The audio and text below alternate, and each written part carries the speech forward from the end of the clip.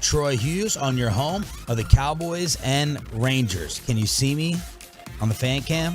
Sitting in the different chair today. I know. I saw that. I saw all these chairs in there. I was like, what the heck's going on? Where all the other chairs go? Well, looks like all these chairs are like sloped down. We got these nice, comfortable leather ones in the conference room, and this one was just sitting here. This is more comfortable. I just can't raise it up high. Yeah, I know. You know, you can't. You're not big enough.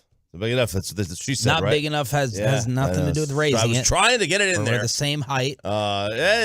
It's you know the looks good on the fan cam. Good job with the camera guy readjusting it. I checked. It's about an inch and a half difference. It feels way more though. But you've sat in these. What about the Bassick chair? The S Racer. Oh, the gaming chair. The gaming chair. Yeah, that's much lower. Much lower.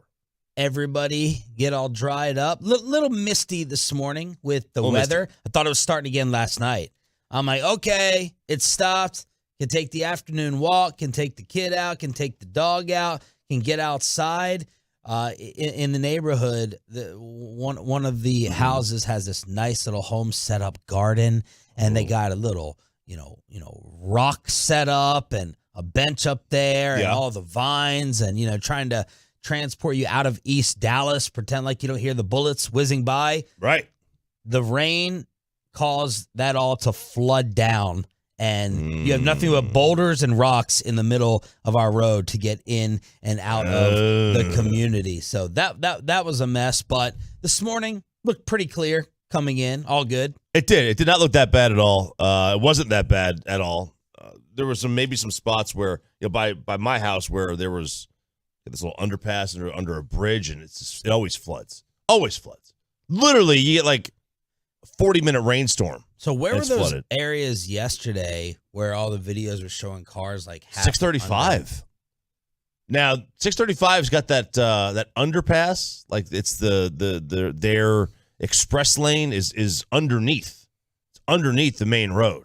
So that may have been part of the problem. You call it an express lane. I call it the Metroplex's Autobahn, because that is where I know certain people like to take their vehicles and just rip them open because no one's down there. So you can do that. Shout out to my buddy Matt. Matt lives in Deep Ellum. He sent me a video yesterday. He decided to take his canoe out into the hallway of his apartment complex because it flooded. What? And he's like, you know what? Make the most of it. Have a laugh. Have a smile. And he decided to canoe down the hallway. Where's that video? That is, I'll find it. I'll pull it up for you. But yeah, Matt, in Deep Ellum got hit pretty bad. Deep Ellum got hit pretty bad. Better with the by flooding. water than by bullets. Yeah, that is true. God, Deep Ellum used to be a great place. Not so much anymore. So bad. A man the other day was like, oh, yeah, I'm going out, bachelorette party, Deep Ellum. I said, it better end at 6. Yep, it better. I'm coming over there getting you. We can go somewhere else at 6 p.m. or 6:30 with the reputation that Deep Ellum has. Bachelorette party, huh? Yep. How many little baby wieners were floated around? Wiener straws? This is a place, it's a cool concept. It's smart. They serve you the shots in ice glasses, and then they have a bell. I've seen that. I saw that on Instagram the other towards day. the front entry, and you go ahead, and it suckers everyone into buying shots. So then you go over the bell and you throw the ice glass to go ahead and smash it. Oh, that was the highlight. Very smart marketing. Incredible marketing. I saw it. I was like, wait a second. Everyone wants to line up and everyone wants to take their video. Yeah. And everyone wants to go ahead and hit the bell and show off to the party. It's like, surely they're not throwing glass against there. It's like, it's gotta be something going on. Oh, it's made of ice. That's pretty cool. We didn't have, they didn't have mini wieners. But did you see the mini wiener straw that was used at the baseball game? This was the sports highlight of the evening. There was a dude in a plaid Yankees hat. Very, very odd. Why would you wear a plaid Yankees hat at the Mets-Yankees game? Who got a beer, big beer, good-sized beer, solid beer. One of the biggest beers you've ever seen. And then he had his hot dog and then his straw. And he decided that he was going to take the hot dog out of the bun. This gag alert if you're eating breakfast this morning. Vomit alert. And what did he do? Well, he took the straw and stuck it through the hot dog. Sucked out the middle that was in the straw. Took the hot dog, put it in the beer, and suck the beer through the hot dog straw. I wanted to vomit. And he wasn't doing this for like attention or anything. I'm retweeting it at 1053SS. Someone is recording him from behind, and he's just sitting there like a science experiment, taking that straw, putting it straight through the hot dog, and then drinking his beer with it. Nothing goes better than with a cold lager than pig intestines. My God. That's gross. This would be Troy's worst nightmare, given his hatred of hot dogs. But I don't know if I've ever seen a food hack never seen this. or a drink hack like this to consume the beer with that salty hot dog intestine combined with it. Someone's going to say that this dude's a hero. Okay? This guy's a hero to some. This is going to start a TikTok trend. It is. This guy's a hero to some. Not to me. To me, it's one of the most vile human beings on the planet. Okay? I would not wish anything but pain, sorrow, excruciating death on this man. What? I want nothing to do with it. Oh, my God. I'm going through the comments, and someone said, you're not going to effing believe this, but I know that guy. I worked with him at a casino, and he did this all the time with hot dogs and tea.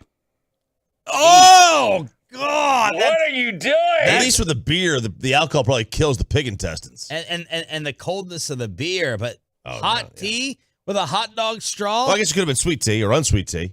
The Rangers get the 2-1 win.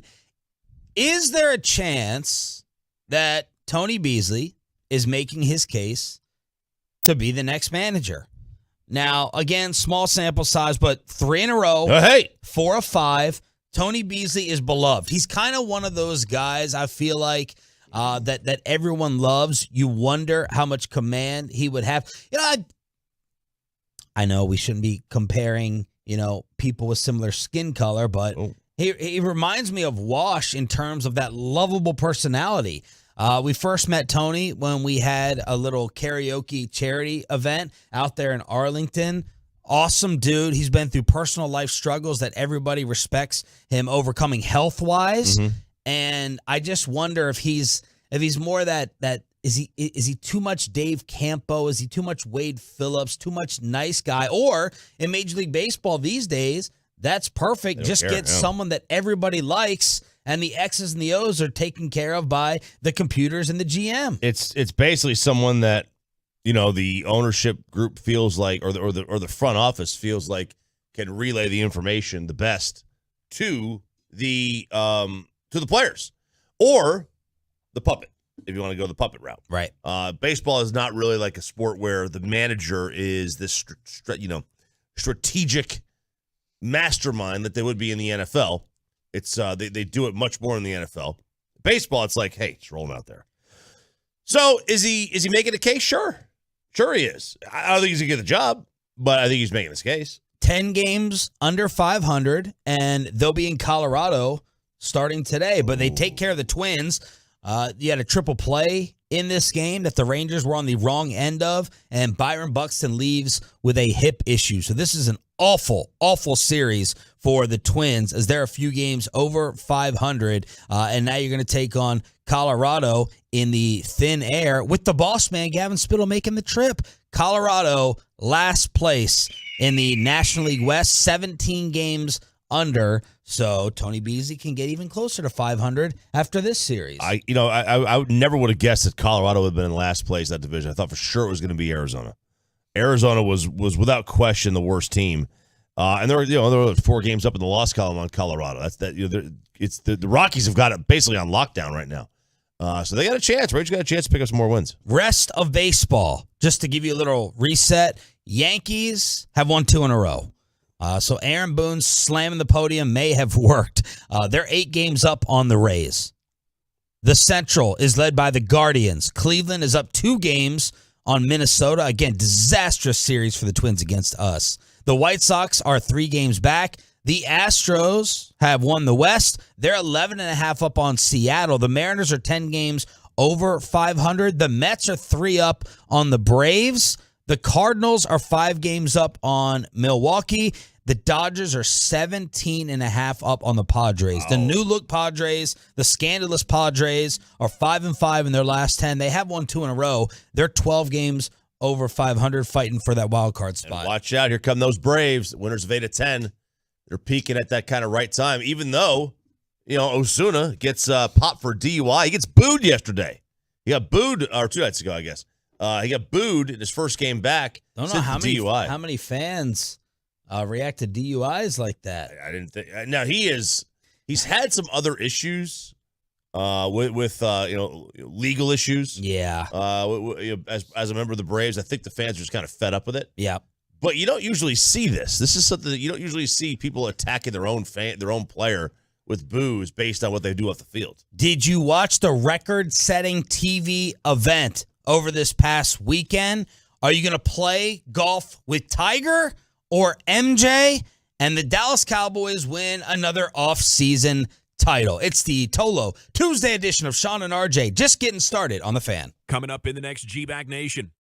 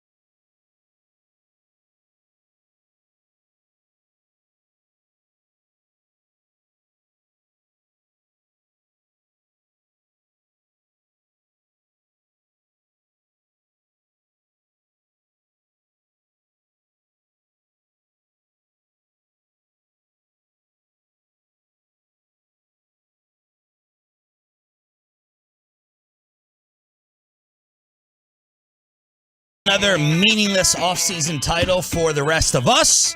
Jerry Jones will probably view it like a division championship.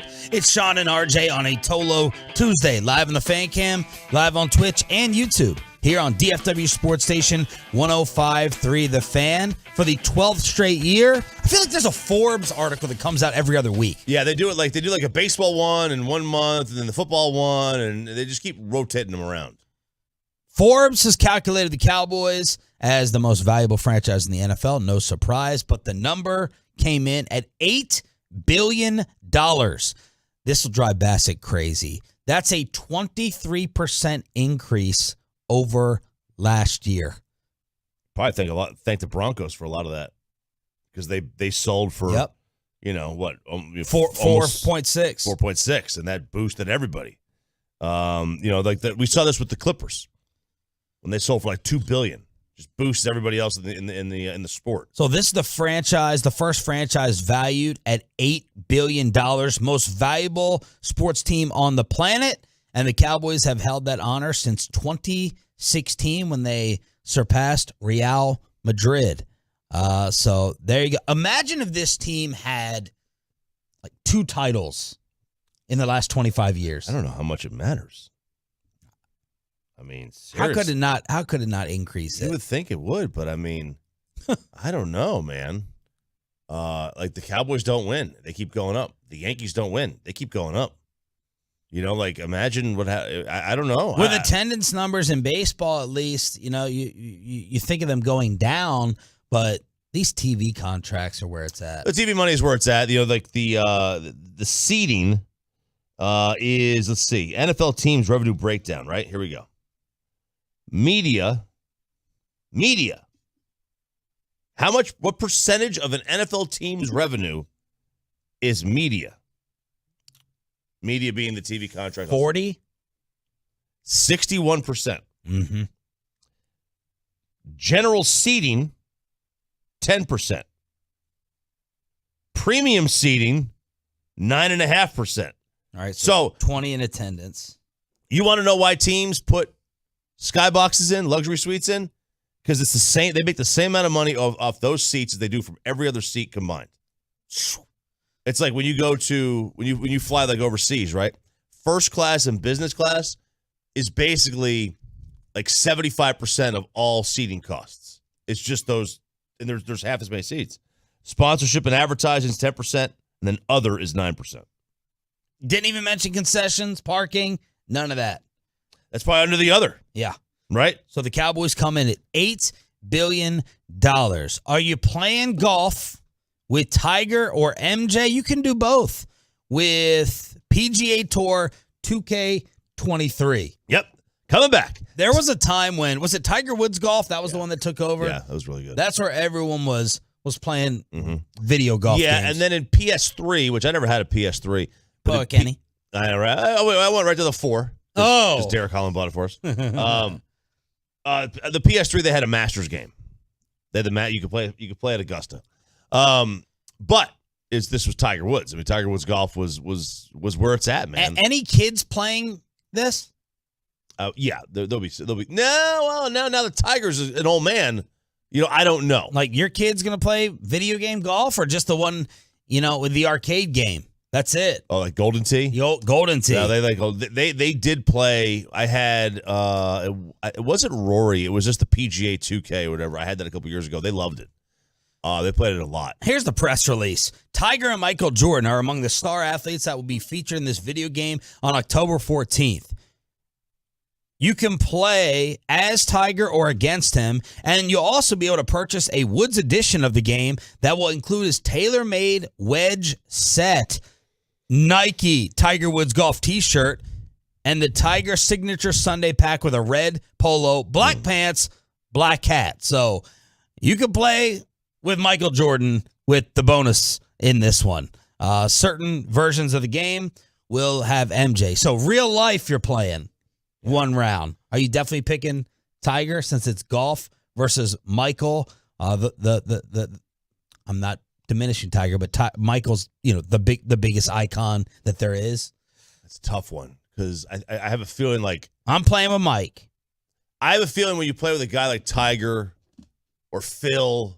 Now, see, Phil would take it like too technical. Well, you got this. The grain of the grass is coming into you here, but he's got a personality. He does have a great personality. Man, I think I would rather play with Tiger. I think MJ would just become insufferable after a minute. Like he would now. I think he would. The trash talk would be more fun with MJ. Oh yeah, way more fun. But I have a feeling he would just become insufferable. Troy, who are you playing with? Real life, one round.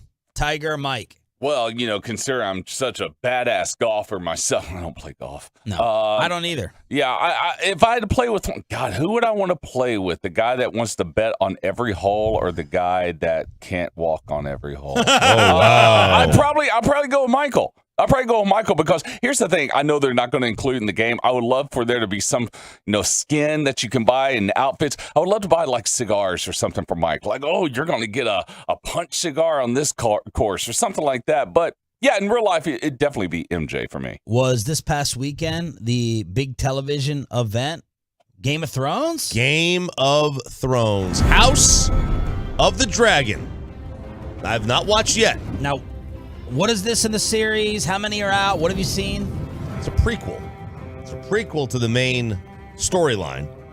This is going through and going back in time to the Targaryen rule of Westeros, and this is supposed to be amazing. There is a photo, a video of this giant apartment complex in New York City. Somebody, did you see this, Troy? No. Someone's taking a video outside and at all the windows, all the rooms, and all the lights are basically in unison. Basically, everybody in this apartment complex is watching House of the Dragon. It's so cool. But apparently, this thing is just took over over the weekend. But here's the thing: it's one a week. So, like, how long do you wait? I can't watch it and then wait a week. I don't want to do that. You know what I mean? I want to watch a couple in a row. Yeah, but then you're gonna wait, and I'll and it'll forget sit about it. right in your DVR. Yep, it'll sit there in my DVR. So I got to figure out a time to watch this thing. Maybe I'll watch it on vacation. Troy, you have any interest? No. Game of Thrones, Harry Potter, Lord of the Rings, definitely not my area of entertainment. That I'm not a big fan of the wizards and the warriors and the warlocks and stuff like that. I do, however, love when Game of Thrones is mixed in with baseball, as we found out with Mike Francesa years ago. Yes, Mike. I have the cure to the Mets bullpen, if you're willing to listen. How extensive is it? Well, it's not expensive. What we're going to do is this. We're going to move Syndergaard to the bullpen. Oh, no. Let him figure out his problems over there. No, that's not. And then we'll bring up Jon Snow and Tyrion Lannister to really compete for that fifth spot. That's not happening. Sorry, Mike. I mean, I understand you might think that makes sense. It doesn't make sense. It really doesn't. Yeah, it doesn't. He's talking about Game of Thrones. I will say, the dragon aspect of Game of Thrones was my least favorite part of the entire series. Like, everything else I could buy. Like, they were killing people. They were chopping heads off. They were chopping wieners off. I mean, I can get by with all that stuff. And there were coffee cups. Remember the thing that happened in the last episode of Game of Thrones? Someone left a Starbucks coffee the Starbucks cup. coffee mug. Yeah. The red wedding. So all that stuff, but like, I'm not. The dragon aspect was like my least favorite part. It's like in Gladiator. Maximus comes out there to fight, and then a dragon shows up. It's like, oh man, you're ruining the movie. What are we doing? Ruining the whole thing. So, Game of Thrones, highly anticipated. Everyone talking about it from this past weekend. This is Sean and RJ here on your home of the Rangers and Cowboys. Thanks for being a Tolo. That stands for Turn It On, Leave It On. Tom Brady back at practice. An explanation for where he has been. The Raiders respond to the rumor that they said no to Brady and Gronk, and the New York Giants are already falling apart. 6 a.m. headlines with Sean and RJ next.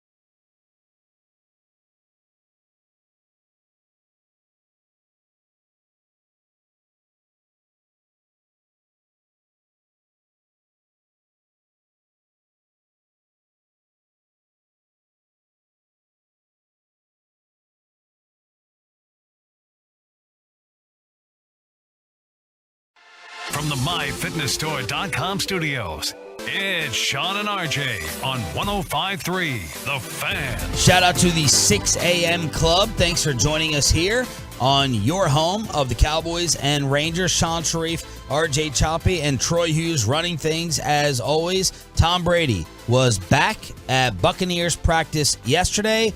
Where has he been? He didn't speak. I don't see any quotes from Tommy Boy explaining his absence. Well, Dove Kleiman, verified account, pretty good follow on Twitter. I don't know who he is, but I like his content. He said that sources revealed that Brady's absence were because of family commitments. His time away included a trip to the Bahamas at an exclusive resort and primarily for family time with his wife, Giselle. Brady made plans when he was retired. It's only logical he wasn't going to break commitments made to his family when he decided to change his mind and unretire. So that is the update, at least from this verified blue check mark on Twitter. This was your first thought, maybe, that he was going on vacation. We've had medical theories. We've had masked singer theories. But now we're back to vacation. I don't know which one's more ludicrous. Going on vacation or masked singer? Masked singer. I guess the only thing about masked singer is he could be contractually obligated. Yeah. Based on his new deal with Fox that he's going to have as, when he becomes a retired TV personality. Yeah, the contract, that is, I was just thinking of like which one feels and looks sillier. But yeah, I think you're right. The contractual obligation to Fox versus your wife and the verbal agreement, that Fox one is more binding. You can always put off and change the vacation. Didn't you go on a vacation when you initially retired? Didn't you go away in your regular off-season time? I guess Giselle was looking at the NFL calendar and she's like, okay, this when training camp is, I'm going to make sure you stay unretired and we're going to schedule a trip to the Bahamas. But that Fox, that money coming in with that Fox broadcasting deal makes that one more important than the wife contract going on vacay when you can just simply change it up. What does Brady say to the guys back in the locker room? Now, again, he doesn't have to say anything, really. He's Tom Brady. But you go back in. Simple. He says, guys, I'm sorry. My supermodel wife says I have to go on this trip. That's what he says to them. And you know what they say? Yeah, we get it. Do they all? They do. They all think and say, I get it?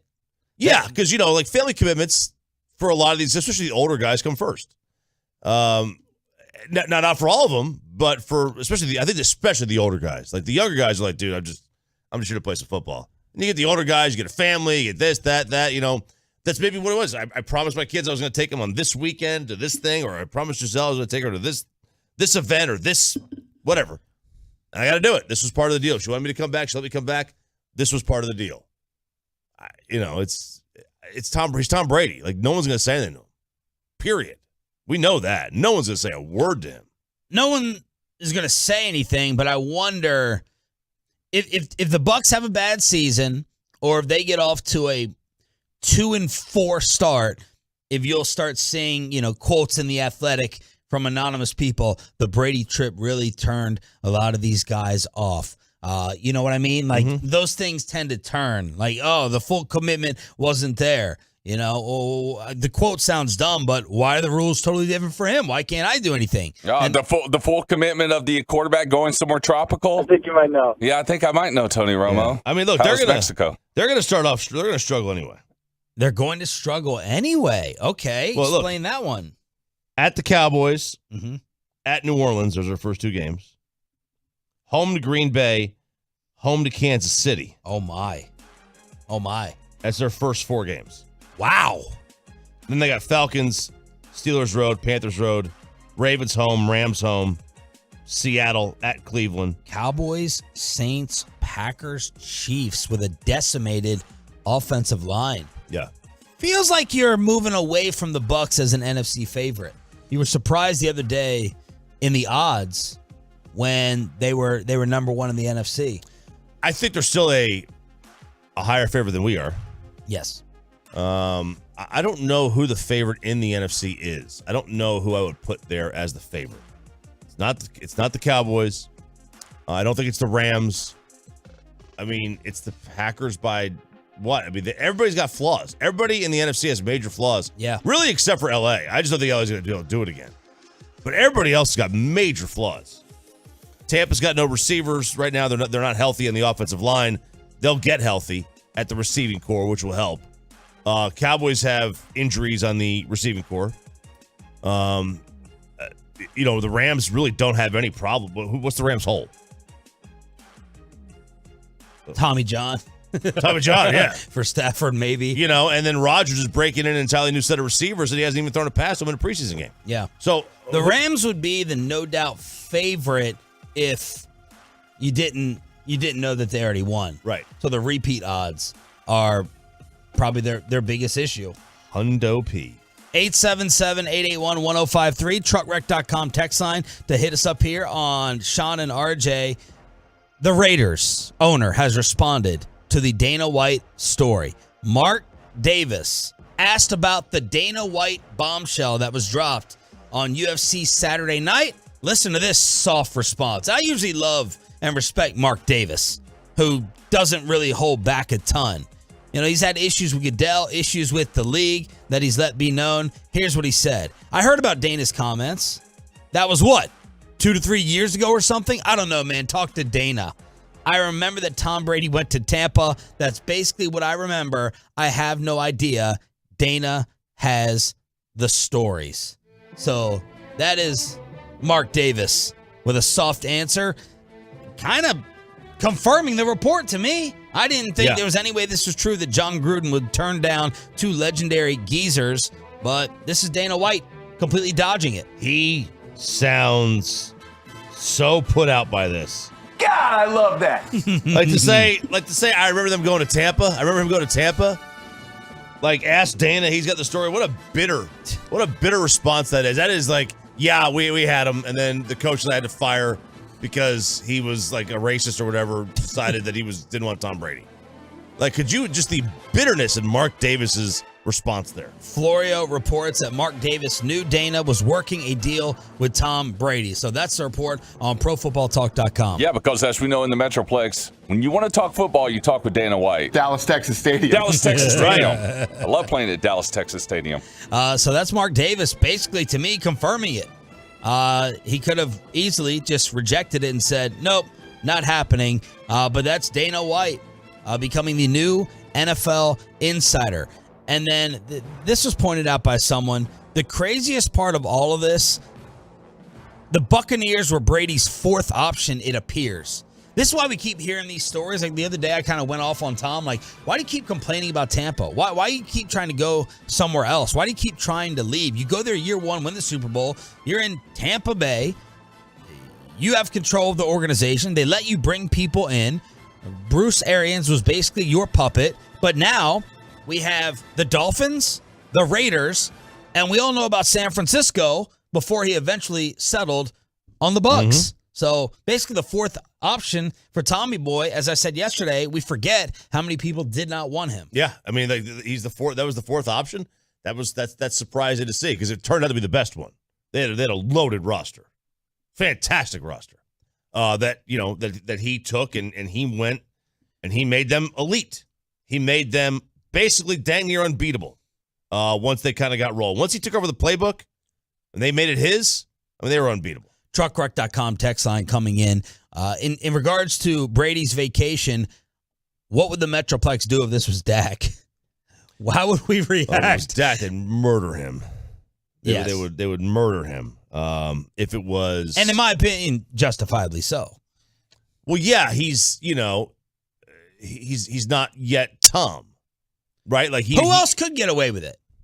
Rodgers, or would you have to have the background of the initial retirement to justify it? Like Rodgers had just signed his deal. Right. Like if you sign your deal and all of a sudden you go on vacation in the middle of training camp, I don't think anyone else could get away with it. Have you guys heard any major media members criticizing Tom or killing him? I'm surprised I haven't seen it. What, you don't think that's possible? No, major media members are not going to criticize a GOAT. Yeah, but someone to get the troll, someone to get the likes, someone to get the hits. Well, that's the difference. Those aren't major media guys. Yeah, if you're talking about, No, I'm talking about Bayless, Stephen A., guys like that. Yeah, Bayless and Stephen A. would lose it on Dak if he did this, yeah.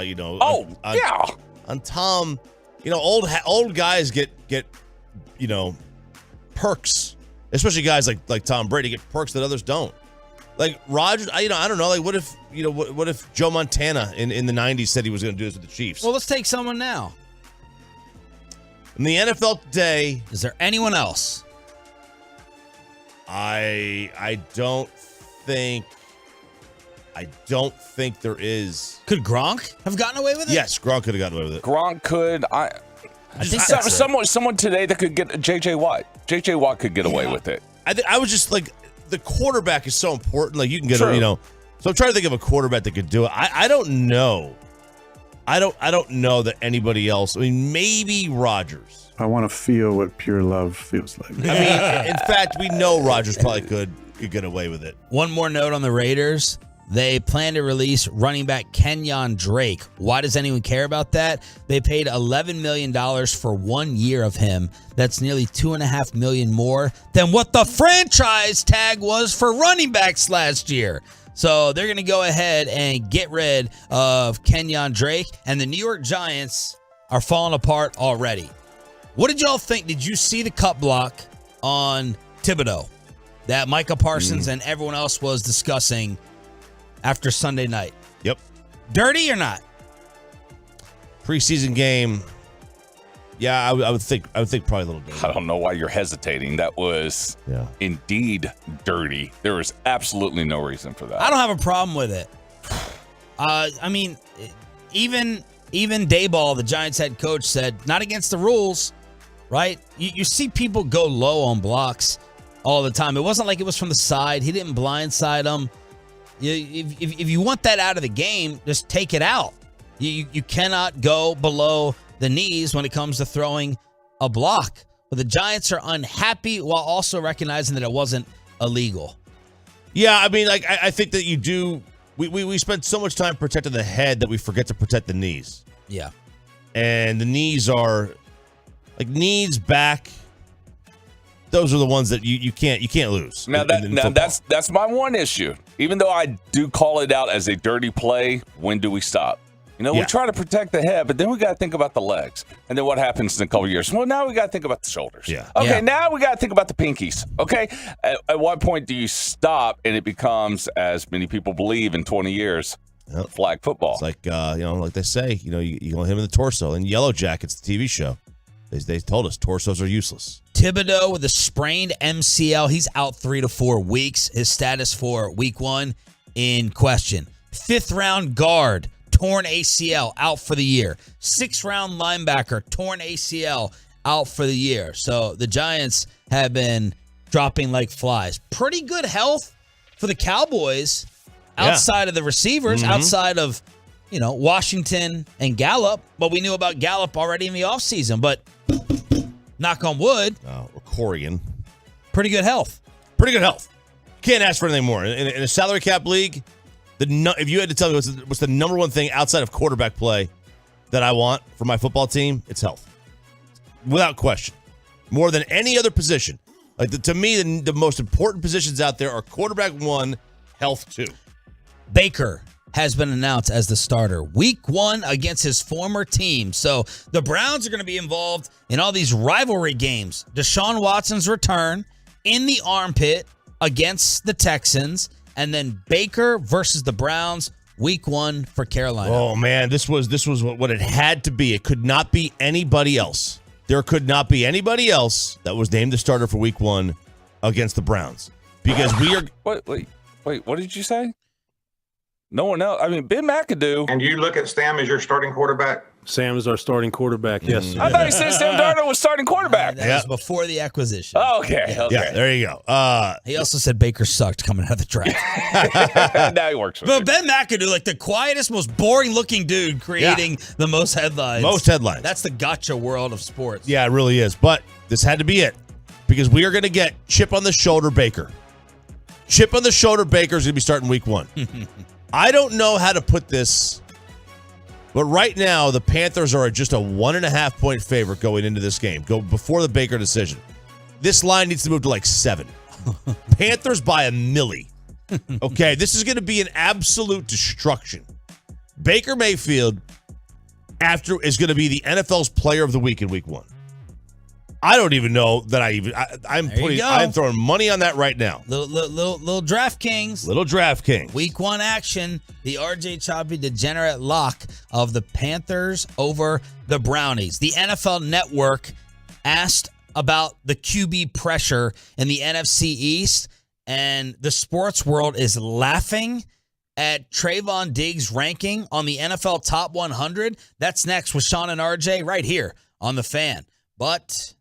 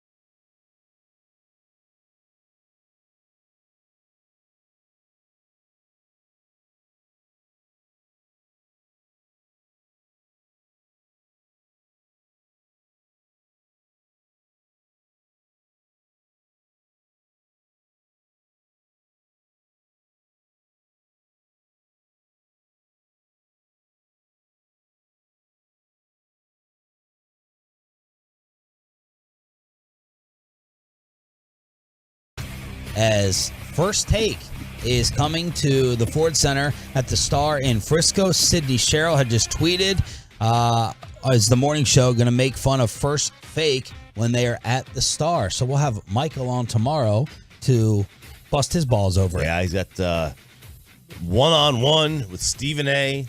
at the Star with Jerry somewhere on the set. I'm more interested in what happened at the restaurant. I'm more interested in what happened at the pool table. Yeah. That TMC video. Yep, where he is he's still in his First Take attire, trying to stop a fight between a couple of bros at a bar. Man, I don't know. If I'm Michael Irvin, I'm staying as far away from trouble as I possibly can.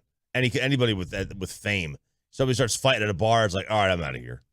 Poor Trayvon. I blame RJ Choppy first and foremost, as fans reacted to Trayvon Diggs being ranked 23rd in the NFL Top 100 after it takes 2 videos, man.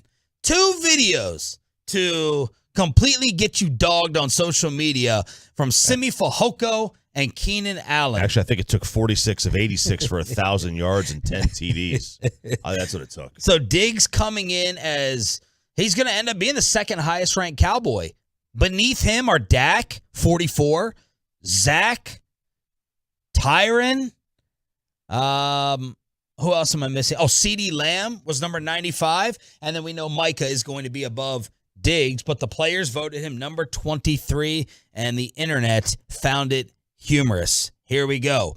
Drug test everybody. I'm not even sure Diggs is the 23rd best defensive back in the league. Are they purposely doing ridiculous rankings this year so no one ever takes this list seriously again? This is somehow the worst one so far, and there have been a lot of atrocious rankings. Saying he's better than players like Joey Bosa and Quentin Nelson is so gross.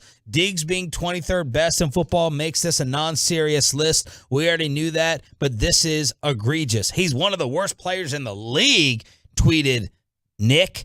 LMAO, stop giving this man props for stinking. So that is, I'm surprised so many fans actually had this take. Now, I wonder if it's because of a couple of training camp videos or they're looking at that yardage stat that continues to get hung over his head. That stat's there. There's no escaping it for Diggs. The fact that the stat shows that he gave up over 1,000 yards, and then as the nearest defender, he gave up almost 800 yards. Going to be real fun to have a Diggs contract discussion with you over the near future. It's going to be very fun. I mean, I would just take Anthony Brown's contract and then just take 75% of it, and that's what Diggs gets. That's kind of what I would do. All right, take that one. This is a tough ranking here. I think the QB pressure in the division 1 through 4. How do y'all line it up? Truckwreck.com text line 877-881-1053.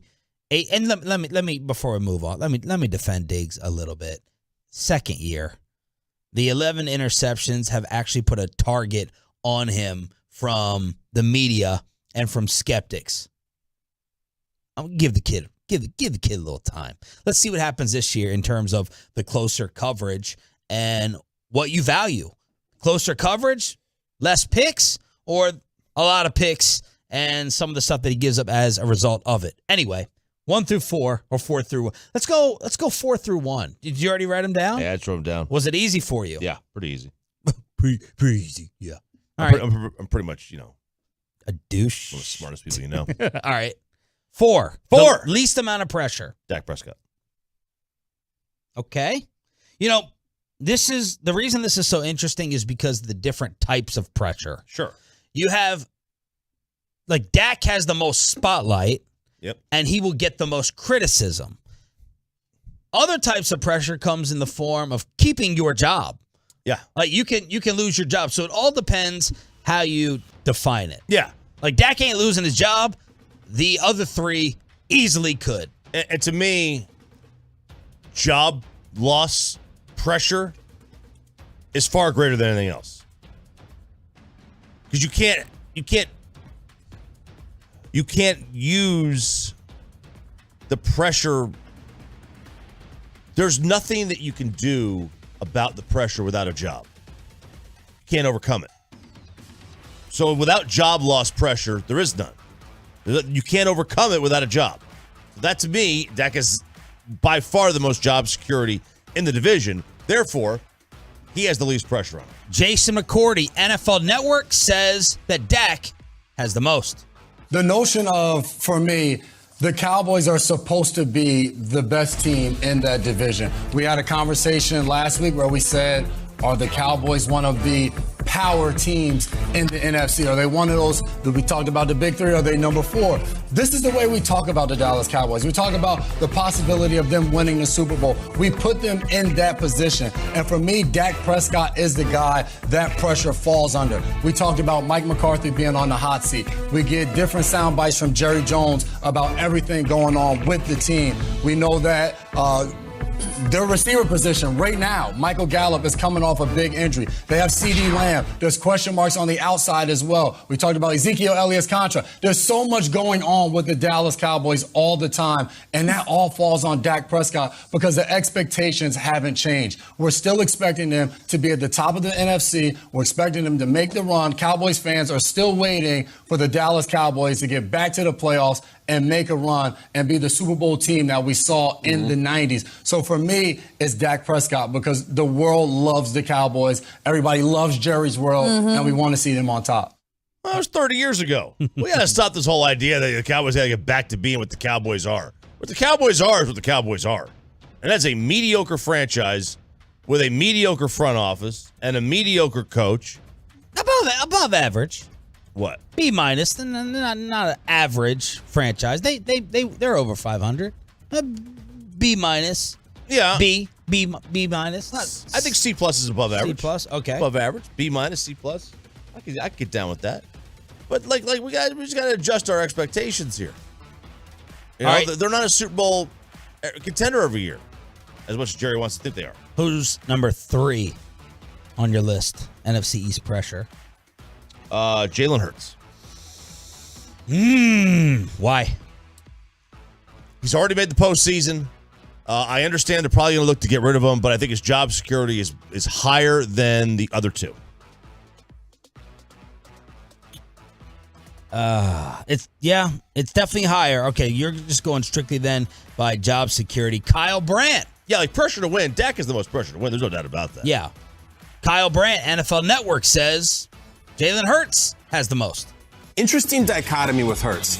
There is this beautiful air of positivity around him where he's very well liked. He seems like a great guy, and he was in the playoffs last year. But then there's this undercurrent of pressure and tension, and in the middle is Jalen Hurts. The pressure and tension being like, dude, we got 2 first-round picks next year. There's a million good quarterbacks coming out. If you're 8-9 this year, I think we're moving on. Because if you can't, with those 2 wide receivers that we've given you and that offensive line that we've given you, if you can't get us 10 wins in this division, I don't think you're the guy. We like you, and you seem like you're pretty good. We're looking for someone who is very good / great, and we don't think you're there yet.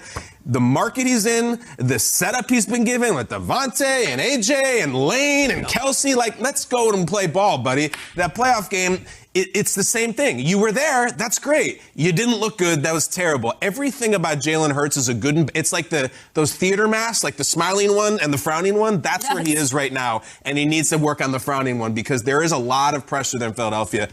Great job by our camera guy. Ryan is just getting, I'm going to throw you off on the next one. You won't be able to put a picture of this next host on. He just put Kyle Brandt on the fan cam, Twitch, and YouTube. Well done with the quickness from Ryan. So I'm guessing number 2 on your list is going to be Carson Wentz. Carson Wentz is next. And then Daniel Jones at number 1. I think Daniel Jones may lose his job by week 5. If this doesn't work for Wentz this year, is he a backup next year? Or is his next team he's with a backup role? You know, there's someone out there. See, the thing is, these guys with these immense skills and measurables, there's a coach out there arrogant enough that they can fix them. There's someone out there. So I don't know. I don't know if this is it for him. Tom Pelissero says... Can't find a photo of Tom Pelissero. The most pressure... Oh, no, actually, it's the other one. I'm not going to give it away. Tom Pelissero says most pressure on the Commanders QB. I have a hard time saying it's anybody other than Carson Wentz. Okay. When you are in your third stop in 3 years, and we know the way things ended in Philadelphia, we know the way that things ended in Indianapolis, and then before you've even played a game, you do an interview where somebody's trying to get under your skin and asking really poorly worded questions. The team president has to get on Twitter and fight over the reporter and threaten access if you're covering and asking questions like that, and he gets into a spat.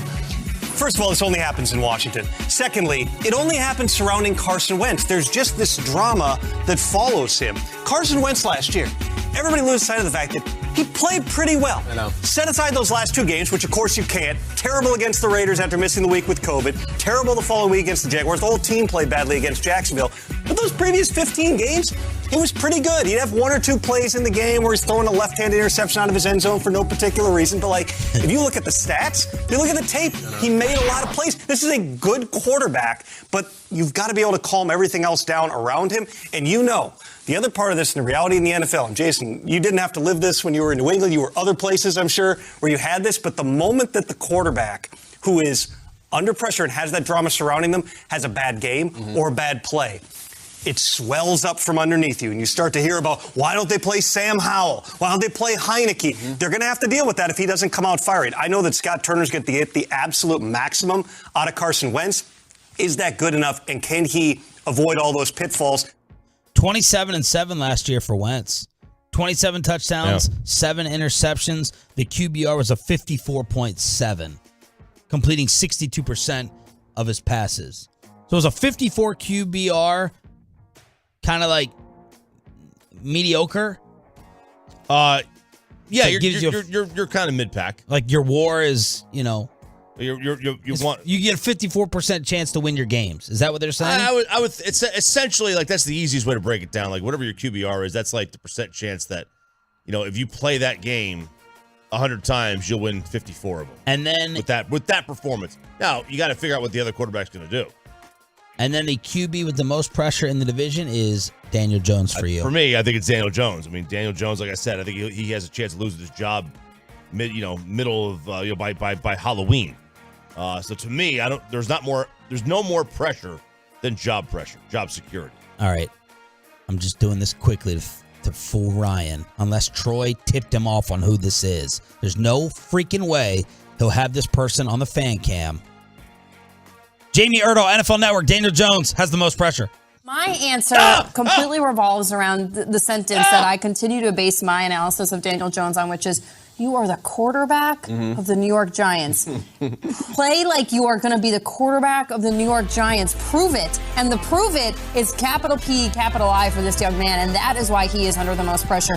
He is literally playing at the biggest fork in the road of his career. You can't tell me that if he goes out and blows it out of the water this year and signs a 10-year extension with the Giants, that there would be another fork in the road as big as the one that he is playing in right now. They don't pick up the option. He's playing for an extension. He is under every eyeball in the league is on this guy, and in this preseason, still just this performances that are good. The numbers, they look solid, but I continue to come back to is the byline Daniel Jones played, period, or Daniel Jones played. Daniel Jones played, and that to me is the definition of what he has gone through this preseason. But the pressure to be the quarterback of the New York Giants, to put your name on the list with Eli Manning and Phil Simms, he's just not there yet. But I cannot take pressure from anybody else except for him. You cheated. Troy gave you the names. There's no way. I did not give him the names. names. How could he know? I don't even know how to pronounce her last name. Erdahl. Yeah, Jamie Erdahl. She's a sideline reporter for the SEC on CBS, does Patriot stuff. And also, Ryan has a folder of blonde NFL reporters. It's always the quiet ones. It's always the quiet ones. So he has a big folder of those girls. Truckwreck.com text line, how'd they order it in terms of the NFC East pressure, with RJ saying it's Daniel Jones 1, Wentz 2, Hurts 3, Dak 4. Dak has no pressure. He will never lose his job, winning 7 or 9 games a year, complete job security. There are no expectations here. Carson can be Dak's backup in 2023. Dak with the most, it's his 7th season. And then a lot of people are not liking my correct take on Trayvon Diggs. One person even going with a very difficult, harsh criticism. Saying? What? Well, he called me an F word, and then he followed that up with another F word. Oh. One starts with a G and the other ends with a. Let's move on. Sean and RJ here on DFW Sports Station. Thanks for being a Tolo, and thanks to everyone but one on the truckwreck.com text line. All but being one of you. very, very mean to RJ.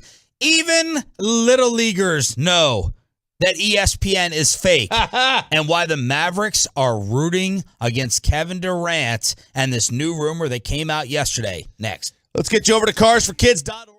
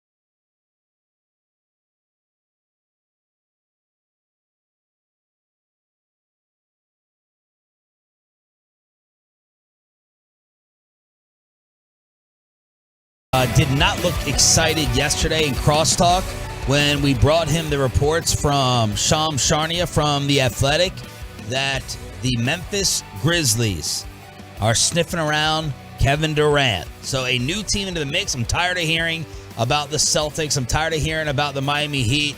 Shams says the Memphis Grizzlies, fresh off a 56-win season, have made new inquiries.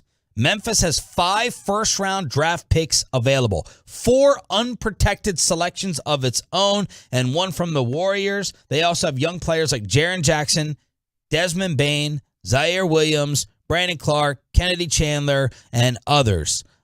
So moments after The Athletic reported that, a tweet, someone said that Ja Morant had a pro-Durant sentiment on his social media. I did not actually see that myself, but yesterday Shams set off the internet talking about the Grizz trying to add KD to Ja, and Mikey B did not look pleased. Oh no. What a nightmare that would be. Well, yeah, I mean it would now some people have Memphis ahead of the Mavs anyway. Right. Mike Baskey. It would further complete the burying of the Mavericks for next year, assuming Durant's healthy all year long, like assuming there's no injury. Ja Morant and Kevin Durant. Ooh, wow. Oh man, I just noticed that they will still rhyme. That will be a dang near unstoppable force. They would, I would think, be the favorites in the West. Favorites in the West. Now it depends on what they would give up. By the way, I'm not seeing any Kevin Durant love from Ja on Twitter. Are you seeing it? I did not see anything like that. Just want to set the record straight. Yeah, I saw the Shams report. Did you see anything from Buster Olney about Kevin Durant? Well, is he a NBA guy now? Well, no, he's not. He's a baseball guy, and maybe he's a softball guy. Kevin Durant played a softball game on Sunday in Portland. 4 for 4 for 2 RBIs. I got to see him in a baseball uniform like Dirk. Oh my God, so weird.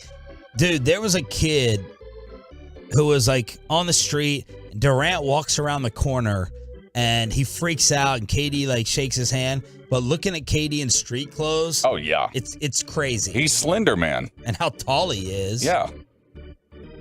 So 4 for 4? 4 for 4, 2 RBIs, and if he had been playing for the Mavericks or in the Metroplex, everybody been like, why is he out there on the field playing softball?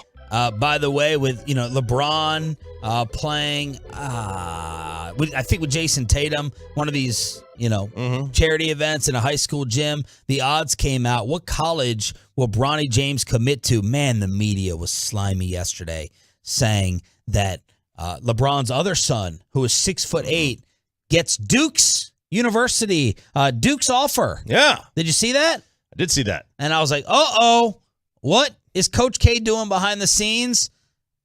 It was not the Duke Blue Devils. It was somebody else. Man, I hate to see that. Who's the other college? I'm saying, did you see it? I did not see that other part. I saw the Duke part. I didn't see there was a different college involved here. It wasn't Duke. That's what I'm telling you. It wasn't the Blue Devils. Because everybody speculated that it was Duke. So I didn't see the actual college. All I saw was the Duke part. I believe it's, I can't even pronounce the name. Duquesne? Duquesne. Duquesne. Some weird word that you can't pronounce. Yeah. Pittsburgh. It was Duquesne who sent out the offer to Bryce James, his first D1 offer. But Vegas came in with the odds for Bronny on what college is he going to commit to. UCLA was the favorite. Oregon is up there. North Carolina, USC, Michigan State. And then the odds, will LeBron and Bronny play in an NBA regular season game together or on the same team? What's the favorite? As LeBron has said, that is his final career goal. Will they play in an NBA regular season game together or the same team? Yes or no? I'm going to say yes is the favorite. It's no. Minus 400. Yes is plus 250. So you're going to have to get Bronny on a team. Bronny on a team. And LeBron free agent. Well, LeBron will control that. He'll set up through his contracts. Sure. But then LeBron going to that team. So those two things have to happen. They'll set up so he's free when Bronny goes to the league. Yeah, and he'll probably add another crown of some kind to his grill, as LeBron James has added his LeBron James logo to a tooth in his mouth. Oh, God. If you remember, like, Odell Beckham did this a while back. You dropped, like, just under $2 million for some diamonds that were like embedded in one of his teeth or two of his teeth. That's what LeBron did with the LJ logo. All right, let me ask you this, Sean. Your LeBron James becomes a free agent the year Bronny gets drafted. And Bron says, I'm going to whatever team drafts him. Right. Like, this completely changes where he's drafted, I would think. I would. Assuming he doesn't fall off a cliff as a player. Yeah. If he's still playing at a level he played at last season, and you tell me that if I draft your son, you will come here. Yeah. Yeah, we had this debate. Yeah. During NBA draft time about what you do if you're in a top 5. I couldn't even tell you. Like who was it? Paulo was the number 1 pick? Yeah. No, he wasn't the number 1 pick. He was the number 1 pick? Oh, yeah, Paulo was to Orlando. Right? We don't even know. Yeah. We don't even know. You're the BetQL college basketball insider. Chet Holmgren. Was he number 2? He went to OKC. And then you had... Yeah, tell me who went to Houston. Okay. Do you have it pulled up? You have it pulled up yet? Was it Jabari Smith? Was it Jabari Smith? Did he go 3rd? Jabari Smith was supposed to go 1, and he ended up going 3 to the Rockets. Couldn't. Who had the 4th pick? I don't recall. I don't either. I don't know. I couldn't tell you anybody else beyond that. Sacramento. No idea who they took. But my point on LeBron is, who did they take, Troy? Do you have it? Keegan Murray. Keegan Murray. Could give me a million guesses. Has there been, there's only one other athlete I can think of. This is part of LeBron's unlikability. Has there been someone in his class of greatness that has told you over and over and over again how legendary they are themselves? There's only one other person I can think of. Who tells you how great they are? Who told you how great they were? Floyd. Oh, all right. That's a great one. Floyd. There's one more I was thinking of. Also in that sport. In boxing? Jake Paul? I'm not officially counting him. Well, Mike Tyson. I'm the best ever. No, not Tyson. Are you thinking of someone that's notorious? Conor McGregor? No, Conor McGregor? I'm not. I wasn't, but McGregor belongs in there too. Yeah. But in boxing, there's another boxer. Oh, I guess I shouldn't expect you guys to know Ali. Yeah. After your Bill Russell takes, I guess I shouldn't expect you to remember Ali, both of you guys. But you don't do this. Like, it's so. I'm the king. I'm the king. Here's my king crown tooth. And I defend LeBron a lot of times, but good Lord, Michael believed it. Michael would say it behind the scenes on camera, but he doesn't go around saying, I'm Air Jordan. Air Jordan. He believes it, but LeBron, so many eye rolls. Yeah, LeBron put it on his tooth. MJ just puts it on all of his clothes. Yeah, that's right. Okay, ESPN getting called out. This is amazing. This is the Little League World Series on ESPN with a visit to the mound. So this team is not happy with the umpire's calls. Iowa. It's the Iowa team. They're not happy with the call. They're playing a team for the Pacific Northwest. I think it was Washington. Okay. There was a call that was made that they thought was a strike, and it was called a ball. So the head coach, manager, whatever you want to call him, comes out to the mound. Everyone mic'd up. Everyone's mic'd up. Maybe at least it was him. Maybe one of the players was mic'd up, but you could clearly make out what these kids were saying. And they are already with their tinfoil hats on. Half the Iowa team was off the field, or at least making a move to leave the field, but with the walk, it brings up Braden Rudolph as the tying run. Whoever pitching is for ESPN, so you can come back. That's because ESPN likes it. All ESPN. All right. What the kid is saying is, this is all for ESPN. It's so the other team can come back. Yeah. It's all like pre-scripted. ESPN has gotten to the umpire, and they need better television. Play it one more time, Troy, now that you know what he's saying, and hone into it to listen. Half the Iowa team was off the field, or at least making a move to leave the field, but with the walk, it brings up Braden Rudolph as the tying run. ESPN. Right now. Whoever's pitching is for ESPN so they can come back. That's because ESPN likes it. All ESPN. All ESPN. All ESPN. 12-year-old caught on a hot mic, on an ESPN mic, complaining about ESPN. And I was just waiting with great anticipation to see if Carl Ravitch was going to address it. If he heard it, Carl Ravitch doing the play-by-play for the network, if he was going to say anything about it, but he did not. No, he did not. I can assure you that ESPN had nothing to do with that ball strike call. But this is, like, I think every team has this one kid, Troy, that is so, like, you know, like, they're so into ESPN. They think, like, they always take something to the 95th percentile level. Like they multiply by 95 times to that next level of, oh, my God, you got to be kidding. Like, there's no conspiracy theory. It was a bad call. It's not crazy. It's not. Yes, it is. It's not crazy, but yeah, bad call. You know, normally I like to go to I think it's like @Show, something on Twitter where they show like really bad calls. It's like the Angel Hernandez Twitter handle. But all they've been showing lately are the Little League calls, and I'm like, they're so bad, man. Oh, they're so horrible. Are they? Oh my God. League, like a kid will literally get down and frame a ball from like 4 feet out, and it's not like a strike. It's a hey! Like, it's just so bad. I'm like, what are y'all doing? But I applaud the kid for calling that out. I applaud him. The kid. I do. It's bad, man. Have they cross-checked umpires like they do in Major League Baseball, the Little League strike zone? No. What is that called? They have a K zone. K-zone. Yeah, they have the K zone, but no, they don't. They don't go at them the way they do with Major League, because, you know, these umpires are. Yeah, come on. They're volunteers. Yeah. They're not volunteers, but they're making what, $50 a game, maybe. Some packs of Big League Chew, and that's it. Yeah, Tom Brady has returned. The Raiders deny the Dana White rumor. Deshaun Watson starts counseling. And is there any chance that Tony Beasley could win this Rangers job full time? Headlines on a Tolo Tuesday, next on The Fan. But first, I can't believe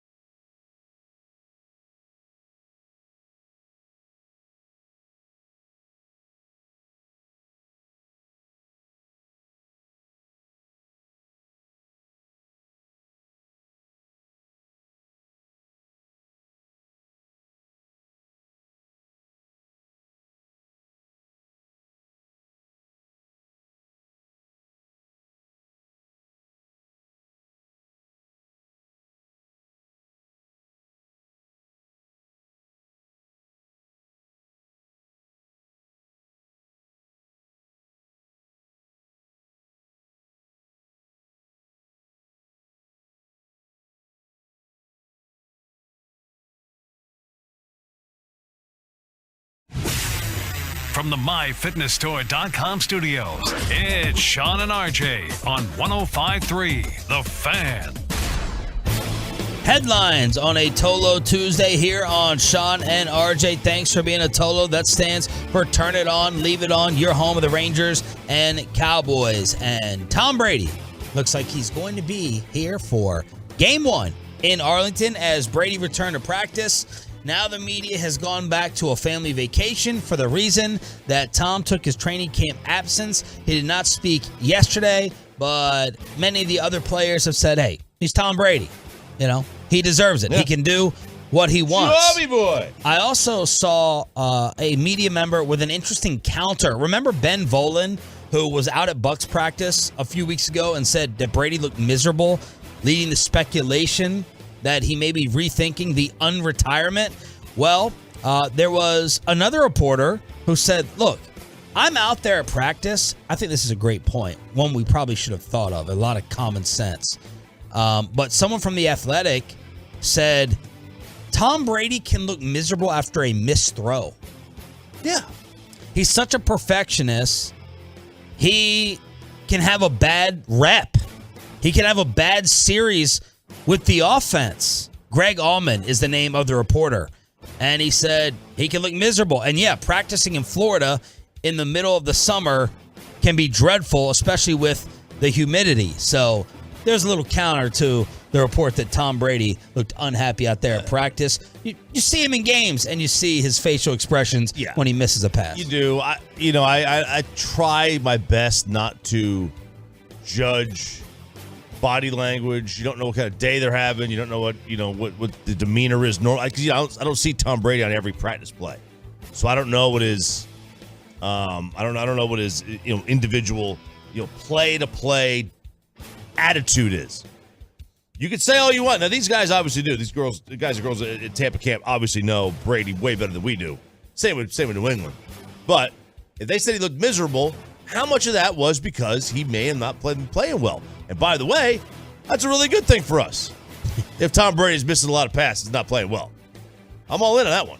The New York Giants have their first-round pick in Kayvon Thibodeau with a sprained MCL, out 3 to 4 weeks because of that low block that took place the other day in Sunday Night Football. Their 5th-round guard, torn ACL, 6th-round linebacker, torn ACL. So they're getting hurt right there in New York with the G-men. But Kayvon Thibodeau expected to miss 3 to 4 weeks, according to Adam Schefter. Baker Mayfield has won the Panthers job, and it'll be a Week 1 revenge game for Baker against the Brownies with Deshaun Watson starting his treatment or therapy? Starting his counseling sessions. So Deshaun Watson, who maintains his innocence that he did nothing wrong, agreed to counseling for something that he doesn't believe he did. I don't know. Like, you agree to? You're already getting fined $5 million and 11-game suspension if you did nothing wrong. You really going to agree to counseling now? Part of the plea deal. Part of the plea deal. I mean, I guess they could have given him another game or two. I mean, I didn't do my college accusations, but I did the community service. Part of getting out of being charged for a felony. You did. There's no. And Deshaun Watson may be so screwed. Deshaun Watson, I think everyone except for him would agree, even his team owners, he did do something wrong. This guy may be so twisted upstairs, in addition to the predator accusations, like he just thinks everything's fine and normal. But like everyone else in the entire world, except for the 2 juries in Texas, now they didn't say that he's guilty. They just said we can't, they didn't say that he's not guilty, but they just couldn't find enough evidence to make him guilty. But Deshaun Watson trying to get this all out of the way. Otherwise, right, was the NFL just going to try to continue to go for even more games? Probably. So plea down, work out your deal.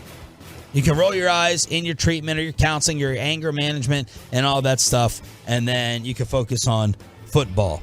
Sean and RJ here on DFW Sports Station 105.3 The Fan. The Texas Rangers, are they making the case that Tony Beasley should be the next manager to take over for Chris Woodward? They have won 3 straight. They beat the Twins 2-1. Byron Buxton hurting his hip yesterday on this radio station. And they've won 4 of 5, and they take on the last place Rockies in Colorado starting today. And I'm waiting to see if the Tony Beasley train gets rolling. We thought this with Tim Bogart. Remember him? That he may have a chance to get the job. I think this was right before Bandy. This was post-wash. They went a little bit of a spurt. Who's that?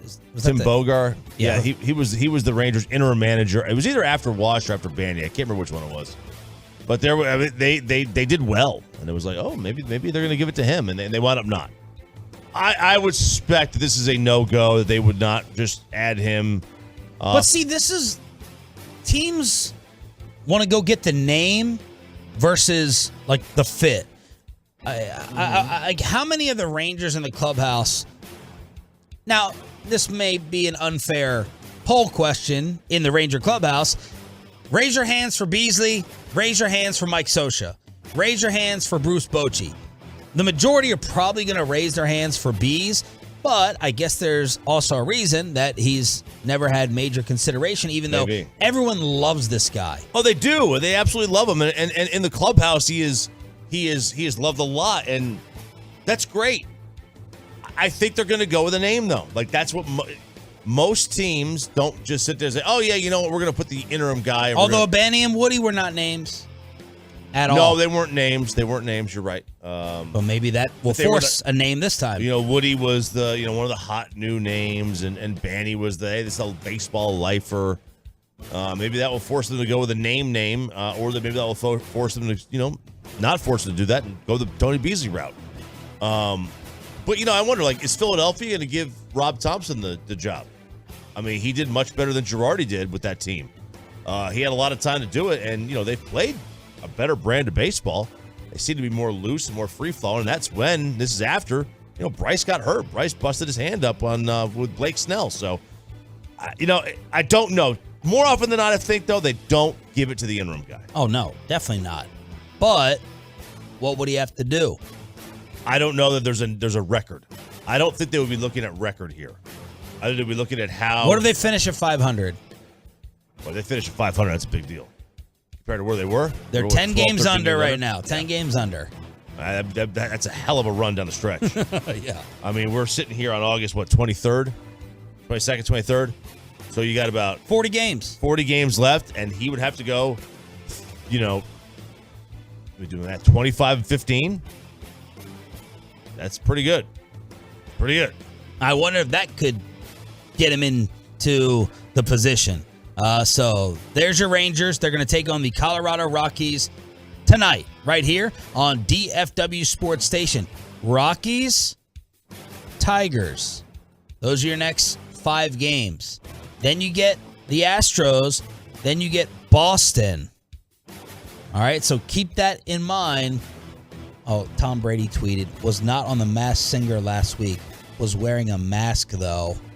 And there's some stunt devil on a motorcycle doing crazy wheelies and tricks. Yeah, he retweeted a video of a guy doing stunts on a motorbike, and he's wearing the Brady underwear.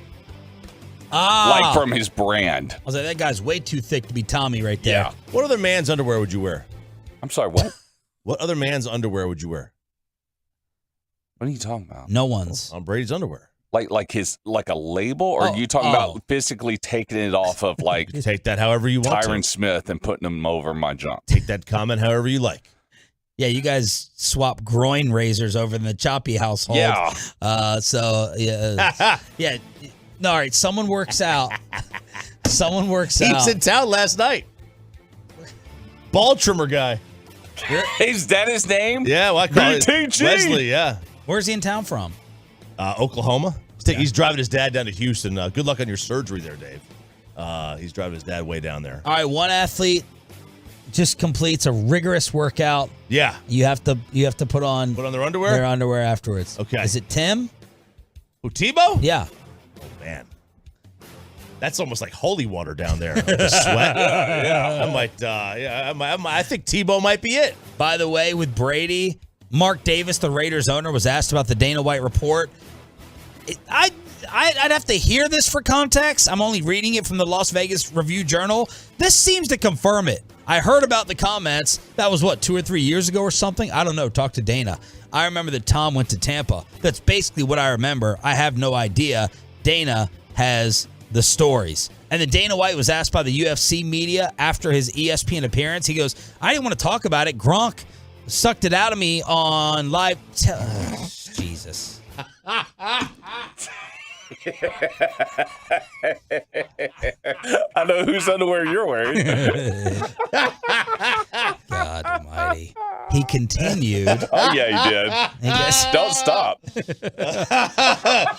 Oh, yeah. Then Gruden pulled the deal. Oh, yeah, he pulled it. And Brady was not happy about it.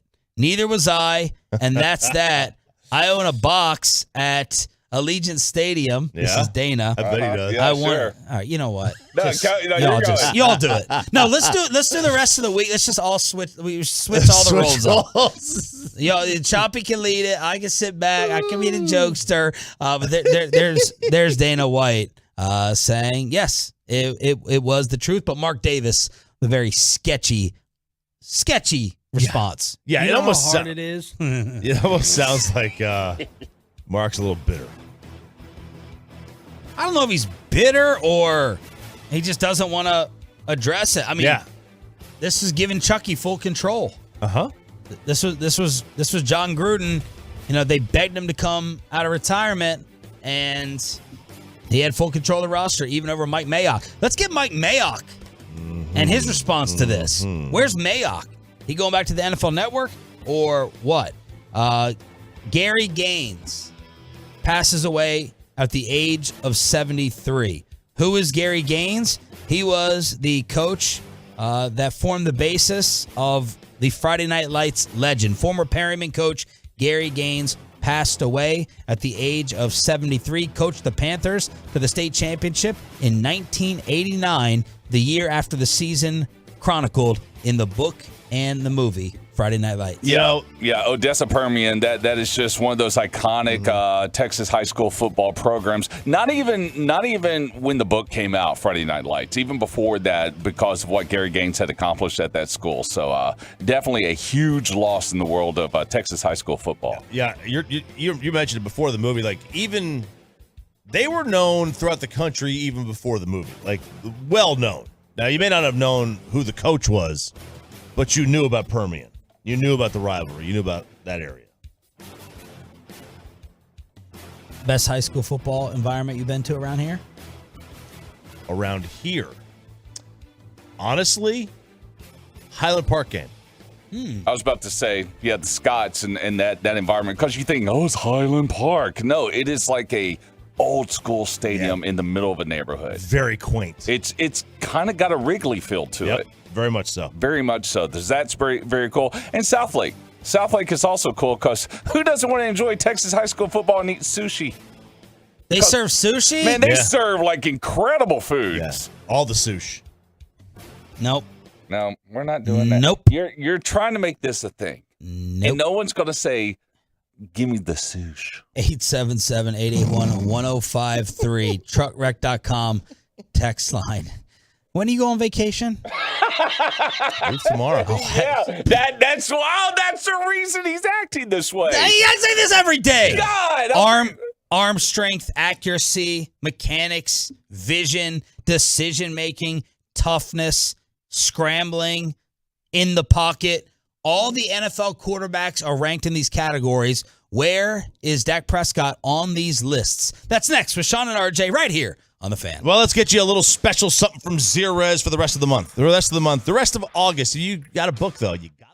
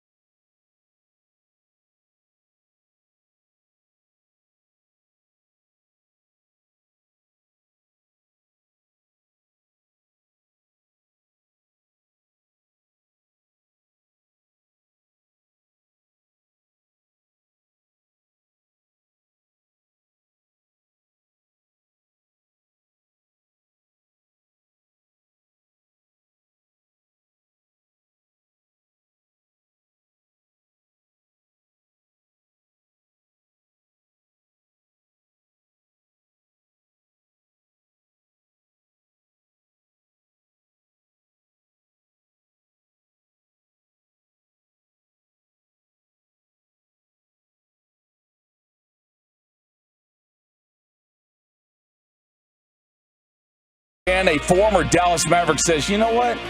I'm going to go to Russia and help Brittany Griner. If you want to know who that guy is, go to our website, 1053thefan.com. Segment this morning brought to you by Frankel & Frankel, 214-333-3333 or truckwreck.com. In case you've been involved in an accident and it's not your fault, principal office, Dallas, Texas. 2 receivers on the right, just quarterback draw. Prescott up the middle, gets a block at the line, bangs over the goal line, touchdown, Cowboys. RJ Choppy needs your vote at 7:40. We'll have him unveil his campaign to try to take over this political position. 7:40 this morning here on DFW Sports Station 105.3 The Fan. But ESPN came out with their quarterback council, ranking, doing anything with NFL quarterbacks. Anything. You could write a list of what NFL quarterbacks have the best manicures. They get them. Didn't you? That's a good list. Have a list of like who you want to have a beer with? Yes. Like who's the most like, would you, so it's like, so it was, I saw it a while back. I'll have to go back and find it, but I have it. Oh, I'm intrigued. It was like, this one guy was like, I ranked the quarterbacks based on that. Like one was like, an all-nighter. One was like, keg party. Then one was like, I would have one beer with this person. All right, get that one. All right, we'll find it. Maybe we'll add it to the end of this. But ESPN with Louis Riddick and Mina Kimes and Tim Hasselback and Mike Tannenbaum, a bunch of their different analysts, Football Outsiders, broke down the categories. And I want y'all to tell me if Dak Prescott is going to be on this list and whether he'll be at the top, the middle, or the bottom. And real quick. Yeah. I went and did couple of things of analytical research on this. Okay. See if perception matches. Okay. I'll be the eye judgment, and you'll be the calculator with the analytics. Dak, not going to be at the top of this list. Doesn't have mind-blowing arm strength, judging by my eyes. Here are the rankings. Josh Allen, 1. I mean, come on. His throw the other day when he was playing in the preseason game, it's like, woo, he ripped that. Josh Allen is number 1. Okay. Of the quarterbacks that were on this list, I just went with the ones on this list. And what is this list of? This is just how fast the velocity you threw out at the combine. Okay. So he threw 62 miles an hour, a 62-mile-an-hour football at the combine. Patrick Mahomes is second. Mahomes was way down at 55 at the combine, which was lower than Wentz, Cousins, Goff, Baker, and Jimmy Garoppolo. Yeah. But you watch him in games, you see how far he can throw it. Mahomes, a legit 2. Justin Herbert, 3. And the video they put up was what he did against the Giants last year. That throw near midfield. Oh, my God. Crazy throw. He also threw at 55, same as Mahomes. Okay. Aaron Rodgers, 4. Still got it. Still got it. They didn't keep combine stats back then. Yeah. Matthew Stafford, 5. Hose did not throw at the combine. Russell Wilson, 6. Russ had the same velocity on his throw as Mahomes and Herbert, 55. He can gun it. Of course, good deep ball. Good deep ball. Kyler Murray, 7. A freak athlete. Did not throw. Derek Carr, 8. I don't think a Derek Carr is having a gun. I don't either. He likes to wear the sleeveless shoulder pad shirts to show off his own guns, but I don't know of him. I don't think of him to have a cannon. He also did not throw at the combine. Yeah, Dak Prescott thinks his brother has an arm. Remember that video? Remember David Carr beating out Dak? The accuracy contest? That was embarrassing. I think he skipped the final throw. Yeah, he did. And hit the target before Dak so did. Embarrassing. Derek Carr's 8. Dak is 9. And Deshaun Watson is 10. Dak was at 54 miles an hour. Deshaun Watson way down, 45. Well, it's tough to throw with one arm and all right now. The other? Okay. Yeah. So the stat that they used on this, the lowest air time on passes since 2018, Herbert was at 1.14. It's not a perfect measure, but on the opposite end, Phillip Rivers had the longest air time on those throws, 1.42. Wait, air time on how far? passes since 2018. Oh, okay. So all of his passes. 25 to 35 yards. Sorry. Oh. Yeah. Well, that's an interesting way to. I've never thought of that. I kind of like that. So I would go back and look at that. So how long is the ball in the air? 25 to 35 when you're not throwing it deep. When I throw it deep, so you're trying to do it on a hose, downfield a little bit. That's a great stat. Yeah, that is. Now every throw is different because some people want to put a little bit more touch on it. Like Brady might put a little bit more touch on it than Mahomes or Allen would just fire it in there. That's really interesting. Accuracy, top 10 list. Will Dak be top, middle, or bottom? What do you think? Or did you already write him down and cheat? Well, it's not cheating. It's good prep. No, I saw this. I wrote down. I have another one for this. I did the tight window throw. Okay. Accuracy from next gen. Accuracy number 1, Aaron Rodgers. Brady is 2. Real quick, do you care to take a guess who number 1 is? By next gen. By next gen in terms of accuracy, Tua. Josh Allen. Josh Allen? Strongest arm and most accurate. What a leap he made. Yeah, he did. He was thought of as a runner who was inaccurate and wouldn't be able to be on target in those Buffalo wins. Aaron Rodgers 1, Brady 2, Joe Burrow 3, Mahomes 4, Justin Herbert 5, Stafford 6, Kyler 7, Russ 8, Derek Carr 9, Watson 10. Dak is not on here for accuracy. I'm not outraged by that. I don't think of Dak as the most deadly accurate guy. No, he's good with his accuracy. His accuracy downfield is pretty good.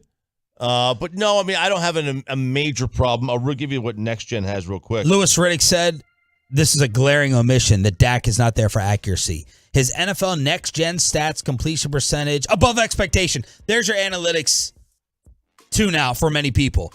His next gen stat, completion percentage above expectation, and number of big time throws are both in the top 10. The same argument could be made for Kirk Cousins when looking at the data. Yeah, so the stat you're referencing is called completion percentage over expectation means what? Who judges the expectation? How does that judge? I think it's how open the wide receiver is at the time of the throw. Okay. So the expectation of how difficult the throw is, like how far downfield, the expectation of what your completion percentage is versus what it should be. Football so if Outside it's better than it's good. Football Outsider said Dak is snubbed. The perception of Prescott's accuracy suffers greatly from 1 or 2 bizarre misses per game. Aside from those small handful of off-target throws, Dak is largely an accurate quarterback, particularly with regard to placing the ball away from defenders over the middle of the field.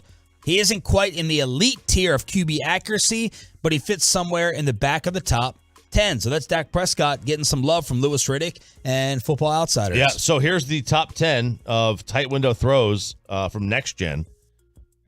And Next Gen uses, so Pro Football Focus a lot of eye test based on their evaluations. Next Gen, if you notice, like each player has like a GPS in their pads. If you ever hear Mike McCarthy talk about GPS, yeah, he's talking about through Next Gen, through all that stuff. And that tells where an exact location of every single player on the field. So they can determine at the time of the throw, because there's a chip in the ball too, at the time of the throw, how open the wide receiver is. So none of this is like subjective. It's all very objective. Allen 1 on tight window throws last year. Allen 1, Matt Ryan 2, Kyler 3, Herbert 4, Stafford, Mahomes, Wentz, Russ, Carr, Rodgers. Touch. Not just about velocity or placement, but trajectory. Fitting the ball in a tight spot with zips, softly dropping it in over a receiver's shoulder, throwing with anticipation. This has been a knock on Dak. Throwing with anticipation. Having to see the guy, you throw him open versus seeing them open and maybe being a little bit late. Rodgers and Brady were tied. Mahomes, Burrow, Russ, Stafford, Cousins, Herbert. Dak is number 9 on here. And then Kyler Murray, number 10. And Russ probably stands out in terms of those nice, soft, deep, beautiful, deep throws that he makes with those touch passes. Whatever. I'm on that category. Mechanics. Who's judging the mechanics here? Technically sound signal callers. Brady 1. Rodgers 2. Did you see the Rodgers front kick that he was throwing with the other day. Yes. People are like trying to dissect that. I'm like, he's probably just screwing around. Yeah. Brett Favre, you go out there and you do different things in terms of throws. Mahomes threw. Oh my God, the behind the back one against the crossbar. Was the crossbar the behind the back or the lefty throw? He went behind the back and left-handed, and he hit the daggone crossbar. Stupid. I think lefty hit the crossbar from Mahomes. You can't imagine you know how much you have to have a ball in your hand to be able to do all these tricks. It's with these athletes, golfers do this all the time. Like they're tapping the club, they're doing that little dribbling basketballs. It's really, really remarkable how these guys soccer hacky sack. That's all they do. Like you devote your life to that craft. It's crazy. McBassett could tell you the exact difference in a baseball, be it these seams are a 1/10 of a millimeter higher. The weight is an ounce off. Yeah. Of course he could tell you. The PSIs. When I took my kid to Bassett's dad for pitching lessons, his dad was like, "So how far? What's the distance on the mound?" And I was like, "I think it's like 50 feet." He doesn't even pace it off. He walked over and put the rubber down. And I said, "Do you want to mark it off?" He goes, "No, we're good." It's like feeling a steak, Troy. Yeah. Right? You either get Okay, now we're talking. You get your meat thermometer or you get your knuckle test. Yeah. And you go ahead and feel how done the steak is. Yeah, you do the finger test where you kind of the inside This palm has been of your a hand. really grimy 30 minutes here on this show. What? I apologize to all the parents. What'd I say? Driving the kids in the car. What'd I say? Do you, with your steaks, I just do the finger test. I notice you're getting great sears. Oh, yeah. So what changed your mind? You were never a sear guy. The kids. The kids actually like the sear on the steak more. Okay. So I'm starting to see. RJ, wake up. We're talking about searing. And how are you? The only sear I know is the sear system that you get from A#1 Air. Yeah. How are you testing the doneness on your steaks? I actually don't use thermometer or anything. Just based on time and feel. Okay. That's it. So what, you finger it in the middle? No, I don't. No. Usually the outside. Judge the juice. Yeah, outside. Work my steak. That's how it works. Yeah. 877 Cindy likes it. 881 1053 truckwreck.com. Oh, man. We have got him to the dark side, baby. With some Bernays. I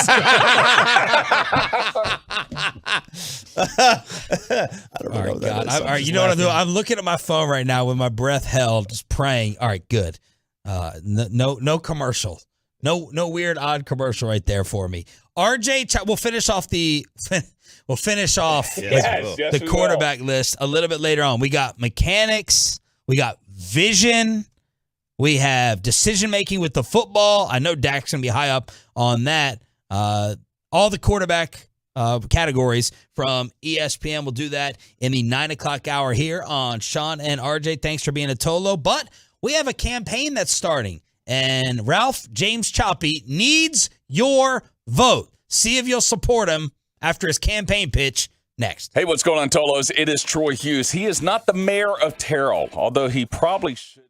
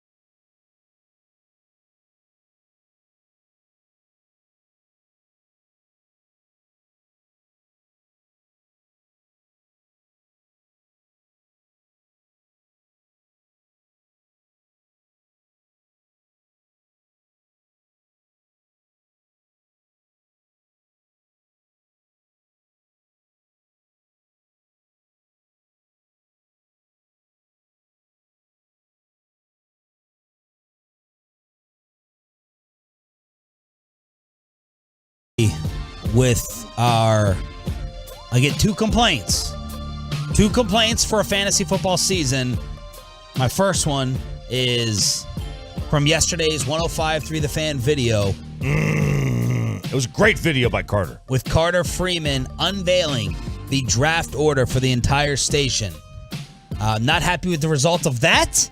I hope that doesn't count as my second complaint. My first complaint involves Corey Majors, and I hope he's listening, from the KMC Masterpiece, as yesterday the new commissioner, Carter Freeman, behind the scenes extraordinaire, increased the league from 12 to 14. I don't know if I care for that. In fact, I may want to get out of this thing. Maybe me and you should get out of it make it and 12. make it back to 12 again. Because quite frankly, as Bobby the Brain Heenan would say, the ham and eggers that are in this thing, not worth my time. The ham and eggers. What does that mean? The regular people.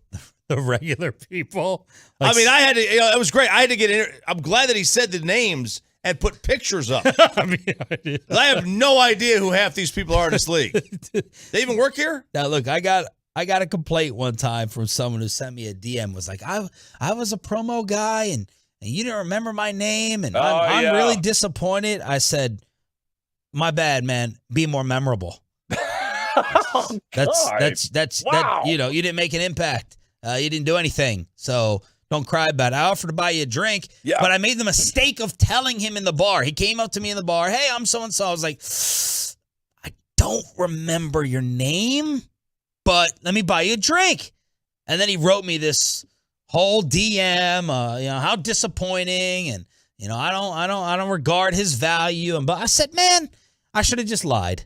I should have just lied and acted like I knew who he was. Mm-hmm. But there you go. But yeah, I had to look up some of these individuals yesterday. Yeah. But you cannot play in a 14-team league. No, it's brutal. It's brutal. Makes the draft much longer.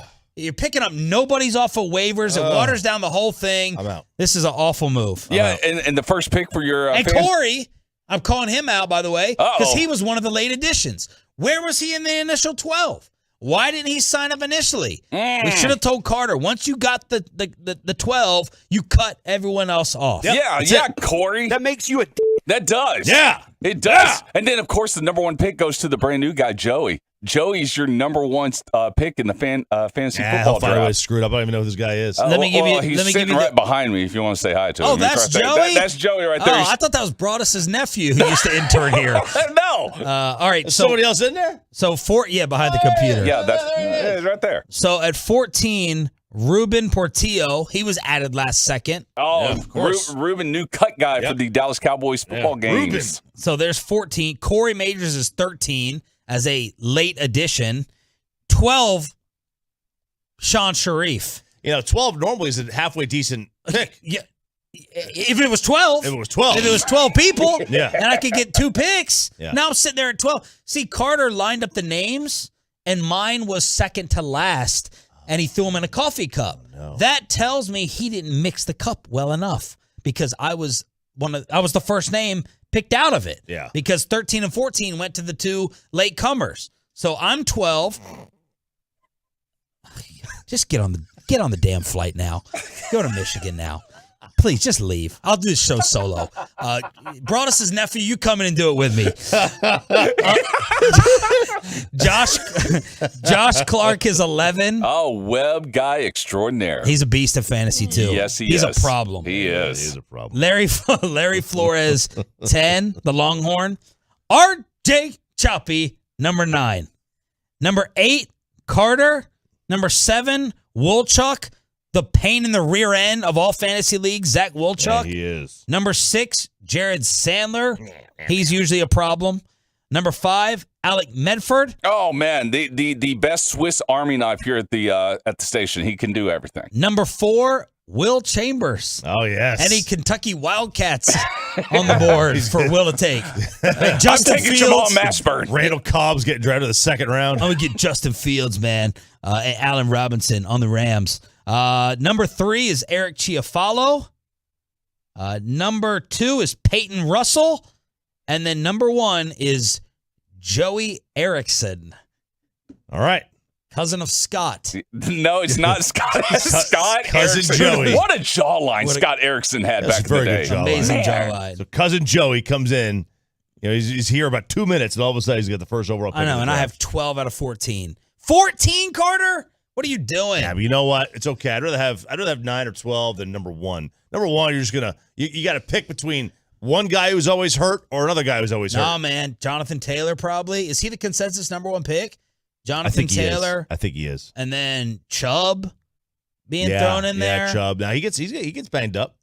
He'll get banged up on you. All right, so there it is. The video. Poor Carter had to do 2 videos. Yeah. He starts off with the original. Well, because of Corey Majors, he had to edit it and then splice it back in and then go back to the original video. It's at 105throughthefan.com. But we need another video to be made because of a political campaign being launched by one RJ Choppy.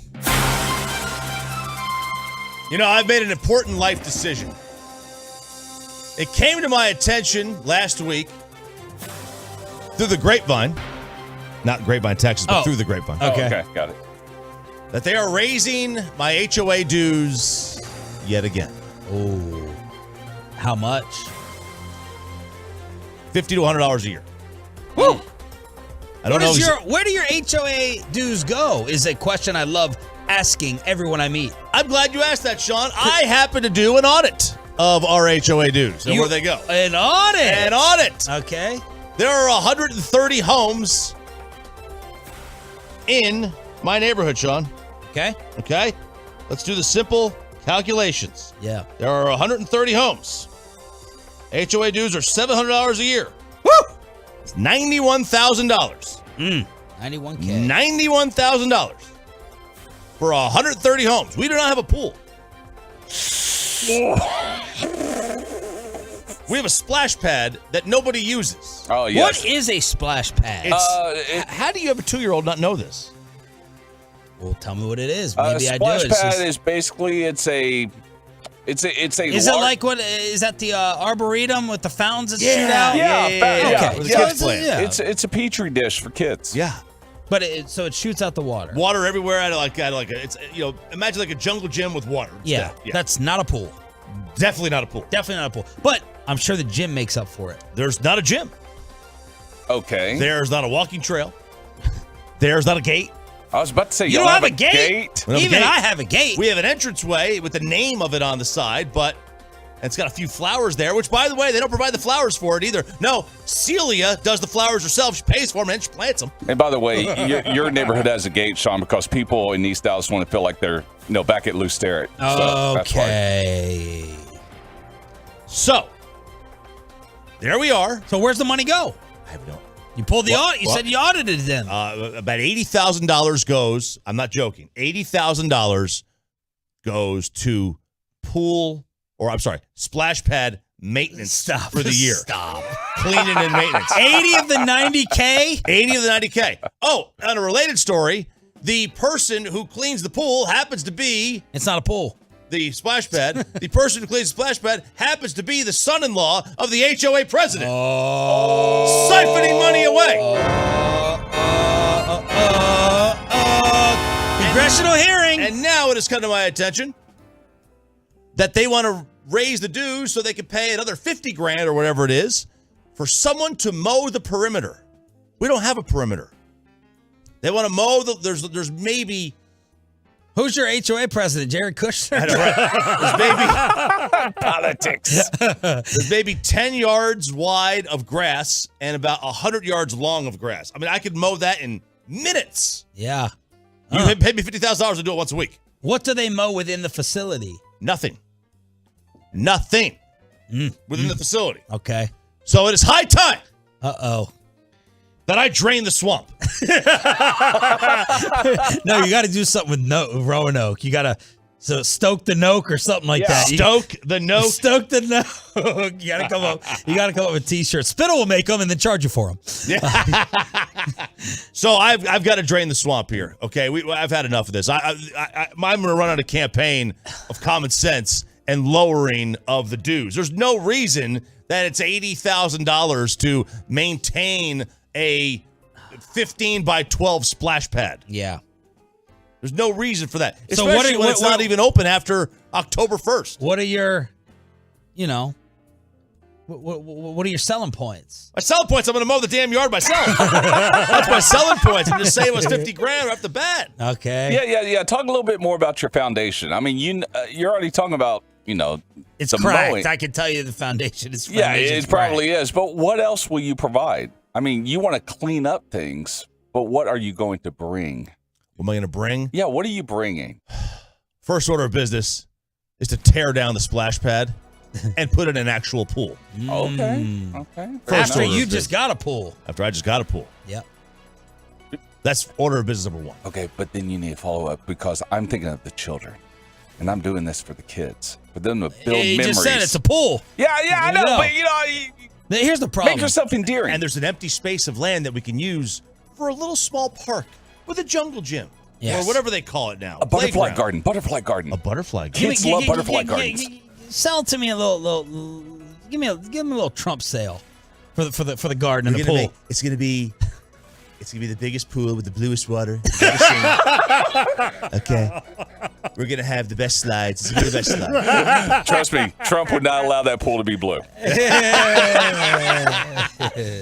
There's not gonna be any metal on this playground. Okay? The kids are not gonna burn their little butts. Okay. By the end of this thing, by the end of my reign, I could shoot somebody in the middle of the street and I would still not lose voters. Okay, I would not lose a single vote. That is just a given. Now the problem with RJ Choppy wanting to run for HOA president, when's the vote come up? Like, how does this all work? Literally, nobody votes at these things. I need to get about 6 people on my side. Have you ever been to a board meeting? Yes, I have. Yeah. Okay. Got contentious. Got quite contentious. It did. It got quite contentious. Is it the fence around the pool, like the curb episode? 5-foot fence? Yeah, it was. They were like complaining about people behind. So we have like this area behind some of the homes where it's just open land. Oh, it's a green belt? Yeah, it's a Corps of Engineer property, so nothing can be built there. Okay. So people were getting like rodents and critters and stuff coming into their varmints, raccoons, yeah, armadillo, possums, snakes coming into their yard. So they put like this chicken wire up, and the HOA was like, "Can't have that chicken wire." But they're like, "You can't see it from the road. Nobody can see it. Why can't we have it?" And it was just a big to do because people were getting like dogs bit by snakes and everything. But here's the problem: you are a very corruptible individual. Yes, you are. You're absolutely. Italian. And you got to follow the money. Who's really in control? And once they show you the amount of money that you can siphon in, like the Kushner of Roanoke, you also will cave and screw, of course. And screw the community. How do you think all these congressmen and women are filthy rich, making $100,000 a year, $120,000 a year? Yeah, like they're filthy rich. Yeah, I mean, I'm not. I kind of agree with Sean. I'm not saying you're going to like. I'm definitely corrupt. Take tons of money, but there's going to come a weekend you're going through the finances and you go, I got to finish off this parlay. Yeah. Let me just grab a couple of hundred out of the HOA box. Be the best neighborhood in the world. You can set up nights. We're going to replace all the grass perimeter. We're going to build a beautiful wall around our neighborhood. We're going to get rid of the grass. It's going to be the biggest, most beautiful wall you've ever seen. No, then you got to set up your monthly nights. Your sush night. The neighborhood next to us, they're going to pay for the wall. The neighborhood next to us, they're going to pay for the wall. It's going to be fantastic. They're going to pay for the wall. Oh, that's so good. What would be the theme nights that he would have, Troy? Sush night. Sush night. What about a drink, a liquor, something, Well, we could obviously do a fine wine and spirits tasting, yes, Sean. Yes. We could do that. We can have sush night. What are you, Frenchy night? French dip night. Frenchy dip night. French dip night. We'll serve ranch waters. There it is. At the pool. All right, y'all. And then for the Super Bowl, which we're going to call the Soups Bowl because you got to shorten Super to Soups. No, you don't. Yes, you don't have to shorten it. Come up with the slogan for the RJ Choppy HOA campaign. Who's got the biggest problems in the NFC? RJ said this earlier in the 6 o'clock hour. Every team in the conference, the heavyweights, have issues. What are they? And where do the Cowboys fall on that list? 877-881-1053 after this on The Fan. But I got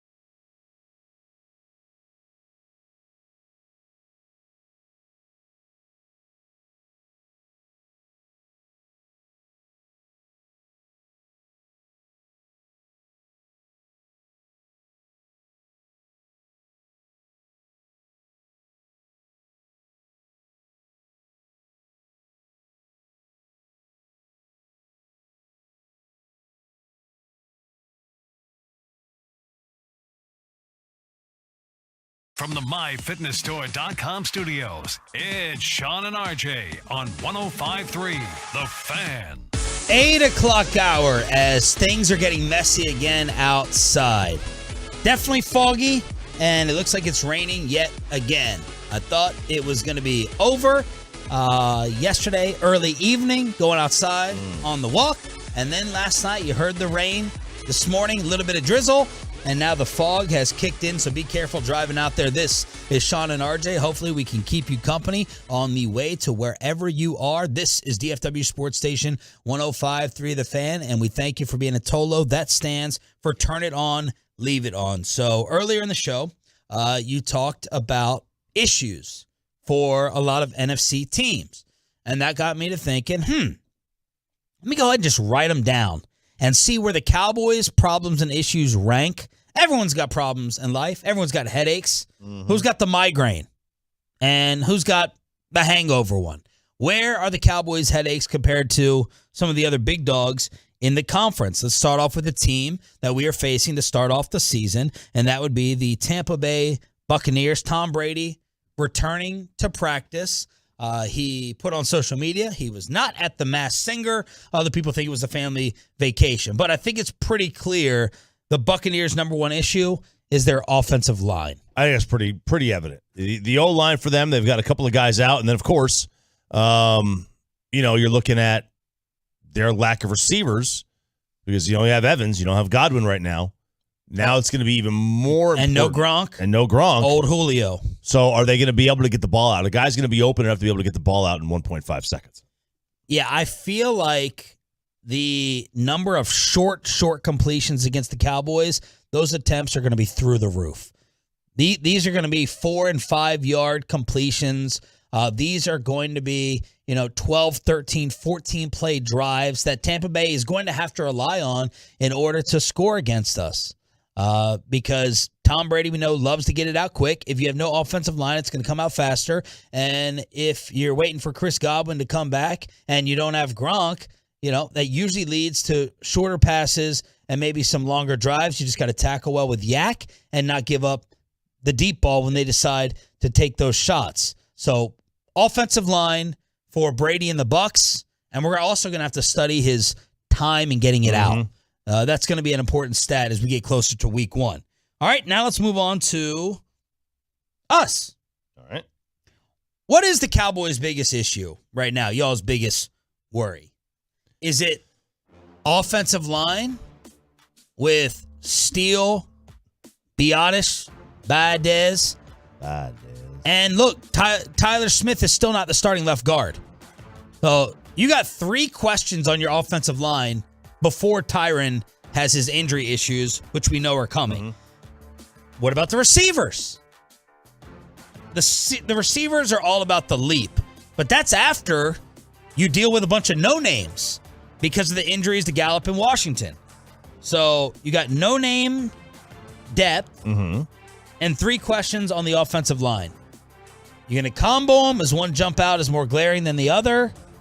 What's the Cowboys' biggest problem or worry? I'm not worried about no-name depth. I think a lot of depth is no-names in general. You know what I mean? Like a lot of times you're going to get these glue guys that you don't really hear of that become really. So just take Tampa, for example.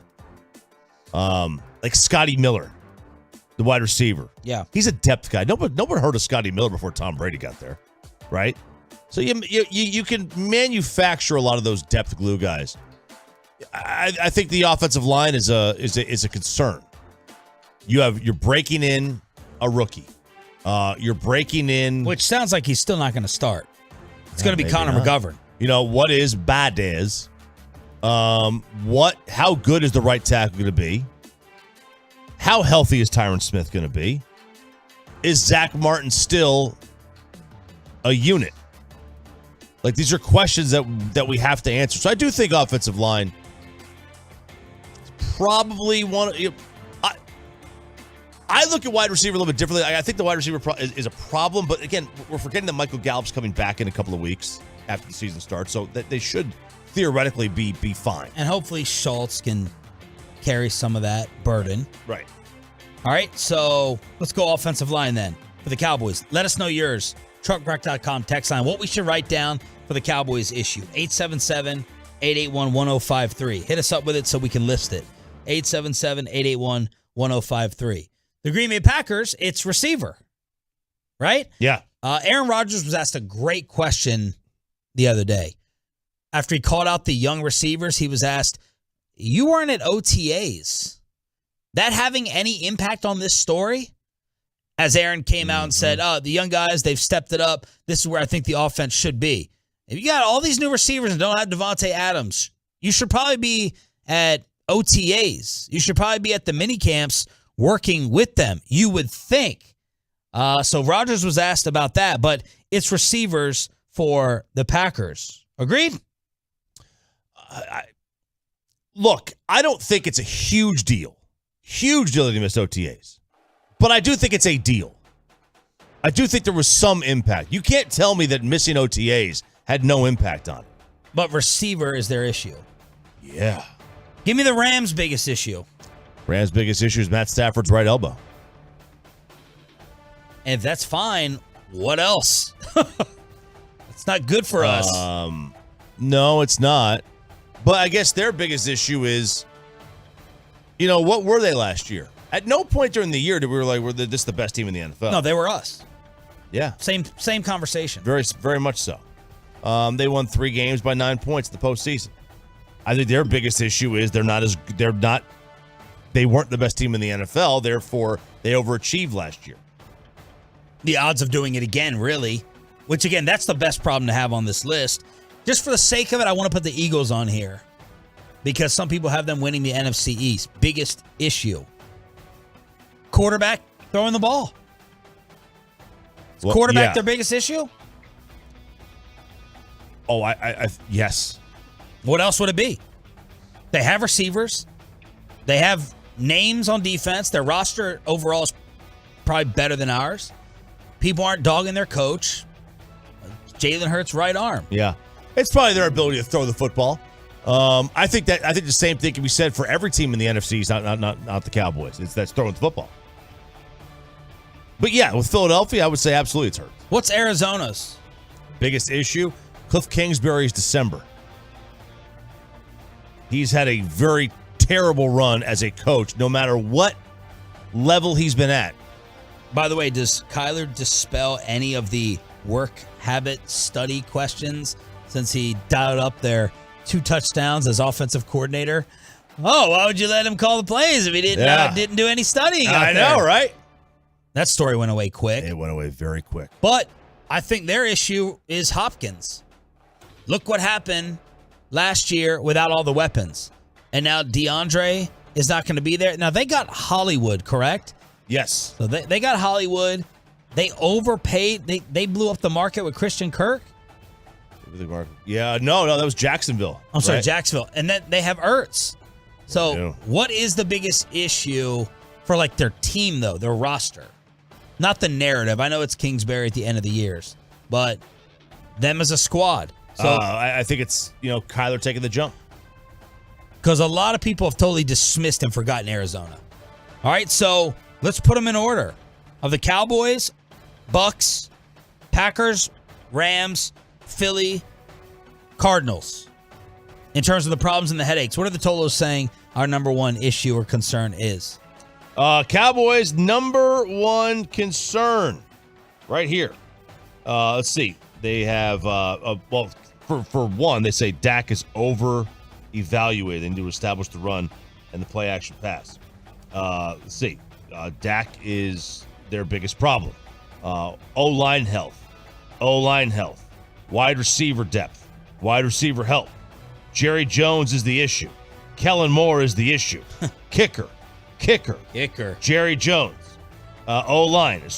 Even assuming Tyler's good, what about Ball, Steele, Tyron will miss games. The biggest issue is the fans' expectations. That's what people are coming in with on the Cowboys issue. All right, let's put them 1 through 5 of the problems. 5 is the Rams. They have the least amount of problems? Rams have the least amount of problems. It would take Stafford's arm blowing up You know, it's taking Tommy John from Matt Stafford's right arm. Now, that would end their season the fastest, but like right now as it stands, he's still out there practicing. And if your biggest issue is repeating and the odds of it not happening, you got the least amount of problems. So I'm putting them at number 5. Yeah. What else is jumping out to you? Either as the biggest problem where the Cowboys belong on this list. Man, in terms of the NFC, they absolutely belong on it. Only because there's probably only about 5 teams that could win the NFC. That's really it. But the Rams are clearly the team with the least amount of problems. Although their problem, like you said, could bite them more than anybody else. I would have to say, I know you don't think it's the Packers. No. You don't think Devontae is that huge of a deal, so the Packers are going to be lower on your list. I think Devontae's a huge deal, but I also think Aaron Rodgers can find the next Devontae. How much of a problem is the Bucs offensive line going to be with Tom getting rid of the ball? I think that'll be because you believe that quarterbacks make O-line, so I wouldn't think you have them very high up on the problem list. The issue is that they do not have great receivers. Let's keep the Cardinals out of it for now. Okay. Just Cowboys, Bucs, Packers, Rams, Philly. I think the Cowboys have more worries. I think they have more worries than Green Bay. Okay. But less than Tampa. Okay. Because Tampa's got O-line problems and wide receiver problems right now until Godwin comes back. So do we. But we are not playing backups at offensive line positions. Our offensive line is just unknown because they haven't done it. Tampa's is unknown because their starters are hurt. Right. So I would say Rams, Packers, Cowboys, Tampa. And then the number one problem is the Eagles? Yeah, the Eagles. Yeah, they don't have a quarterback. The Eagles have the biggest problem. Yeah. Now, I think the Eagles can be the poor man's version of the Ravens, and they can win a lot of regular season games. Yeah, I agree. But they got the biggest kryptonite for the playoffs. Yeah, 100%. They got the biggest postseason kryptonite. But heading into the year, Philly may feel okay with the way the Hurts is just going to run it and the way that they build their college-style offense. So your list, the Eagles have the most problems, the biggest concern. Then Tampa with the O-line. Then the Cowboys with the O-line. Then Green Bay with the receivers. And then the Rams. I can get down with that. Yeah, now a lot of people are coming in the fan text saying the Rams' biggest issue is depth. And that's very true. They're a house of cards, man. They really, really are. Last year, didn't bother them. Didn't bite them at all. This year, might. 877-881-1053. So I just wanted to do that little exercise of the problems and the issues heading into the regular season with Brady back at practice, and he is going to play against your Cowboys in Arlington for Week 1. 877-881-1053. Truckwreck.com text line 877-881-1053 to hit us up here on DFW Sports Station. Thanks for being a Tolo. That stands for Turn It On, Leave It On. Would you sign the petition not to go back into the office? Would you pay someone to wait in line for you? And when you separate the kids, how do you do it? Would you do it while traveling? All that next on The Fan. Let's get you over to number one air. You need that new AC system. It's still warm.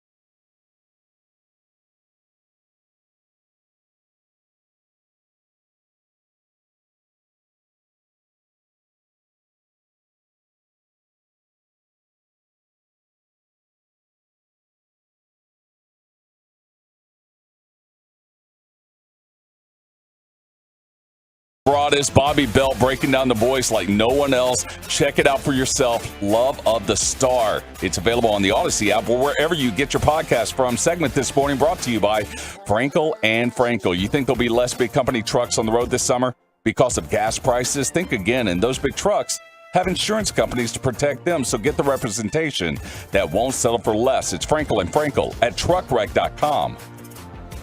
Rangers win again. 3 straight. They take the series against the Twins. They won 4 of 5 overall, and they can get Tony Beasley even closer to 500 as they start their series against the Colorado Rockies tonight, right here on your home for Rangers baseball. Mike Tomlin says the QB job will come down to the preseason finale. Oh, man. Kenny Pickett pushing Mitch Trubisky with the Steelers. Wow. A little bit of an upset there. They signed Mitch. Yeah. I thought he was going to be the star. They were going to sit Pickett for a year or for part of a year. Man, I love this move. I'm a big proponent of starting guys right away, get their clock going, get them as many reps, as many things, as many defenses as possible they could see, give them as many snaps, and let's go. Before we go much further, we have to wish a happy birthday to RJ Choppy's favorite sports human mascot, Sister Jean. Turns 103. Loyola Chicago basketball's literal saint, Sister Jean, turns 103. Yeah, congratulations. So glad that, another year, another free lunch. The Catholic nun who became a folk hero during the NCAA Final Four run in 2018. Home of the world-famous Sister Jean is what's happening at the Chicago train station plaza. Yep. They're going to have a large sign, home of the world-famous Sister Jean. Yep. And she was asked, she's looking forward to the upcoming school year. She said, just being with the students. I just love being at Loyola. Her secrets to longevity: I eat well, I pray well, I hope I pray well, and I sleep well. There you go. I'm sure she's a lovely lady. I'm sure she's one of the 5 most loveliest ladies in the entire world. But what's your issue with her, for those that don't know? She's getting this subway stop at Loyola's campus. You know who's not getting a subway stop? The players that actually went to the Final Four! The players that went to the Final Four, that did the work! The coach that did the work! Not the coach, not the players, but Sister Free Lunch is going to get a subway stop on the campus of Loyola. The nun, the woman who did absolutely nothing in her life than ride the coattails of a 2,000-year-old man. That's all she did. All she did in her life was devoted to Christ. I mean, I can get down with that, but that's all she did. She gets a subway stop. There's a lot of people out there, a lot of nuns out there. They don't get subway stops. Why is she so special? The poor players who also share her beliefs, because they go to the same school, who actually did something, they get nothing. And it's no wonder I got kicked out of Catholic school. Okay, it's no wonder. Sister Free Lunch. Did you get kicked out? I didn't get kicked out. My parents were just asked to move. Did you was there an incident? I got into it with a nun. I wouldn't shut up, of course. Me, I didn't shut up. And I kept saying I had to go to the bathroom. They wouldn't let me go to the bathroom, and and he goes, "That's not fair. It's not fair. That's not fair. I have to go to the bathroom." And then we were walking to the hall one day, and I happened to trip a kid, and he busted up his hand a little bit. It was it was the floor. Like, that's a marble floor. I'm like, it's not marble. It's not marble. Even back then, he knew his. I knew my he knew his my materials. He knew his materials. I just don't know why you hate this woman. This has been like a constant thing for you. It's not a hate. It's just a. Is there anyone else associated with like a team or a program that you despise like this? You got Ashley Judd at Kentucky. Yeah, Ashley Judd's up there on the list. You got McConaughey. Ben Affleck with the Red Sox. All right, he's kind of gone away, though. He's kind of gone away. But nothing like Sister Jean. Because you think she gets everything for free. I know she flies for free. She flies Virgin.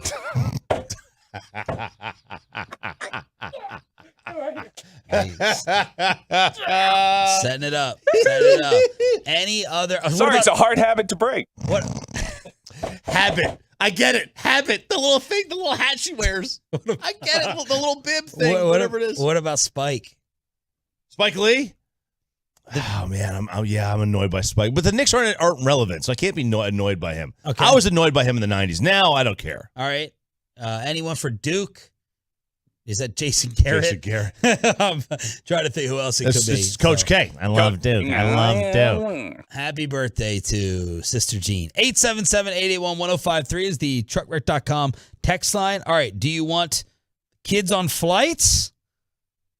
Waiting in line? Oh. Or going back to work with the Apple petition? Oh, man. Man, this has set you off in the past 2 days. It has. Okay, let's do Apple. All right. Apple employees, Troy, are creating a petition to stop Apple from instituting a return to work policy because they said it will negatively affect their mental health. I don't know if that's affect with an A or an E and how they would use that. I would think it's an A. I think it is too. I always use impact. Okay. I don't know which one it is, so I just say impact. Yeah. So yeah, now, you normally support this. You don't think anyone should be back in the office working? 100% support this. I agree working from home the way to go. And any reduction in performance, I think, is equally met with an increase in morale and happiness among the workforce, and that's a trade-off I'd be willing to take. But the petition, it seems whiny. How else do you get your way with it? I don't know. Find a new company. What do you do? I don't know. But here's a petition using it under the guise of mental health. I think I got a problem with that. People using mental health to their advantage, I think, is disgusting. I think it's disgusting. You're taking advantage of people who actually really have mental health problems. And, just saying, oh, my God, this is – of course it is. Nobody likes going to work. Yeah. It's just something you do. You go to work. Yeah, everyone would rather wear sweatpants at home. Yeah, of course. It's not wear any pants at all. Exactly. It's what you would prefer. And besides, it's better. We've seen this. It's better. But working from home is better. But not all companies are down with that.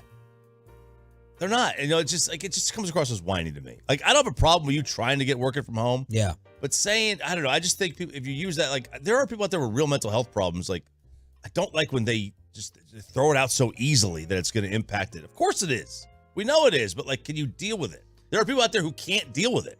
They have mental health that they cannot deal with it. They're physically incapable of doing that. Yeah. And then I just think that I think it's wrong just to throw it out there like that. All right, waiting in line or separating the kids on the flights? You know what? Can I jump in? Sure. Let's go waiting in line because there's very rarely things in life that bother me to the point where I get angry. Okay. Except waiting in line. Except?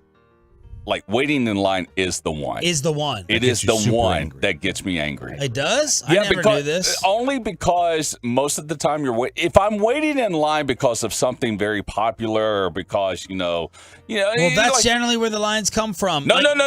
Like if it's Fletcher's corn dog at the State Fair, I'll wait in line. But if it's because Karen is up there angry about something, oh my God, like the Walgreens, I can't stand going to the pharmacy. I can't stand it. I can't take it.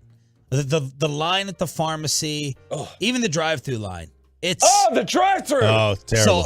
Terrible. So I pull the annoying parking move. I'll do this at a fast food drive-through. I won't pull up. If there's a line, I won't pull up right behind the other car. I leave myself the space that I can reverse and get out. That's brilliant. So there's kind of like a 6-foot, 7-foot gap. Very good. And out of there. Mm-hmm. I'm not sitting here forever. So people will be honking at me in the CVS Walgreens drive-through line. No, I'm not going to get trapped. I'm going to leave myself the time to get out of there. Always. And the family can go without their medicine. Or you can just you would never go in. You would never go to the store. Okay. There are and you won't wait in a line. You think you hate it? He won't do it. Won't do it. Oh, I go if I have a prescription to pick up, like CVS, Walgreens, whatever. I will go and I will drive to the line. I'll just keep driving, and then I'll park and go in, and there's a line of more than 2 people there. I go back out. I don't wait in lines. I don't wait for tables at restaurants. If there's a wait, You got 10 minutes. Just because autograph seekers and people bothering you during those times? No food is good enough for me to wait for. Like RJ's not waiting in the Franklin's barbecue line in Austin. No food's good enough to wait for. I'll find something just as good down the street. I don't know. And if it's not as good, if I save time, I assume that just evens it out. Okay. But they have professional line sitters. So if you want to get that, if you want to get tickets, you remember you used to camp out for tickets. Well, they have that. If you have people do that, they camp out for iPhones. Yeah. New iPhone drops. Yep. Well, they'll wait in line. Professional line sitters. A guy named Robert Samuel built his own company based off the process. He's the founder and owner of Same Old Line Dudes, a professional line sitting company. He started it 10 years ago. He started it by sitting. I'll wait in line for $100, and he wound up making like $400 this one night. He decided to make a company out of it, and now it is a professional line sit. Yeah, they made $400 in one night just waiting in line. Oh, that's pretty cool. So how does this work? I guess you go to the app and say I need a line sitter, and someone shows up. You go to the Apple store, you see a line. Or you have to know the line's there. You have to anticipate the line. How does that? I would think you're anticipating lines for certain events. Like if you're trying to get into concert tickets, Apple drops something. So Lulu has the Turpin jersey is about to be released at the Cowboy store. Turpin. Lulu has a 50% discount. Oh, perfect. Yes. And the line is 25. The line's 25 minutes. You won't wait in it? The line to pay? No, the line to get in the store. Oh, no. Absolutely not. Wow. I took my kid back to school shopping a couple of weeks ago, and we went to the Nike outlet. And, it's got one of those, like, bank lines where it's like... it goes back and forth. A little snake. Yeah. The snake line, yeah. And this thing was 3 rows of the snake line deep and then beyond. And we walked in, and walked right back out. I said, we'll come back later today. I'm not waiting in that line. So you won't go to Chick-fil-A when it's packed? You know what? Chick-fil-A is the only line I'll do. Oh. The only line I'll do. It's quick. It's very quick. Okay. But there are certain ones... I didn't realize you lacked this amount of patience. It's not... Yeah. It's not... I just don't... I don't want to just sit there and do nothing. Because for me, when I get the kids in the car, my kids will start fighting. I'm out. I'm out on that. You know me. You know my kids. Yeah. All they do is fight. Okay. I'm so fascinated by these businesses that sound so stupid. Yet they're so successful. Yeah. Like this guy started this business. It's a success. There's someone right now I know in Rockwall that is actively pursuing paparazzi parties. I'm like, this sounds dumb. And it's so popular. Paparazzi parties. They literally are hired to show up to birthday parties, normally of teenage girls, and snap the photos and act like they're with the paparazzi. So when they go to that was the my mall, idea, or they go hang out, they all wear black and they're all with their cameras, the girls feel like, oh, we're so famous. I'm like, that's a business model. Yeah, and it works. That was my idea. Oh, there should be people who edit. You pay them to edit your social media stuff. Yeah, like you send them 10 videos a week, and they edit up and put all the things on it, and bam, throw it on TikTok. All these different ideas, Mark Cuban, if you're listening, and just forget the fact that we insult you every single week over your team moves. I would dump that. Sean and RJ here on DFW Sports Station. Thanks for being a Tolo. That stands for Turn It On, Leave It On. 877-881-1053 is the truckwreck.com text line. Where is this wide receiver market going, and how much is it going to hurt the Cowboys? With a wide receiver they're going to have to pay, and the coolest coach in sports talking about his wide receiver in the AFC East. Around the rest of the NFL with Sean and RJ next.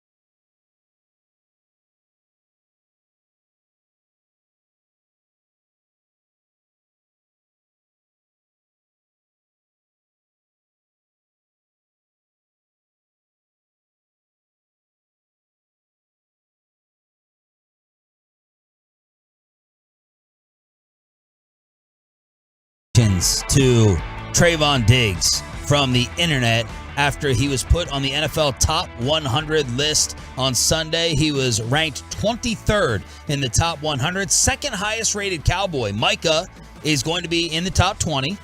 Diggs, they're saying, is the second best player on the team. And then you had Dak and Zach and CeeDee Lamb. Was Tyron on there? Tyron on the top 100 list? Yes. 90. He was high. He was high. You mean low? Low. Yeah. High number, low. Right. CeeDee Lamb, Tyron, Zach Martin, Diggs, Dak, and Micah is going to be named. Twitter making fun of it. Very, very mean. Drug test everybody. I'm not even sure Diggs is the 23rd best defensive back in the league. Are they purposely doing ridiculous rankings this year so no one ever takes this list seriously again? This is somehow the worst one so far, and there's been a lot of atrocious rankings. Saying he's better than players like Joey Bosa and Quentin Nelson is so gross. Diggs being 23rd makes this a non-serious list. We already knew that, but this is egregious. He's one of the worst players in the league. LMAO, stop giving this man props for stinking. So that was the internet with some very, very negative, mean reactions to Trayvon being where he is on the top 100. But the Cowboys are going to have three future. We're doing this today since they had a day off yesterday. They're returning to practice today at the Ford Center at the Star. But while we have a day off, they do have future contracts. Mm-hmm. We're going to have a Diggs discussion. We're going to have a Micah discussion. And we're going to have a CeeDee Lamb discussion, all based upon this offseason of wide receiver money. Yeah, it really will be. So CeeDee Lamb is going to be one of the wide receivers that is most talked about in the next 2 years with their contract that they're going to have to give him. Now, you could blame it on a couple of things. You could blame it on DeAndre Hopkins. Okay, they call it the DeAndre Hopkins effect. They gave him 3 years. So he had 3 years of $40 million left on his deal. Cardinals added 2 more and $55 million of new money, bringing it to an average of 27 and change a year. That's an eye popper because at the time, the highest paid receiver was Julio at $22 million a year. So he jumped the wide receiver market by 25%. 25%. Now, and AFC execs say Hopkins, that number drove it up. And that's why Adams wouldn't sign in Green Bay. There was a new disagreement over new money versus the total, and it was the Hopkins number that everybody wanted to shoot for. And just like now, the Watson contract is affecting Lamar. Yeah. And may screw up things for the Ravens. Yeah. So if you look at Adams' deal with the Raiders now, it was reported as a 5-year $140, which would be $28 million a year, surpassing the $27.25 of DeAndre Hopkins. In reality, though, it's a 3-year $68 million deal because the 2 final years pay like $36 million are not guaranteed. But he's going to get to that number. He's going to get to those years in the contract. And then you factor in Christian Kirk, 4 years, $72 million free agent. The Chargers gave Mike Williams 3 for $60. That's $20 million a year for guys that are not thought of as $20 million players. The top 5 highest paid wide receivers in 2021, the 5th highest paid, made $19.25. And now the 5th highest paid is going to be A.J. Brown at 25. That 25 is kind of the sweet spot. Yep. $25 million a year. It used to be 19 or 20, and now it's 25. In 1 year. Didn't even used to be. It feels like just yesterday Michael Thomas got 20 a year, and we were like, whoa. And then Amari got his 20 a year, and then we took it up, bam, to 25. Yeah. Just like that. 25. Here's it in order. Average per year. Tyreek at 30. Devontae, 28. DeAndre, 27. Cooper Kupp, 26.7. A.J. Brown, 25. Stephon, 24. DK, 24. Debo, basically 24. And then Terry McLaurin, basically 23. Yeah. That's where the money's at. So you got guys coming up next. The 2023 offseason. Justin Jefferson, CeeDee Lamb, T. Higgins, Michael Pittman, Jerry Jeudy, Hollywood Brown are all extension eligible. And in 2024, it's Jamar Chase and everybody else in the draft class from last year.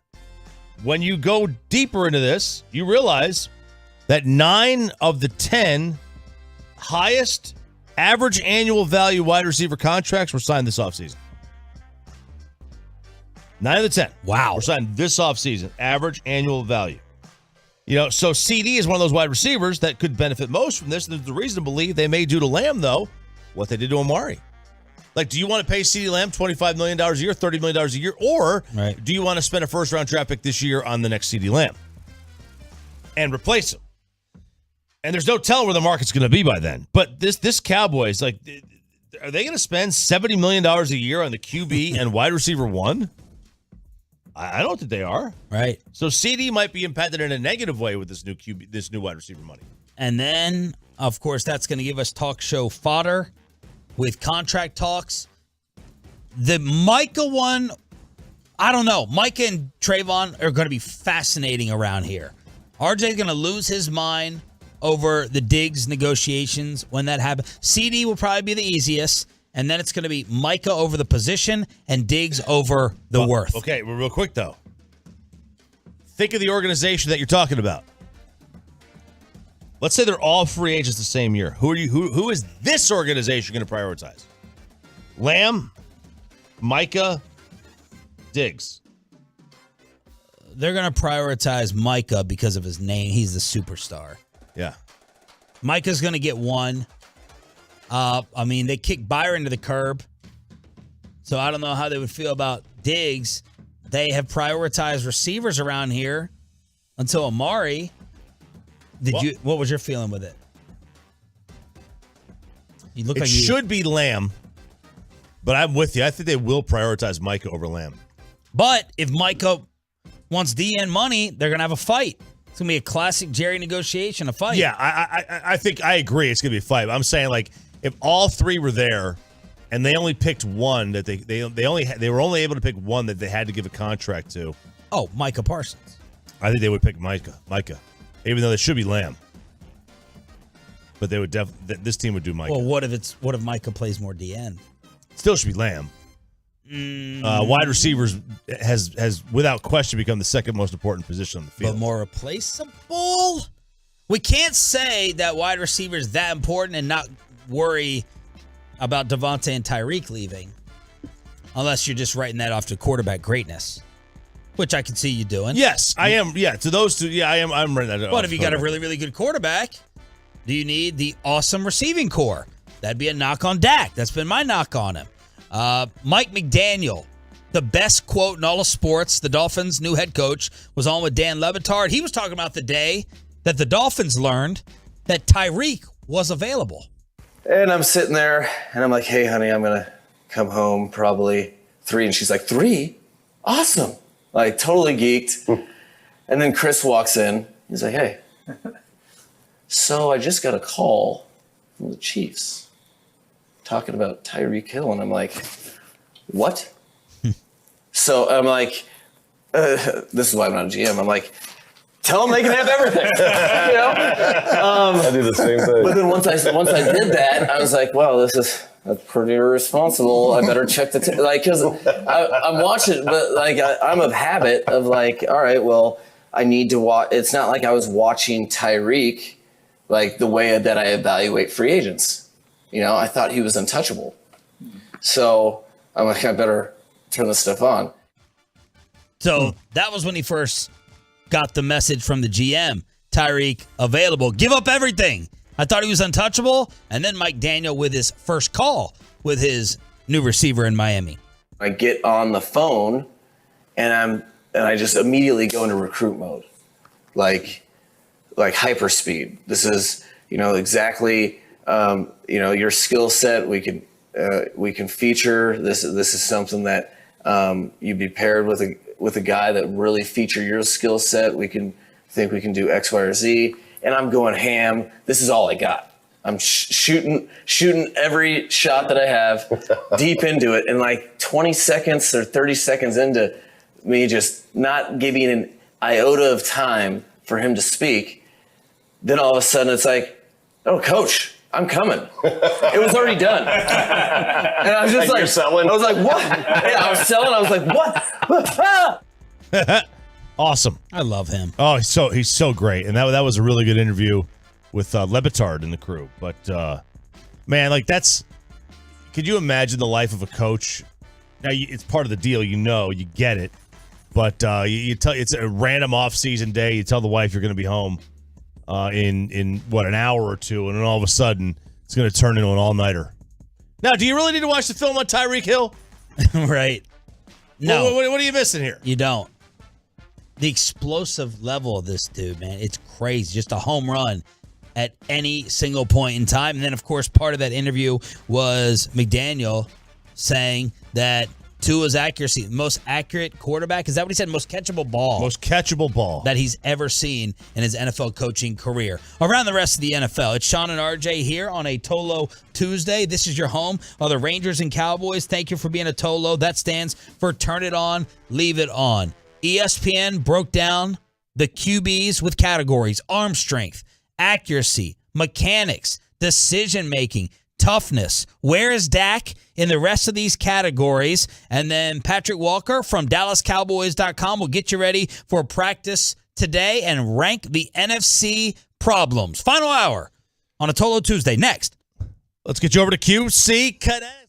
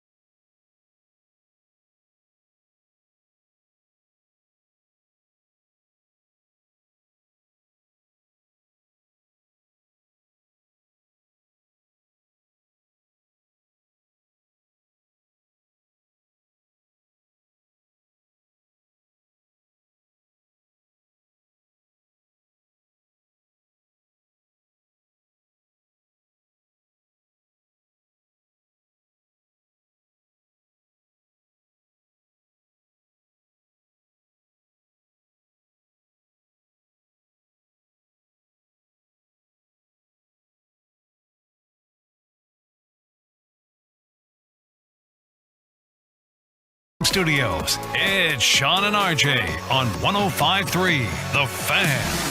Final hour. It's fist pump time on the Fan Cam, on Twitch, and on YouTube here on DFW Sports Station. It's a Tolo Tuesday with Sean and RJ. Patrick Walker back in Frisco from the Ford Center at the Star. We'll preview Cowboys practice today.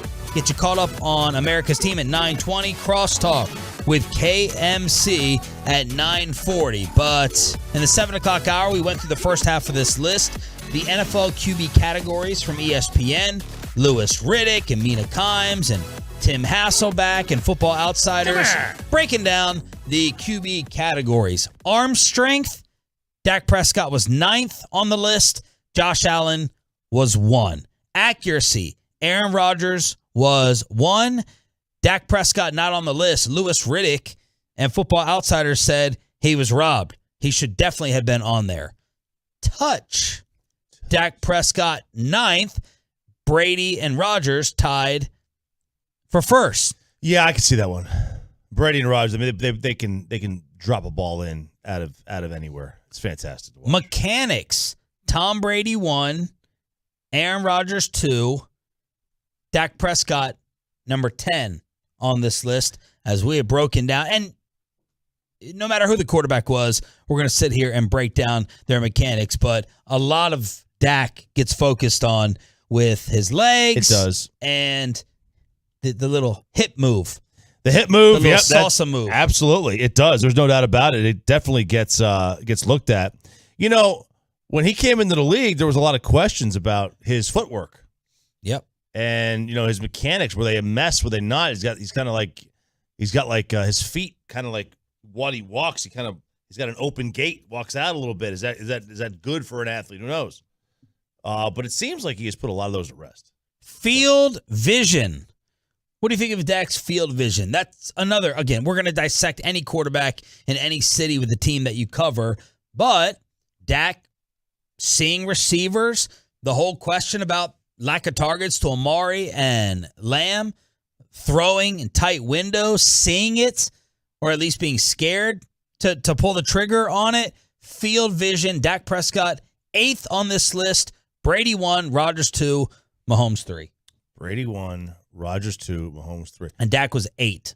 Yeah, you know, it's hard to, I mean, how do you really gauge this? Yeah. Field vision, like this is all. You really got to study, you know, Kurt Warner's film insulting Bobby Belt from behind the quarterback looking at that view.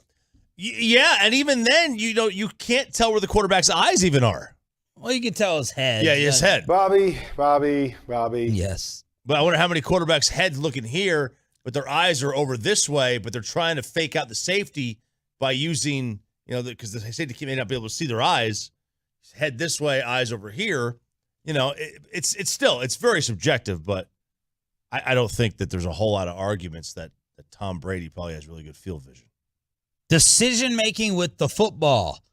This I think of as, you know, taking care of it, not turning it over. You know Dak is going to be high on this list. A little bit of a criticism where some want him to, you know. Take more risks. Number 1, Aaron Rodgers. 2, Brady. 3, you know, just for this whole list, this whole exercise in general, it's kind of boring, this list, because it's the same guys 1 through 10. Oh, yeah. And Rodgers, Brady, Mahomes, I just like looking at where Dak is on the list. Dak is tied for 5th with Burrow. So, 5th best decision maker. Strong decision making means less opportunities for the other team and likely more points for you. So, Dak showed this in his fantastic rookie season and taking over for Romo. Like, don't lose the game. Take care of the football. And let the running game handle it for you. And he's been great at limiting turnovers. Yeah, he has been. I mean, he's done a tremendous job of limiting turnovers.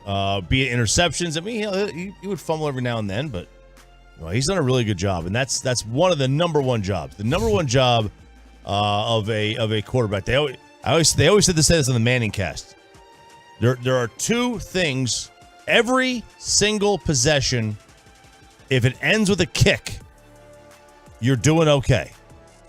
Be it a field goal or a punt, right? punts are fine. It's still a turnover, but you didn't force Not it a turnover. yourself. Some people view missed field goals as a turnover. I mean, anytime the other team gets the ball and you didn't score, you're turning it over in some form. Yeah, with 60 yards of field difference normally, unless it's a deep bomb. People don't care about the Hail Mary. It's really only 40 though. Okay. Well, because I'm not factoring the returns. They're normally fair call. No. But usually, he's punting 20 yards or 15 yards behind the line of scrimmage. So when you factor it in that's why they call it the net punting average, because line of scrimmage where the ball is, it's really only about 40. And then an interception is usually about 20 yards downfield. So, you're looking at it like a 20-yard gain. It's kind of a turnover. All right, I roll this category: compete level, competitiveness, and leadership. Who has the most desire to win?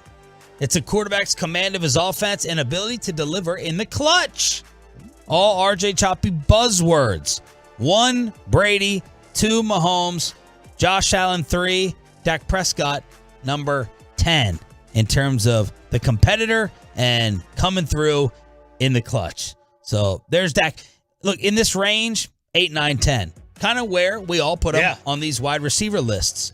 Toughness, Dak Prescott, number 10, with Josh Allen, number 1. Josh Allen has averaged more than 100 rushing attempts per season through the first 4 years of his career. 6'5", 237. He is a monster. So Dak is number 10 on that list. Pocket presence, Prescott is number 7. How he operates in the pocket, ability to sense and avoid pressure, command and mobility, calmness under duress, how they get it done under center and shotgun. Brady 1, Rodgers 2, and Dak is number 7. And ESPN says there's clinic tape here on Dak Prescott. I love his ability to climb and reset the throwing window or slide to navigate a muddy pocket, and Prescott will hit the eject button against interior pressure, fading to create a new throwing platform with his shoulders square and eyes up to find an open target. Scrambling. Dak, not on the list. That's, it's surprising, but it's not. It's surprising because this is a guy that scores like 6 touchdowns a year. Well, I think last year may have affected this. I think it did. And then we don't know what his scramble ability is now post-injury. Yeah, with the Jalen Smith legs that he had last year. Designed run ability. They're really stretching this. Yeah, they are. Dak is tied for 9th with Malik Willis. Malik Willis on there. Second reaction ability. Dak Prescott, number 10. So there you go. Any way to talk about the quarterbacks they'll throw out there. I love the scramble stat on there. By the way, since 2019, only one active QB has single-digit scramble attempts since 2019. Since 2019, say it again, I'm sorry. Since 2019, only one quarterback has single-digit scramble attempts.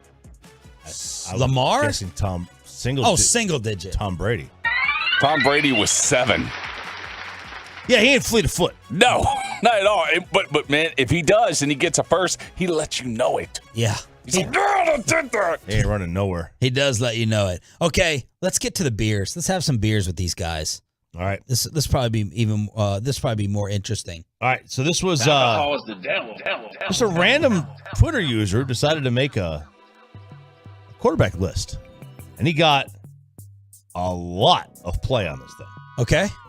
So there's 5 categories. Quarterbacks you would have all the beers with. All the beers. All the beers. Okay. Next tier is a lot of beers. Okay. Next tier is some beers. We have to get this specific. Next tier is more specific than the ESPN list. I know, right? Next tier is 1 beer. And the final tier, bad vibes, no beers. Okay. And you have the results? I have the results. All right. Is there anyone that first comes to mind before we give ours? Someone you number 1, you sit down and you want to drink with. Yeah, I have 2 quarterbacks because I'm basing it both on their face. Who I want to have, what was the first category? All the beers. All the beers with, based on his face, Matthew Stafford. I'm going to bring a little Southern hospitality to this. Because of his drink face, I want to have all the beers. And you know he can get hammered. Exactly. Highland Park. Yep. You know, if someone falls, you just run the other way. You don't have to worry about picking them up, like what happened at the parade. Matt Stafford, good candidate. That's easy for me. And the other quarterback I'm going to choose based on his face. What was the last category, RJ? Bad vibes, no beers. Zach Wilson.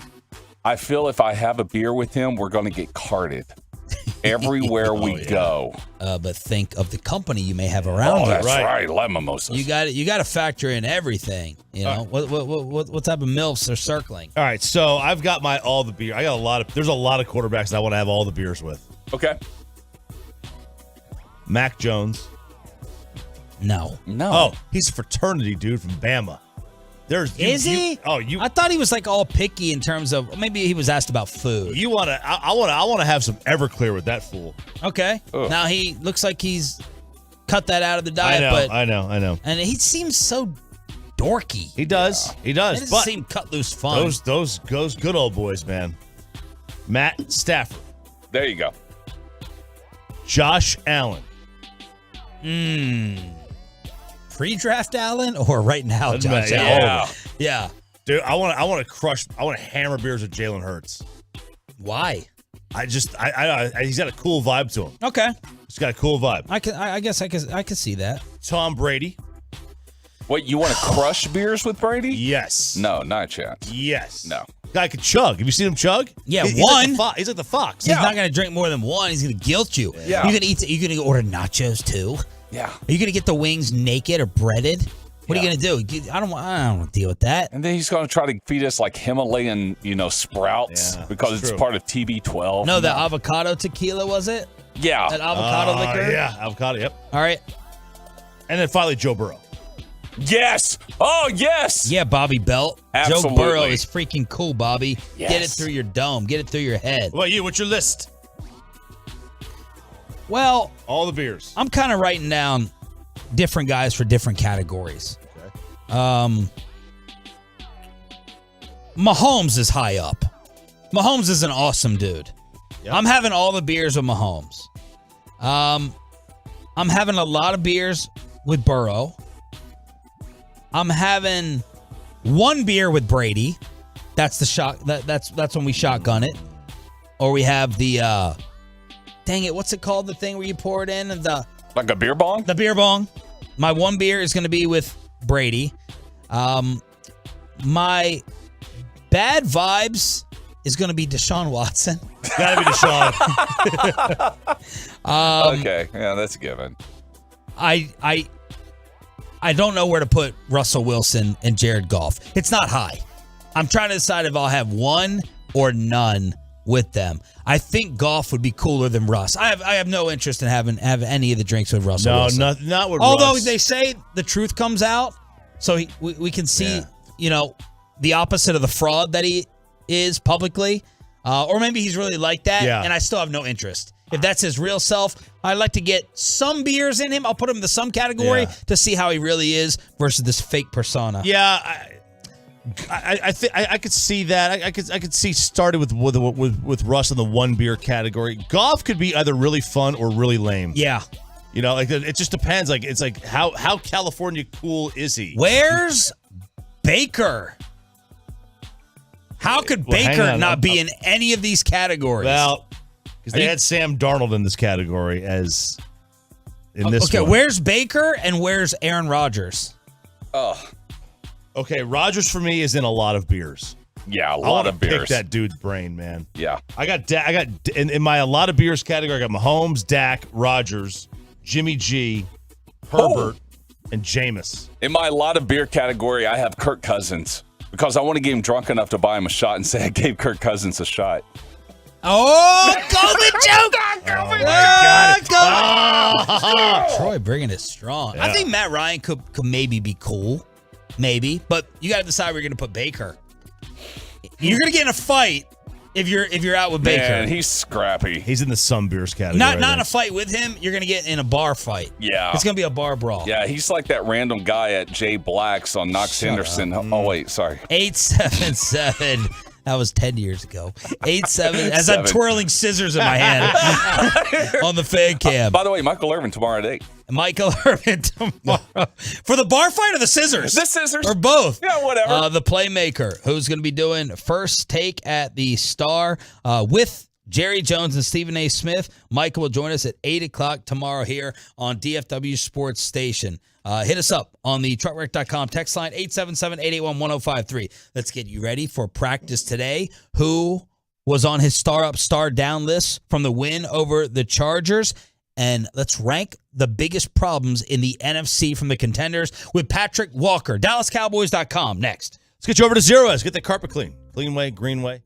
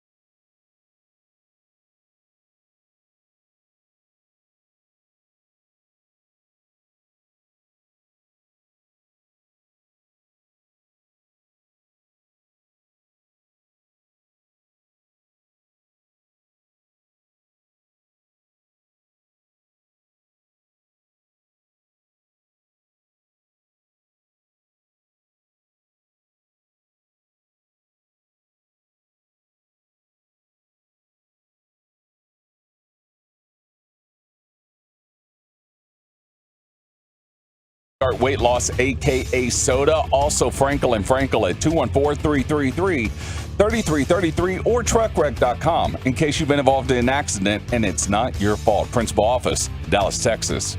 Every Tuesday and Thursday, we catch up with Patrick Walker from DallasCowboys.com here on Sean and RJ, your home of America's team. And Patrick joins us, brought to you by Ford, built for Texas, built for you. I love this one tweet.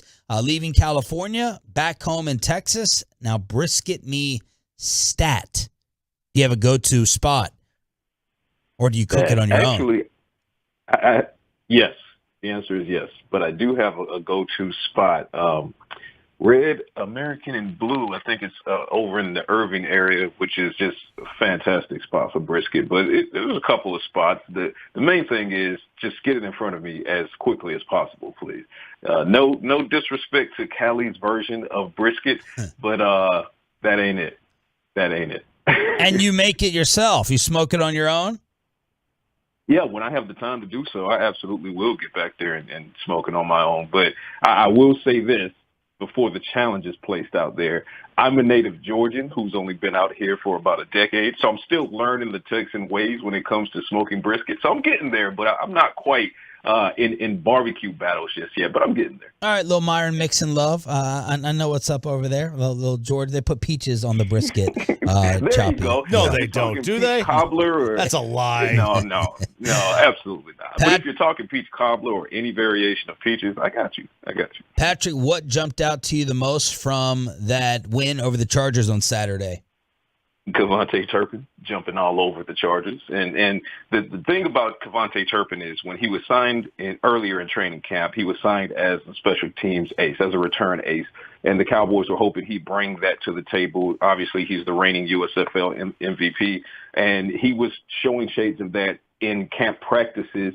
And it felt like in the scrimmage against the Broncos, in the game against the Broncos, and the two scrimmages against the Los Angeles Chargers, that he was always on the verge of having that one or two attempts that, turned into a crib session where he just took it to the house. And against the Chargers in that actual preseason game, he did not once but twice. 98-yard kick return for a touchdown, 86-yard punt return for a touchdown. So the Cowboys got validation on signing him as a return ace, and that basically solidified his spot.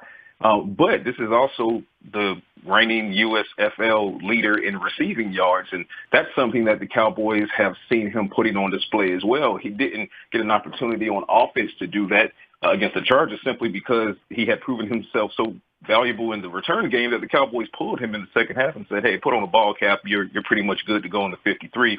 Probably won't even see him against the Seattle Seahawks. But Kevontae Turpin has come in and he's shown that he can be what the Cowboys need as a returner, but put a pin in the other side of that because he might just show you that he's much more than what meets the eye when it comes to the receiving game as well, because he had a highlight grab against the Denver Broncos against the Los Angeles Chargers in that second scrimmage. And he might be a problem there as well. So Kevontae Turpin, hats off, turbo-powered guys, turpentine in Dallas. Tristan Hill, has he shown a lot of those flashes in camp after we left, or was that kind of an above his head performance against L.A.? He's been building. He's been consistently showing progress in toward being a potential impact player for the Cowboys, and it's coming at a perfect time for Tristan Hill, former second-round pick who is entering a very pivotal season here with the Dallas Cowboys. And to this point, obviously, he's battled some injury. But when I spoke with Tristan Hill after the Chargers game, obviously, he had the hat trick, he had the sack fumble recovery. He was actually upset that he didn't get the touchdown on top of the sack fumble recovery. So that lets you know that he's always looking for the next thing that could make him better. And it's that kind of mindset that has him consistently improving over the course of 2022 training camp. And I think that he will, in fact, get better. And this is a great problem for the Cowboys to have when it's time to cut down their final roster after the Seattle game that's coming later this week. Because when it's time to have that discussion on the defensive line, who are you willing to risk to waivers? Because Neville Gallimore is going to be a starter. We've seen what Osa Odigizua is doing out in camp. We've seen what Chauncey Golston is doing out in camp. You're starting to see what Tristan Hill is not only doing out in camp, but that he can translate that to games. And there was a point that I made to Tristan Hill, which was very interesting, in that this is the first season in the NFL that he's had the same defensive coordinator for 2 consecutive years in Dan Quinn. Prior to that, it was a lot of bouncing around. You had Rod Marinelli, then he had Mike Nolan, and then Dan Quinn, and now Dan Quinn is back again. So that consistency, he believes, and I agree, is also helping his progression. So the Cowboys are, for lack of a better way to put it, they're loaded on that defensive line. And it's going to be a tough call, but I think Tristan Hill has done and shown more than enough to be on this roster. Patrick Walker joining us here on 105.3 The Fan. Is there a number of defensive linemen you think they're going to wind up keeping? Therein lies the difficult conversation. Are you going to run 10? Are you going to run 11? Because if you run, a +1, then you're going to have to go -1 somewhere else. Are you going to go -1 on the offensive line, which I wouldn't, because the offensive line is the crux of the success of this offense, and it has the biggest question marks on the interior offensive line, as well as who's your swing tackle. There's a massive Riddler-sized question mark there on who's your swing tackle. I think that they could go 10 or 11. You have to go at least 10, but I could see them going 11 just because of how difficult that conversation is going to be. Who are you going to risk the waivers? And then now you have to look, at the other positions. Maybe you run a -1 at the linebacker core because you do have Anthony Barr and Micah Parsons and Leighton Vander Esch and Jabril Cox, who is another takeaway of mine from the Los Angeles Chargers game. He played a large amount of snaps. He looked great in coverage. He still has to get his, both of his wheels back from suffering that torn ACL, but he's making good strides. You got special teamer in Luke Gifford, who can also provide depth there as well. So the Cowboys are going to have some difficult decisions to make. But if you're on that defensive line, if I'm Dan Quinn, if I'm Aiden Durde, I'm really pounding the table to keep as many of my guys as possible. Is Dennis Houston going to get squeezed out of that receiver room? I don't see how you could squeeze Dennis Houston out and justify it. He's had a fantastic camp, and, that's not being hyperbolic. He has quite literally had a fantastic camp. He's been playing with the first teamers for a lot of camp. He's developing a chemistry with Dak Prescott. He's already become one of Dak Prescott's favorite targets if you base that analysis upon how many times Dak Prescott looks his way. And he's doing it from all 3 positions. He's doing it as the X receiver. He's doing it as the Z. He's doing it out of the slot. His routes are some of the best routes of any of the receivers in Dallas Cowboys training camp. And that's not excluding anyone whose name is not CeeDee Lamb. So if you're not CeeDee Lamb, you're basically kind of being outplayed right now by Dennis Houston. So, yes, that applies to, rookie 3rd-round pick Jalen Tolbert, who has a lot of hype surrounding him. That includes Simi Fehoko, who himself has had a great camp as well. But right now, Dennis Houston has, in my opinion, made a very strong case for being on the 53, and I will be absolutely stunned if the Cowboys risk him to waivers. So you have 7 in your receiver room? I think it would run 6, but you would have to make the decision on what you're going to do there, because I would say CeeDee Lamb, obviously. You got to have Dennis. Yeah, obviously, right? You got to have Dennis Houston. I would go Simi Fehoko. You got to go Jalen Tolbert. But then this is where Kevontae Turpin comes in. You keep him on your roster, but then you tab him as your wide receiver. So there's a wide receiver there. You could run 6 because of Turpin, because if you can get Turpin looks in the receiving game and you see him getting end arounds, and hell, he took a couple of handoffs as well over the course of camp. If you can get Turpin in there, so now you got Noah Brown. Go along. You do have Noah Brown as well, who's also having a strong camp. See, these are the fun conversations when they're tough, right? They're tough decisions that have to be made, as opposed to saying, oh, well, you got all these guys, but you don't really have anybody who can make an impact. The Cowboys have a lot of guys who can make an impact. But you know what, guys? This is why the Cowboys didn't go out and sign a veteran when James Washington went down, knowing that they won't have he or Michael Gallup to start the season. It's because these young guys are stepping up big. So the Dennis Houston conversation, you got to have them and just figure it out. What's the schedule for today? They back on the practice field?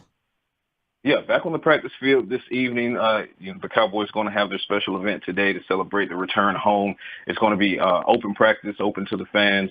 So that'll be later this afternoon. And then Cowboys will have this pretty much the same schedule tomorrow. So today and tomorrow, open practice for the fans to come out to the Star in Frisco, enjoy some Cowboys practice, welcome the guys home, bring some brisket if you're so inclined.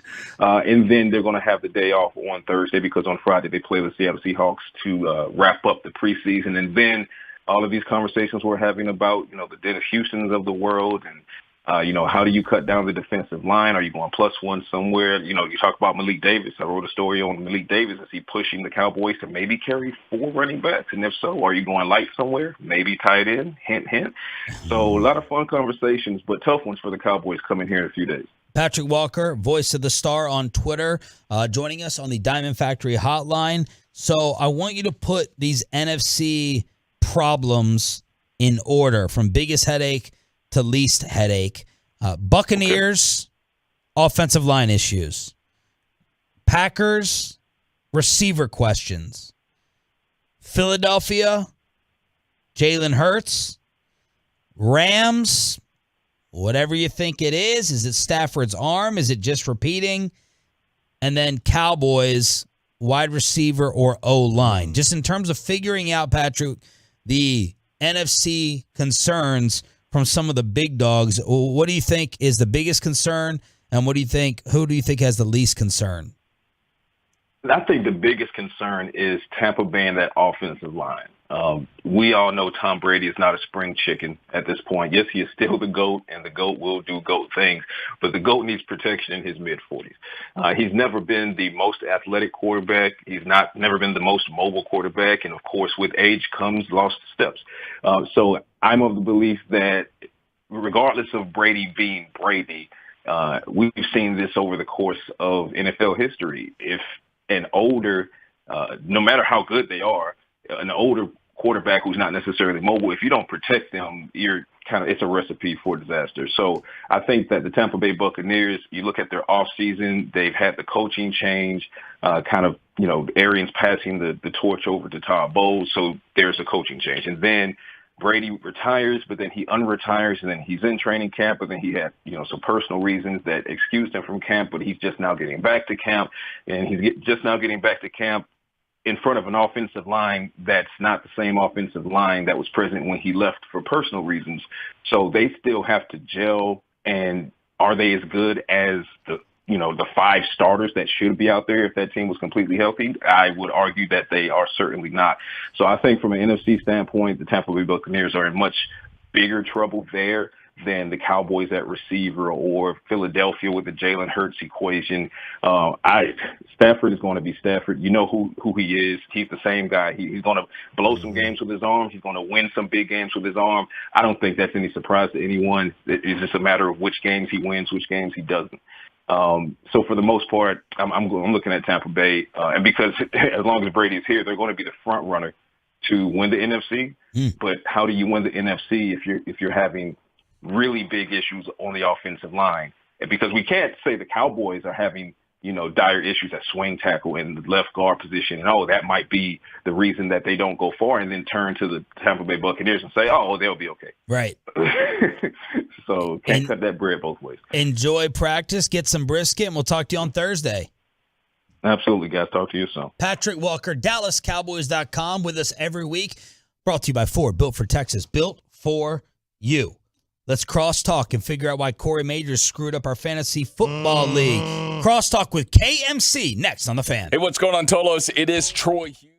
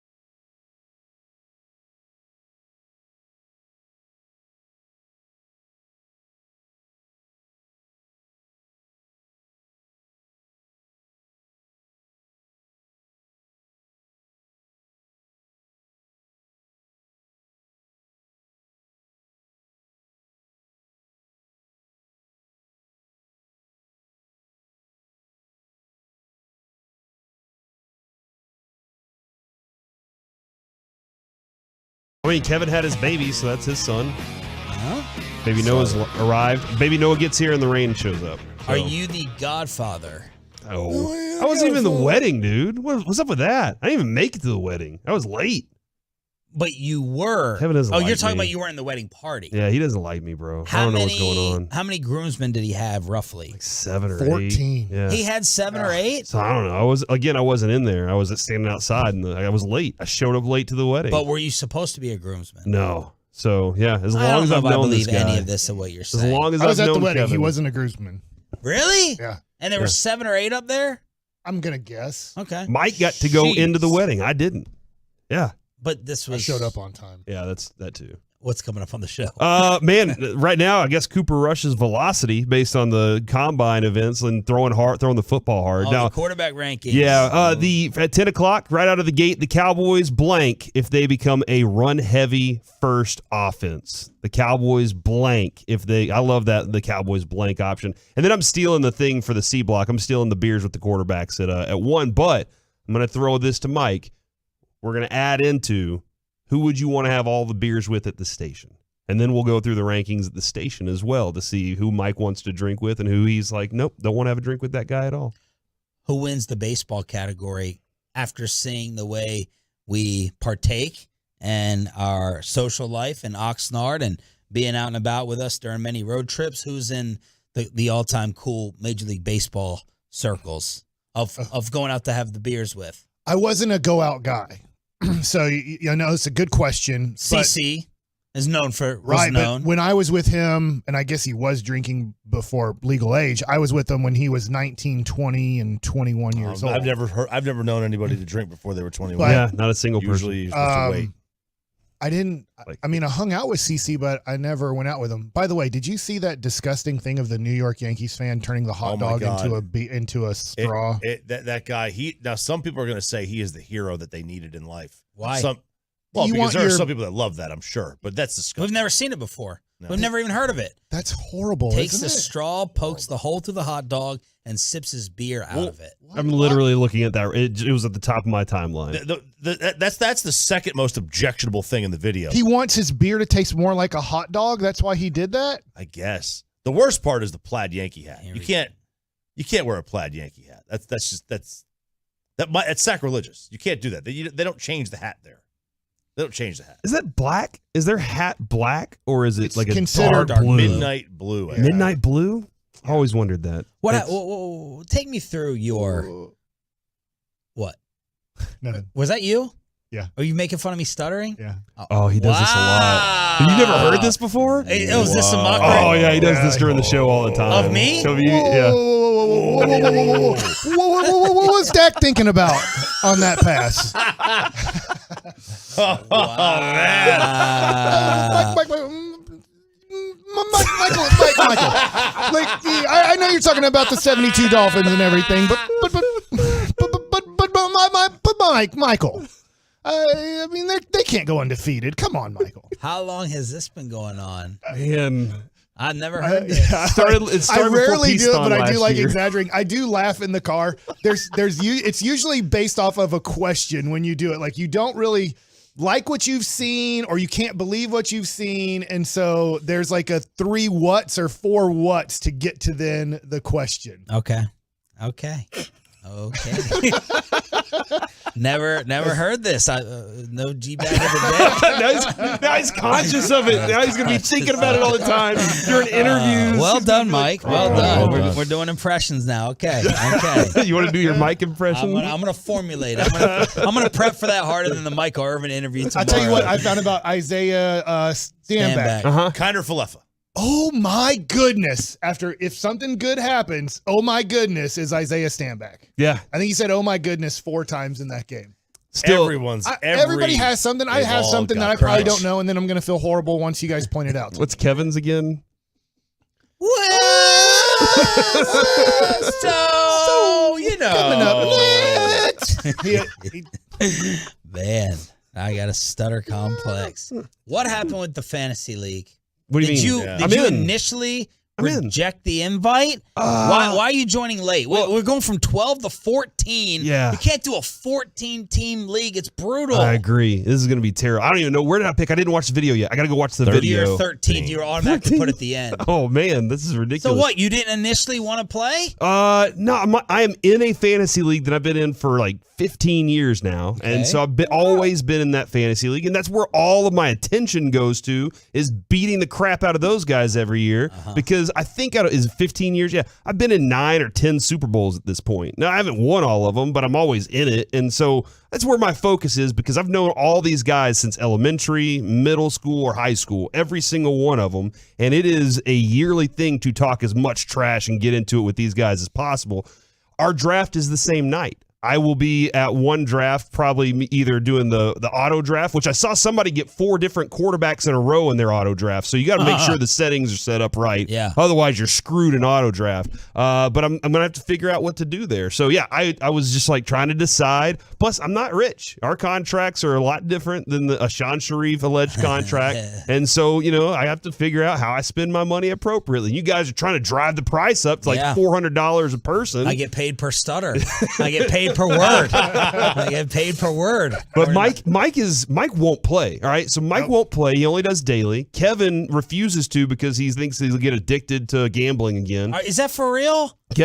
Was he addicted to gambling? He's just like, he played fantasy sports a couple times, and he was like, it consumed everything. Like, it took up all my time. I couldn't do anything else. This kid is so weird. Yeah, he is. He's a weird once fella. I draft, I don't even look at my team anymore. Earlier this morning, whenever y'all were talking about like who goes with each school, which celebrity, I really did think you would drop Kevin in there for Duke. I was like, oh yeah, like Kevin's the most Duke guy we know, but it's not a celebrity on that status, of course. It's only local celebrities. Mike, like you don't play in a bigger baseball group league? I No. thought you used to. I used Like a for long big time money. ago. 2015 was my last year to play fantasy football the way most people play it. And part of it was because I was still a huge Cowboys fan back then. And after the 2014 season, I drafted Tony Romo and Des Bryant.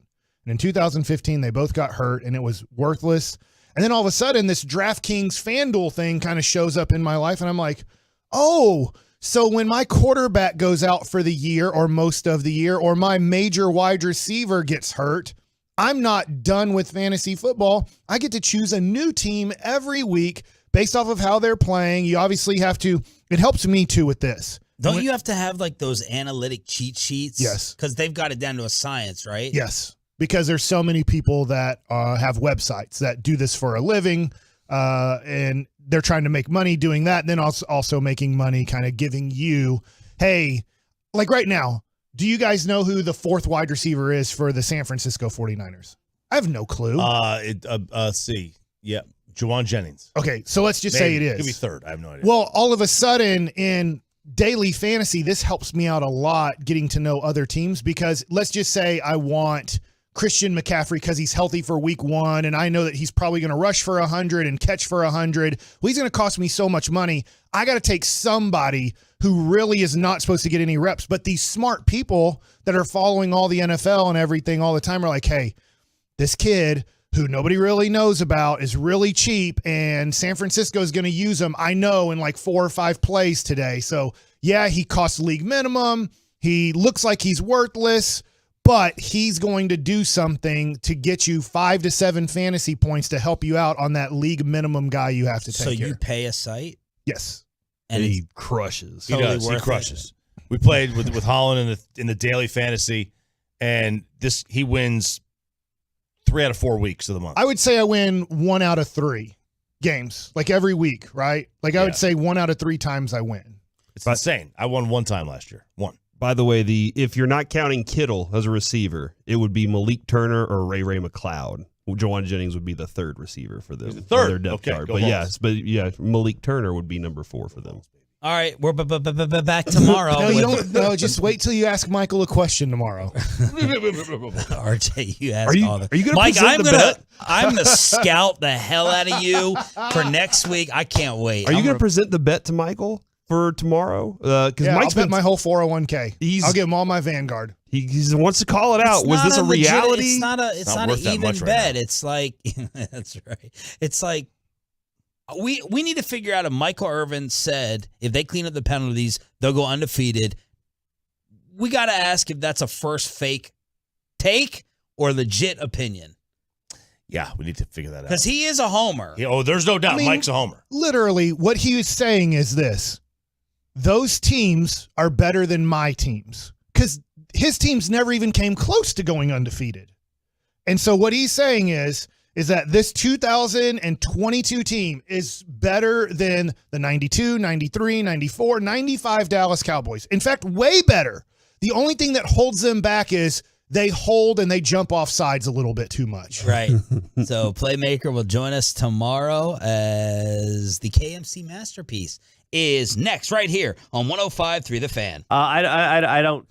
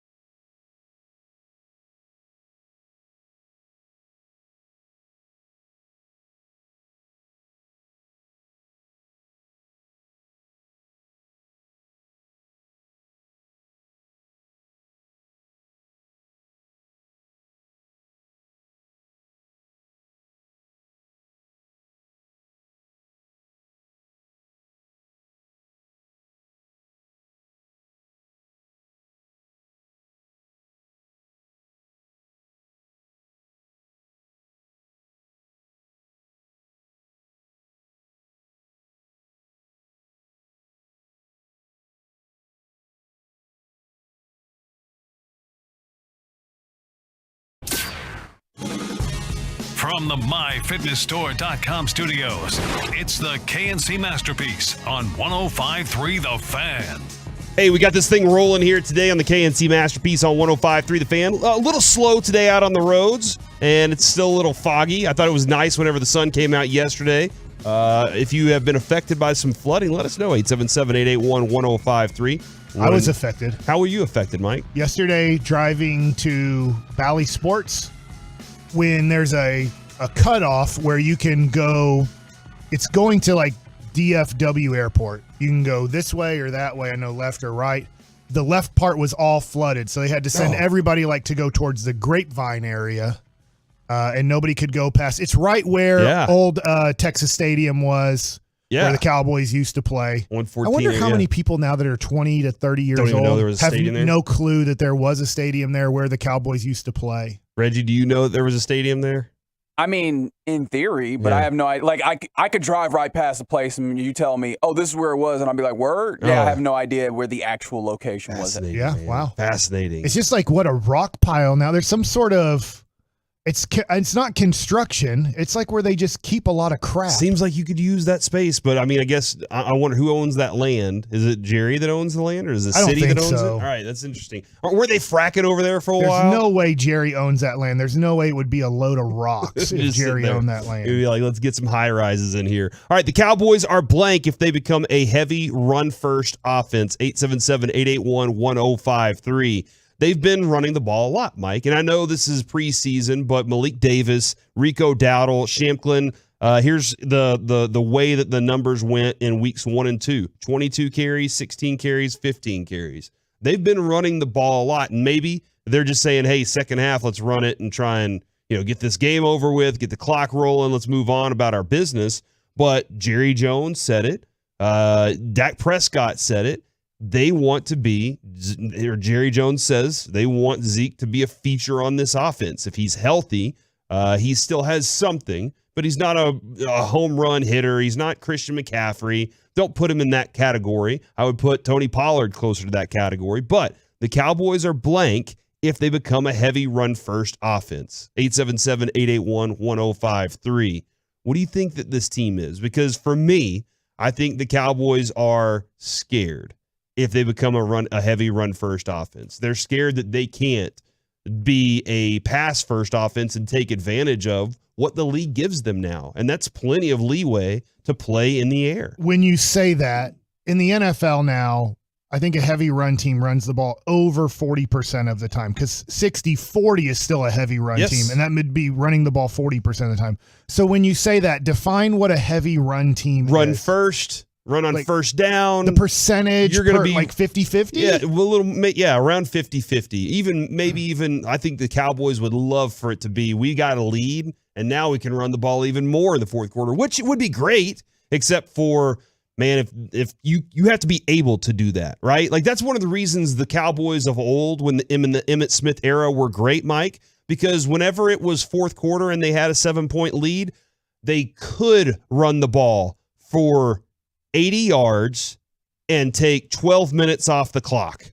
That was something they could do. Now, it seems like, you know what, fourth quarter, we're trying to run the ball. Man, that's a 3 and out, and we just turn the ball over, and the opponent has a chance to come down and score on us. And that's the difference, is you want that in the fourth quarter, but do you want to be like, all right, this is how we're starting all of our games. First down, they know we're going to run and not be successful at it. That's my big concern. Like the Browns are a 5 yards a carry team. That's what they do. They run the ball well with Nick Chubb and Kareem Hunt, whoever they have back there. But they know they're going to get big yards out of it. Not, hey, you know what? We might get a loss here and then a 3-yard gain here. That's not going to work for this team. 877-881-1053. And the texts are coming in from the 214, balanced if they are a heavy run first offense. So you think that then that they are not that they were too pass happy last year. The Dak stats got padded because they were passing the ball so much from the 214.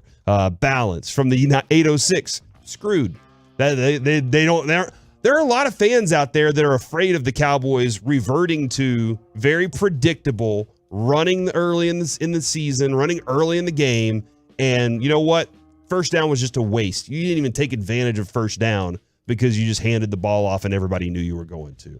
I'm looking at this. Last year, the Cowboys passed the ball 647 times and ran the ball 473 times. Wow, so that is almost a 60-40 pass-happy offense right there, right? Like, that's the number you were kind of throwing out I feel like 70-30 is pass-happy. I feel like, I don't know if – I'm going to click on Cleveland real quick as maybe you can look at some other people to see, because Cleveland, to me, would be the most run-happy team last year because they had – their quarterback was hurt and also not playing well. So I'm clicking on the Cleveland Browns stats last year. They threw the ball 520 times and they ran the ball 485 times. So they still passed a little bit more. That's almost a 50-50, like very close to a 50-50 split. You'd say 52-48. Yeah, in a game, I think you would probably say that they might even run the ball 50-50 sometimes and the other way around every once in a while. So that's interesting to see that. So per teamrankings.com, we've got pass percentage. Leading the league was Tampa at 66%. Give or take. Okay.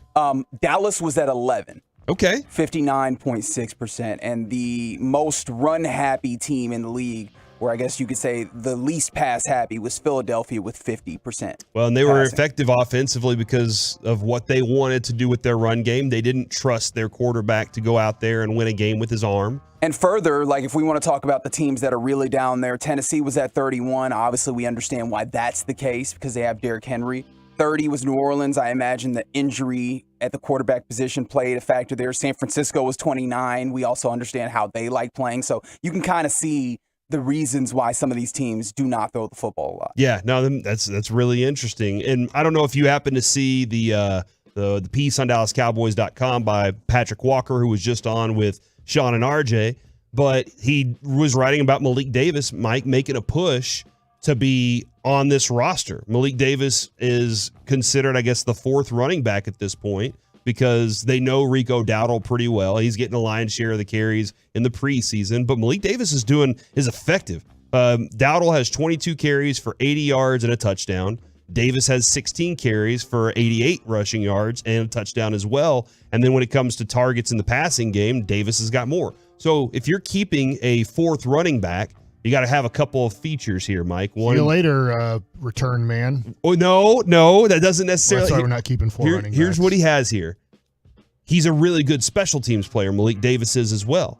And if he's a good special teams player, that means you can go short on tight ends. Mike, you were bringing this up yesterday. Hey, I can start shaving down my tight ends group, and I'm already looking at Dalton Schultz saying, see you later. Well, in the future, I don't have to pay you like a Travis Kelce. I can pay this Ferguson guy.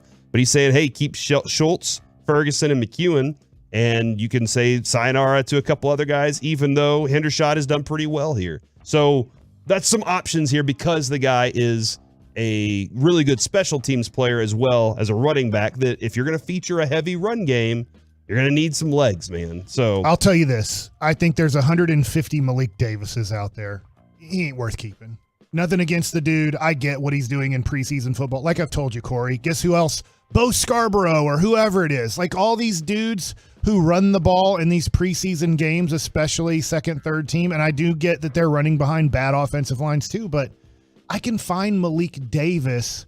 There's 150 Malik Davises out there. He's not worth keeping. And the other thing, too, is I'd tell you is go to people who have to do that, like Brian Broaddus, 53, and you'll find when you start keeping Turpin and Malik Davis, you're like, oh, crap, I can only keep 3 linebackers. Oh, crap, I can only keep 4 defensive tackles. Oh, crap, I can only keep 5 defensive ends. And then you're like, wait a second. Would I rather keep Chauncey Golston or would I rather keep Malik Davis? Mm-hmm. And then that's where people like Malik Davis, who did a good job so far. I know there's a Friday game, but that's where they can't make the team. There's just not enough room on this team for 4 running backs. Do the Cowboys want him to clear waivers and him to be on the practice squad? I bet they do. I bet that they would love for him to be there. So if there were injuries or an injury to Zeke or Tony Pollard, they would have Malik Davis to then bring up from the practice squad, and then you'd have, let's just say it's Zeke who got hurt. Then you have Tony Pollard and Rico Dowdle as your guys that are running the ball that week. And then Malik Davis gets activated from the practice squad or bought from the practice squad, however you want to say it. And then he is maybe on the active roster on game day. But I just don't see how in the world you start putting together 53 spots and go, okay, we're only going to go with 6 offensive linemen this year. I don't think that's going to be possible. I agree with you, Mike. I don't think that all the offensive linemen that are currently on this team deserve to be on this team because whenever they make their decisions on offensive linemen, I think you're going to have an offensive lineman. You're just like, we have to have this guy on the team because what if? Like you have a lot of backup contingencies you have to deal with unless you're Will McClay and you're very confident that at any point you can just be like, I'll get a guy off the street and we're going to be just fine. But I'm not confident enough to believe that right now. Will McClay, maybe. I don't know. But I totally understand that, Mike. That maybe we need to do that. Maybe Friday that's a good topic for Friday. Let's go ahead and put our 53 out there because it might be practice where we're like, holy crap, we didn't realize how many good players we're going to actually have to let go of, or how many crap players we are actually going to shave off of this team at this point. You say 150 Malik Davises. I think you probably then feel the same way about Dowdle, right? Like there's 150 Dowdles out there. I actually do. Pollard. No, there's not. Okay. Pollard's going to get paid $8 to $10 million a year after this season is over. I'm guessing it could be a hair less. It could be way more than I think. I guess it matters how well the season goes. But yeah. no, there's Pollard's Tony a special Pollard kind and of Rico player. Dowdle. They don't compare. That's like saying Tom Glavine and Mike Bassick. Yeah, we're both left-handed and we both have the same repertoire. That's like saying, I'll give you this, Cole Reagans and Cole Hamels. Well, I mean, Cole Reagans has done his whole game off of Cole Hamels. So Cole Hamels' motion is his way. His pitch repertoire is that way. But you want to compare a borderline Hall of Famer, and I'm not saying Tony Pollard is, but you want to compare that to Cole Reagans because they both are left-handed and they both play the same position and they both have similar stuff. You're like, yeah, but it doesn't work the same way. And Rico Dowdle is, I guess, a decent or a good third-string running back. Yeah. It's not hard to find third-string running back. Okay, but then I guess I'm asking more about, well, what are your feelings on Pollard? Is you put him, how we do the Jalen Brunson's a top whatever player? Would you put him in a category of like, this is a guy who is, he is a big part of what your offense I will put him in borderline top 32 running back, so right at the end of a starter. Because not everybody's starter is a good starter. Right. Okay. But here's the deal. It's all potential with him. Potential means this. You've done nothing. If they said, hey, Corey and Kevin, you guys have potential, that means you guys actually aren't good. Mm-hmm. But we think you could be good. Mm-hmm. And Tony Pollard has done more than that. So we've seen what he can do. But really, Tony Pollard is just potential. When you're saying, could he be a guy who runs the ball 15 times a game? Could he be a guy who also catches the ball 5 times a game? What would he do if he had 20 touches a game for 17 games? That's all potential thinking in your brain. He's done it for a few games, and he's been successful with it. But if you're saying he needs his Jalen Brunson moment where he gets his time to shine. Right, I know, right? And Jalen Brunson's still potential. I mean, New York gave him a crap load of money for the potential that they think that he can do that for 82 games and then do it in the playoffs on a different team. I like that. That's a really good comparison for those guys. Now, I'm not going to say that Zeke is Luka by any means, but there was a time when we thought Zeke was Luka. They both ate, their way out of like shape in the offseason. From the question is, the Cowboys are blank if they are a heavy run first offense. From the 903, Cowboys are pimps if they do that. From the 682, the Cowboys are a Super Bowl contender if they can run the ball and play defense. See, this is, Mike, over the years of being on this station, I have seen things go from so positive to so mixed on this team in so many different times. And this is one of those years where they're coming off of winning the division, coming off of a poor playoff performance, and they have kind of the same team without some big-time names on the team. And now everybody, it seems like there's more mixed of a variety of what people think that they're going to be doing this season. Corey, can I, in my true Reggie fashion, can I ask you to clarify something? Yeah. Because I think that there's a couple of different ways you can look at this. If they are capable of running the ball consistently in a run-heavy offense, or if they just try to run the ball a lot, because those are different things. Mm-hmm. If you call a whole bunch of run plays, you're a run-heavy offense. However, if you are capable of actually utilizing in that and getting 4 or 5 yards of carry, that's a different thing. And that's why I think. Oh, Reggie. I think I think there's a little bit of difference on the fan text and the response in that way. This is what happens when you give the guy the get right at night, and he's got to do this show as well. I mean, sometimes the voice it hits you, man. You got to get some honey and some lemon.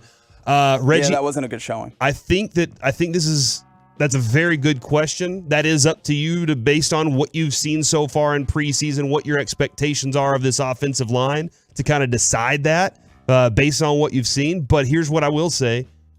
Right now, just right now, based on watching Tyler Smith against second teamers or whatever he's going up against, Mike, I see run the ball behind him and Zach Martin. I'm feeling pretty good.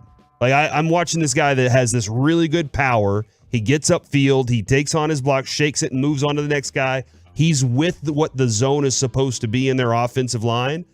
I personally still don't think he's going to be your first day left guard. I will say I still think McGovern just ekes it out barely. But if Tyler Smith is your left guard and you can run behind him and Zach Martin, I'm feeling pretty confident going into this season, and I think that they'll probably feel confident in the same way. Coming up next here on the KNC Masterpiece, let's talk with Mickey Spagnola next on The Fan. All right, let's talk about road trips.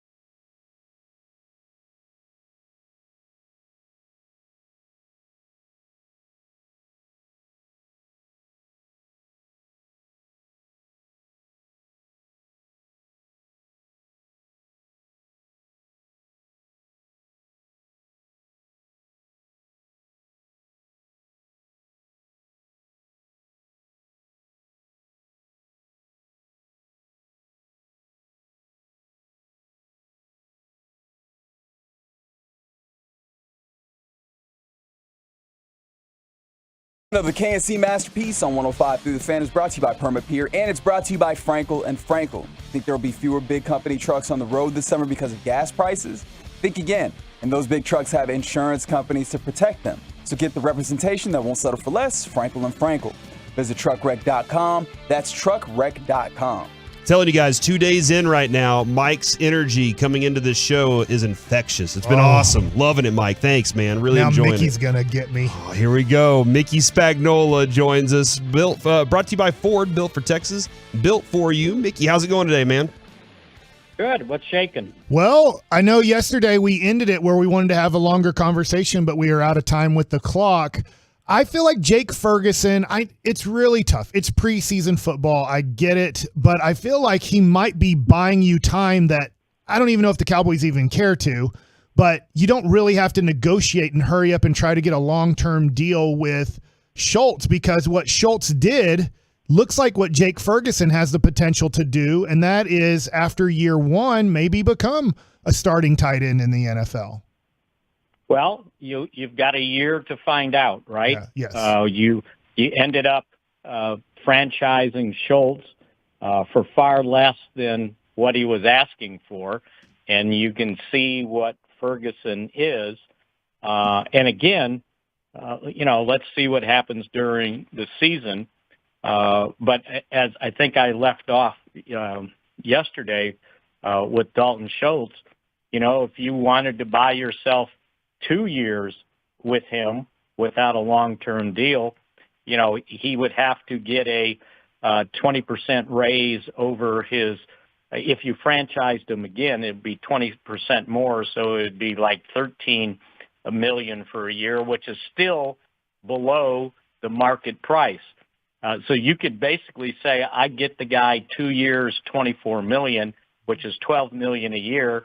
And I'm sure he was asking for 14 to 15. And if you look at some projections, Mike, his market value was up there at $14.5 million a year.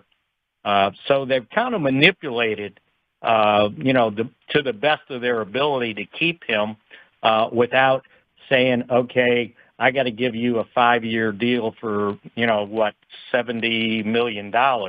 And that buys them time to see what Ferguson can do. I love what you're saying. They're kind of in a good situation with both guys right now. As long as we don't do the hold-in thing, right? Where like next year Dalton Schultz shows up to camp and then refuses to practice, how players are doing that. But right. I mean, the thing is I do know it's very tough because you want the guy practicing, you want the guy on the team. I'm sure coaches put pressure on the front office at times going, hey, can we just get it done? I need him on the field. He's very valuable to me. And then you give in and give the guy somewhat everything he wants. But, I mean, there is the kind of tough organizations that say, hey, that's fine if you want to sit out the rest of your life and never play football again. You can do that too. Yeah, if the sit-in thing, I know I'm going way ahead, but I do like what you're saying about Dalton Schultz being on the team not only this year, but next year under a good price. Yeah, and I would think you would have a hard time turning your nose up on $14 million, right, for one season. But again, what everybody worries about is having to play on 1-year deals and risking injury, and then you can't market yourself the next year if you're a free agent and they don't franchise you again. I mean, that was one of the, if you think about it, what Dak did, he took a big chance on playing that year without a long-term deal, right? And play on the franchise tag. And what happened? He got hurt.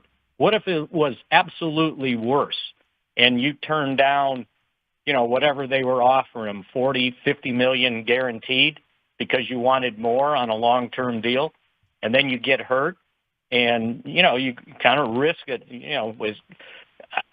I don't know how many times somebody gets a career-ending injury anymore because they kind of fix everything these days, but it could happen, right? So to me, you bet on yourself, but you're also betting on good health too if you don't sign a long-term deal and play on the franchise tag. Mickey, I'm kind of curious, how far away are you feeling, or are you from feeling confident that we can just run the ball behind this Tyler Smith kid? Yeah, he's shown he's pretty darn good.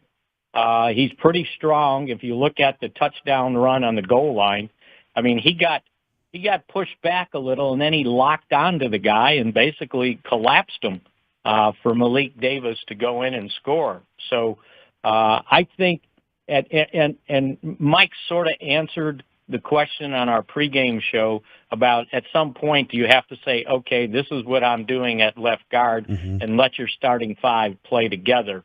And he made it sound like they were getting close to that would be the optimum thing to do, but they want to make sure, they've got it right. So I'm thinking, who knows, maybe, 2 practices this week and you say, okay, he's my guy going into the last preseason game. But for now, the competition continues with Connor McGovern, but I think it's getting closer that Tyler Smith wins that left guard spot. By the way, you meant Mike McCarthy earlier when you said Mike told us this, right? Oh, I forgot again. Thank you. Yeah, because I wasn't part of that press conference for that moment. Hey, Mickey, for today, this is a fun event for Cowboys fans, correct? There's a lot of stuff going on at the Star today. Yeah, they're basically doing another camp opening for the fans tonight with kind of an opening ceremony for the 2 practices that will be held open for the public tonight and tomorrow night. So, they're supposed to have the cheerleaders there, and I'm sure Jerry will talk beforehand. And the practice will start at 6. The Ford Center is open, free admission, free parking, and so I think they're hoping that the weather doesn't spoil and the crowd, and they get a pretty good turnout for the practice today and tomorrow night, which is one of the reasons why they have the ability to go inside, because if they couldn't, there's really nowhere to house fans at the practice facility at the Star outdoors. So this is kind of a neat thing, and we'll see if the people take advantage of that. And it's a free chance to see the Star too. I mean, the Ford Center, if you've never been there. Mickey, have you ever asked the players how are they distracted by those things, or is it just part of being a Cowboy? What's the general thought from players about the way the Cowboys operate those things? Yeah, I think that's what you get. Okay. If you get the notoriety of playing for the Cowboys and the exposure and the fact that you get to play, 5 nationally televised games during the season, then there's a trade-off, right? And this is what comes with it. And I think they get, somewhat used to it. I think the trip to Denver for the practice and then come back and then go down to Irvine and Costa Mesa for the other practice, I think that might have gotten a little too much just because they only went to Denver for the one practice.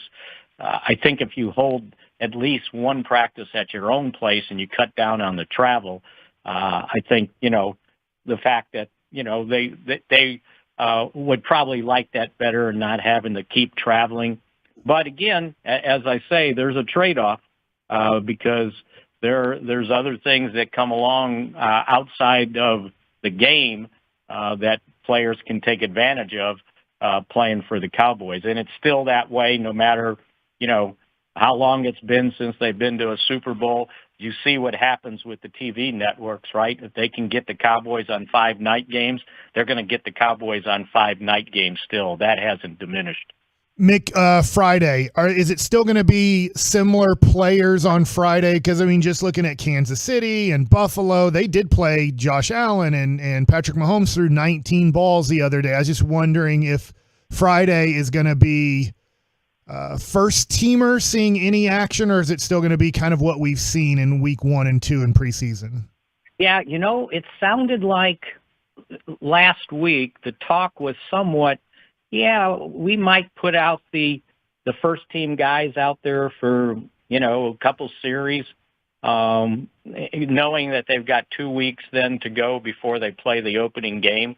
Now, it's always a kind of grit your teeth type thing, right? Because the last thing you want to do is get somebody significantly hurt in the last preseason game that, is meaningless. So it's getting guys out there for a couple series worth that risk. It's hard to weigh, right? But you're right. A lot of other teams played their starters in the second preseason game. So I think it'll be interesting to see how they treat it. They've kind of kept it close to the vest on what exactly they were going to do, and maybe somewhat might decide on, what's Seattle going to do. Because coaches talk before games, and it's like, okay, you're going to play your guys, you're not playing your guys. We want to do this. What are you going to do? But I think there is a possibility. And this is interesting. I remember talking to Tony Romo about, playing preseason games, and he always wanted to play an away game in preseason because he said, I want to get back to used to getting in my routine on the road, like going out before the game and figuring out where the game clock is, the play clock is, remembering how to look for that stuff, dealing with, maybe a little bit of crowd noise, which you're obviously not going to get for a home game, but just kind of getting back in that routine of playing, and it's not a practice. And so I think there's some advantages of it, and, you can argue it both ways, and, whichever turns out well, then it's right? If you get somebody hurt, then what the hell are you doing? So I don't know that it's so cut and dry that they just play all the backups again on Friday night. Mickey, we really appreciate your time, man. We will catch up with you tomorrow after this practice gets underway, man.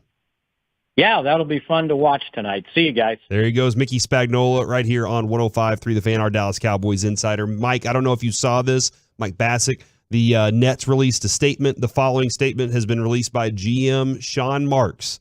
Steve Nash and I, together with Joe Tsai and Clara Wu Tsai, met with Kevin Durant and Rich Kleiman in Los Angeles yesterday. We have agreed to move forward with our partnership. We are focusing on basketball with one collective goal in mind, build a lasting franchise to bring a championship to Brooklyn. Does that mean that other dominoes can now start falling for the NBA, or what? You know what? To your point, yeah, I think so. I think now that you know that Kyrie Irving and Kevin Durant are Brooklyn Nets to start the year, and I guess the same with Ben Simmons. Not that Ben Simmons, like they were talking about moving him, is that the Nets are done. The Nets are going to bring back the New Jersey Net, the Brooklyn Nets. Yes. My gosh, I went through every place they've been.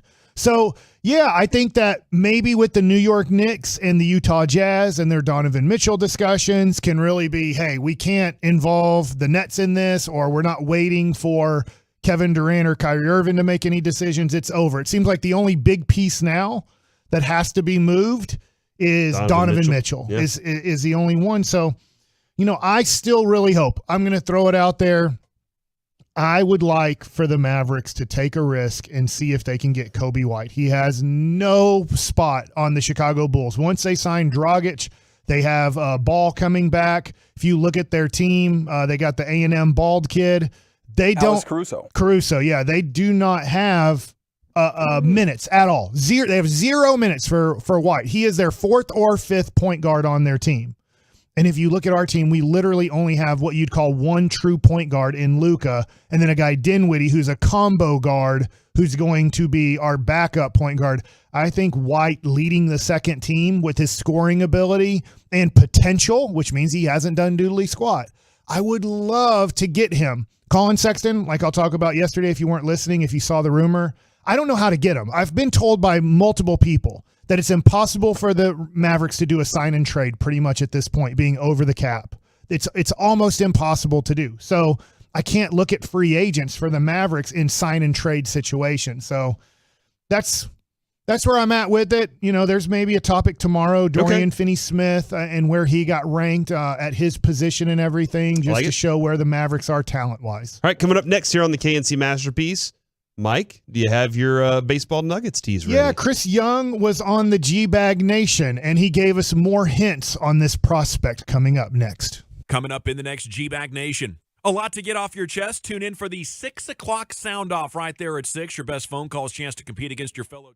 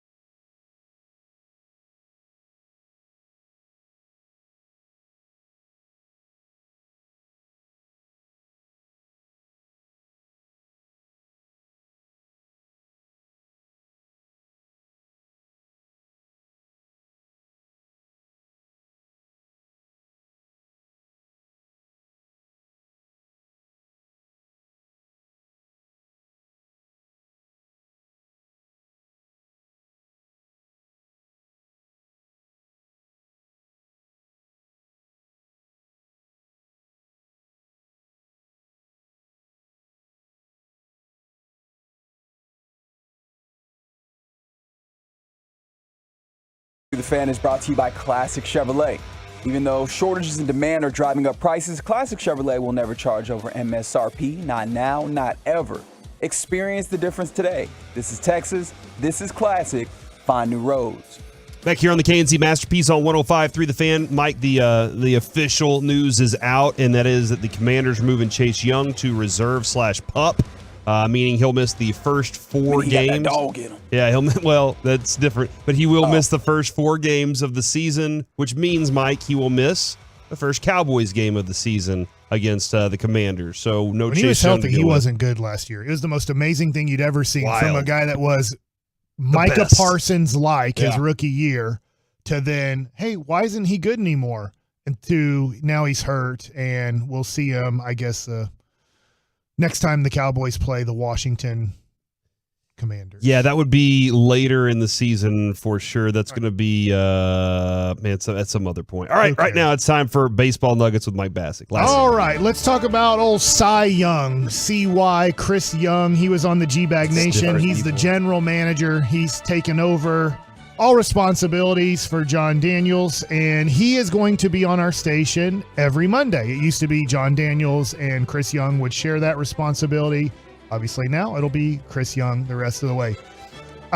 They asked him about Ray Davis, because Ray Davis in his press conference, when he said, I'm firing John Daniels and Chris Young is taking over the responsibilities, all the responsibilities that JD had being the general manager, he said he needs 2 frontline pitchers and a middle of the order bat. We talked about that a little bit yesterday. We didn't get too specific into names, but here was Chris Young's response to Ray Davis saying that's what he wants this offseason.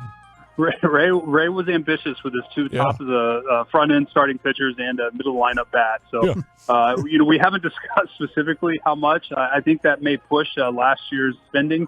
I don't anticipate us spending like that again, but nonetheless, we are assessing our needs. We'll meet with Ray again soon and really walk through what the best options are, the best ways to spend the money, the best ways to allocate our resources, and we'll also explore the trade market as well. So we have a lot of work to do, but I think they're exciting times. Ray has been unbelievably supportive. He is committed to giving us the resources we need to build a winning team, and we're gonna make sure we do that.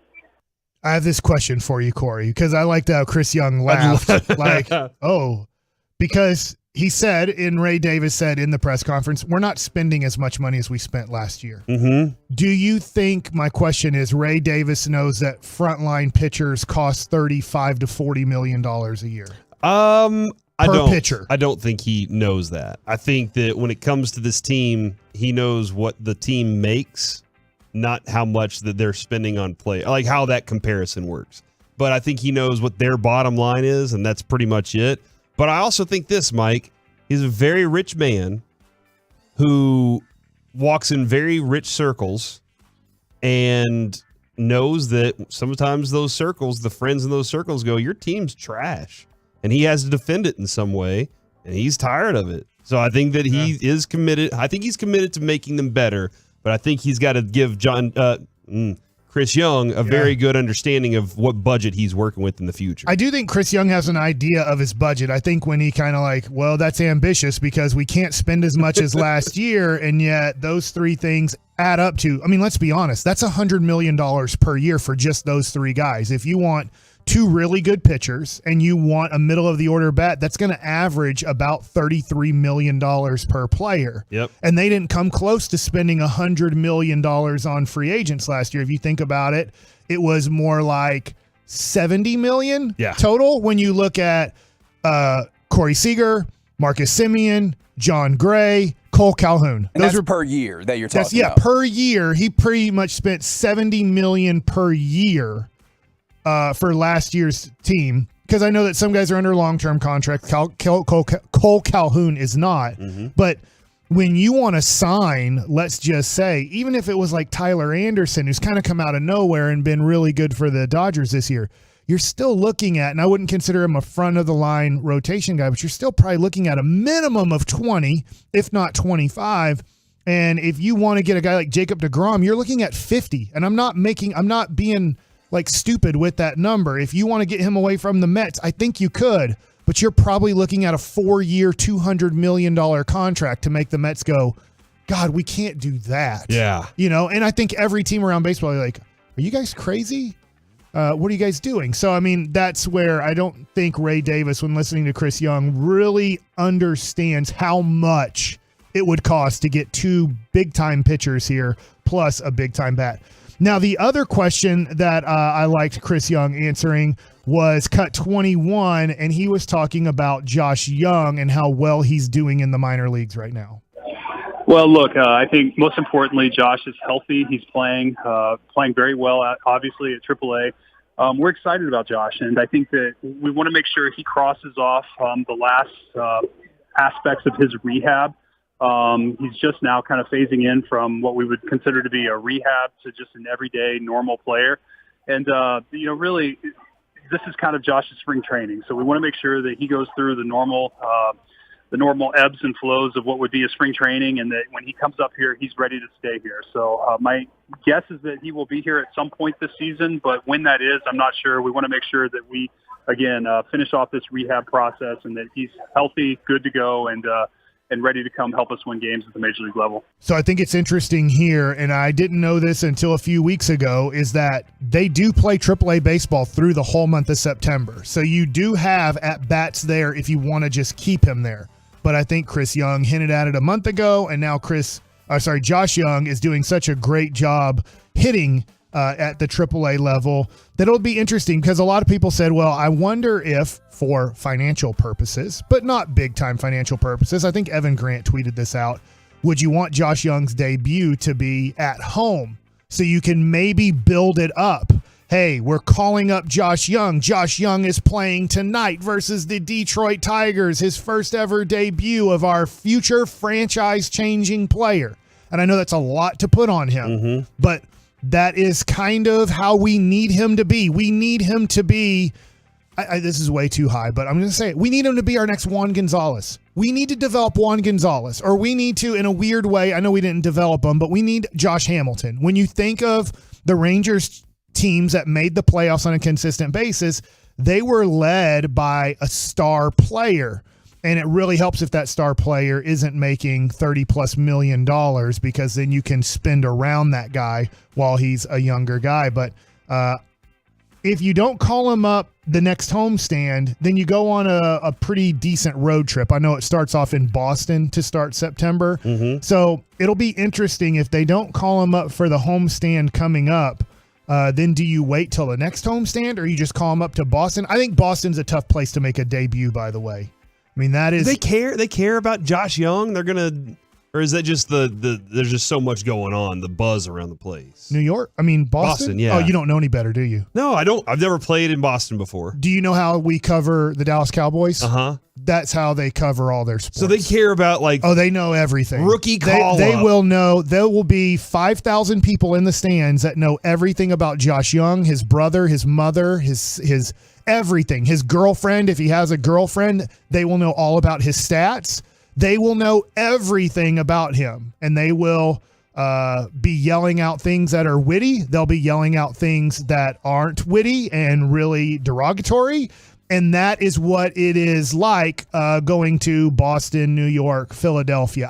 I think we have no clue on how popular baseball is in the Northeast. And I get football's still more popular. The Eagles are more popular than the Phillies. And I think at this point, the Patriots are more popular than the Red Sox, which has happened over the last, 10 to 15 years where that's kind of changed, even though the Red Sox have become a winning franchise again. But it is not an easy place at all to make a debut. So, like, if you make an error, they're on you, and then if the next play you make, they're mock cheering you. Oh, man, if you're a rookie, too. Hey, nice play, you F-stick. You finally made one. You C-word. F-stick? Fun stick. Yeah. That's what he meant by that. Oh, man, I love fun sticks. Fun sticks are good. Fun dip. Yeah. This is a different league up here, you what little kid. Thank you for stopping. Yeah. Childish baseball player. That's our boss is from there. He could knows, tell you what it's like. If you're sitting down the third baseline or in the outfield where the bullpen is. It's a you have no clue. I would tell every Ranger fan, if you're a true fan of baseball, you really need to make a trip up to the Northeast and see if you really like, you'll get to see a historic ballpark in Fenway, but then get to see what fans of a different team that are really passionate about the sport, what they say, not only about like the Rangers, but also about their own players too. Like it is a Dallas Cowboy environment when you go up there. Then And you need to like prepare that child for that moment of, hey, this is how you toughen up. This is how you get, like, you're going to get tough tonight. And if you don't, you're never going to make it in this league. So I am going to do this for Mike Likes It. I'm going to tease it already because I think this is really important. The updated farm system rankings of 2022 have come out by MLB.com. And I wasn't able to get to that, talking about the Chris Young interview. We're going to go over that at 12:40, where the Rangers sit and the team that just won't go away. All right, looking forward to it. Coming up next here on the KNC Masterpiece, the NFL's most watchable teams, and who do you think the most boring are? Next on The Fan. Blasting out 100,000 watts of FM sports talk power and streaming 24/7 on the Odyssey app.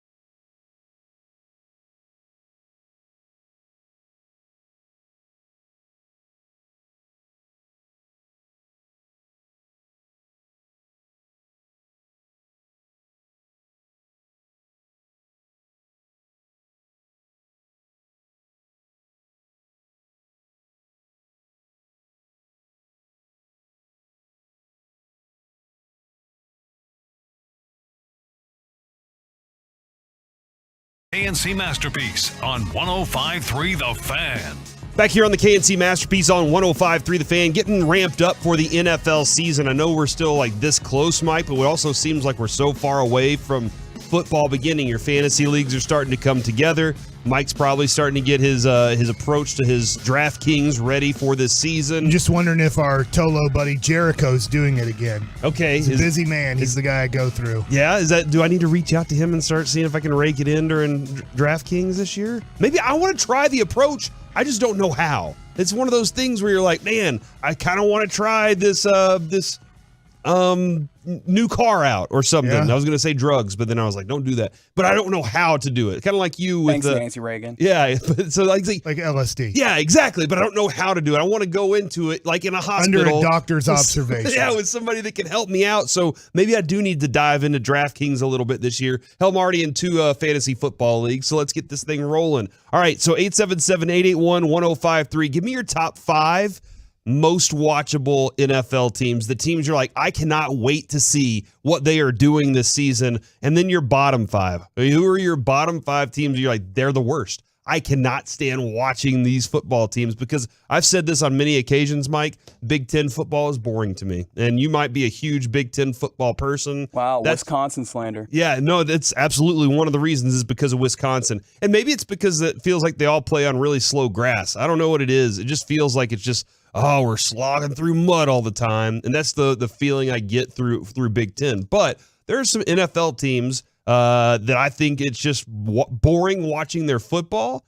And I wanted to kind of see what the rest of the NFL world thought of that. 877-881-1053. Mike, I feel like Mahomes for you is right. That's the first one. The Chiefs are right at the top of the 100%. list. What is it about their game? Is it just the flash of Mahomes? Yeah, he's one of the greatest quarterbacks I've ever seen. I think in the 90s, obviously I'm a huge Cowboys fan then, is watching Brett Favre was really fun. There was nobody like Brett Favre. The last guy that was kind of like him was John Elway. And I know Elway was still in the league, but when you're watching somebody like Patrick Mahomes, you could literally watch 4 drives in a row in one quarter be 28 points. How many guys in the league? Yeah. And I know there's a lot of great quarterbacks in the league, but how many times can you watch a team be down somewhat 21-0 after the first quarter, which they have been? Hell, in the playoffs, like I think against Houston and Deshaun Watson 3-4 years ago. And then all of a sudden, the next thing you know, they score 28 points in the second quarter. Mm-hmm. And you're just like, oh my God, this is just amazing Anything to watch. Special can happen, yeah. You know, they obviously don't have Tyreek Hill. I think it's going to be really interesting to see, can they be as explosive or as dangerous with big chunks, big plays? I think that they're still going to move the ball. They're still going to be a very good offense. Can they threaten you with that one play for 70 yards? Man, that's such a huge factor in today's game, too, Mike, because, you know, with Brady and the Tampa Bay Buccaneers, it doesn't have to be caught. I talk about this all the time. Watch how many times per game, especially when you're right before halftime, how Tom Brady will pick up 40 yards on a pass interference play. It's exciting still. And, you know, you're like, holy, you can argue back and forth on the pass interference from the 817. I want to be offended as a Buckeye fan, but Corey, you're not wrong. See, Big Ten football, that's just the way it is, man. 877-881-1053. My list of the 5 most exciting for the win on USA Today, Mike, goes as such. Number 1, the Buffalo Bills. They say the Bills are still new enough as Super Bowl contenders to where you don't simply despise seeing their logo week in and week out. You know how some teams are just like, okay, I'm tired of seeing the Patriots. That's enough. I've had enough of that. Hey, all right, enough with the Lakers. Like, let's move on, or enough with LeBron in the finals. Let's get some fresh blood in there. I want to see it. And the Bills are kind of in that phase where they have enough talent, an MVP caliber quarterback, and they haven't won enough to make you sick of them. Also, they have 3 phases of football that should be interesting to watch. Dude, we'll get to that coming up in Gridiron Gravy because a huge move happened in the punt game. So we'll get into that, Mike. You're going to love it. Number 2, they have the Chargers. They're my number 2. Which I think now this season, and this is great, now this season, do you think the defense has become as interesting as maybe the offense too? I don't care. I just want to watch Justin Herbert. You just want to watch Justin. Well, because obviously, just get them off. Just defense. What I want the defense to do is get them off the field so that we can see the offense. So you can see how Justin Herbert maneuvers the game. Yeah. No, he's an exciting player. He has some very exciting. My thing is Keenan Allen still maybe one of the most underrated wide receivers in the entire game, and he has this explosive of a quarterback on the field with him, Mike, and he still might never get the credit that he probably deserves. Not like Miles Sanders, where Miles Sanders doesn't deserve the credit. Keenan Allen absolutely does. It's just interesting that like he's kind of a side piece to what Justin Herbert is. Well, they gave a lot of money to Mike Williams to be their guy now. Yeah, they did. Number 3 on this list, I think they're right. I think this is very fair. The Bengals. They're my number 3. They have the Bengals. Are you kidding me? I didn't have the Bills on my top 5 at all, though. Oh, really? And I get how great they are. I get they're the favorites. I don't know. For some reason, I do like Josh Allen. But as much as you love Gabriel Davis, you're out on the Bills. Because my last 2 are ones that 100% will not be in anybody's top 5. Okay. Now the Bengals, unless that's their team. The Bengals, that same thing is it's not. I don't know. I want to see the repeat. What Burrow did in the playoffs and Jamar Chase did in the playoffs. I got to see that again. Like, is it really this good? What if it is? Yeah. What if they are just dropping 35, points, or like how you and Kavanaugh are like, ooh, the 40 burger. Yeah, it's 40 burger this. Stupid saying. But I think that the Bengals are a team that could be really fun to see the progression. Is there progression in Burrow and Jamar Chase? Can they be better than what they were in their first ever year together? Yeah, no, that's a great question because, I mean, he has a lot of mouths to feed with the other wide receivers too. A lot of people forget about Boyd. And you add up those numbers, you add up the average between those 3 receivers, all of them had 1,000 yards if you add the averages up. And so, like, that's the capability of that team. Do you think that's what's interesting to me, Mike? With Justin Herbert and the Chargers, it's more focused around Herbert than it is around him and his trio of receivers. With the Bengals, it's absolutely the receivers. I think Joe Burrow's a cool feature to it, and he's getting them the ball and everything. I want to see Jamar Chase. I want to see T. Higgins. Those 2, and then Mixon goes into the equation as well. But I guess it's less about Burrow did the most with the worst offensive line. Nobody did more as a quarterback with a worst offensive line in the NFL than Burrow did last year. Number 4 on this list, and I don't think you have this team on this list. The Raiders. I don't. Okay, and I want to see it because I want to see what they're doing. And Hunter Renfrow was a lot of fun last year. Waller should be fun too. And then number 5 would be the Chiefs from their list. What's your the 2 that I didn't and nobody will have. Here comes the Jacksonville Jaguars. Oh, he's got Jacksonville in here. Yep. I think Trevor Lawrence is one of the greatest quarterbacks to ever enter this league. I don't know how good or bad they'll be, but I watched every snap. I mean, not live, but I go to YouTube, and there is a guy who tracked every snap that Trevor Lawrence took, and I watched every one last year, and I'm telling you, and I guarantee you nobody listening right now watched as much Trevor Lawrence as I watched. I can tell you, you watched more Cowboys football than me, you watched more NFL football than me, you 100% watched more college football than me, but you did not watch more Jacksonville Jaguars football than I did because I watched that kid's every snap. And I'm telling you, there is something there that is really special. He has to get more talent around him, and yes, he has to also improve too after his rookie year, but he is somebody that I'm going to follow his whole career. I could be wrong. Maybe he ends up being Andrew Luck. I don't know. Maybe he ends up being Patrick Mahomes. Maybe he ends up being Joe Montana. I don't know. It's going to be tough. Jacksonville has a long way to go to put a team around him to win, but I'm all in on following Trevor Lawrence's career. Okay. And then your number 5 team, is that a Jets? It's actually not. It is the 3rd pick in that draft. I'm fascinated to see if San Francisco can take the step from being in the NFC Championship game. Can they be better with Trey Lance? Maybe I'll fall out of. I'm not in love with Trey Lance. I have no Trey Lance stock at all. But I'm really intrigued with, are they the best team in the NFC this year? If Trey Lance is better than Jimmy Garoppolo, and he can compete with the likes of, let's say, in that category of Kyler Murray and Dak Prescott, right? They're not. And who knows what Tom Brady's going to be now with his offensive line. Obviously, Aaron Rodgers, I think by far, and it's not even close, is the best quarterback in the NFC. But what if Trey Lance is somewhat as good as Dak Prescott or Kyler Murray? And I know those are different quarterbacks, and maybe he fits into those type of players that they are. So I'm really intrigued with the 49ers this year. Okay, couple things on that. One about Trey Lance and the 49ers. I think because their defense is so interesting, and I don't know if you, I was just watching the same thing. There's some Niners action on our TVs right now. Their defense is so good, like stout defense. So that's one of the effective things, but he's got weapons. Like Trey Lance has weapons everywhere to work with. Brandon Ayuk's a really good receiver. Deebo Samuel was, arguably the top receiver in the league last year. I think Cooper Kupp obviously gets it, but Deebo Samuel right there in the mix in that conversation for top 3 last year. And then he's got Kittle at tight end, who's a physical tight end in the blocking game and a really fantastic receiver.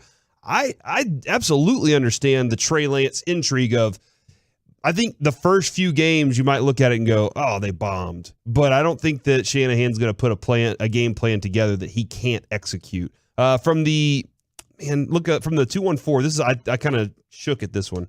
Look at you begging for more talent around Trevor Longpants. Have the same energy for Dak. Dak had all the talent around him in the world last year. What are we talking about here? This dude's stupid. What are you talking about? Dak has had talent around him on many, many occasions. And in fact, we've been discussing how the guy has been spoon-fed most of his career. He's had the best offensive line, the best running back, a really good defense, and the Cowboys have not gotten it done yet. So I think our energy with Dak Prescott is we have a high expectation for him at this point. Yeah. You're 7 years into the league. You won a couple playoff games. Let's go get further in this thing, man, and take it even further and do more with the talent that you do have because you had some exceptional talent around you. I'm not crazy about the Cowboys wide receiver core, but it's better than Jacksonville's. Yeah. Well, Christian Kirk versus CeeDee Lamb. Who would you rather have? I'll take CeeDee Lamb. Pretty sure everybody's going to take CeeDee Lamb unless Christian Kirk's family's listening right now. So I'm pretty sure you have that. Now, I will say, maybe with the number 2 and 3, if you leave out Michael Gallup because he's not starting the year, then maybe you'd lean towards Jacksonville. But if I said Michael Gallup versus Laviska Shenault, I'll take Laviska. You know I love Laviska. Okay. No, I'm just joking. I'll take Michael Gallup. Okay. But I mean, it's just Zay Jones. Marvin Jones Jr. Marvin Jones Jr. I'll take him over Gallup. I'll take Zay Jones over Tolbert. So I do think that he has 3 good receivers this year. But I'm sorry I like Trevor Lawrence so much. I'm sorry that Babe Offenberg came on and said Archie Manning said if God created a quarterback with all the specimens you wanted, it would be for Trevor Lawrence. Sorry about that. It's Dak Prescott. He is the greatest quarterback to ever live, except for probably Tony Romo. It's tough to pick between those two and how perfect those guys both are. They did come back and say, I'm talking about this season, you dips. I appreciate a little dig like that. I'm okay with calling us dips every once in a while, but not too frequently. Still think your take's more on it. On the back, by the way, the Cowboys fall in at number 15 behind the Eagles, behind the Indianapolis Colts. Mike, every list has the Cowboys right in the middle of the pack, and it's so weird to me. But the Colts, that's interesting because I think Jonathan Taylor may have changed the way I look at this team this year. I think the Colts play boring football. I've always thought Indianapolis just looked boring. And now Jonathan Taylor being an explosive running back who can take it 60 yards, that's an exciting feature. Is New York and Washington 2 of the 5 worst? Because they're in a division, and I could care less. I mean, I'll watch those games. They're my team, kind of. Number 32, the Cleveland Browns. The worst, which I get it. They run the football a lot. I bet after week 12, they're going to be a team that people want to watch. Number 30, absolutely. Number 31, the Seattle Seahawks. I wrote them down. Yeah, I think the Seahawks could be a very boring football team this year. Number 30, the Commanders. Yep. That was 1 and 2 on my list were New York and Washington. And we have 4 games of those 2 guys. Number 29, the Carolina Panthers. Okay. The only reason I didn't put them down is I said, I'm kind of interested to see if Baker Mayfield can do anything in Carolina. So that was why 5 worst, I decided not to put them down. And then number 28, the New York Giants. So, Mike, you got the NFC East has 2 of the 5 worst, most boring teams to watch. I put Atlanta and Detroit just because every Thanksgiving right around 11 a.m. I always realize it's the Lions playing, and I'm like, I don't care. You don't it's like going to be on game? television, but I don't care. It doesn't matter who the opponent is. They're not good enough. Because you always have a trash opponent versus it could be, I don't know who it is this year. It seems like Green Bay and Chicago every other year in that game, and Chicago's usually the worst matchup. You're like, what a worthless game. Yeah. If it's Green Bay, you're like, oh, Aaron Rodgers is in it. There's something here.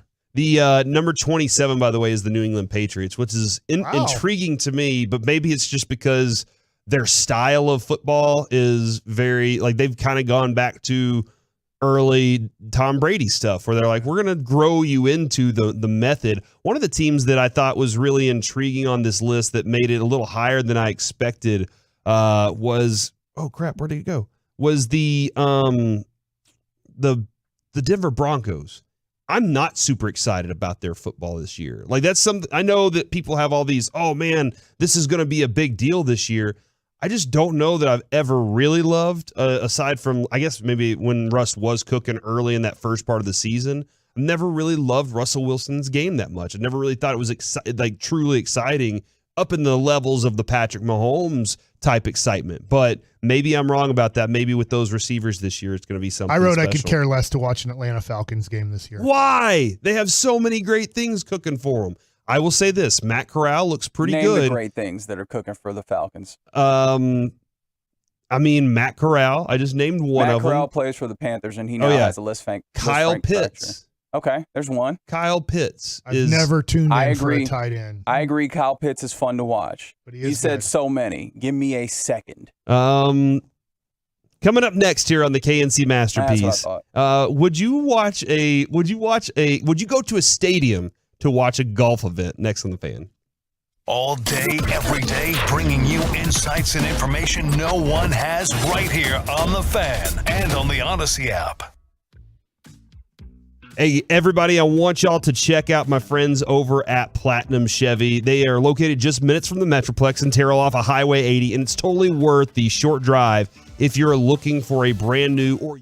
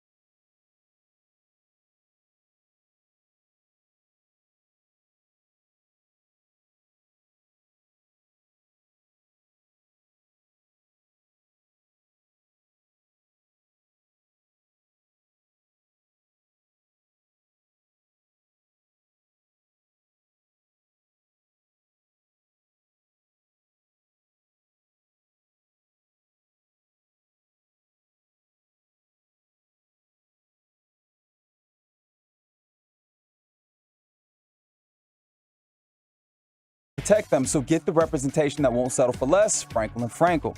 Visit truckwreck.com. That's truckwreck.com. Mike, did you see what the Professional Golfers Association of America did yesterday? They held the opening ceremony for their main building off the new campus in Frisco. Yeah, I saw some highlights of this on Twitter. It looks really cool. Yeah, 106,621 square foot building. It sits on a 30-acre practice facility and looks over their new Frisco PGA campus, and it's set to open next spring.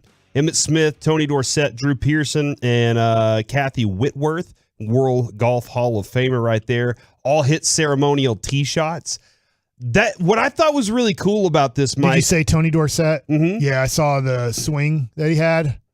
Good swing, bad swing? Yeah, we got to work. Yeah, okay, all right. I don't think he plays golf. Okay, maybe hey, you know what, though? He could just show up and be Tony Dorsett. That's usually the way that it goes with this thing. They did the indoor facility shot out, and I thought that was really cool looking. I enjoy the opportunity to do stuff like that because, you can't always go stand out in the rain and hit golf balls. But they did say the city of Frisco showed us every single day, every single time we've been here, that they are an unbelievable partner, and they're really excited about this. The rest of the 660 acres, a $520 million campus, is expected to open in the spring. So that's interesting. It'll include 2 18-hole championship golf course, an Omni Resort, and golf-themed retail stores and restaurants. That's where their headquarters is going to be. Is there an Omni next to the Star? Is that what hotel? So they're going to have another Omni in Frisco. Over there. Now, so you can stay at the Omni Star or the PGA Omni? Yeah, there are plenty of options, plenty of Omni options to go stay at. We have one here in Dallas, and then we have one downtown there off of Josie maybe, and then so that would be a few different locations that you'd have there. But Mike, this is this kind of a big deal for golf heads around here that, like, this is the location where they're going to have this facility, this headquarters, and that's where it's going to be? And there are going to be some big-time golf events going on here. I'm intrigued by it, and I love it. I love what the city of Frisco has done over the last, let's say, 20 years. There was no such thing as Frisco when I graduated high school. I guess there was a city called Frisco. When was Frisco established? Because in 1996, I had never heard of Frisco. And I don't know when I started hearing about Frisco when I heard about the Frisco Rough Riders, that the Rangers were creating a AA team in Frisco, Texas. And I'm like, where's Frisco? And then I was like, oh, that's pretty far up north there. And now it's still pretty far up north, but it's really not that far because it just keeps going on and on and on. But yeah, it's really cool that you have professional soccer, you have AA baseball, they have minor league hockey there too, I'm pretty sure. Yeah. You have the Dallas Cowboys there. It's a poppin' city, dude. For them not having, and I know I'm taking a shot here at FC Dallas, I'm sorry, but for them not really having a major team, as in when you talk about the 4 major sports that dominate the United States of America, that is pretty darn impressive. It has to be the best, what I would call non-major city that carries all of these sports. The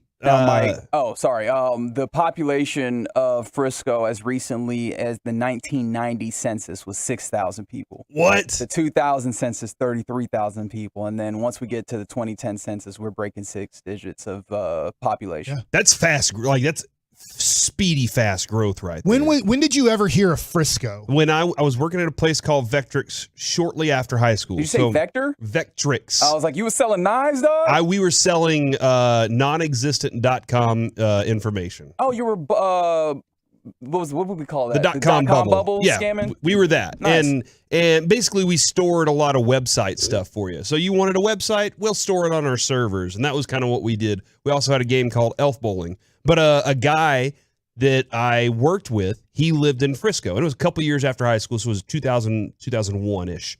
And he comes and tells me, like, he was living in Frisco. And I was like, all right, well, where is that? And he was like, you basically drive up the toll road, and then the toll road stops, and that's where Frisco is. And because the toll road didn't go any further than Frisco, it wasn't even built beyond that yet. Like, that's where it was. That's where it stopped. So to see what they've done over the time that we've been here, Mike, you're right, man. It has boomed. And by the way, FC Dallas is going to have nonprofit night on Saturday. And my possibility is going to be out there. I'm going out to the FC Dallas game. This is where I told Reggie that I would see Sebastian Lletget. Reggie doesn't believe me. Hopefully, hopefully it'll pictures all come. Didn't happen. What do you mean? I have to get a picture. That's with, right. Okay, Mike. So that's what I have to do is get a picture with Sebastian Lletget to prove that I was at the Frisco, the FC Dallas game, and that I got a picture with him or hung out with him. My dream for Frisco, which will never happen, I know it never will, is that the Chargers or the Jaguars move there and they can be my new team. What? Why? The Cowboys are already in there. Somebody at this station needs to be rooting for the other team in Dallas-Fort Worth, and I'll be the guy. You guys can stay Cowboy fans. I will be the guy that takes the bullet, and I will change my allegiance to the AFC team in Dallas-Fort Worth and really root on the Chargers or Jaguars, whoever moves here, which will never happen. Mike's volunteering himself as tribute. From the 903 late 90s, Frisco had a Dairy Queen and a flashing yellow light. That's it. So there's a lot to know about the Frisco area. All right, so here's something else. I don't know if you guys saw this. We didn't discuss it yesterday. Rory McIlroy was out there over the weekend, had a golf ball roll up into his spot. And it was a motorized golf ball. And he was like, Excuse me? It was like a remote control golf ball. Have you never seen this? No, I've never heard of this. Oh, okay, yeah. It's like this dude's controlling it with the little remote control, and a little golf ball's rolling around on the green in the middle of the tournament. And he's laughing about it, and Rory walks over, scoops it up with his putter, picks it up, chucks it into the pond. And those seem like expensive golf balls. They are computer golf balls. Yeah, they're not super cheap, and so he just chucked it over there, and I just thought that was hilarious. But what do they cost? About as much as a Pro V1? I don't know the difference in cost there. Even Reginald. though a Pro V a dozen's like $50, right? But this is what I found interesting over this weekend as well is that Tiger and Rory, they talked about, hey, we're getting like the top 20 players together again, and Rory said, we need to get the top guys together more often than we do so that we can come up with some innovative things like this. One of the sign points from that conversation, because they wanted to unfold a new roadmap for what the PGA should look like since they're having to compete with the LIV Tour right now. He said non-green grass stadium environment series. Now, to me, what you say non-green grass stadium environment, I have no clue what non-green grass means. So if anybody wants to text in, clearly it's Kentucky bluegrass, and help me out with that part of the conversation. Also, did they just stumble into the concept of a union like decades after all the other unions have been in? They were like, we should get together and all advocate for each other so we can get stuff we want, instead of just letting one guy be the face of the PGA and make all his money, and we have to rely on him in order to be able to be successful. So the idea, Mike, is, and when they say stadium environment, they're talking about not just these regular tour things. And I don't know if they're saying we actually want to go into a stadium and play a game from inside of a stadium and do that. But the stadium environment is pick one, pick the other. You're rooting against these two guys. I don't think they can make a stadium big enough. It does seem difficult. Just think, they hit the ball 350 yards of, the best players. So you can't even if you tried to do something like that, it would be a par 3 that you'd be working with. Yes, and I understand that. Globe Life. That was stupid. Did you ever check it out? Because I never did. They ruined the outfield. I understand that. I totally get that. But I don't know what the event was like while they were in there, if it was any fun or not. No, I saw people walking their golf bags in there and stuff and playing it. So maybe people can text in if they went out there 4 years ago and played the golf event where you'd hit it from the stands down onto the field. It looked kind of fun. I'm not going to lie. It just ruined the whole outfield for a season. Yeah, and somebody said you make a golf course out of a stadium like F1 Miami. And I don't know if you've seen the F1 Miami thing. It looks awesome. It's got on the infield, they have pull-up yacht areas and all sorts of crazy stuff. I like watching golf on television. I don't say I love it, but I like it. I've never had any type of I want to go to the Masters just to see the course. I just don't have any part of my body that wants to go watch people play golf live. As great as those players are and everything, when they come into town, I'm just like, I want to go play golf. and I'll watch golf on television because golf on television, the camera's moving around the miles of a course, the 6-mile course that is out there. They're giving you shots. I'm just standing out there, watch a guy hit a ball. It goes on the green. Then the next guy does the exact same thing, and it looks very similar, except it's a different person doing it. And then you can maybe walk with them and watch them putt. And I get maybe it's way better than I think.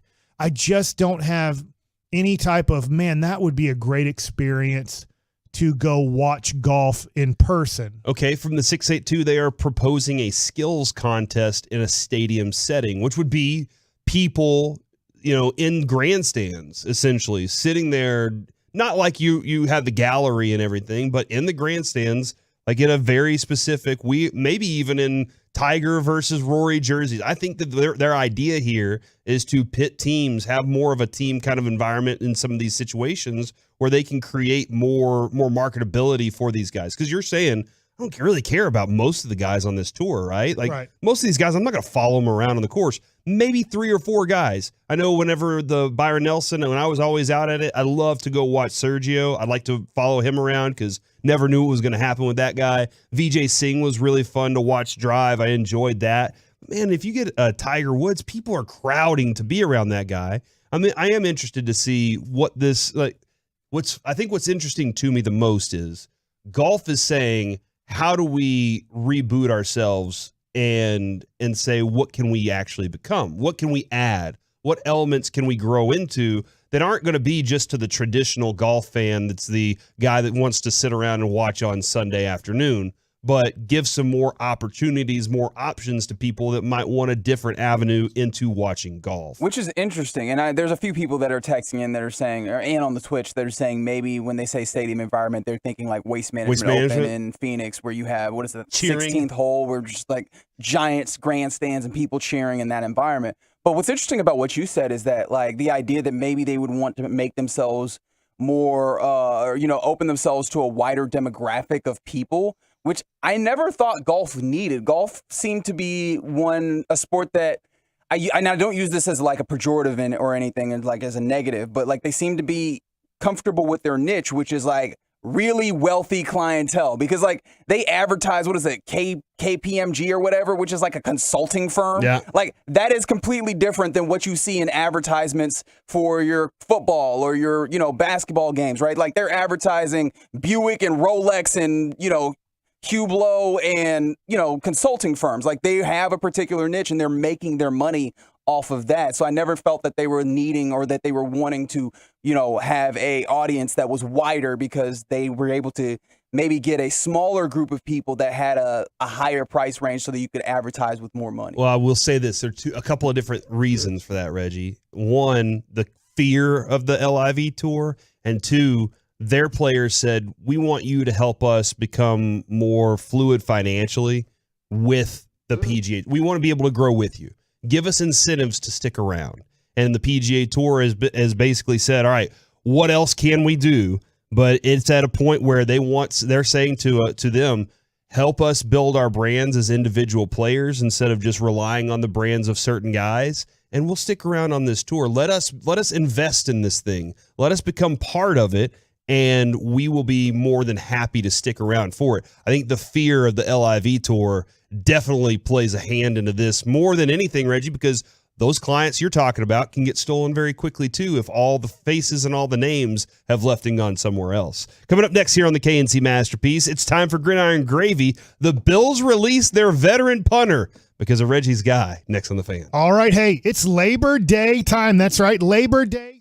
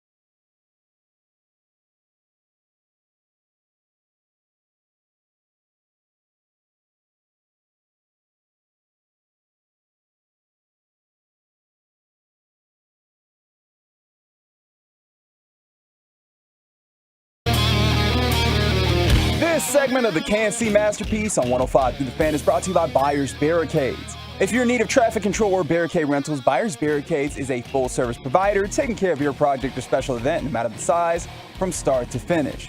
The Texas Authority in Barricade Rental is buyersbarricades.com. Back here on the KNC Masterpiece on 105.3 The Fan, Corey Majors, Mike Bassick, and Reggie Atatula, and it is time to go around the entire NFL and dip into some gridiron gravy. Oh, I want those buttermilk biscuits. They do sound good right now. The news broke earlier this morning that Commanders have placed Chase Young on reserve PUP list. In your face, Commander. Reggie made a got that dog in him joke. Because pup, like puppy, he will be which out is a small dog. for the first 4 In case you didn't games know. of the season, and that means he will miss the first game against the Cowboys. The last game against the season, Mike, will be the Cowboys and Washington again. All right, get a free W. Well, or that is for the division championship. Not for Washington. They're horrible. I don't even know what their Vegas over-under is. If I put it at 6.5, would you say over or under wins for Washington? I'll say over. So you think they'll get 7? I think that they can win 7 games. Do we need to make? Are we trying to make bets all right, on let this? me ask you this real quick. I know I'm now asking. Now Bassick asks all the football questions during Gridiron. You want to do Nuggets. that segment Thursday? Maybe when we have another Already? special guest on. What? The Washington Commanders beat the Dallas Cowboys one of the 2 games. The Cowboys make the playoffs if they lose a game to the Commanders. I don't think so.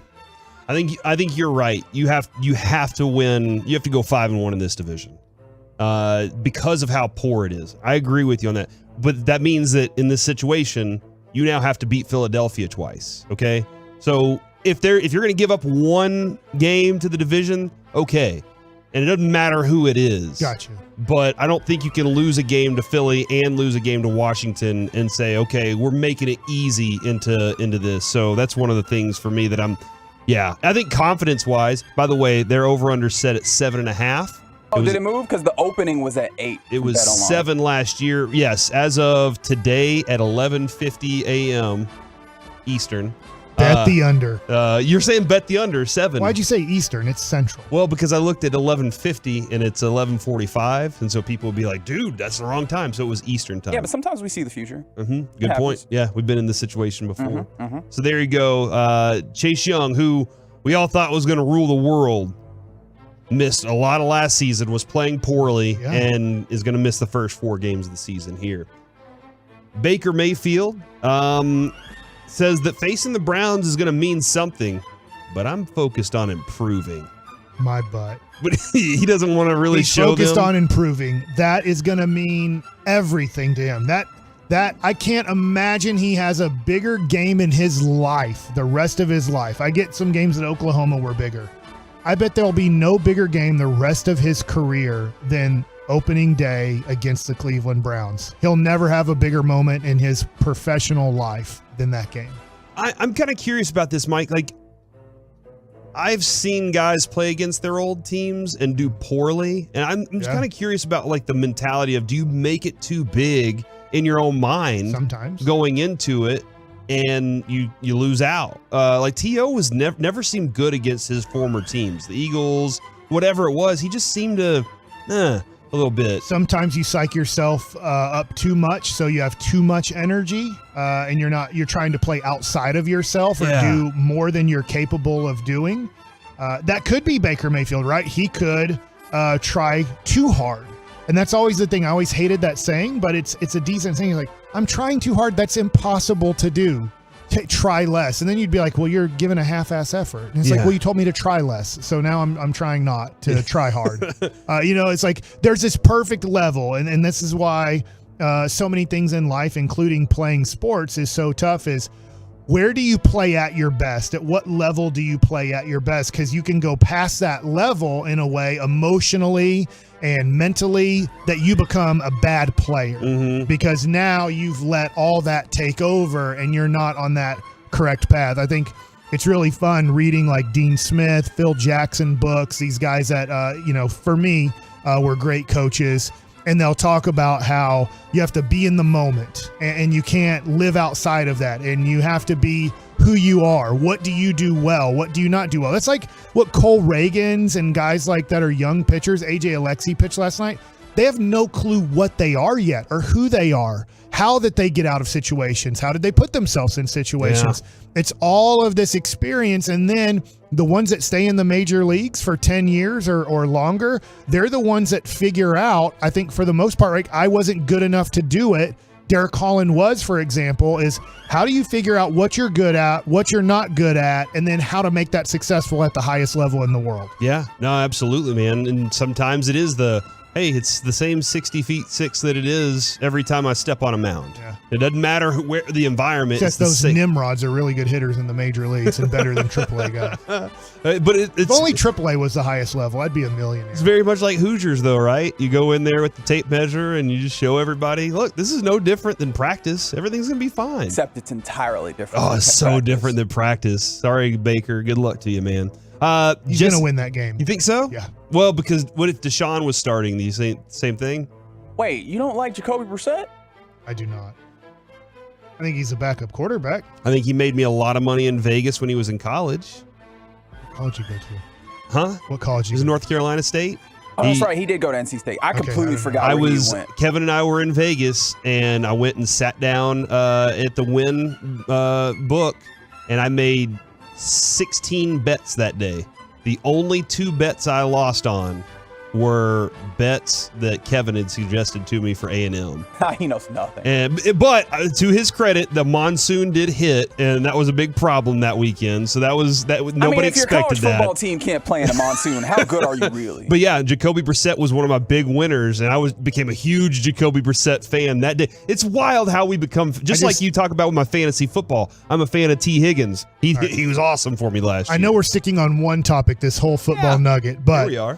Baker Mayfield beats Cleveland. This game's in Cleveland, correct? Uh-huh. You saw Baker Mayfield play his whole college career at Oklahoma. Baker Mayfield, does he just shake all his friends' hands on the other side and then jog into the clubhouse / locker room, or does he do one of those OU things? They're in Carolina. So Carolina. Yes, son of a gun. I guarantee you, Baker already has a dog pound something under the bench waiting so he can go grab it and run around, with it on his head. What? I don't know what it is. He'll have a flag that he can go, put it down on the ground or whatever. Or he's going to do something, stomp right? on it. Yeah, absolutely, man. Yeah. Now, there's no doubt in my mind, Baker, if he wins, will walk away a good sport. He just doesn't have that in him. He's not a good sport. He is a guy that uses everything to say, look at the chip on my shoulder. Nobody's going to put it in the dip. I don't know why I said that. Every once in a while, you say something and it happens. Jesse Bates signed his franchise tender with the Cincinnati Bengals today. Not related to Bill Bates. Very different than Bill Bates, allegedly. I don't know. But he is now guaranteed $12.91 million for the 2022 season. It's a big deal for Cincinnati. Like, I know he had his struggles last year, but he made some impactful plays for them. Very important player for them if they want to make that, continue trying to make that step into the right direction there. And I don't know. I was talking about Atlanta earlier, and Arthur Smith was like, hey, Marcus Mariota, really impressed with him right now. That's what he said. How do you feel about that, Reggie? He's lying. Okay. All right. Not Reggie. No, you can be Reggie for a second. But Kyle Pitts did have a big 52-yard bomb catch. And he just ran right by Odu. Like, Odu was in coverage. Bryce Hall, yeah. Was it Bryce Hall? Yeah, it was Bryce Hall. Whoever it was, I didn't want to call his name out because I'm sure he didn't want to be associated with this. But Kyle Pitts looked like he was running against a toddler. It was awesome. The only thing that slowed him down was the pass. He had to slow up just to get to it. But yeah, man, Kyle Pitts looking good. I would suggest go ahead and grab that guy in your fantasy league at him and Drake London. Tight end 1 because he's going to be like a receiver. Yeah, I know Drake London's going to be interesting to watch this year too. But man, like, he's going to be treated as a receiver. He's going to get all the passes. So I think that's one to get there right there. And the Bills let go of veteran punter Matt Hack. Had to happen. Because They're not going to punt. They're so good, they've decided they're going to be the high school team that never punts. Matt Ariza. That's right. The 82-yard punt in the preseason, Mike. They were like, well, all right, we got what we wanted. And there's more where that came from. Like, I love our listeners so much for various reasons, but one of which has been, like, over this whole week, as I've made it very clear my affinity for Matt Ariza, people are, like, texting in, like, I went and watched his highlights from San Diego State. This guy's a monster, and he's making tackles, and he's kicking extra points and field goals. And I'm like, yes, he's a weapon. And Buffalo Bills fans, Bills Mafia, who are already wild enough, are going to find out how much better he is than all the other punters. Yeah, it's going to be a lot of fun to see because, like they said, man, veteran on the staff, and they were like, see you later, buddy. And then Dan Campbell. Did you see this? Dan Campbell said players only practice. From Glen Rose, Texas. He said, hey, you know what? I don't need to call plays. We don't have to do anything. Y'all go run practice. I don't know about this. It seems like it gives a good opportunity for team building and communication amongst your guys and everything. And it seems like it'll also be quiet because every time a play is done out at Cowboys practice, don't you hear some coach screaming and yelling in somebody's ear about something? So I thought this was an interesting idea. I know they're doing Hard Knocks and everything, and they got that rolling. But I'm kind of curious how this works for them. I don't know if Dan Campbell can get the Detroit Lions to finally be something, but he's trying everything in his bag, man, and he's coming up with some new stuff. Maybe it works out for him. Who knows? At least I think it'll endear him to his players. That's one thing it seems like he does really well, is get them players to like him and fight for him. I don't know if the X's and O's in the actual football will be good, but I think that's part of what that move is, that players only practices, getting those players to understand that he believes in them and ultimately that they should believe in him. Sometimes that's all they need, they're to play over their head. Like, maybe we aren't the most talented. We just got to believe that we are. Coming up next year on the KNC Masterpiece, from the mind of Mike Bassick, are your expectations for KaVontae Turpin too high now? Next to the Fan.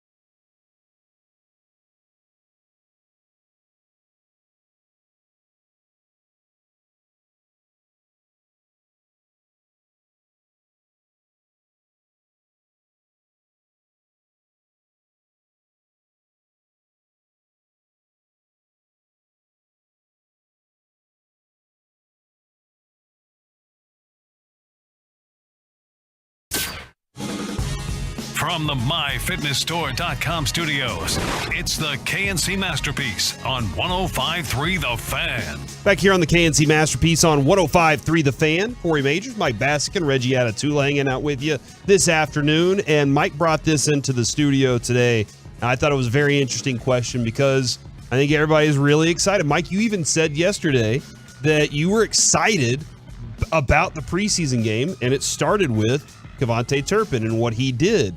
But now I think the question is, like, this is a dude that at halftime of that preseason game, they said, go ahead and take your pads off, buddy. You have made this team. And I think the expectations of fans are going to be a little bit out of hand. Mike, when Jerkson Profar was up, there was this moment where I was like, man, based on what I've been hearing from some radio personalities, this guy is not only the next chosen one, he's probably going to hit 2 grand slams every other game. Like, that's what I should expect out of this guy. And then he came up to Cleveland and hit a home run his first at bat. Yeah, and then I was like, there we go, 2 grand slams every other game. And Kevin was like, why not just expect 1 grand slam per game? And I was like, that's just too much to expect out of a guy. That being said, the Turpin thing, this is we have to do a little interesting study on this because what are your expectations? 877-881-1053. So I think this is interesting. So if you don't really know his size, he's listed at 5'9", 153. The 153 might be right. He does not look 5'9". He looks shorter than that, but let's just say he is 5'9". He's 26 years old. He has been out of college for a little bit. He did not leave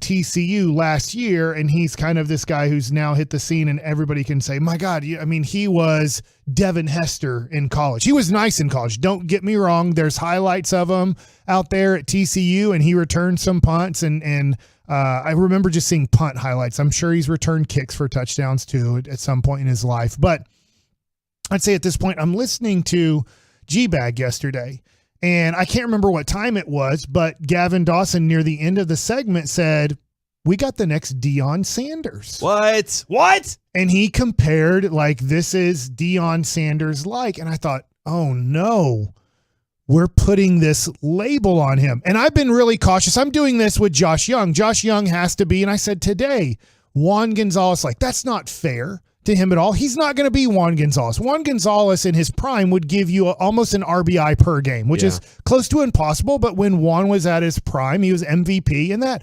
And I think Kevontae Turpin, I like him. It looked good. He ain't Deion Sanders, and it ain't close to Deion Sanders. Deion Sanders, in his first football game, returned a punt for a touchdown. Yeah. Also in that same week, had a triple, a couple. He was awesome in his opening. But Deion Sanders played both sides of the ball, was the fastest man on the field, was a weapon on either side of the ball, and was also a physical specimen of the position. So let me say this. I'm glad he made the team. It is awesome for this young man. He just made himself, and I don't know the exact league minimum, but he made himself just a little bit under $1 million, I think, by that one preseason game. Maybe he was going to make the team already, but I'm not going to tell you he was or wasn't. But that was an unbelievable game for his life because most likely I'll at least give him the first 4 weeks on the Dallas Cowboys. When Michael Gallup and when James Washington come back, there could be, okay, we've released Kevontae Turpin and we're going to hope to get him to the practice squad. That could happen with Turpin because after that game, I think Cowboy fans are expecting in one of the first 4 games, your Tampa, Cincinnati, Giants, Washington situation, they're going to expect at least one major play from him on special teams. And you were giving the numbers before the show started, Corey, and you were looking at punt returns last year in the NFL, and maybe this just goes to show in real NFL football, because we're not playing real NFL football. He did that in practice NFL football against backup special teams guys. In real NFL football last year, Corey, give me the punt return situation. All right, the most touchdowns last year by an individual player, how many would you guess were returned on punt returns alone? I guess somebody had 2. Okay. And Reggie, you would say 2 also? 2 was also my guess, yeah. The Jakeem Grant had 1, and Brandon Powell had 1. Jakeem Grant returned 1 touchdown and 25 returns. he averaged 12.4 punt return yards per return last year. The highest average for a guy that said maybe had 15 returns was about 13 yards. Like that's like for somebody that had 15 punt returns, and that does, that's Grant had 25. There are a couple of different guys, but nobody really had more than about 14 yards per punt return, and only 2 guys in all of the NFL last year returned a punt for a touchdown. So let's temper that, because in most situations, Mike, they are going to kick away from you if they think you're good. Like that's just unless they are forced in some way, or they have a bad punter, they are going to try to kick away from you if at all possible, so that you can't return that football, and they can control that in a lot of situations. And I think if we've looked back at what the Cowboys have had at punt returner, it's been a lot of, hey, just go back there and be sure-handed and catch the ball. Do a fair catch, get the ball secure, we'll take over from there. Yeah. Kick return's a little bit of a different situation, but we can dive into that a little more too. Yeah, and so let's just stick real quick with punt returning. Like you said, first of all, I don't think teams are going to be scared of him to start the year. I think they are going to punt the ball to him. He's a 26-year-old. I hate saying this. He's a journeyman at best, right? I mean, he had to play minor league football, and hey, props to him, what he did, going to minor league football, being an MVP, coming to the Dallas Cowboys for training camp, and making the team based off of 2 special teams plays. And I know there's more to it with practice and everything. I know it's just not 2 plays, but pretty much those 2 plays determine that we're not even looking at you anymore. You did it. You made the team. And so I think we're expecting this really special returner. We're expecting, I think, listening to Gavin Dawson, listening to some Cowboy fans, I think they're expecting we just got Devin Hester. We have somehow got we've gotten Hester on our team, or who is like the other great dude? Was it Hall? Was it Dante Hall was great at it. Josh Cribbs. Right. Yeah. And so there have been some really good ones. I just think in the first 4 games, I'll throw it to you, Corey. In the first 4 games, Kevontae Turpin doesn't break one. He doesn't break a punt. And in kickoffs, I know you're going to look at kickoffs. Hell, in kickoffs, especially here in Arlington, there should never be really a kickoff return unless you're intentionally letting them return it, because every kicker in the NFL now kicks it 5 yards or out of the end zone when they want to. If the special teams guy says, hey, don't let them return it, just kick it out of the end zone, they kick it out of the end zone, and there's really not a return unless you're trying to kick it high because you don't think they're a good blocking team. You think the guy might be a fumbler. There's different things to go into it. But in 4 games, the first 4, if he doesn't have a special play, I'm just wondering how disappointed Cowboy fans are going to be because of that one game against the Chargers.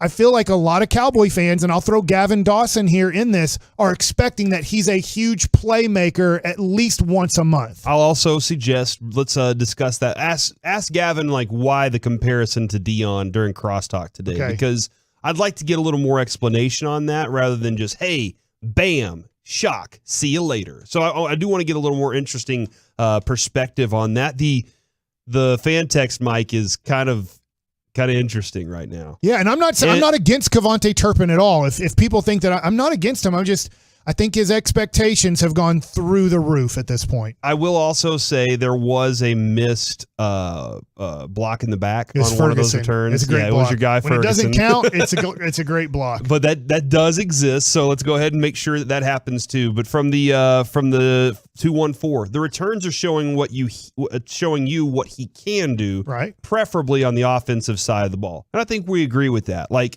I think more impressive than the returns. I liked the returns, was good, but more impressive for me was the jet sweep, the slow and go. Yeah, when he's jogging to get, because he didn't have the angle, but he knew, and he's like, I got to slow this guy down because I know once I go from 2nd gear to 5th gear, he's not going to be able to go to that gear. So he did do a good job. Now I don't know if he can do that against the likes of a Micah Parsons, which he doesn't have to face, but there are plenty of other linebackers out there that have that kind of gear that can do it, because NFL speed is quite different. It just absolutely is. But he's had these moments in the preseason, Mike, where it's been, oh, can he do it? Can he turn up field and go? And he just hasn't gotten to it yet. And then the return showed, oh man, he does have that ability to take off. From the 803. Do those returners from last year have 4.2 speed and outstanding change of direction? I'm telling you. Here it comes. I love it. Here comes the Cowboy from the fan. 214, we are the best at this. Typical Cowboys fan winning the Super Bowl because of Turpin in the preseason. Guess he fixed every problem the team has. Coaching, line, one good receiver, the holding. Stop it.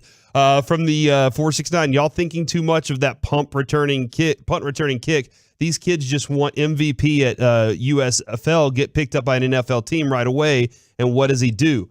That is interesting. Like, I know against the USFL. I mentioned all those things. And Reggie, what was the term you used about him being the MVP in the USFL? He what? Do you remember? I don't remember. It was something along the lines of, so he beat up on a bunch of scrubs. And that is kind of the difference is he went from minor league baseball to professional football, or from minor league football to professional football. If he can turn into something great, man, that's beyond our expectations. I don't think so anymore, Corey. Really?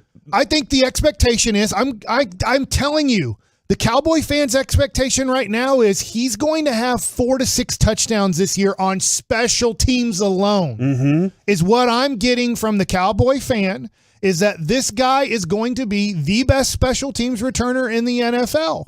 And that's why I'm doing this segment. That's why I was like, Corey, I think we need to do this segment because I think the majority of Cowboy fans, because remember, July and August are the best times in the world to be a Cowboy fan because you haven't played any real games and the expectations are through the roof and your team is covered through the roof, not only here on 105.3 The Fan, but nationally on NFL Network, on ESPN. It's the team that's covered the most, gets the most hype. And I think Kevontae Turpin is now to Cowboy fans the best punt returner and kick returner in the NFL and is going to change game. And I hope you're right. I hope he does have 6 to 10 touchdowns this year in the NFL just on special teams. And maybe he has a couple on the offensive side too, but the expectations are now he's not just a guy. He is the guy. From the 214, y'all are forgetting how dominant Turpin was at TCU. From the 682, you're going to eat those words, Mike. We got Deion Sanders / Hester. Okay. Thank you. I'm glad this is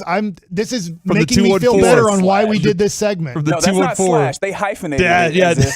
Deion Sanders Hester. Right? They were together. Sanders Hester is what we got from the 214. Huge get for the Cowboys. From the 214. Mike, you're such a hater. Thank you. And then from the 972, 105.3 The Fan, home of the Turpin haters. So I think there are some other texts in there, Mike, that are included of, look, Mike's got a really good point in that you got it. So I'm glad he made the team. Let's temper some expectations then, all right? So I gave How do we do this to Cowboy fans? Because Cowboy fans can't do this. They do believe 17-0. They do believe we do have Deion Sanders because he's wearing number 2 and Deion wore number 2 at Florida State. We got Deion Sanders. I can't believe it. And nobody wanted him. Let's say, Mike, he gets 13.5 yards per punt return and 1 touchdown this year. Yeah. Is that big? In my eyes, yes. Okay. In the majority of Cowboy fans' eyes, no. Okay. All right. So let's go ahead and set that right now. 13.5 and 1 touchdown on punt returns. All right. So we're going to set that right now so that at the end of the season, mid-season, if he gets 2 punt returns for a touchdown, we can be like, whoa, dude, this is great. All right, let's go to kick returns.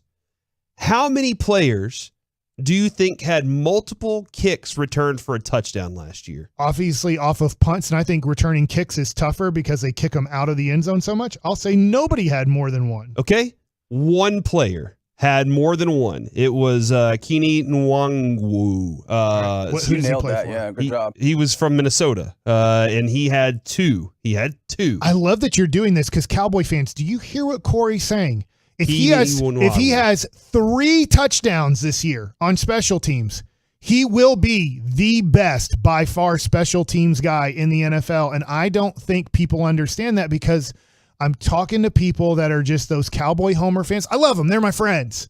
They're ready for him to have at least a touchdown per month. At least a touchdown per month. You had Jamal Agnew, Braxton Berrios, DeAndre Carter, Travis Homer, Tony Pollard, Andre Roberts, and Tremont Smith all had 1. Okay? So let's go into this. Did you think that Tony Pollard was a good return man last year? I thought he was solid, yeah. If you thought he was solid, if you thought he was good, When it comes to yards per return, he had 17 returns for 26.8 yards per return. The highest was Kini Nwangwu, who had 32 yards per return with 18. If you were in the 30-yard range, the 28-yard range, you were a good punt or kick returner last year. So, Mike, let's go ahead and set that. If he gets into the 28 yards per return range and gets 2 touchdowns, you got something special if he meets those 2 things right there. So, Mike, I think you have a really interesting point. If you're 4 games in and he doesn't have a return for a touchdown, a lot of people are going to be like, why do we even have a roster spot for this guy? Yeah, what a disappointment. I thought he was going to return 2 touchdowns a game. I thought we had 2 special teams touchdowns per game, at least one. You know, Yeah. I mean, the guy obviously showed he can do that, and I'm happy he did. He made the team. He just made himself a nice nest egg for the rest of his life if he's smart with that money he just made.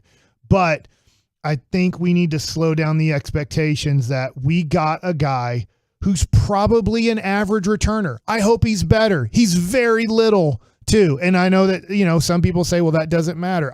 If he gets hit the wrong way, it'll matter because 150 pounds taking on a 230-pound linebacker, smoking him when he's not ready, that ball might come loose and those ribs might crack a little bit easier. We'll see Friday night if we do have, Mike, the next Deion Sanders. So we're looking forward to the next if he even plays. Sanders Hester.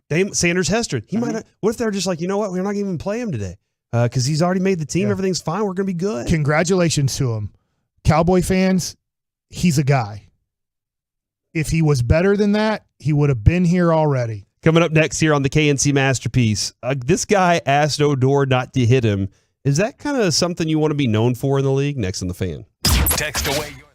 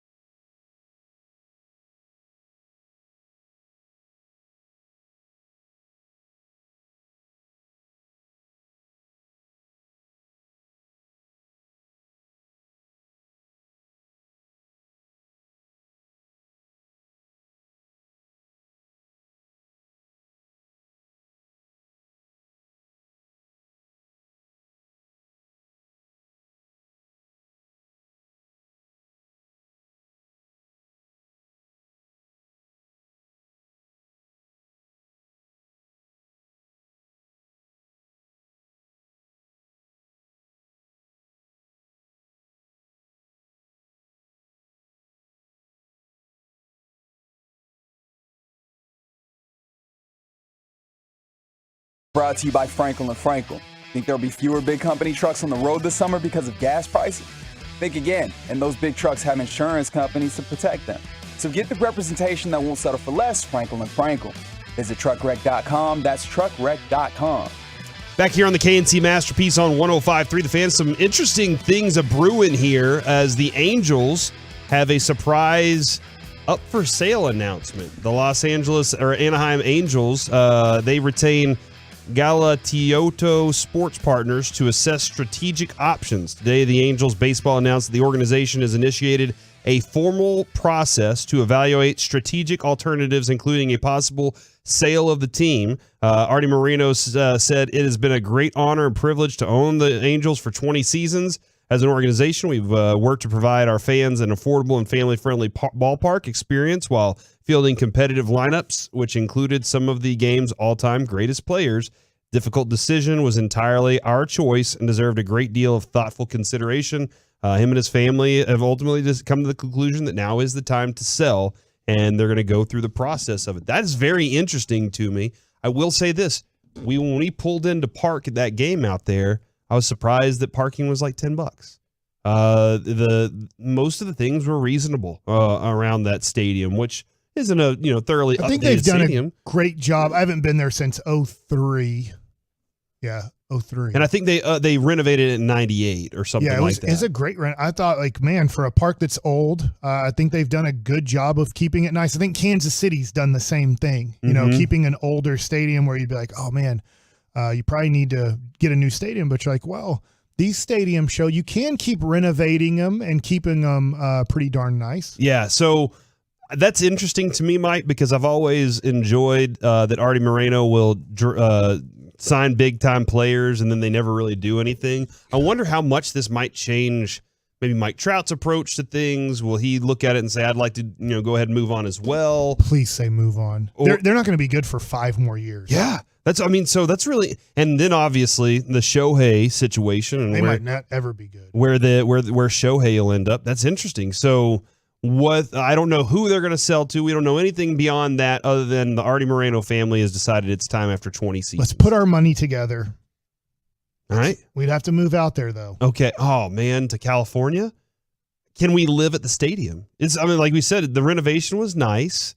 They have 4 or 5 retired jerseys. They're really only south 2 of them are Oxnard. former players. You can't live in Oxnard. Did you know that, Mike? Out of the 5, I think, retired jerseys, only 2 of them are players. The rest are like an owner, a manager, and some other random person. Who are they? I'd have to go back and look. One of them. It was, when I was sitting next to Brad Shim, and Rod Carews the other one. Okay. And maybe some other player from way back that I don't remember. But most of them were somebody else. So an interesting Joyner. Little note there. Also, Alabama, and I don't know that it's been signed, but Alabama has approved an 8-year, $93.6 million extension for Nick Saban, making him the highest paid college football coach in the country per Aaron Suttles. So an 8-year, $93.6 million extension for Nick Saban. And it's amazing what kind of, how deep that money is for one. I think we just saw with the Big Ten and their $8 billion Guess they were how old discussing. He is? 70. Stop. You just guessed it. Yeah, that was where I was. 70. He's gonna coach till he's 78. 79, yeah. And the funny thing about that is Saban had to get an extension to become the highest paid coach again because Kirby Smart got an extension to be the highest paid coach after doing what? Beating Alabama in the national championship game. So Georgia's head coach gets an extension for beating Alabama, and then Alabama's head coach gets an extension to make sure that he gets paid more than Georgia's head coach. I do think it's weird that a person like Nick Saban is upset players are making money when he's getting paid now over $10 million a year to coach. Yeah. Well, who else is going to navigate this? This is about college. This is about education. I would like $12 million to Yes, coach. money for me and not for thee. That's how this goes. Yeah, man. Somebody said, "Can't believe y'all would rather live in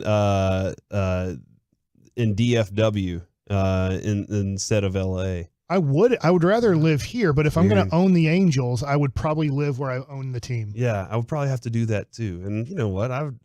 have any problem with beaches. I mean, beaches are pretty awesome. We'll deal with the libbies, right? Yeah. Okay, Mike. All right. You said lubies? Christian Arroyo. Yes, absolutely. We love lubies around here. Christian Arroyo was on second base, and Rougned Odor got to second base as well. Here's the audio. What was the communication you and Bo had? I assume that's who you were talking to before that catch. Rugi, what's up, baby? Where'd I get you? You good? You need ice? You need ice? All right. Hey, I didn't hit you. I promise. Don't hit me, please. Oh, man. That was so Rougned Odor got hit by a pitch at the plate, and then he's on second base, and Arroyo makes the joke, "Hey, don't hit me, please." And listen, man, I think there has been no more significant moment in the Rangers' history since that moment. Right? Like this team hasn't had, I don't think they've had a moment that big since he punched Jose Bautista. I mean, we did have the best record, but then we got swept by Toronto that year. Yeah. That happened, but that was, and so this is one of those things, and Mike, maybe you could help me out with this when it comes, and I don't know how it is in the leagues, in the NFL. If you're a dirty player, it seems like people know you're a dirty player, and you're going to be a dirty player. But nobody's really going to do anything to take care of a dirty player on the field. They're just going to be like, he'll get fined at some point, I feel like. Yeah. In the NBA, I just started watching, I'm sorry that I didn't do this. I just started watching Malice at the Palace. The Untold. The Untold that you were talking about. I started watching it yesterday to the point, Mike, where my wife stopped what she was doing and started watching it too. She was like, this is interesting. I was like, yeah, it is. But you knew that Meta World Peace, Ron Artest, was a physical, could be at times dirty NBA player. Right. In baseball, I don't know how many guys are considered dirty players or what is considered dirty, but is that something you kind of want to be known for? Like, is Rougned Odor walking around going, man, everybody kind of fears me a little bit? Well, he's not. I don't think anybody considers him a dirty baseball player. They just know that he can fight and is ready to fight. So a dirty baseball player would be Chase Utley had that reputation. Hey, he would slide into. He's going to slide late, right? He's going to. Now they've taken all this out of the game. It's tough to be a dirty baseball player in today's game. You can't take out the catcher. You can't take out middle infielders. You can't really throw at baseball players anymore. Anything close, right, becomes like, oh no, like the world has come to an end. You should never be hit by a baseball. The pitcher must be a horrible person because he's accidentally hit somebody or maybe intentionally hit somebody.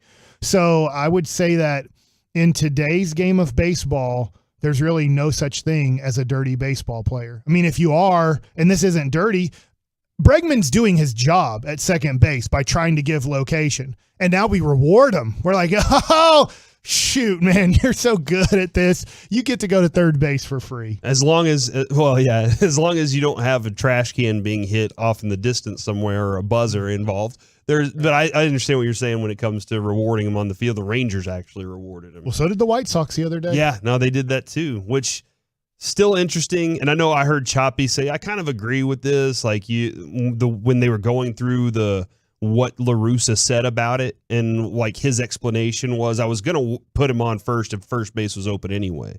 And then whenever the guy moved from first to second, the base opened, it was a 1-2 count. I said, go ahead and put him on first base. That's a different. He intentionally. The intentional walk different from the intentional balk? Yes. Okay. There's two different things that Tony's doing that drive me insane. Like, I think the White Sox would be a much better team if Tony La Russa would stop managing that team. Okay. But I hear what you're saying. That was Jake Diekman on the mound. There was a 1-2 count. Okay. And all right, he's that like, one. all right, we are intentionally walking this hitter on a 1-2 count. I'm like, why the hell did you throw 3 pitches? Yeah. If this dude is so dangerous up to bat, I don't care who it is.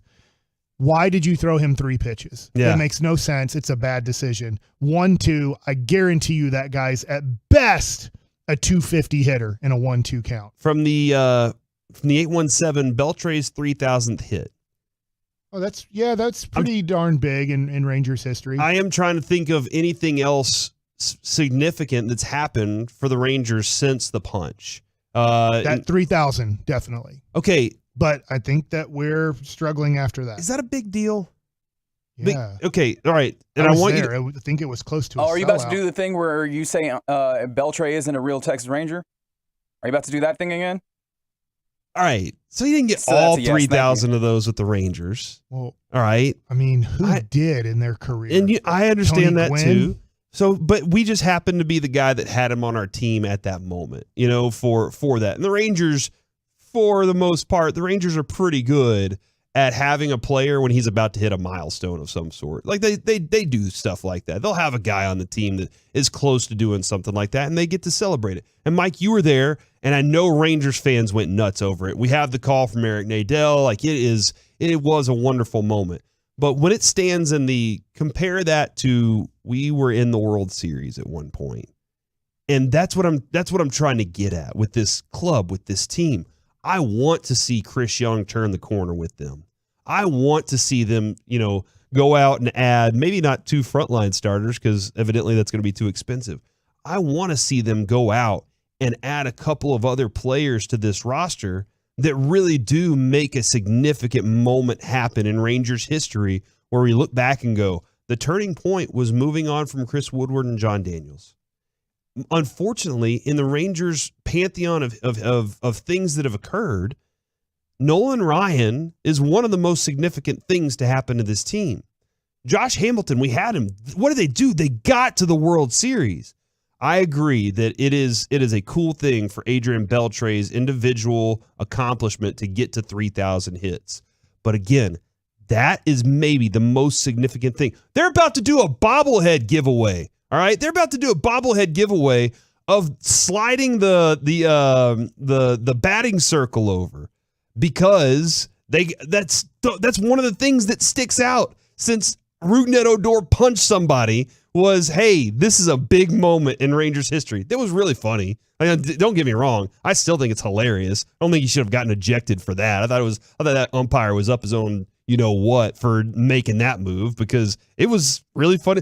Can't laugh about yourself every once in a while. Come on, dude. All right, you ready for this? Yes. Since 1995 and we won the Super Bowl, you name a bigger moment than Rougned Odor punching a guy in the Dallas Cowboys history. Man, that is very Des caught it. Yep. Yeah. That we had an incomplete pass. The biggest moment in the last 25 years in Cowboys history is we thought we caught a ball and they reversed the call in a divisional game. Well, and which is further proof of why Ray Davis said, JD, you got to go.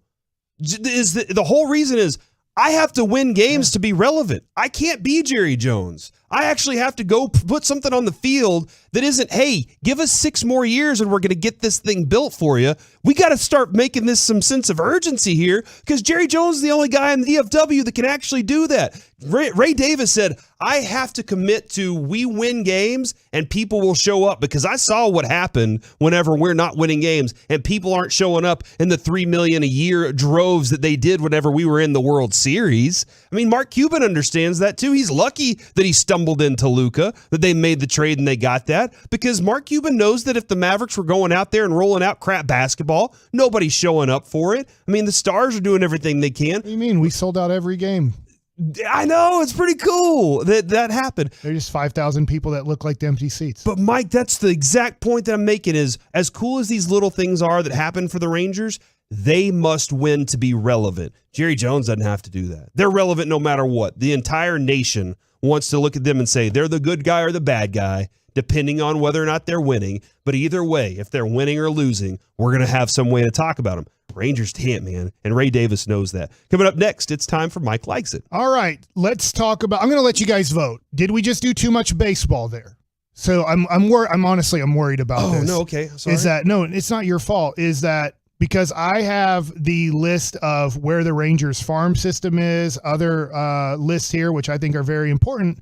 But if you guys want me to talk Dallas Mavericks basketball I like it. and the power forward situation, I need you guys to vote. I'm going to be on Twitch right now. So if you're on our Twitch, you tell me, do you want me to talk about farm systems of Major League Baseball and the Texas Rangers and where they rank? New rankings have come out. Or do you want me to talk about the power forward situation of the Dallas Mavericks? Next on 105.3 The Fan. Coming up in the next G-Bag Nation.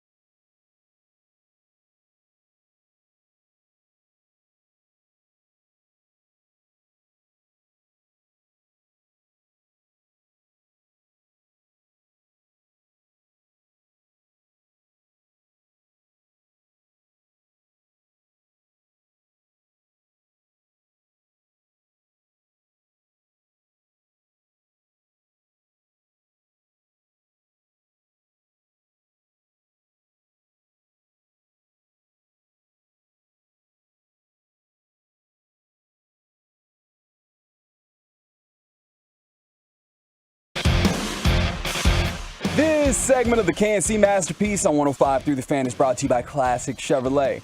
Even though shortages in demand are driving up prices, Classic Chevrolet will never charge over MSRP. Not now, not ever. Experience the difference today. This is Texas. This is Classic. Find new roads. Back here on the KNC Masterpiece on 105.3 The Fan, and it is time for Mike Likes It. But Mike, can you scream it for me? Let's give something away! It's been a lot of fun having Mike do that. Caller number 10 right now, thank you very much, wins a pair of tickets to see Bone Thugs and Harmony at the House of Blues on September 29th. Get tickets right now at livenation.com or call in 877-881-1053 and be caller number 10 to get those Bone Thugs and Harmony tickets. Man, that's going to be such a fun concert. All right, now it's time for Mike Likes It. First, Mike Likes It isn't something that I planned on doing. Oh, okay. But the Cowboys have made major news with their special teams again. Turpin is going to be Dion, and who is going to be our kicker? It sounds like Brett Maher. Yes, I knew it. Maher could do it again. They have informed Liram Hirahu. That's what I said. That he doesn't matter. He's not on the team anymore. He's not going to play for the Cowboys this year. That they will go with Brett Maher. So Mike did not expect to have that news drop today, but there it is. Reggie, you answer first. Then Corey second. I'm going to Reggie first. Reggie's actually on the phone right now. So Reggie, take your time answering that, and then I'll ask Corey first. Okay. Maher kicks all 17 games for the Dallas Cowboys, yes or no? The reason I'm going to say no is because I'm just going to go with the Brian Broaddus model, and that is that Broaddus has continuously said, I don't think the kicker they have in game one is the kicker that's on the roster right now. And so I don't know if so Maher doesn't even make a kick this year? I don't know if that Are you saying that? Are you saying Maher is done as a Cowboys kicker too? No, I think he's reporting that. I am not reporting that. I think that he'll kick a couple, he'll miss a couple, they'll continue to look. So I'll leave it at that. I'll just say I think they're continuing to look. I'm going to say this. The Cowboys have 3 different field goal kickers this year. This year? This year. If that's the case, are they good or bad? No, they have to be bad. If Maher was actually good, not the kickers. Not the kickers, the Cowboys. Are the Cowboys good or bad? I think the Cowboys are going to be upset that they didn't concentrate on this more, and they are going to lose a very winnable game because of kicking. Okay. All right. Interesting. And then they're going to have to change. And then they're probably going to lose another game because of kicking. And they're going to have to change again. This is going to be an issue. I think I throw it out there. I think the Cowboys are going to go 10-7 this year. They're going to make the playoffs, but I think they're really going to regret the kicking situation, and that they're going to go, dang, we could have maybe won another game or two if we would have had a decent kicker. If that guy that we picked up from Texas Tech had just been good enough. And he wasn't. All right, so this is the updated farm system rankings from MLB.com. That one, Maverick fans. We'll talk about power forward tomorrow. Okay, all right, at some point tomorrow. This comes from Jim Callis, Jonathan Mayo, and Sam Dykstra. Number 1 on the list, the best farm system, and I think this is big time here, the Baltimore Orioles. They keep their ranking at number 1. So they have right now, after Adley Rutschman, the number 1 overall prospect in baseball, went up. He's off the list. They have Gunnar Henderson, the number 2 overall prospect in baseball. They have Grayson Rodriguez. By the way, Gunnar is a shortstop third baseman. Grayson Rodriguez, number 4 overall prospect in all of baseball. He is a pitcher. Jackson Holliday, the number 1 overall pick, number 14. Then they have the number 43, number 80, and number 92 ranked prospects in the top 100. So they have 6 guys in the top 100. They have 3 guys in the top 15, and that's taking out Adley Rutschman, who was number 1 entering the 2022 season. They're over 500. They have done a good job of building up Cedric Mullins, who's a young guy. He made the All-Star team in 2021. They have done a great job. It's going to be interesting because obviously the Yankees are very good. Toronto has done a good job of building up a pretty good team. Tampa seems to be always hanging around. Boston's having a down year after having a good year last year. Now it looks like all 5 teams in the American League East are just stud teams. So watch out for the Baltimore Orioles. They might finally be turning it around. Number 2 is going to make you throw up in your mouth. I don't want to do that. Can I wait? Yeah. what team would you go, how in the world are they number 2? Dodgers. The Dodgers. Good God. The Dodgers have the number 9 overall prospect in baseball, the number they're the best team 27 in the game overall right prospect, the number 44, the number 45, the number 69. Nice. The number 77 and the number 81 prospect in baseball. Yes, I said that right. 1, 2, 3, 4, 5, 6, 7 guys in the top 81, and they just traded for Max Scherzer and Trey Turner last year at the deadline. And they had to trade a lot to get those 2 guys. So whatever the Dodgers are doing, my gosh, they're doing it right. Coming into the season, they were number 5. They actually went up to number 2. Number 3, the Cleveland Guardians. Number 4, the Cincinnati Reds. Should we be afraid of Cleveland? Well, they don't really have the money to keep their guys, Oh, right? okay. Francisco Lindor. They did keep Jose Ramirez. They signed him to a long-term contract. Number 5, the Arizona Diamondbacks. And preseason, number 9. Now, new rankings. The Rangers are number 6.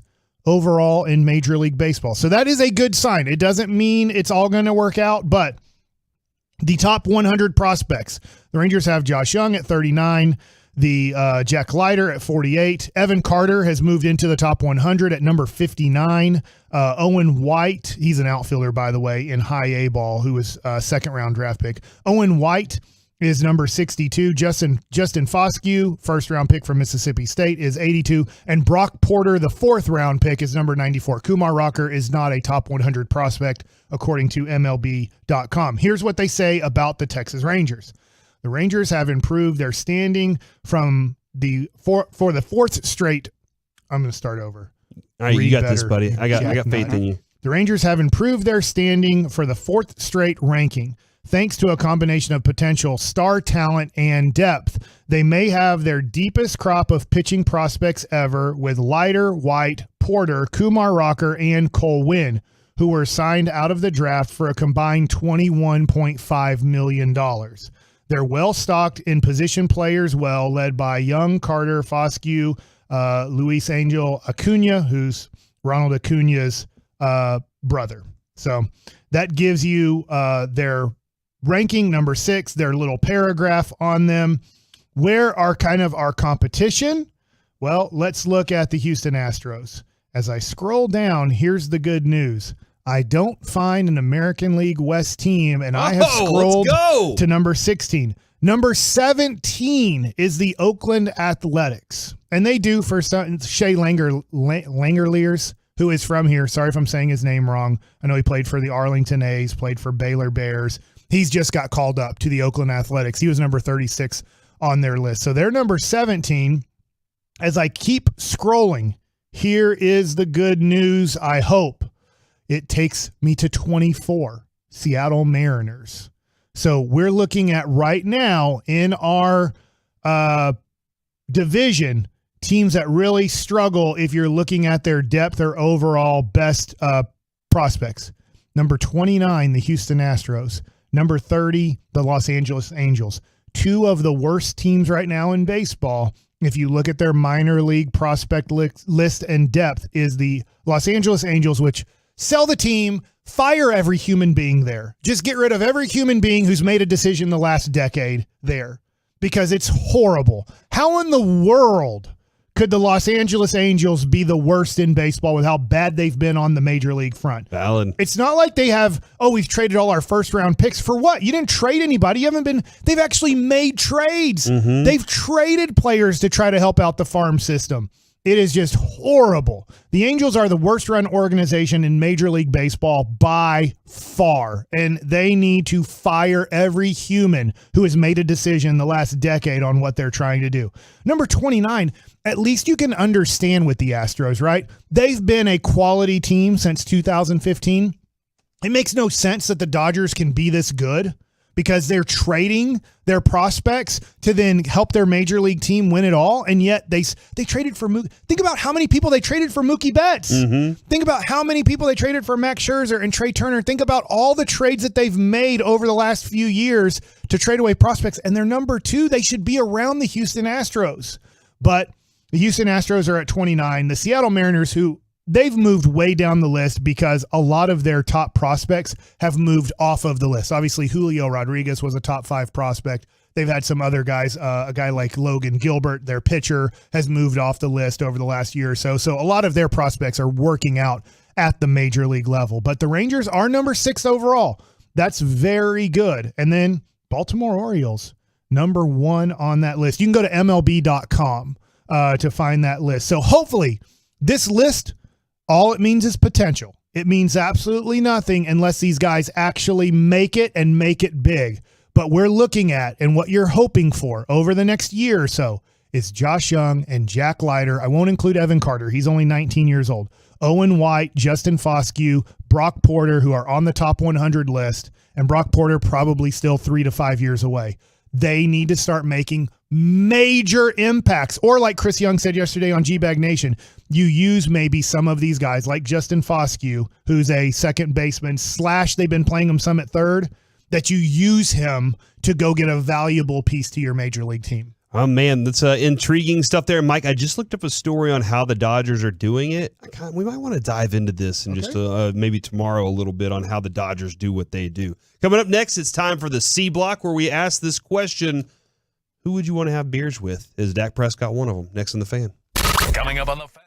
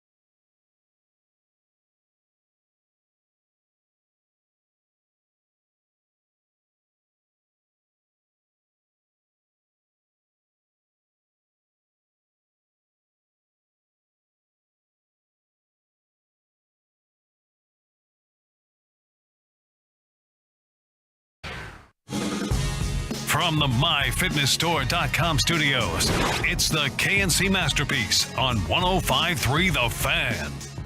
Hey, we're back here on the KNC Masterpiece on 105.3 The Fan. It is time for the C Block, everybody. And the conversation can go in multiple different directions. It means the same thing, basically. Just three different words to say what I wanted to say there. We do have a list of quarterbacks that you would want to have beers with and an order of which way you would want to do it. Also, I would like to ask Mike who he would like to have beers with at the station. Like, who are the people that you're like, you know what, I've hung out with them enough. I kind of want to, I enjoy my time around them. Or maybe zero. Maybe Mike says he's zero. not at the station anymore. He's working for the Cowboys. Zero is no longer working at this station. But he's a big Jazz fan, too. I just wanted to start off with this because this is pretty interesting from Todd Archer, and maybe this has been the plan all along, especially now with some of the rules that they've been able to work with. But the Cowboys have settled their kicking competition. We saw that Brett Maher is the only kicker on the team right now. But he also threw this out a little bit earlier.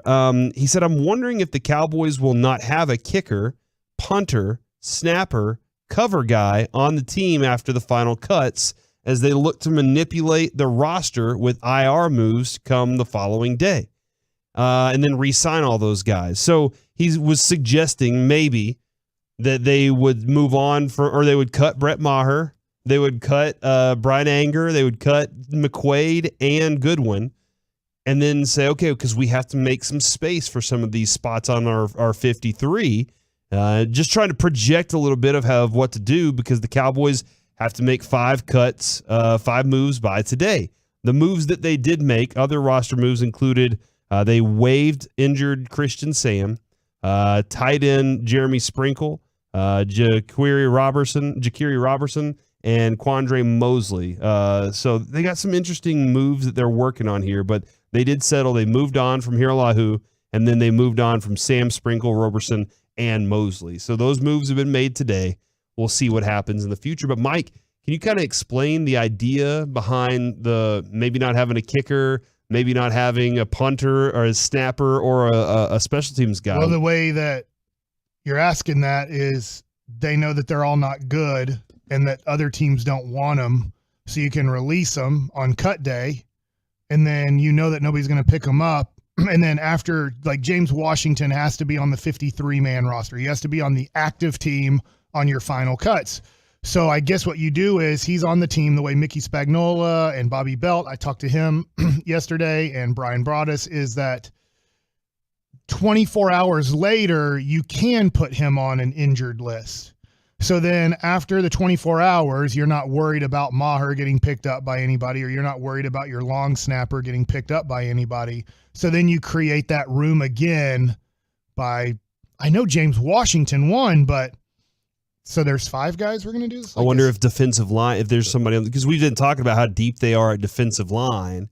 I wonder if that's an option. I also wonder, Mike, about offensive line, just because there are a lot of things that are unsettled about this offensive line. We'll obviously have an opportunity to talk with Brian Broaddus, the G-Bag Nation, coming up here at 1:40 and kind of get their thoughts on where that direction might go. But I'm very interested to see how this all shakes out. Now, a guy named Willie Lutz created a tier maker where he said NFL quarterback tiers based on the amount of beers I'd want to have with them. I just thought this was funny. He said all the beers: Joe Burrow, Josh Allen, Tom Brady, Garoppolo, and Matt Stafford. Dak Prescott came in the some beers category. So he was in the Derek Carr, Lamar Jackson, Mac Jones kind of category. So here's the categories: all the beers, a lot of beers, some beers, 1 beer, bad vibes, no beer. And so in the bad vibes, no beer category, Kirk Cousins, absolutely, Sam Darnold, Carson Wentz. Oh, yeah. Deshaun Watson. Well, I mean. What do you mean? What do you mean you mean? But I mean. I'm just trying to figure out what you mean by what I mean. Yeah, but you know what I mean. I think I know what you mean by I mean. So I'm just going to leave it at that. But, Mike, I know there are certain quarterbacks that you love. And it doesn't have to be beers, Mike. It could be cookies. Let's go in the category of cookies. Takes out my number 1 guy. Okay. What? Because he doesn't eat cookies? Yeah. Okay. Who is it? Tom Brady. Yeah. You want to hang out with Tom Brady? He's the greatest quarterback / football player Yeah, of but all all time. the beers?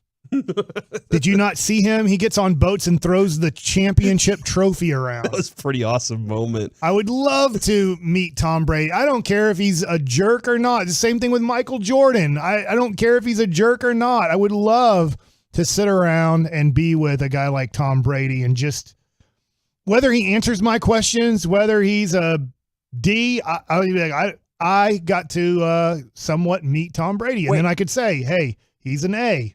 Is that because, like, at that status, no matter what experience you have with that person, it's a worthwhile story, whereas you can't be like, yes, I met Sam Darnold and he didn't say anything. Yeah. And Nobody's even going to know, 10 years from now, nobody's going to know who Sam Darnold is. If I say, hey, I met Sam Darnold, they're going to be like, who are you talking about? Why are you acting like that's somebody? Yeah. And I'm going to have to explain to him, hey, he played at USC. He didn't really have a great career at USC, but people thought he was going to be really good, a lot of potential. Got drafted, 3rd overall pick. Didn't really do much with the Jets. And got then mono that one time. Then he quarterbacked for the Panthers for a second, but then they didn't think he was good either. And then he backed up for a couple of years and he was out of the league. They'd be like, well, who cares?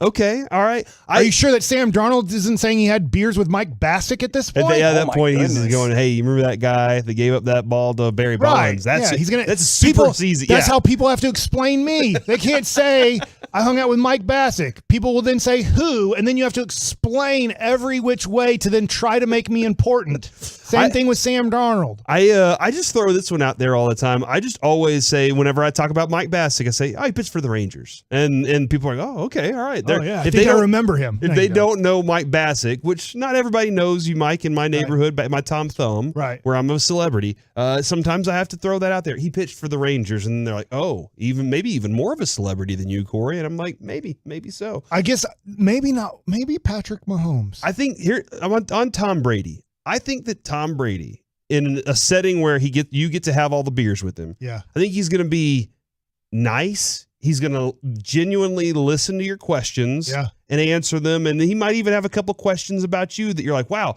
just because he's trained that well. Who, Tom Brady? Yeah, I think he's trained so well in the art of conversation that the dude, like, he just look at, and I don't know if he's going to respect you. Like, he seems to have respect for Tony Romo when he sits him down and talks with him for these interviews. But I don't know if he'll respect you, but I think he'll, at least for the first 10 minutes of this All the Beers Day, I think he's going to be nice to you. And if you end it after 10 minutes. Two are the same age. Yeah, and if you end it after 2 minutes or 10 minutes, you would walk away going, I just spent the best time of my life with Tom Brady. Now, maybe after 30 minutes. We probably like the same music. Yeah. Like, our wives are approximately the same age. Like, that would be the weird thing about, hey, you want to go have beers with Patrick Mahomes? I'd be like, yeah, it'd be cool, except I would really feel like an old person with him. Nothing in common with this guy, really, honestly. Yeah. Like, what do I know that he knows other than, I don't really even know what Mahomes knows that you know. So there you go. Well, both of our dads played baseball. There you go. Commonality. Yeah. So then, both tech guys. So why did you not choose baseball? Would be probably a really good avenue to head down with this. Well, because he's really guaranteed good at money. Oh yeah, guaranteed money is a big deal. That's guaranteed money in baseball, Reggie. I'm saying, but like it's the only position that you should choose. I would, like, when Kyler Murray was doing this, I was like Jeff Samardzija, if people don't know who he is, right? You have to explain everything with him. He was a pitcher for the Sox and the San Francisco, right? Yeah, but he was a very good wide receiver for Notre Dame. He was going to be a 2nd or 3rd round pick in the NFL draft. But that doesn't make the money. If you're going to be a number 2 or number 3 receiver, possibly in the NFL with the non-guaranteed money, that's a different status than quarterback. If you're Kyler Murray, Patrick Mahomes, whoever, the guys that actually know how to slide. When you watch Dak Prescott or Lamar Jackson, you can tell they never played baseball. They have no clue how to slide. When you do watch Russell Wilson, when you watch Patrick Mahomes, when you watch, I know Tom Brady doesn't run too much, but he played baseball. He was drafted in baseball too. So when you watch baseball players that played at least high school level, you can see that they actually know how to slide, when to slide, and when you watch non-baseball players play quarterback, that slide thing becomes pretty ugly. From the 469, you can't put Mahomes in this category because he puts ketchup on his steak. So they're saying I like ketchup on a lot of things too, though. And steak? Wait, what? Not steak. Okay, but that's the whole point. But if I cook the Tom Thumb steak, nothing against you, Tom Thumb, I do usually I'll use A1 or possibly Heinz 57 because it's not like the best meat. I can't usually. I can never tell my Tom Thumb people that you played for the Rangers again, because now they're gonna be like, I remember that guy taking shots at our steaks. They know what their meat is. From the 469, Mike is a bronze medal Olympian. Better than Sam Darnold. So there you go. Yeah, did he ever win a bronze medal in the Olympics? You have one. I don't have. Well, you have a bronze medal, but I wasn't part of. We had a whole ceremony for you and everything. Here I'm at a the gold station. medalist on the Olympic qualifying situation. Got to tweet out the picture of you with your. Don't look at what I did. I stunk on that team. Oh man! All right, so a lot of the beers. Sorry, so USA. all the beers you say Tom Brady is one. A lot of beers, you're saying Mahomes. Then is that what you're putting him in a lot of the beer? Well, Wait, we're just going to give you have 5. one quarterback. One for each one. Yeah, I'm trying to hang out with that. One dude. for each category. That's right. Yeah. Sure, Patrick Mahomes too, because those are the two I think of the most. I'll tell you what, man. Aaron Rodgers. I'm looking at Green Bay Packer highlights. That guy might be an interesting listen to. I'm not sure. I might not agree with everything he says, but man, would that be interesting. Yeah, I think that conversation could go anywhere, and you may not ever feel comfortable with some of the conversation. You might just go, I don't know what you're talking about right now. Would it be on a podcast? Maybe it would be a good Joe podcast. Rogan? Yeah, probably so. But that's what I would presume a conversation, a night like Aaron Rodgers would be just like a Joe Rogan podcast conversation. If I wanted it to go past beers, I would probably go Johnny Manziel. I don't think that he qualifies here. He was a quarterback. Okay, Also, so if you're talking about past beers, how did you walk past Aaron Rodgers? yeah, he's got doing some cocaine? interesting hallucinogens that you can step into. Ayahuasca? Yeah, he's got some hallucinogens. Oh, really? Yeah, he said changed his life, changed his whole perspective on everything, man. Okay. Yeah. If we have a doctor with us, then you're willing to do it. That's Mike's approach. Yeah. One beer. You get one beer with this quarterback in the NFL. Which one are you picking? You got a lot to choose from at this point. You could even go with, this is a Herbert moment, right? This seems perfect timing for Herbert. I got to go with my guy Trevor Lawrence. Trevor Lawrence? Yeah. And he probably doesn't. He's probably too awesome to drink beer. But I'd want. What are your questions for Trevor Lawrence at this one beer that you get to sit down and have one beer with Trevor Lawrence? What are you asking him? If one of my questions is, if you could have picked a team to play for out of college, who would it have been? Because it's not Jackson. Yeah, probably. Yeah, that would be very interesting to see if he would pick somebody else. If he would drop some, like, I always wanted to play for Belichick, or like, was he hoping some team would trade up for him? Was he hoping that some team would lose more games than Jacksonville? Like, also, it's only one beer, so hopefully he's sipping. Yeah, because then I can talk about Urban Meyer and stuff, the kicking stuff, the kicker and the way he treated people and everything. Yeah, like, how did you guys feel the next day when he said he needed to hang out with his family and then hung out with a woman? And then. Yeah, we know what happened there. Bad vibes, no beers.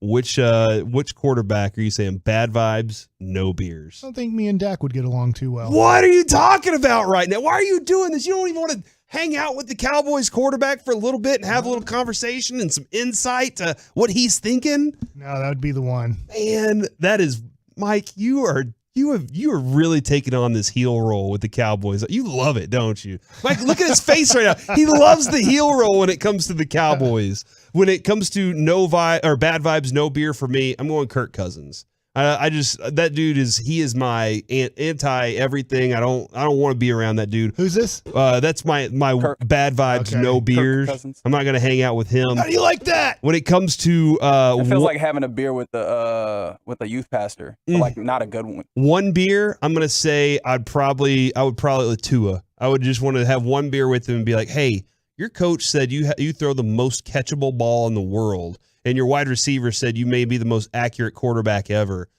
What are your thoughts? I really want to have that conversation with him about that. A little insight on him. A lot of beers, Jameis. Because I think Jameis is a blast just to kind of observe and hear. Also, Jameis is unintentionally hilarious. Yes. He could give me one of those passionate speeches at any point where I'm just like, you know what, dude, I'm in on this. But you're right. He is unintentionally hilarious. Or maybe it's intentional. Maybe he's a comedic genius and we just never knew it and he doesn't even know it. So, but maybe you're right. If he doesn't know it's unintentional. So you're probably right. Thank you. I would then say I think Josh Allen is kind of funny. So I'd like to, and he's just, Buffalo has that wild fan base and everything going on. So I think Josh Allen might be fun. But yeah, man, I think Jameis would be fun for a lot of beers, and that would be a really good night for me. Coming up next here on the KNC Masterpiece, NFL players that are going into decline this season. Next on the Fan. All right, let's talk about Men's Tea Clinic. As soon as the show is over, I'm headed to Men's Tea Clinic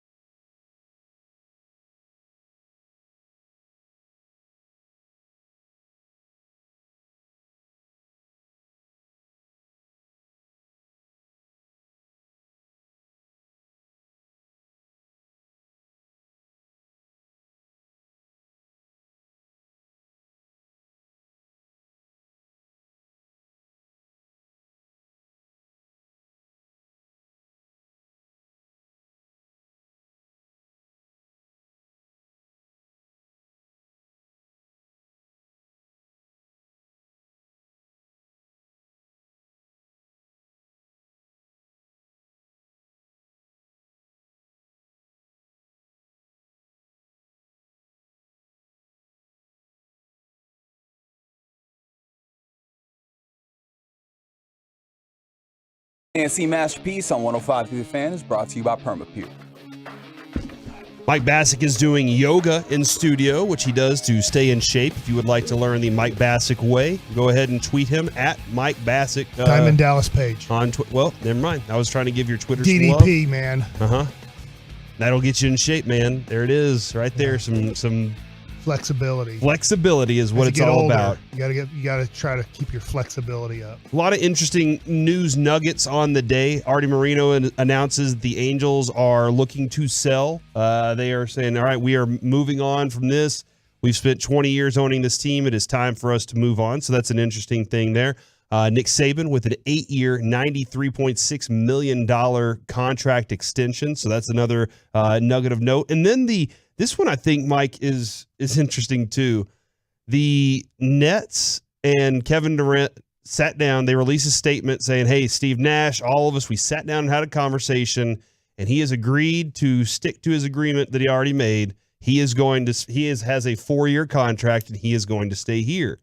This was an interesting thing, though, because Patrick Beverley then tweeted this morning. Okay. Y'all can sit and don't say nothing, but that ain't cool. It's dudes with families out here who haven't got a job because of this KDS. And to be on and off ain't cool. Blessing, gang. So he's basically saying, look, a lot of decisions are really impeding people's lives because of this KD thing. Yeah. KD then tweets back at him. Oh! # blame KD. And then Patrick Beverley tweets right back at him. Yeah. Damn, gang. Who said I was talking about you? I'm speaking of how it was done. Both sides need keep that private, but noted. So it's interesting that he did put out there, look, this whole back and forth is really causing problems. And KD, as petty as he always will be on Twitter, is like, hey, let me stir this pot just a little bit. And Patrick Beverley makes the statement of, look, I wasn't necessarily just talking about you here, but then you got to see that there's a bigger picture than just you involved in this. Well, you know why Patrick Beverley is really doing this? Because he doesn't want to be in Utah? And he can't. Right now they have Mike Conley, Donovan Mitchell, Jordan Clarkson.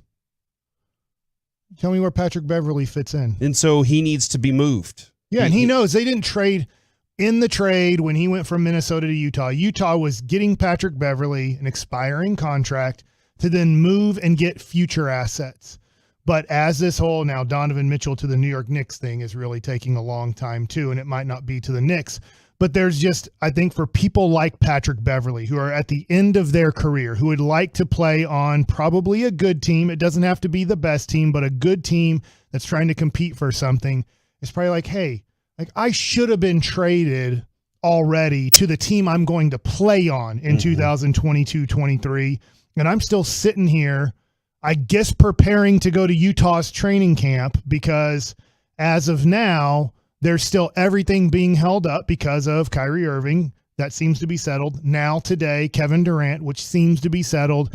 There still is the Donovan Mitchell thing, and I think that was a little bit of a holdup because they were seeing if somehow, some way, if Brooklyn is doing all types of different things, if they could be a third team, if there could be a fourth team involved in different type of trade scenarios. So I understand where Patrick Beverley's coming from. I'll put you in his situation.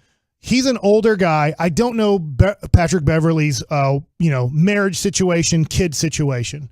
But he doesn't want his kids being in Utah for the school year. He doesn't want his kids living in Utah. So they're living in, let's just say, L.A. I know he came from Minnesota, but let's just say they're living in L.A. Wouldn't you like to know where you're going to be and where your family's going to be visiting you during the season? For sure. But you're just sitting there and you're like, we're almost to September. We're weeks away. As crazy as it sounds, because we haven't even started NFL season, we're a few weeks away from training camp starting. I believe 3 to 4 weeks away from the Mavericks opening training camp and all the other teams. And Patrick Beverley, like, I still don't even know where I'm going this year. Right now, I guess I have to go to Utah. Utah doesn't want me, and I don't want to be there. Yeah, and I think the conversation every day is definitely going to be, every time you wake up, there's going to be somebody that's either called you, texted you, or sees you that you know. They're like, hey, man, any news on what's going on with it? And you want to avoid that, right? Like I don't know. I don't have an answer right now. And so every time that question is asked, you don't have an answer to reply with other than, man, I don't know. I'm just waiting to see. And then you start getting mad at whoever's involved. And KD, I mean, I can understand him being involved. Now, Mike, would you be interested now that this has moved? Can the Mavericks do anything? Would you be interested in having a conversation to see if an exchange could be made and maybe a Beverly kind of move could be added? I'm not a big Beverly fan. I understand how he can help a team. I think the Mavs are interested in Patrick Beverly. Like they like him in a role, not like as one of their 5 best players, but in a role probably being the guy who comes off the bench and leads the second unit. I think they are interested in him. I'll be okay with it. I don't think it elevates the Mavs to another level. It's weird because he's better than Kobe White. I'll keep bringing up his name, but Kobe White has a lot more potential. Kobe White could be way better than Patrick Beverly, but right now Patrick Beverly is better than White. So I'm okay with getting him. I don't know what to give Utah. Like, would Utah accept this? And maybe you guys wouldn't do this.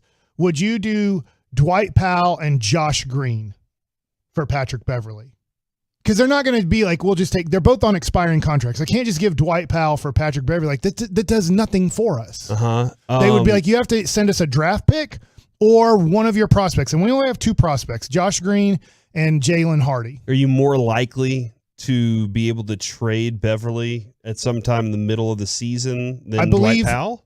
From what I've been told, when they've tried to shop Dwight Powell, all 29 teams don't see him as an NBA basketball player who can help. And then from the A17. Patrick Beverly, they probably, but the thing is, when you're trading Beverly, it's just an expiring contract. So maybe Beverly and Powell at this point, even though Beverly's a better player, that teams that you'd be trading Beverly to or Dwight Powell to are teams that aren't trying to win. Yeah. Because you're trying to win. So you're not trying to win. You're the team trying to get better. So they just look at those guys as, I don't care who they are. I don't care if they're good at basketball. What I care about is they have no more money on their contract after this season is over. A couple of different texts have come in. Pat Bev knows his role. I'll give him that. So he would know like kind of where he fits in for sure. And I think that with Jason Kidd, I think the respect is there. I don't know. This is interesting. A guy that like Jason Kidd, who isn't that far removed from the league, who also like played maybe with a couple of different guys.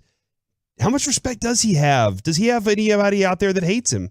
That just like doesn't want to play for that guy, or is it just like no, they all love Jason Kidd. Patrick Beverly, you'd at least have your 3rd ball handler with him. I don't know how you feel about. I agree. Okay, so and then the from Beverly is like 34 and fouls out by halftime every game. Hell no. Well, and I'm not saying hell no to him. And if you can trade pretty much nothing, and right now Dwight Powell's a great person, great teammate, great guy in your city, great guy in your community, all those things.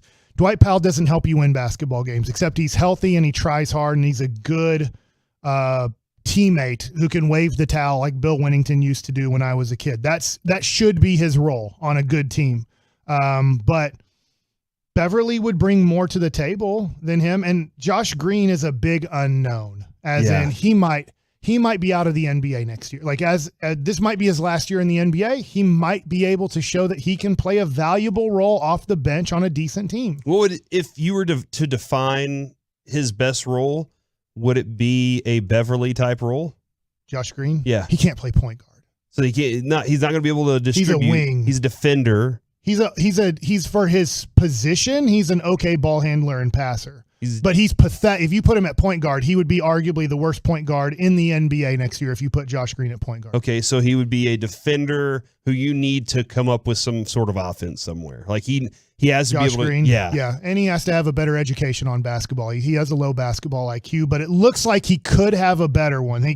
Once again, he shows flashes of, he actually knows how basketball works. And then there's another possession like he has no clue how basketball works. Yeah, I am very interested to see other moves that might be taking place because I'm not sure what other teams out there were just sitting around waiting. I know like there were teams that were interested in making calls about Kevin Durant, but I'm not sure how many of those teams said, well, once that falls through, then we'll be okay. But there are a couple of them that had, it had a significant impact on a few players out there. So that'll be interesting to see. I saw this from Clarence Hill just moments ago.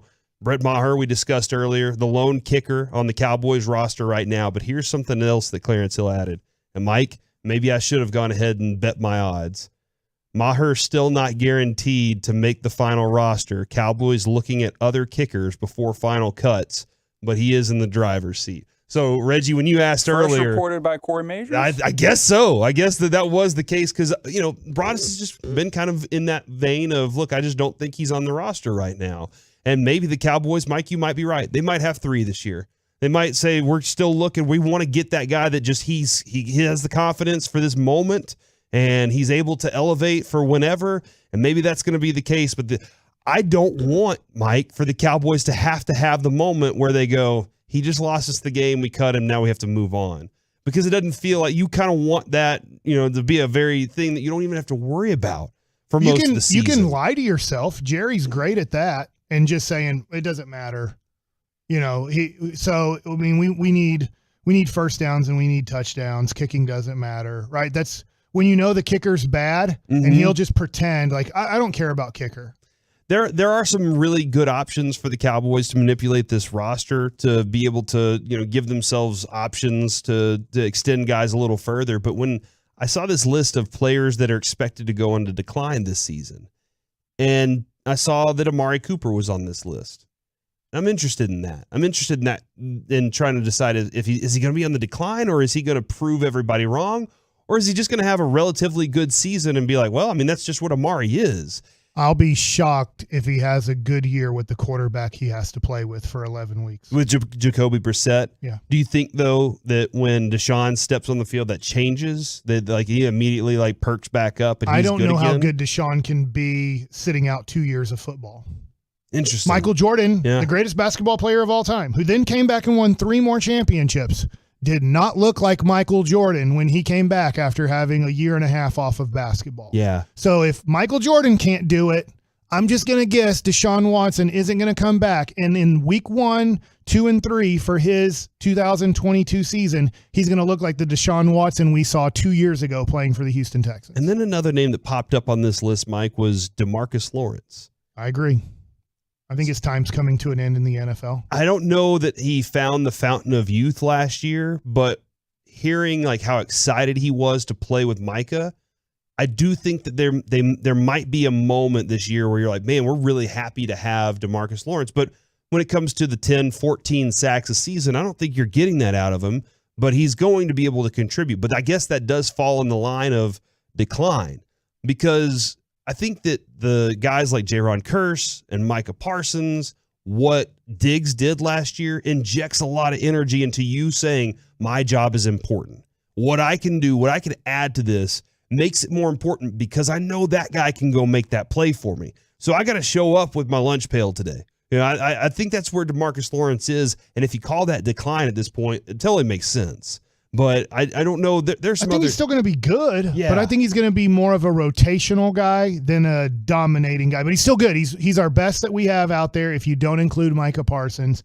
But I think at this point, the injuries that he's dealt with, his decline that we've seen so far, I don't expect a lot from DeMarcus Lawrence except a good defensive end in the NFL. The other player that I saw on this list from the Cowboys was Tyron. I think this is maybe his last year in the NFL. Oh, really? Yeah. Man, he was early on. He does have one more year under contract. Yeah, man. Maybe he needs that. I'm not saying needs it, but wants that money. But yeah, his career's almost over. His career's way closer to over than I think DeMarcus Lawrence. He's going to miss another 5 games, if not 12 this year. The Cowboys have then at that point, does he want to put his body through another one of these? Yeah, he's going to have a lot of work to do at that point. Coming up next here on the KNC Masterpiece, let's chit-chat with the fellas from the G-Bag Nation. Next on The Fan.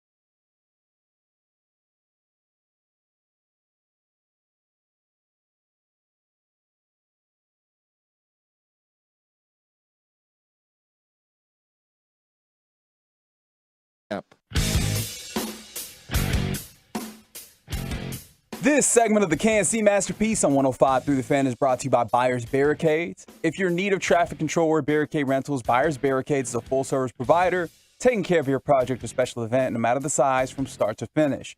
The Texas Authority and Barricade Rental, buyersbarricades.com.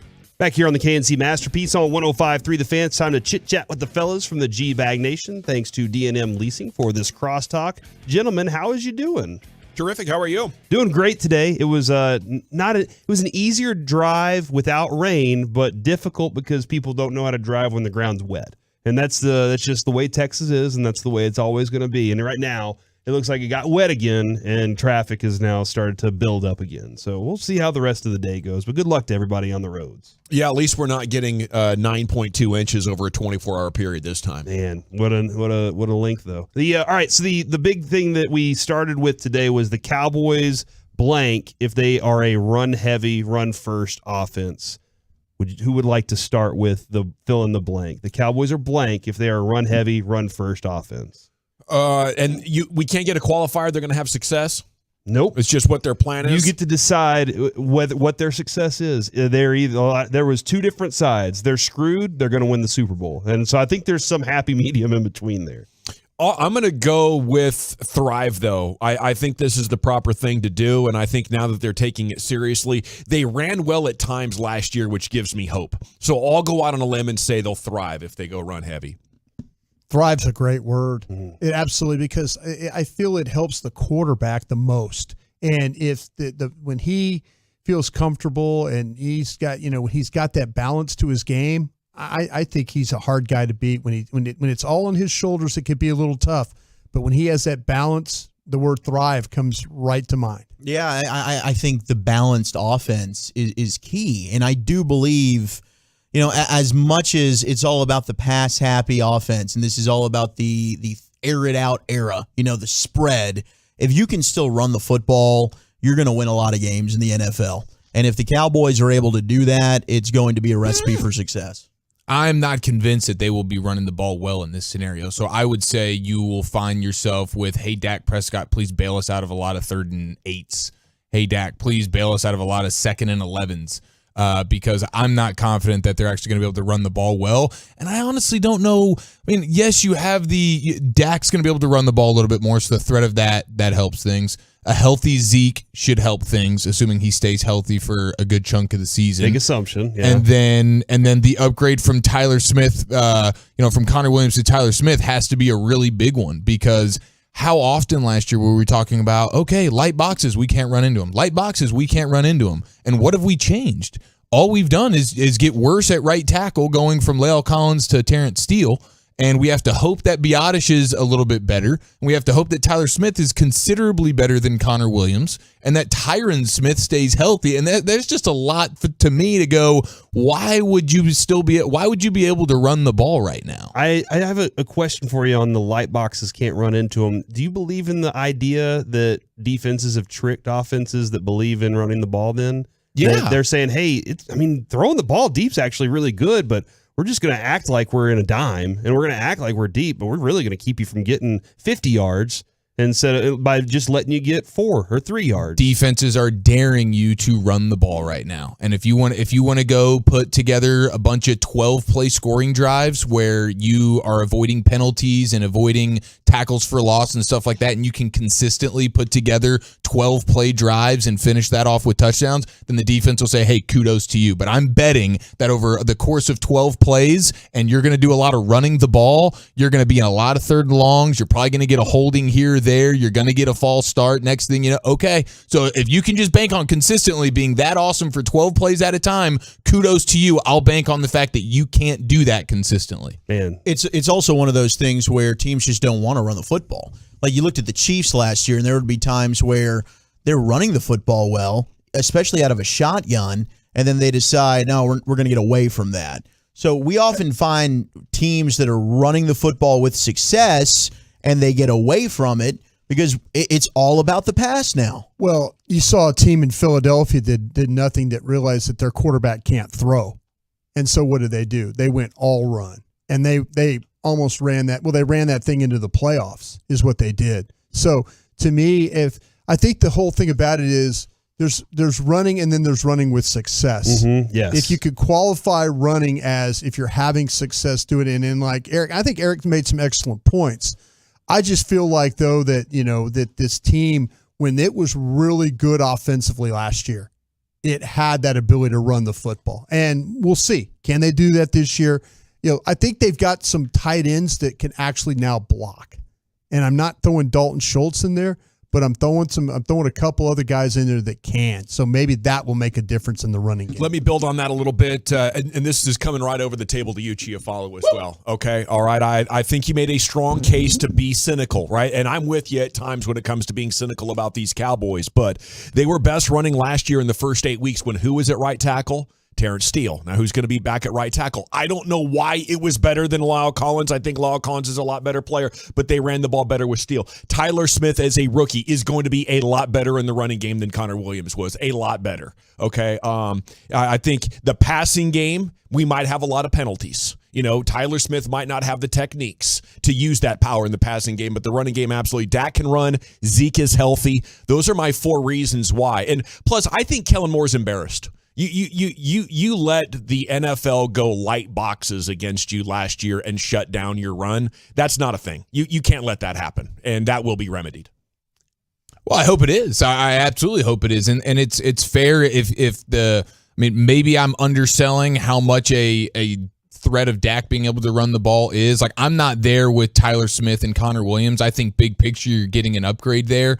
But we act like Connor Williams was just a terrible, oh my gosh, you replaced an above average guard with a rookie who is not even getting all the snaps on the starting offensive line, and we're expecting Tyler Smith. I just think it's almost an unfair ask to say, hey, 20-year-old out of Tulsa, come step in and be better than an above average guard. All that Connor Williams did last year was he'd get thrown around by Aaron Donald, of course, but then he'd have some penalties. Okay, well, Tyler Smith is going to give you the penalties. So it wasn't like play in, play out. We're looking at Connor Williams going, holy God, we can't play with this guy. We're playing with basically 4 offensive linemen. He was a solid player. He wasn't very good in the run game, though, and I think that's the one area where Tyler Smith really is going to be a massive upgrade. I agree with you there. Pass blocking, we'll see, and the penalties, absolutely, I see the concern, but I really do think the biggest upgrade that Tyler Smith will have with this offense is what he's going to do and help this team in the run game, because he freaking moves people, man. I agree with you on that, and I think there is, with what Brada said and what Dawson's saying here too, the idea of running with a purpose can absolutely set up success for throwing with a purpose too. If you're running just to say we're running it just to keep the defense honest and we got 2 yards, that's not keeping anybody honest. It's keeping your team from exploding and do what they can do to get big chunk plays. Hey, CeeDee Lamb 50 yards downfield might be a better option. Hey, you know what? As a matter of fact, let's throw one up in the air and just see if we can get a 40-yard pass interference like Tom Brady does every other game right before halftime. That could be a good option for us too. I did want to get into this real quick too. Mike brought up that Dawson said yesterday that Kevontae Turpin is the next Deion Sanders. And Mike we had some thoughts, we had some questions about, are we looking at Turpin in are we giving him too much? And we went through and man, nobody really did much in the return game last year. If you got 2 touchdowns, that was the best. What do you mean by Deion? I wanted to see what you meant by the Deion Sanders thing. The ability to see the lane and make the quick athletic adjustments, and then the top end speed. It's quickness to change direction to miss tacklers. It's vision to see the line to the house. And those are things that, you really can't teach. So, yeah, I think Kevontae Turpin is going to quickly put himself up there with some of the best return men in the history of pro football. Okay, that would be I don't think we could ask for anything better than if we were getting points from special teams that we're not getting from our kicker. And the field position, something we were talking about yesterday, but oh my goodness. I think that the fan text reaction you guys were getting earlier, and I was listening to your segment, and we were getting it as well, and it continued on Twitter. We need to tap the brakes on the Kevontae Turpin overreaction here. Well, it was split, man. It was definitely split. If you get anything from him as a receiver, it's gravy. Okay? Yeah. I don't think he's going to be playing a ton offensively for you. This dude is a special teams returner. That's what he is. If you get anything from him offensively, it's incredible. But we need to stop with the Deshaun Jackson, Tyreek Hill type of comparisons here. He's going to be your returner. It's amazing. They finally found a guy there. I'm excited about it too, but let's slow our rolls here on overvaluating him as an offensive playmaker. What are you going to do then when they don't punt him the ball? That's going to be a bit of an issue. But to your point yesterday, let's hope that there's shanks, and let's hope that teams don't execute. Yeah, that's what I'm saying. And it still benefits the Cowboys in Directional that way. punting, shanks, all that stuff. But if teams kind of figure out, like, listen, we just won't kick him the ball. You hang it up and make him fair catch balls and stuff. It's still a benefit to your team to have him back there. You have the threat. I think you have to figure something out for him offensively.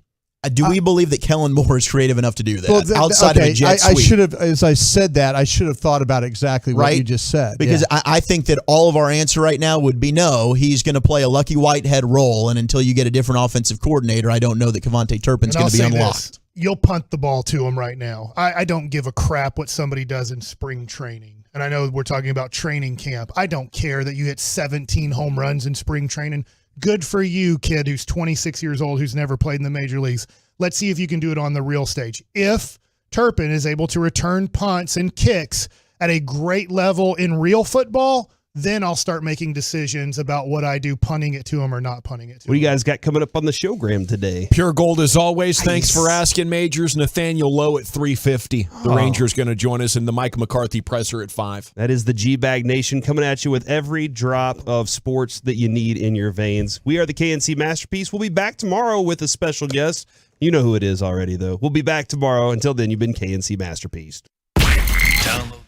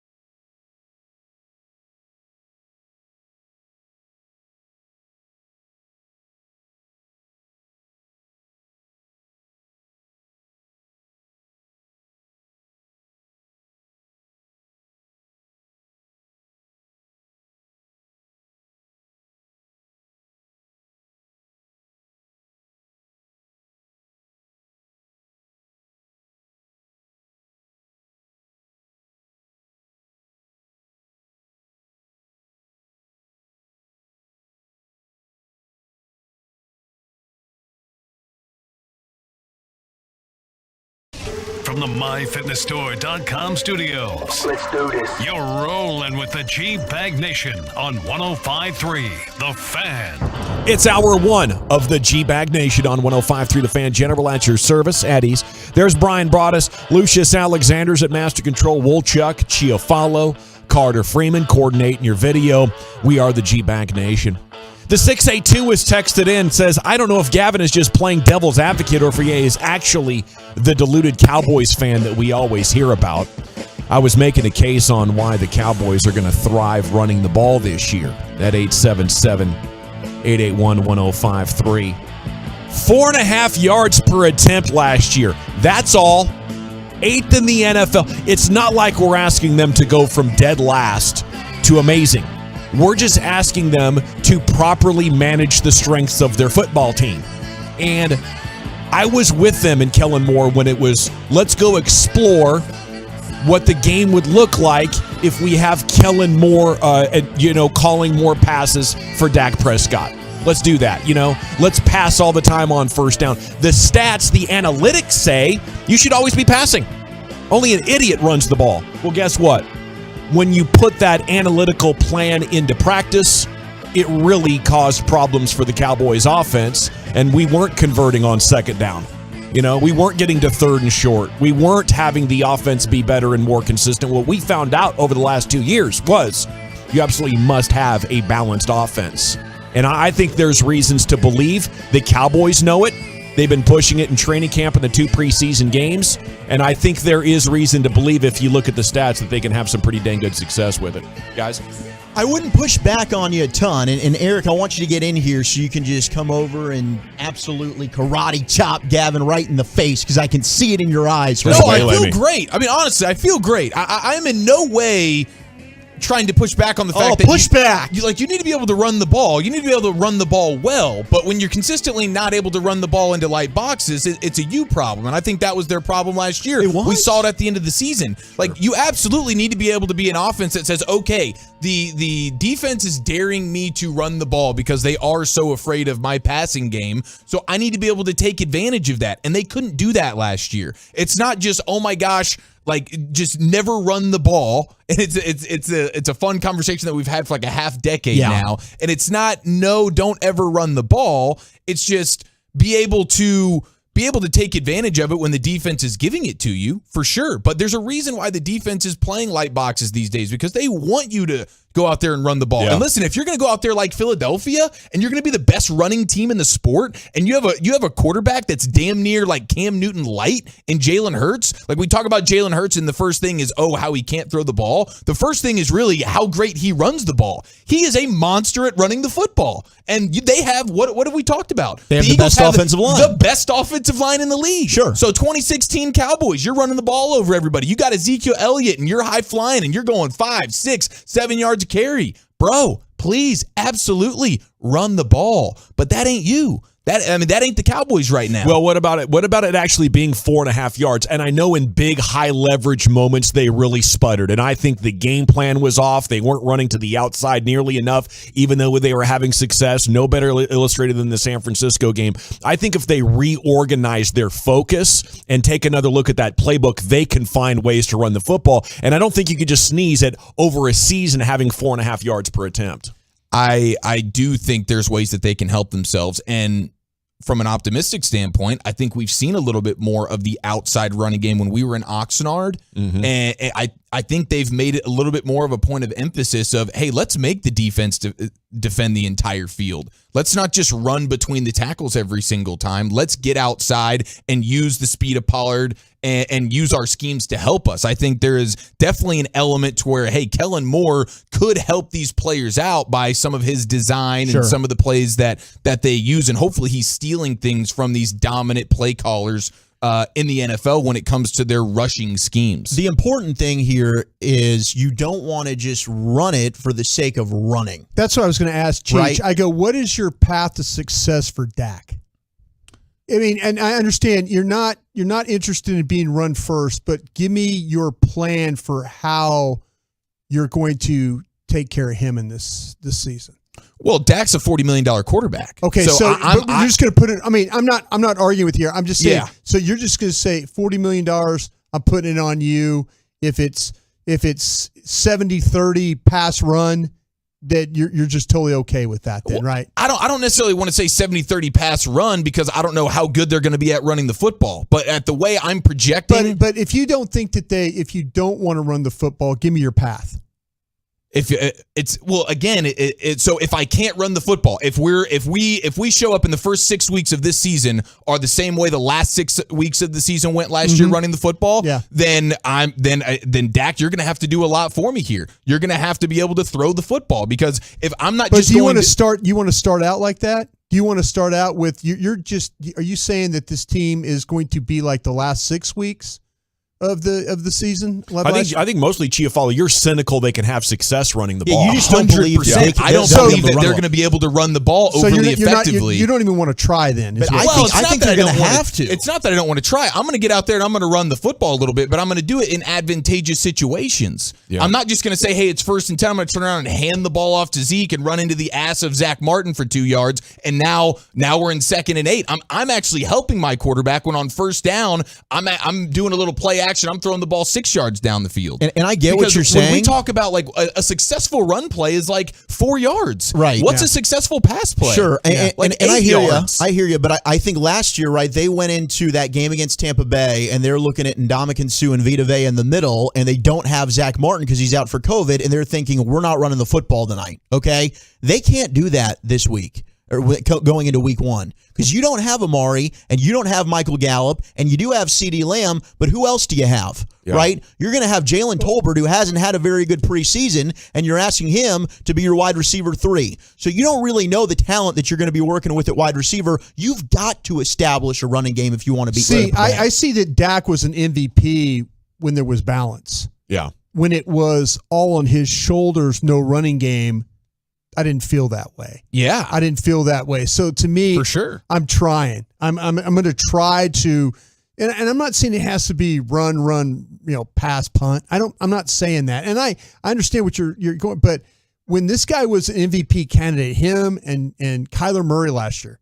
that was a balanced damn offense is what that was. Yeah. That's the first damn thing I'm trying to do. Right, because when you look at the Tampa game last year, the reason Dak was almost able to have a 400-yard game was because Tampa respected the run game. They were sending guys to stop your run game. So the Cowboys secondary's open. They got compromised with injuries, too, in that game, the Tampa in the secondary. So you took advantage of that for sure. And you protected well enough. When the league figured out we don't have to send extra guys to stop the run, that's when the Cowboys had zero chance of beating a quality football team. We're just going to play Dak and let 5 guys stop the run. Correct. And that has to be your top priority coming into the season. We can't let that happen again. How much of that, though, yes, that should be obvious. And it shouldn't be doable. I don't care how bad your offensive line or your running back is. What last year happened was a total anomaly with them stopping the Cowboys running game. Absolutely. Like that. And you also had a Dak Prescott who was clearly not the same as he was the first half of the season. He was hurt. He's not going to use that as an excuse. He hasn't the entire offseason, but something was wrong. Your offensive line was completely in shambles and had fallen apart, and your play caller was bad. So, look, if Kellen Moore hasn't adjusted and hasn't fixed what was wrong last year, then they're screwed to begin with. Correct. And that is malpractice on the front office by not making a move with your offensive coordinator anyway. Because a lot of this is going to stem from your offensive coordinator. And I know people don't like hearing that. I'm putting the bullseye on him for sure. People don't like hearing that because you're absolutely right. Dak is a $40 million man, and he does need to find a way to make others around him better, which I do believe that he's done more so than people realize. Look at Cedric Wilson going in and cashing in Miami this past offseason. But Kellen Moore was great the first half of last season, which is why you've got the number 1 offense in football, but the second half it was atrocious, and if he doesn't figure out a way to correct things, this is not going to be a good year. All right, we're getting some great texts in, a really good conversation. Zach, those were fantastic points. Let me ask this. Why can't they go short passing games in extension of the run? Because that happens so often with teams, and you see teams go on playoff runs, like the 4-3-2 says, just dink and dunk it all the way down the field. And that's a way that I do believe that could help remedy when your running game is not clicking. And, maybe that's part of the game plan as well, or maybe that's part of his limitations. Is ball placement key? I was talking with some people on Cowboys Twitter about that earlier today. Like, do you have enough ball placement to hit the backs out of the backfield, to hit the little slants in stride and make that dink and dunk approach one that's viable for keeping the chains moving. Yeah, I think Dak is. I think he's good enough to make that a part of this offense, and I think it should be 100%. And that's part of what I'm talking about. Like even if you say, okay, we just want to do something to where we're not pushing the ball down the field crazy on this particular play. We're either going to run it for 4 yards, or we can throw it, and we have the opportunity to just by catching the ball get 7 yards. Well, I'm probably going to go that route. I think Dak's good enough. He's not one of these Drew Brees just absolute bullseye every time, but he's plenty good enough to make these throws, and I think they should be using that and giving guys like Pollard and CeeDee Lamb opportunities to take the 5-yard play and make it the 25-yard play. But my question for you guys is, don't you think showing up into Tampa last year with the way you thought you were going to be able to run the ball against Tampa Bay and the way that they were defending your run and the way they were daring you to beat them through the air and passing the ball as much as they did, do you not think that was the smart thing? Oh yeah, that was great. So if they show up and it's the same thing week one, and you start in the first quarter, and every time you turn around and hand the ball off, you're grinding away 2 yards at a time, and you can see that this Tampa run defense is still next level nasty dominant, and they're daring you, hey Dak and these unknown kind of wide receivers, go beat us because we feel like we need to sell out for the run. Shouldn't Kellen Moore be throwing the ball, or do you want them to just no? Yeah. Okay, Yeah. so if they show that they can do it, then I agree with you. I don't believe that they're going to have that same success. Yeah. Okay, that's fine. Their receiving core is not as good. They're offensively, they just don't have the same talent. I think you're in a position now where you're going to have to rely on the run game a little bit more in this game. And hopefully, but you'd like you to have Zach Martin, which you didn't have last year. Agreed. And Hopefully. That something bad doesn't happen these next couple of weeks, and you don't have him. But that's your best offensive lineman. That's a future Hall of Fame. You'd like to be able to run the ball well, 100%. But the idea is you couldn't week one last year, and rightfully so, you started throwing the ball out, and you damn near won the game. To say that's what I'm saying. You just said you damn near won the game, but you didn't win the game. If you look at the following weeks, they threw for 221, 220, 188 the last because they were able to run the ball. Well, that's what I'm saying, though. But you're just saying go ahead and put it up. They threw for almost 400 yards and still lost the damn game. So if they would have just ran into the ass of Connor McGovern on the right side of the line 2 yards at a time, they would have actually lost by considerably more. I think it would have been a no game by the fourth quarter. I think they adjusted the plan to do what they had to do to move the ball. But that's my argument. But throwing the ball for 400 yards doesn't necessarily guarantee a win for you. I think what we're all saying, though, Chief, is, and Brian, you got to be balanced. You have to be able to do both because defenses are going to take Dak away. Dak's not a good enough passer, or Kellen's not a good enough play caller or designer to build a passing game that can thrive without a running game. And once this running game gets going, they'll be able to shut it down by stuff in the box, and you better be able to throw over the top. Like the modern offenses, what they do best is they make you afraid of one thing and then trick you into thinking you're doing that again and do the opposite. And last year, I don't think the Cowboys focused enough on establishing the run to make teams afraid of it. And when they do this year, I think you're going to get a more efficient Dak. You might not approach 5,000 yards, but I think you'll get a guy who can make big plays more consistently in the right moments. Okay, practice this afternoon up at the Ford Center. It is free. It's Cowboys night. Doors opening at 4:45, and Jerry's going to address the crowd. There's going to be entertainment out on the plaza starting at 4 o'clock. So if you want to get up there and the weather holds. I think Derek said this thing's going to be on TV and they're going to stream it too. It's another thing. So we'll be out there tomorrow too. I'm looking forward to that. Tomorrow there's practice at 6 o'clock. We'll be there after the Rangers game. First Take's going to be at the Star on Thursday. Yeah. Jerry Jones and Michael Irvin are going to be joining Stephen A. Smith on Thursday morning. So we should have some entertaining or interesting audio, one of the two, to discuss from that, as the Star is really going to take center stage here this week.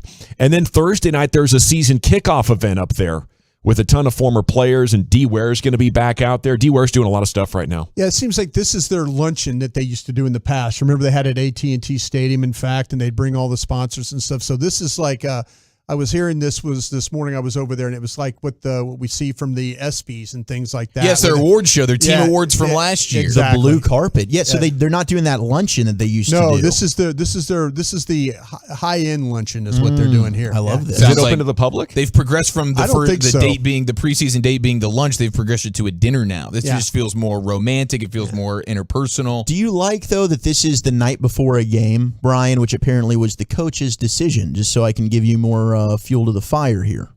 No, I think we're okay. It's a preseason game. All right, good. Yeah, Good. We're okay. And if I'm a player, I'm like, hey, we have to be together as a team anyways the night before a game, so this doesn't throw me out of a night where I could have been doing anything with my family. It's fun, right? I have to be with my teammates anyways. Yeah, let's dress up, let's preseason. schmooze, let's booze, and let's get it on.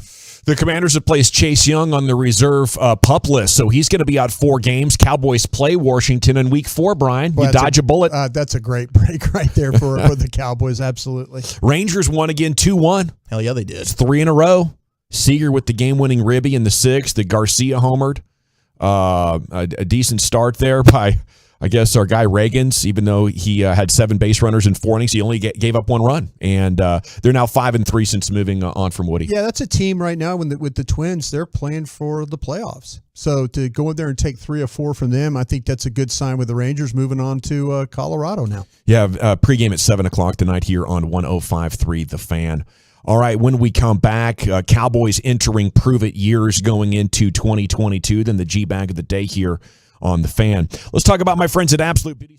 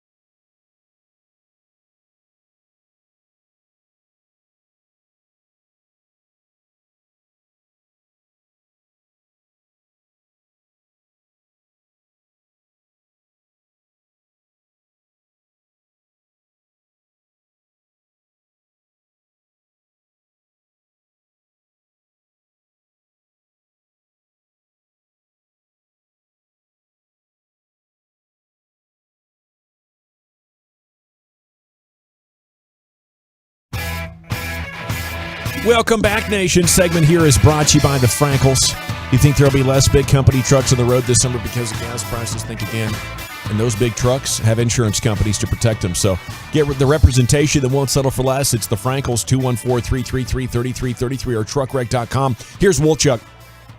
All right, 877-881-1053. Who is in a prove-it year for the Cowboys? The Athletic put out 5 Dallas Cowboys that are heading into massive prove-it years. Do we agree with the names on this list? And we start with the offensive line, and actually a player we were just talking about off air, Tyler Biadasz. And we'll throw Terrence Steele into this conversation as well, the center and right tackle. Biadasz and Steele, and, both have been starting for the last couple of years.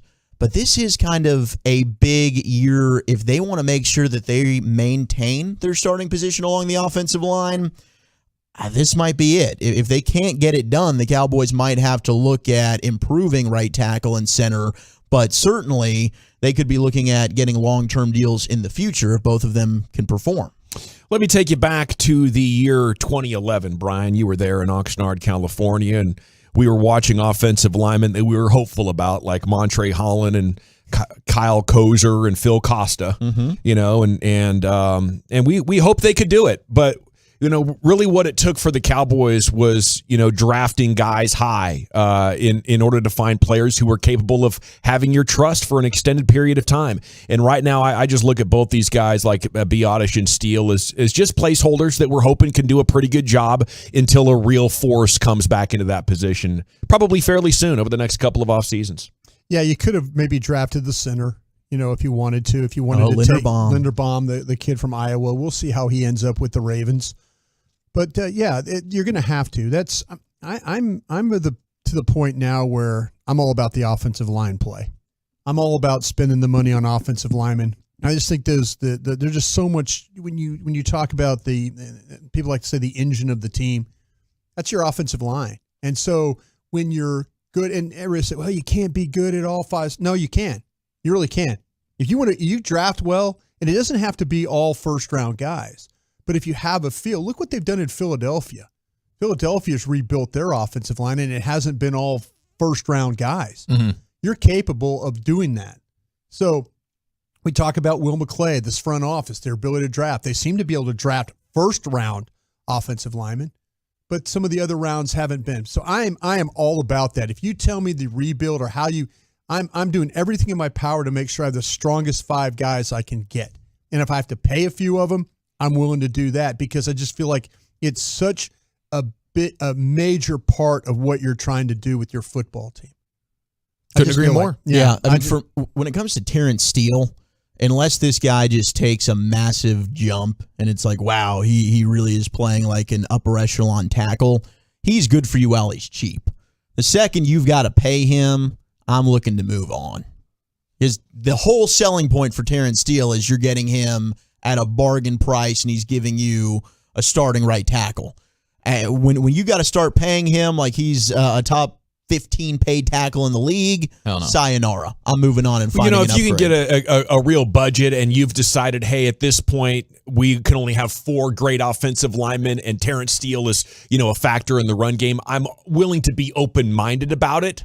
They got Jaron Kearse at a huge bargain that I didn't think was possible. If it's a big discount, sure, no question. Well, do you guys think this is a prove-it year for Tyron Smith? Because he's also mentioned in this article. Like, if got to prove he's healthy. Yeah, if this doesn't work out this year for Tyron, could this be the last season of his career? I think if Tyron Smith made a lot more money as one of these offensive tackles that we see in today's football, I think he is so cheap that they're willing to let him miss 3 games every year, and they're okay with it. Yeah. So I wouldn't say it's a prove-it year. They know exactly what they have in the player, but they also know that, hey, we pay him basically for 13 games. Works out for us pretty well. I think to Brian's point, if he continues in the 3 to 5 game range, yes. But if it's a year where there's nagging neck and ankle and knee and he misses more games than 5 or so, then I think you could get to a point where you're like, guys, it's just getting a little bit worse every year and it's time to move on, especially if there's, a player on your team like Tyler Smith who might be able to handle that. Yeah. Yeah, I think there's definitely a world where this could be Tyron Smith's last year. And the 817 agrees. They put, surprisingly, Tyron Smith on their list. But it's not because of his money. it's because of his health, right? 100%. Yeah. And I And think if the play my continues to point is decline. that's why I think they keep him around. Because every year they vote him to that, whether you like it or not, they vote him to the top 100 team. Sure. And you're like going, okay, well, you see it's going down, down, down, down. But then you're like, well, he's one of the cheapest offensive tackles salary-wise, and he's going to miss 3 games. And by the way, having him in there, man, you're going to get this from We've seen him be shaky, though. He was shaky against the Niners. Give me an injury year and a shaky year, and it's like, even though you're only making half of the league value for your position, which is insane, it might still not be worth it. If he was making, say, Zeke money or something like that, we would be all over him right now. No question. But the fact that he's like, well, the Cowboys probably would have moved on. Yeah, I think so. Let me throw 2 more names in the secondary, one of which, Eric, your favorite player from 2 years ago. Donovan Wilson. Yeah. This is one of he's in one of those weird years where he could, if he has a monster year, he could go get himself some money somewhere, because I think he's in the final year of his contract, if I'm not mistaken. So he's one of those deals. It's like, okay, are you just going to be one of these guys who is a minimum kind of player and you'll get picked up and you'll be fighting on teams, or are you going to set yourself apart and go get a little bit of money here? Because you saw in 2020, he's the kind of guy that can bring splash plays to your defense with his hard hits and his ability to jar the football loose, force fumbles. We saw him blitzing and sacking the quarterback. Like, I don't even think he played that bad last year. He just missed games due to injury. If you stay healthy, Donovan Wilson, I think you're talking about a really solid player. And then Anthony Brown. Anthony Brown's trying to make sure, as good as he was last year, when you got guys like Deron Bland, and look, we've been very critical of Kelvin Joseph and Deshaun Wright, but eventually they keep drafting these young guys. Anthony Brown's going to be in a contract year. Is he trying to prove that he ends up keeping a spot on this team next year, or gets a big payday from somebody else next year? I think he gets paid from somebody else. Yeah, he's a really good corner. He is a great corner, I think, for what he's done. You look at all the metrics, they say that about him. So I think he could get paid from somebody else. I really do. I think it's time now for the G-Bag of the Day and the Pimp Cup, curated by Lucius Alexander. Sir. Yo! Let's go. Yeah, how my mic sound? Mic check, 1, 2. Yeah. Sounds good. 1, 2, mic check. Sounds hot. That's what preseason reminds me of, a mic check. Thank you. It's like watching a mic check before a concert. We're going to go see Billy Joel, and it's just Billy Joel going up there. Mic check 1. Mic check. Are we on? You got me? You got me? I say that respectfully, too, to the preseason. I hear you. I do say that respectfully, because it does give us content here to talk about. Appreciate it. And if you have the eye, you can probably see the future. I don't know. For the day 3 right here, this is the Get Right boys, singing the Rick Roll song. Nobody knows the words except for these guys. These are the only guys in Dallas who know the words to these songs. I've actually got the video, the music, right now, so let's hear it.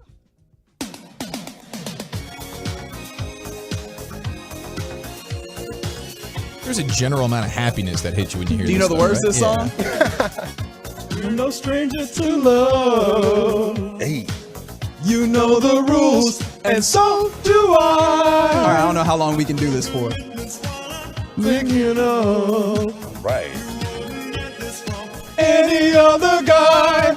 I just want to tell you how I'm feeling. All right, it's an all skate. That's here. Reggie, huh? It's both of them. Yeah, it's But both. I They're know, but harmonizing. the last part about did we learn it? I think they're still harmonizing right there. Okay, Yeah. okay. Beautiful. Nice blend of voices. Yes. You know, I know this is a combo platter and they're a glorious champion. I do have a quick story. You know, when I first came to the Fan, I worked with Greg Henson. Henson, you son of a.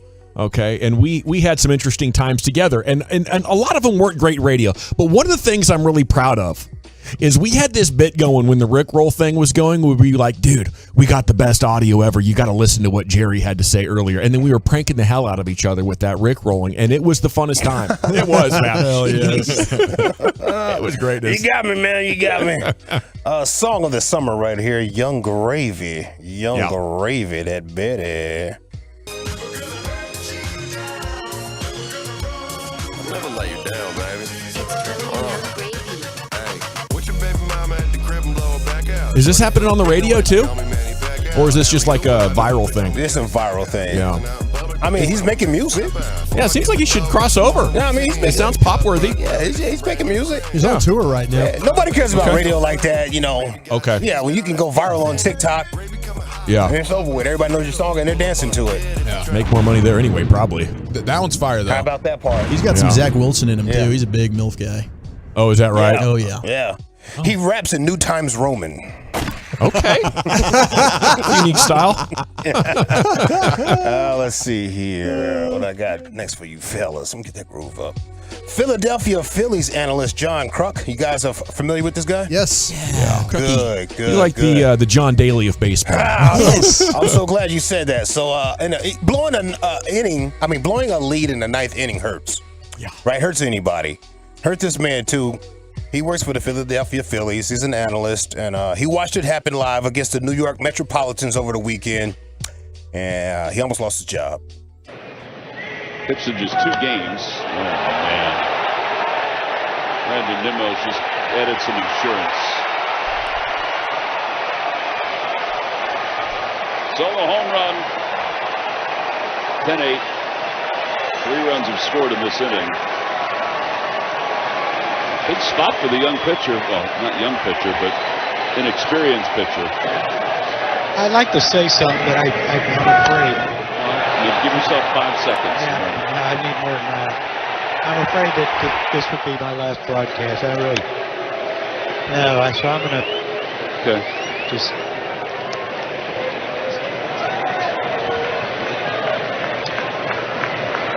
All right. Here we go. All right. Here we go. I want to say something. Well, give yourself 5 minutes. Breathe a little bit first. Here we go. I don't want to lose my job. Let's see what else we got for you boys. How about some more baseball?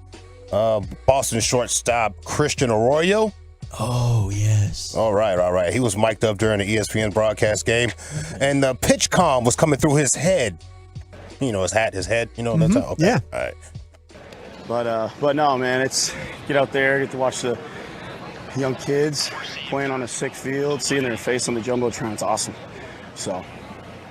Yeah, you know, we have this real interesting, and I don't know if we're comfortable with it or not, but you can hear the pitch comm through your microphone. Can you? Yeah. Oh, goodness. Yeah. Oh, no. All right, let me turn that down. So you have volume, you can turn that down a little bit? Yeah. I'd be more comfortable not having that go out. Yeah, no kidding, right? Yeah. Man, that sounds like a disadvantage right there. So what infielder is who's he? He's with the Red Sox? Arroyo, with the Red Sox. Yeah. And I think there's also audio of him telling Rugi when he comes up not to hit him. He's like, look, I didn't hit you. Please don't hit me. I was listening to KNC play that earlier today. Yeah, it's pretty good. So the infielders have the pitch comms speaker too? In their hat, yeah. In their hats. In their hat. Yes, sir. Yeah, they do.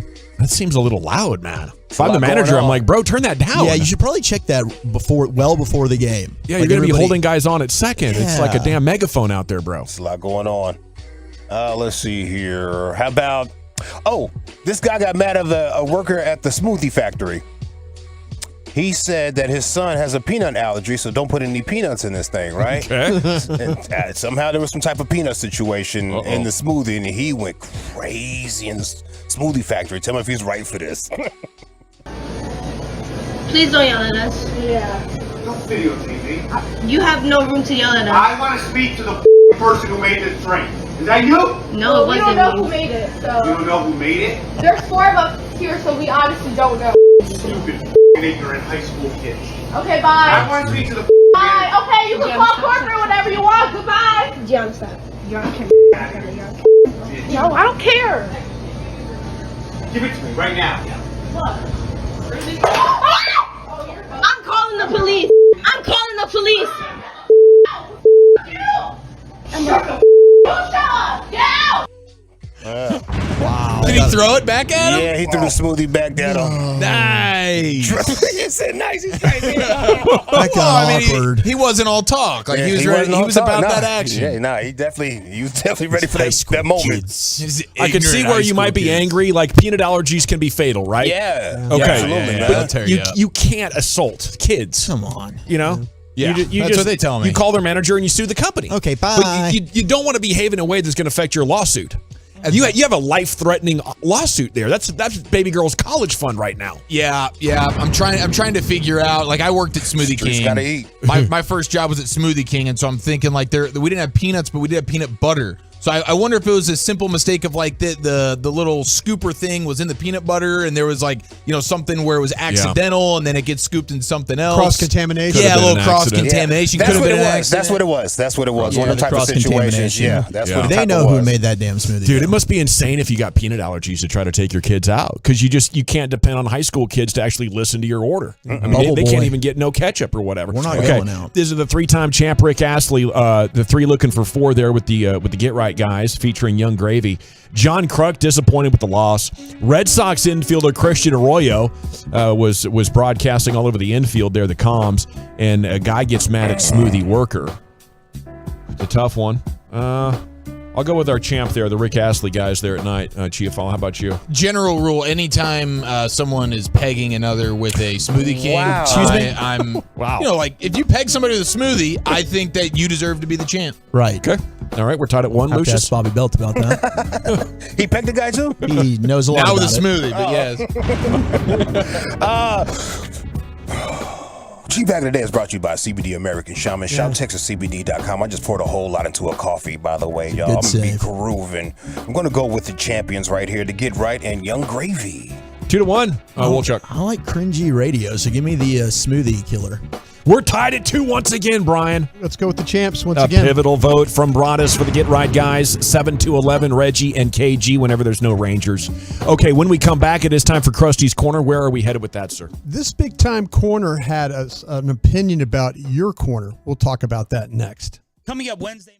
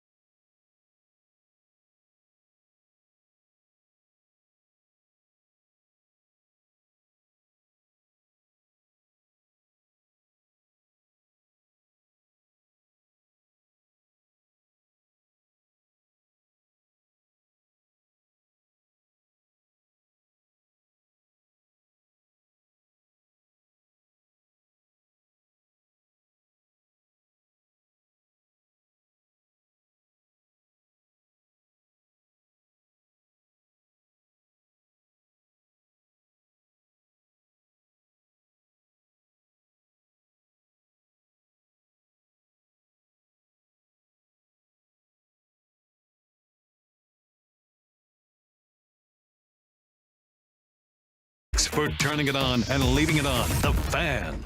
Yay! Classic Chevrolet and Grapevine. Those you like buying to be easy. That's why they created the Classic Chevrolet Easy Pass online buying tool. Visit ClassicChevrolet.com to get started. Chevrolet, find the roads.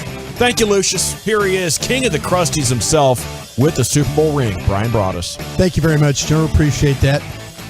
Got the Tiger Woods look today, man. Yeah, you like that? Final round. Going for a championship. Gavin has got the, if you're not watching on the cam, which you should be, Gavin's got the Tiger Woods final round look on with the red shirt and the Sunday Tiger. He's got the Sunday Tiger. There you go. When the Tiger's on the prowl. Thank you for helping with that. Sunday Tiger Woods there. You might hear the Tiger roar. That's just my fan section in the back. That's your fan section in the back. When I have a good take, they explode. Yeah. Might be intimidating. It would be cool if we all had our own student sections up in here and they just went nuts for us and we were killing it. Yeah. Be like once a show. It's like, at the Waste Management, that 16, I don't know if you guys have seen it, but the 16th hole at the Waste Management in Phoenix, they have that. It's built, the stadium is built around the hole and they encourage cheering while they encourage keg stands. It's called the Waste Management? That's the Waste Management Open is what it's Used called. to be the Phoenix Open, right? Used to be Phoenix, right. Yeah. But they Was it ran by the Mafia at one point or something? Tony's probably, Waste Management. Lucius, you're on to something, I think. Okay. But, so can you imagine doing radio where, everything you said was you're in this big stadium, you're cheering? It's you're I think it'd be exhilarating. Like a live studio show. Like a live studio show in the middle of a stadium, and they're cheering or booing you. And they're all the truckrec.com fan texters. Yeah. And the Twolos. Just trolling the hell out of you. Well, the Twolos would be supportive. The texters would be booing us right out of the studio. There's 1 out of every 10 texter who's like, I got your back, guys. Yeah. I don't know about that. All right. Well, I'm still getting mother effed for running the ball and not running the ball. You freaking moron! Just lobbing dumbass grenades. Gosh, you must have played wide receiver in high school. Welcome to my world. It happens all the time. Yeah. You know what's funny is so many people stream the show and they can be behind hours, but sometimes they just got to text in. Yes. So you'll be just minding your own business on a break, and all of a sudden there's Dawson's a dumbass. And it's well, for what? What's the context of this? Some guy's about to draw me off sides because he's sending in a text that we're all racist, and then I realized, it's from KNC. All right, it's not for us.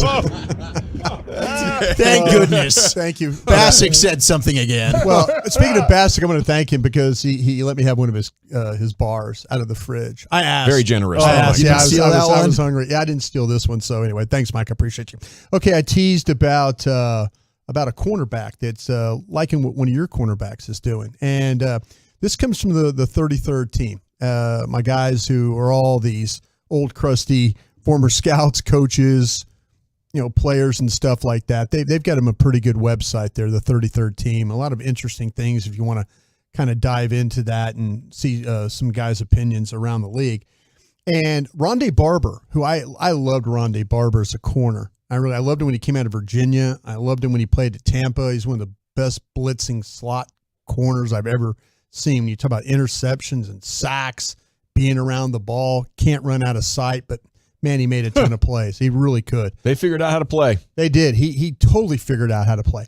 And they asked him, he was asking about, or he was making mention on the 33 about the best ball hawking corners in the league, is what he was talking about. And he thought right now that Xavier Howard and J.C. Jackson are the two best of the league as far as ball hawking corners. They didn't go with the guy who had 11 picks. Well, that's what they did, though. He came back. He circled back about with Trayvon Diggs, and he said, this is what he said about Diggs, which I thought was really, really cool. He said that Diggs is a phenomenal as a ball hawk. He's physically gifted, mentally strong. Is he right about that? You think he's mentally strong? You think Diggs, would you describe him as mentally strong? This is Rondé Barber just searching in his mind for some things to throw out into the world. I'd say physically he has no gifted. idea what he's talking about with the mentally strong. But would you say he's a mentally strong player? As a player, I wouldn't say that's one of his strengths. Okay, I mean, deleting Twitter is not the mentally strongest thing, but as a player is the context we're talking about, and he doesn't let mistakes scare him out of going for the football. I think he's mentally strong in that way. Yeah. All right. Yeah. I like what you're saying exactly, there. Right? Because I think the only reason we would lean he's not a mentally strong guy is the Twitter take. right? Because it's like, oh, you're running away from social media, you're deleting Twitter, but there's nothing on the field to make us think this guy is mentally fragile. He's bouncing. The New England game, I think, is a perfect example of that. Yeah. He gets the pick six. He gives up the touchdown to Kendrick Bourne, which might not have been his fault, in fairness, but he ended up finishing and having a good game. Sure did. He says, it goes on, says, you can make a point that he gives up a ton of yards, and he does, more than anybody in the league last year. But what stands out about him is his ability to go get the ball. He looks like a receiver. He played receiver at Alabama before transitioning to defense. We all know how good his brother is at that too. He says, he goes, what signifies a great corner in the league is his ability to take the ball away. Having good coverage skills and taking one side of the field away means nothing to me if you aren't taking the ball away. He's incredible at it. It's almost like some of these routes are for him. The way that he goes up and uses his body to nudge the other guy out of the way. I don't know that we've seen anybody better ever at going up and doing that. I feel like that he's got that, what you're talking about, Journal, that feel of how to play routes. Yeah. And I don't know if that's because of being a former wide receiver. Oh, I think it is. Yeah, I absolutely think it is. And I think if Fehoko and Brown hadn't had as good a camps as they did, we'd have seen him out there a little bit. He's got those skills. And because he gets to go up against his brother, who's one of the best in the league at it, and his brother's probably giving him all sorts of tricks of the trade from a wide receiver's standpoint and helping him just get that perspective as well. I think he would have played his entire collegiate career at wide receiver if it wasn't for being at Bama with all those studs. Brian. Absolutely. That's a good point. And he's there a big too. student of the game. Listening to his interview with Sean and RJ out in Oxnard, he's a interview. Listening to him talk, I mean, this dude, he's thinking about everything. Barber goes on, he says, turnovers dictate outcomes, and Diggs is really good at forcing turnovers. I hate that he gives up a lot of yards, but I love the way he attacks the ball and forces turnovers. That ability has to be unparalleled. His coaches and the fans might get frustrated with him, but he's just going to be a guy you take the good with the bad, but the good is really good. Now, he goes on to give him a little bit of advice here, if we can go through that. Yeah. He says to be a more complete corner, not just a ball hawk, Diggs has to do little things. Not every throw his way is an opportunity for an interception. Interceptions have to be timed perfectly. They have to be prepared in meetings, and they have to be preparation meeting an opportunity to get the ball. Yeah.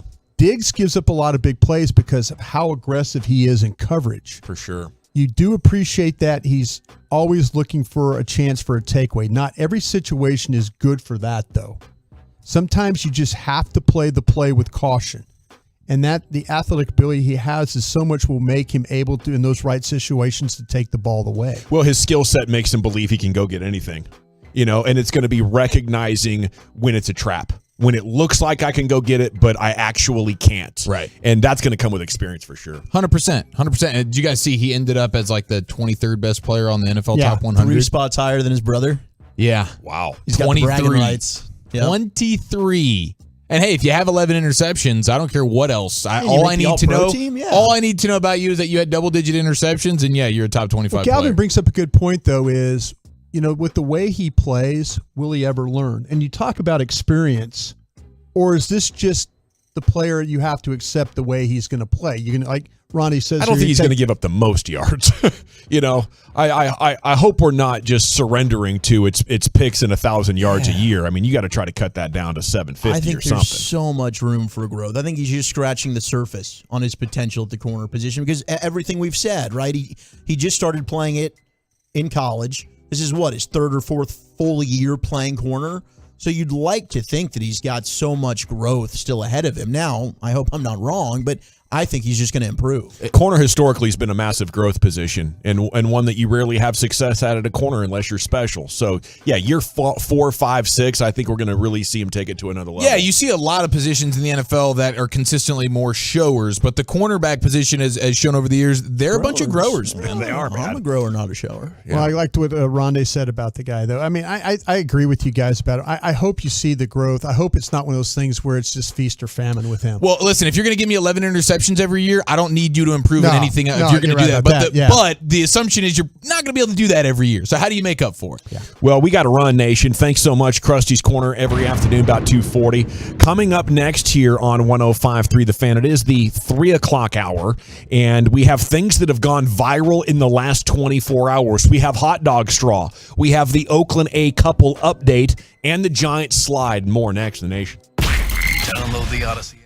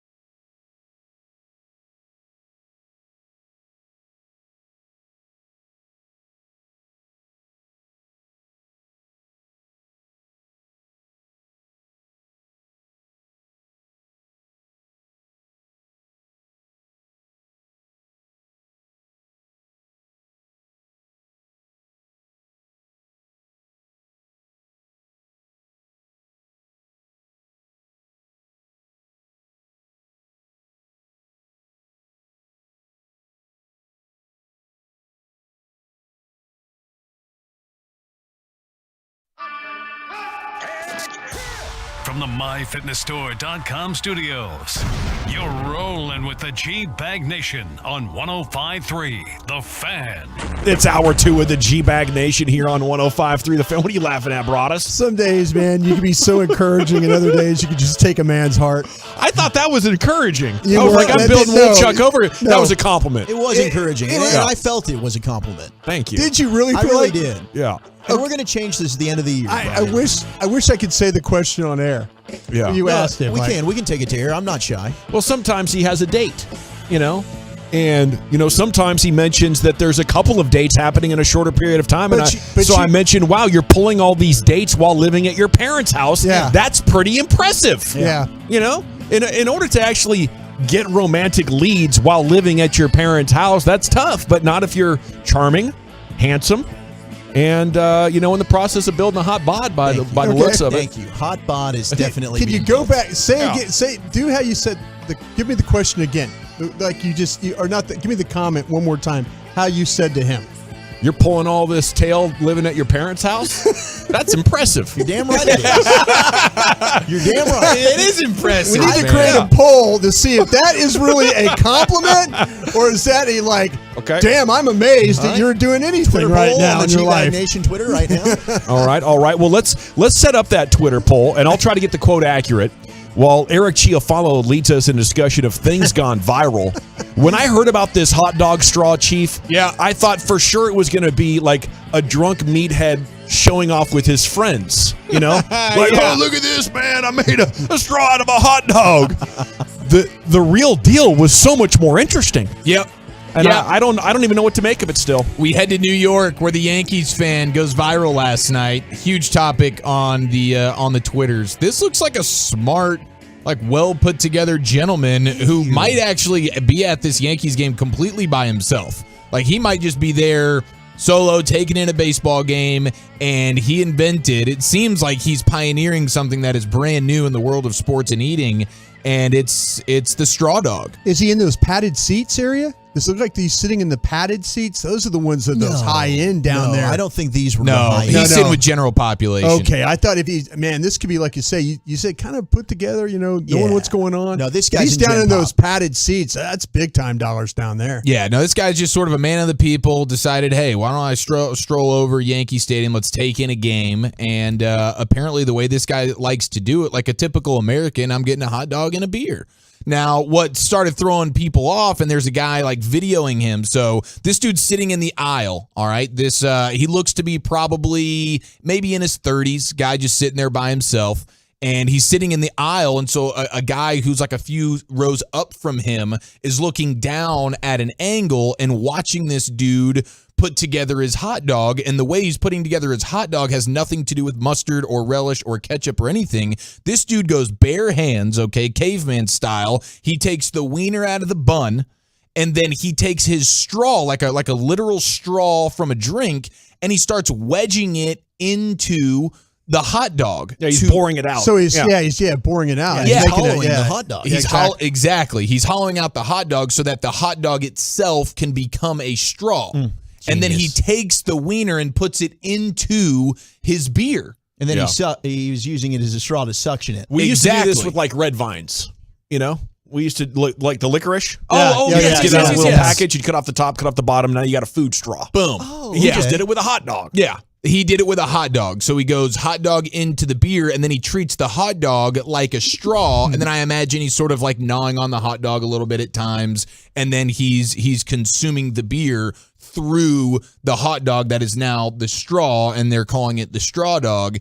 And so it went super viral for this guy's a psycho serial killer. And I kind of think, this is a little bit over the top here. I'm in on weird kind of food things, but this is much to do. This is bare hands taking the hot dog out of the bun. Yeah. Okay, now you got to work to kind of grind this straw through the hot dog. Pour through it, yeah. Yeah, which is not a simple thing. It's a real life beer brought. Yeah. And that's what he's doing. It's And a real life one. And you'll see this now where people are going like plain hot dog while still in the bun. They're dipping it into the beer. And that seems more efficient. Like, hey, if you really just want, like, if you like that beer hot dog combo deal. With soggy bread. Yeah, with soggy bread. Broadus is go off-put into by like that. for me. No way. I can see your stomach churning from here, Broadus. When you asked me the question about that, because you brought up about that chewy chestnut thing and all that, we just dip it in water. I'm like, no. It's disgusting. Doing it in like high C or whatever not. their beverage of choice is. But it does work for speed. Yeah, I did try that one year. I saw a chick at a basketball game dipping a chicken tender into like her Dr. Pepper or something. No. So there's people that are doing this thing, but this guy hollowing out the hot dog, That's turning it only for into a ramen straw. noodles. Like that's a weird kind of deal. And now you got hot dog, like big time hot dog hands. Like you got hot dog grease and what all over your that's hands so because true. you're having to work this straw into the dog. Like this is like if you could just buy it straight up like that, like maybe it would make a little bit more sense. No, but you don't want to be straw dogging this. Let's package this joint, man. He's really pushing. He's glizzy pushing. straw dogs, whatever you want to call it. Let's get in the This is game. awful. Get him Now, pre-punched. Let's go. If Yeah, there's pre-punched mustard, up. you'd be in favor. If there was mustard on the if he's got mustard in some way, shape, or form, are you going to say, all right, I'll give this a dabble? By the way, while you think of that, the poll is up at GBag Nation. Vote, follow us while you're there. Currently, insult is leading with 57% of the votes. Anytime you lead with a grown-ass man above the age of 30 living at his parents, nothing else that you say after that is going to make up for the initial Gavin is really good. Gavin is really good at this. I thought we were homies. Gavin can make you feel like crap, and then all of a sudden feel like you're like, oh well, maybe he's not wrong. That is a sandwich though. You're pulling all this tail in the middle, living at your parents' house. Yeah. At the end, pretty impressive. Yeah, it's a sandwich. Just a whole lot of shh. Be quiet. You got to sneak around the back.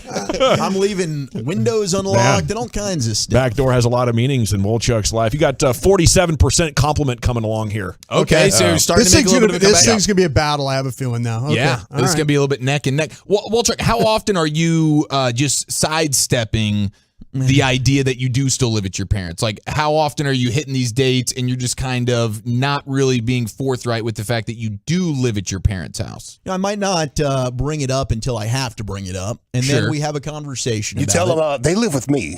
Yeah. You're taking care of your parents. Right. Yeah, that works. Have you ever referred to them as your roommates?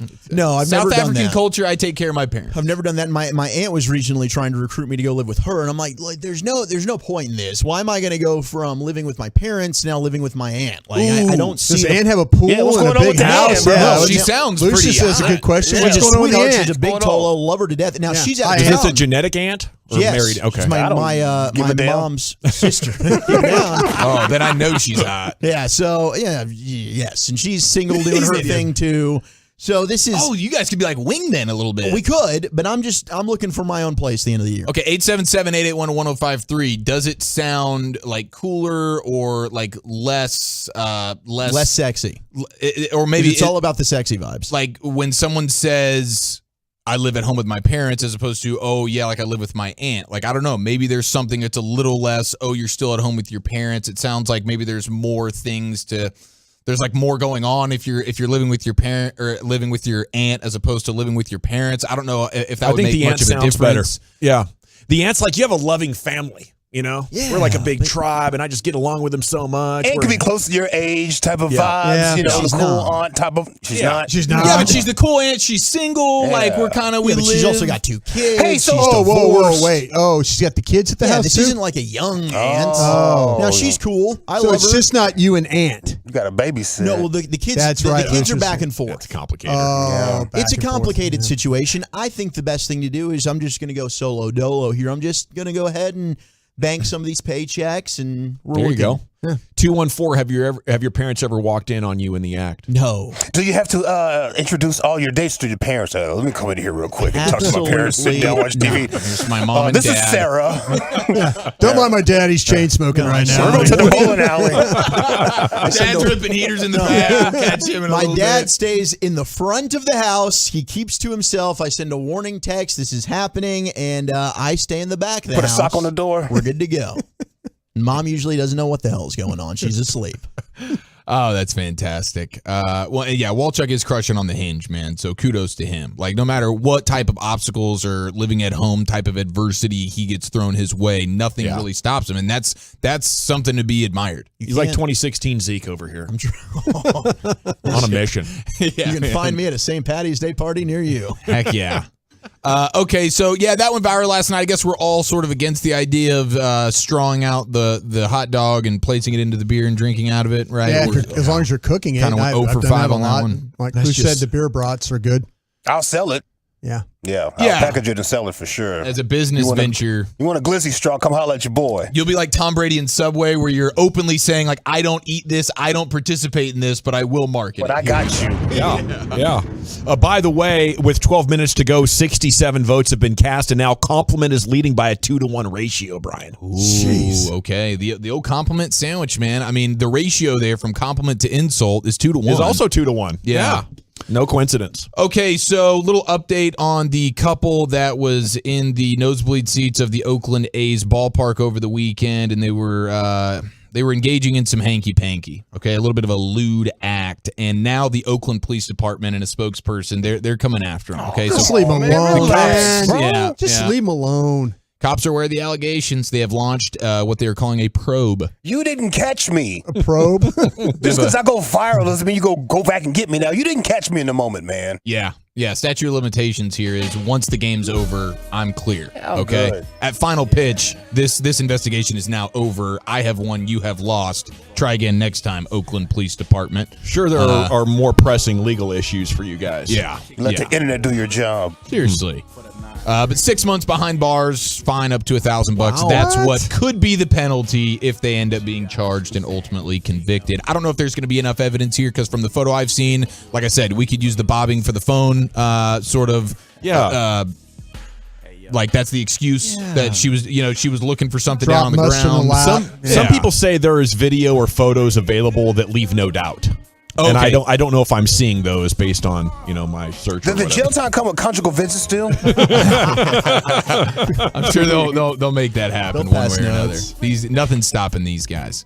And then you head to Detroit where we have another viral situation. They have what appears to be a giant slide at Belle Isle Park in Michigan. Oh. And this is like a legendary sort of slide. It's been closed down, I guess, since the pandemic, and they reopened it. But it originally flying off this thing, bro. It originally opened in 1967. Yeah, and then it was replaced with a new version in the 80s. Back when, similar to Action Park, there was very little in the way of safety regulations for amusement when the kids parks. were built different. Yeah, exactly. Yes. Yeah. Jalen Rose, who's from that area, he was talking about how like back in the day, like he thought this was extremely normal. Like they were like as a kid, he loved this particular slide. And it's this giant metal slide that's wide enough to where like 5 people can be going down at once, and you get in like like at field day when you do the sack races and you're hopping around. That's what looks to be a part of like you get in one of those to slide down this giant metal slide. It destroyed the Dodgers, dude. He was on the burlap bag. 100%. They're all in the burlap sacks. Okay, and you can go like 4 or 5 at a time, and it's basically just like a super wavy slide. So all the way down this thing. These people are catching air. Wow. And it's Time super air. metal slide. Yeah. It was a super metal slide. very metal. Old school from the 70s type of vibe. Absolutely, Yeah, you're going up like 6 flights of stairs before you get to the top of this thing, and then there's like 6 or 7 bumps along the way. And so these people, they're catching mad air, and the videos of it are pretty funny because you get going so fast and you can't control it. Then you're catching all this air and you're smashing down onto this metal slide. And so it was only open. They reopened it for the first time in over 2 years. It was open for 4 hours, and then they had to close it down because the videos, like you got like there's freeze frames of kids getting like 5 feet of air. It's so satisfying to see those kids get wrecked like that too. It really is. I'm not lying, bro. And I rewinded a few times. I'm like, and then they're smiling the whole time. I'm like, these kids are wild. They're rubbing their hands when they get finished and stuff like that. Like, dude, I can't wait to do this again. So they had to go ahead and shut it down. The local news got involved, and apparently there's no serious injuries to this point, but they're like, man, if we let this thing go much longer, we are going to have. This is what happened to the slip and slide, that game that we used to put the water on it and put it down a hill and slide on that. There were like fractured compound, fractured ankles and stuff. It's stuff like this that killed toys, like the big slide. Yeah, with this one, you have to be sitting up totally straight. And if you are, then like your center of gravity takes you over that roll. But people are laying down on their backs. Yeah. And just launch. So when they got to the top of the knoll or whatever, they were launching, and some of them landed on the next hump. It was so good. Yeah, they're skipping one and landing on the Yeah. You're not landing on that down slope. Impressive. Yeah. It's so great because those kids were like begging to go to the park. Yeah, please, and then That's the whole goal, is to try and get to the next hump. How far can we get? Can I launch? Yeah.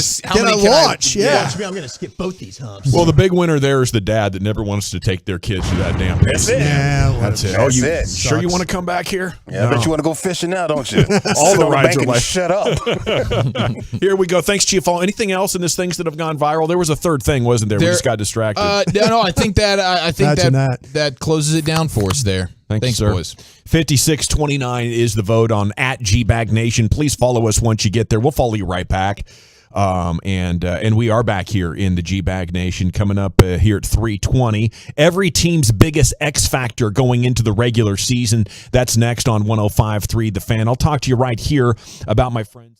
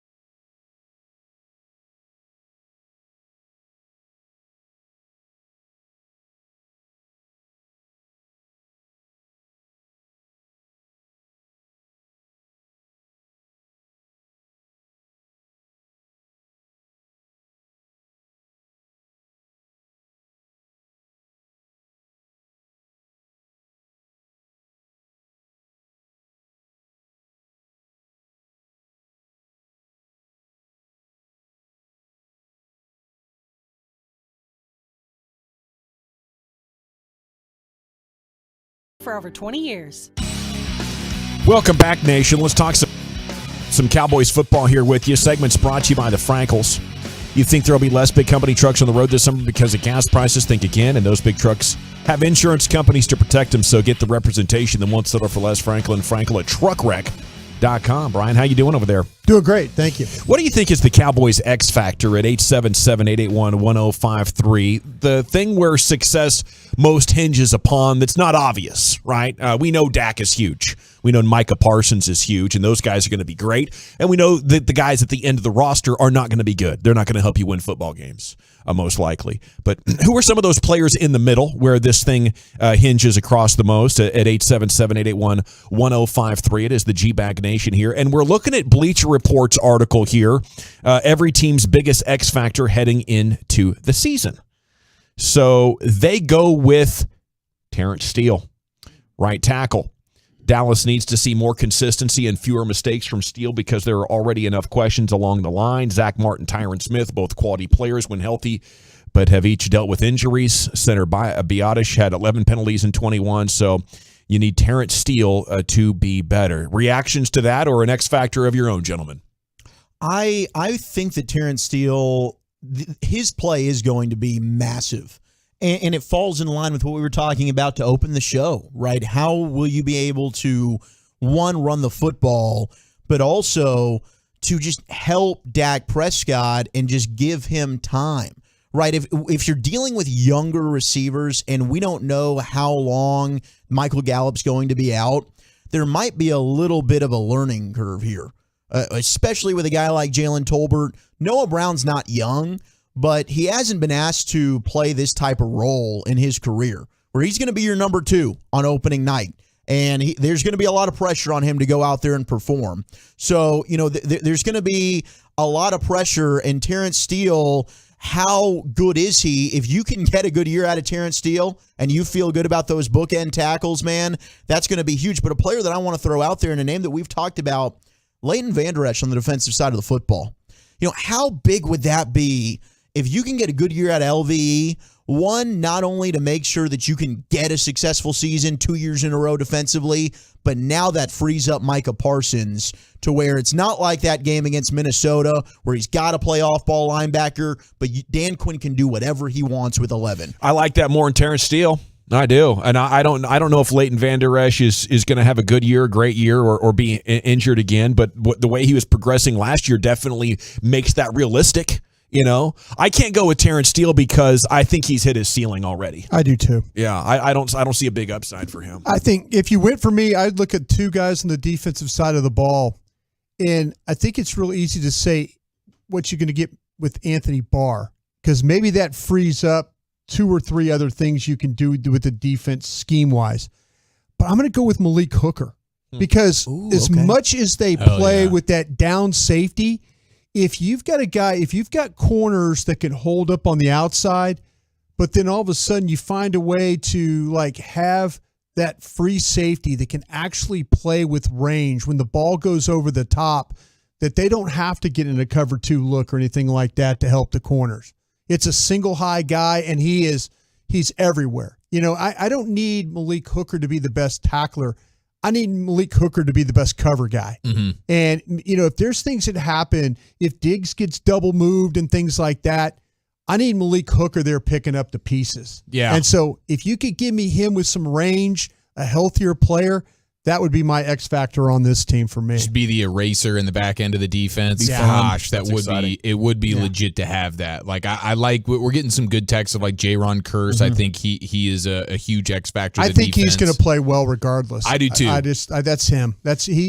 He's built for that role that Dan Quinn's got him doing. Yeah. That's why I kind of like the Malik Hooker. That's a really, really good one right there, Broadus, because that would add a really nice dimension to your defense of hey, you got a guy back there that you can trust being that single high guy, and what that allows for Dan Quinn to do in the front seven of the defense, I think goes a long way. So that's a good one. I like the Leighton Vander Esch, the Anthony Barr. I think you could throw Jabril Cox in there as well. Just any one of these linebackers stepping up and being badass to allow the flexibility. And hopefully it's all three of them, or at least two of the three, where you feel like you can confidently depend on LVE and or Jabril Cox or Anthony Barr. I think that would go a long way to the defense, because last year you had a really good defense, and for the most part you did it with one legit linebacker. Yeah, and that was Micah Parsons. How about Jake Ferguson? Okay, I'm so happy. I was just about to ask about Jake Ferguson. Because if all of a sudden teams try to find a way to take a Dalton Schultz out of the game, and you say you do get in 12 personnel stuff, could you find would you feel good enough about Jake Ferguson on some one-on-one matchups and stuff like that? That, and we've also seen just how valuable run after catch, yeah. But even the two tight ends, if you have two good ones, just how tough that is for a defense. New England was so good with it, and we've seen other teams trying to emulate that, haven't necessarily succeeded. But if you can get something out of Jake Ferguson his rookie year, that could be a huge benefit. I like those. The TruckWreck.com fan text has some good ones as well. 817, this team's X factor is the coaching staff, especially Kellen Moore. Can they make the adjustments that need to be made in the game or in the season to help their players or their lack of depth? Tank says the 972 seems like a forgotten man, and he's awesome. When he's awesome, the Cowboys are awesome. If he stinks, that D-line nearly isn't as good. I'm going to cheat a little bit for my X factor, and I'll go with the last name Smith, Tyron and Tyler. And we had a big argument to start the show about whether this team is going to be capable of running the ball effectively. And I think if Tyler plays, like an older version of himself, and Tyron plays like a younger version of himself, then I think you're heading in a really great direction with running the football. And I don't know how you have any success if you can't run it. Like, the template from last year was cool, and you survived and made the playoffs, everything. But the big step comes from if your defense can be a little bit better, Dak and the passing game can be as good as it was at its peak last year, and then you add running. Like, once we add running, now I feel like there's a complete balanced football team that we could dream about. And so that's why I kind of chose those two as my X factor. The G-Bag Nation here on 105.3, the Fan at 877-881-1053. Okay. All right. Hoping Jabril Cox takes Vander Esch's job at some point this year. Pretty good text in here. So a lot of people texting still about you living at home and looking for a roommate over here, Wolchuk. I love it. So you might have some good prospects over here if you're looking to pick up a Tolo roomie. Dorrance Armstrong? Dorrance, it could be huge. Now, it's interesting because you and I had a conversation about I called you and I said, hey, okay, Tristan Hill just had a big game against the Chargers. Yeah, but see, if you look at, they signed him to an extension. Yeah, so there's no way they're going to trade him? Yeah, it's like a $4 million You threw that out there. And I threw that out there thinking that he had that's kind of fascinating. What do you know? Who have you talked to? No, I threw that out there as a value for a position of a player, but then if he signed an extension. So all of a sudden, that's a $4 million cap hit if you trade. But no, Dorrance would be big. I mean, you could name any of these guys along the defensive line. We've gotten a lot of texts about Neville Gallimore, Osa Odigizua. I mean, certainly. Yeah, the defensive tackle play could take the defense to a whole other stratosphere as well. Absolutely. When you think about the run stuffing, and if they can take that to another level. But Dante Fowler, these guys along the front seven, much like, the signing of Curse last year, and Dan Quinn had a plan for him. We know Fowler's a Quinn guy. If he unlocks that and he's able to get a multiple sack season, 10, 11 sacks like he had the year the Rams went to the Super Bowl, holy cow. Yeah, you hit gold there. You can start talking like if the Malik Hooker thing comes true and Anthony Barr thing and Leighton Vander Esch, now it's like, okay, could this be a defense good enough that it could sustain a team on a Super Bowl run, even if you have horrible offensive performances like the 2000 Ravens or the 2014 Broncos? Could it get that good? And if so, those collections of X factors could push this team over the top. Rain moving back through downtown Dallas, guys. I have to say, now, I haven't lived here my whole life. I've lived here quite a long time now, but I don't know if I've ever seen a weather pattern this unique and different, like what we've experienced over the last 48 hours with the spottiness of it. And then the nonstop rain that we experienced. The numbers are in. It ended up being over 15 inches in the 2-day period. Whoa. Which came close to breaking a record set 100 years ago. We had the second most ever for a 24-hour period as well at 919. The most ever was back in the 1930s at 9.57. So we damn near saw a historic flood here just a couple of days after a historic, or a couple years after a historic We live freeze. in a time where we have historic drought, and then 2 days later you have no drought. Yeah, drought's over. Drought's over. Yeah. And Dan Brunoff, who works with us, he said it best. To get rid of a historic drought, you have to have historic floods. Really? And we've had enough. When you look, Eric and I were driving home, and we were thinking about how to get through and navigate. I know Lucius was talking about everybody going to that. There was one side there of 114 that was completely closed down just because of the water. It's something you travel through every single day. Yeah. You're thinking about surreal. We go through this place every day, and then all of a sudden it's got to completely shut off because it's underwater.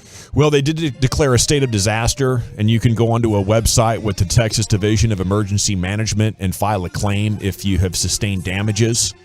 And we do want to extend condolences and thoughts and prayers to the family of the deceased 60-year-old woman who was on her way home in Mesquite. Vehicle swept off. This is like 3.5 miles from my house. Cyan Road Bridge at the service road on 635, right down there by the stadium in Mesquite. And she was talking with her family, like, "Oh, the water's on my floorboards. It's up to my ankles. It's up to my knees." And then the phone went dead, and they didn't hear from her. And then yesterday, as the water subsided, they found her vehicle. Yeah. And and she was a victim of the deal. So. Yeah, that's horrible. I don't know about you guys, but the floorboards on my van were soaked.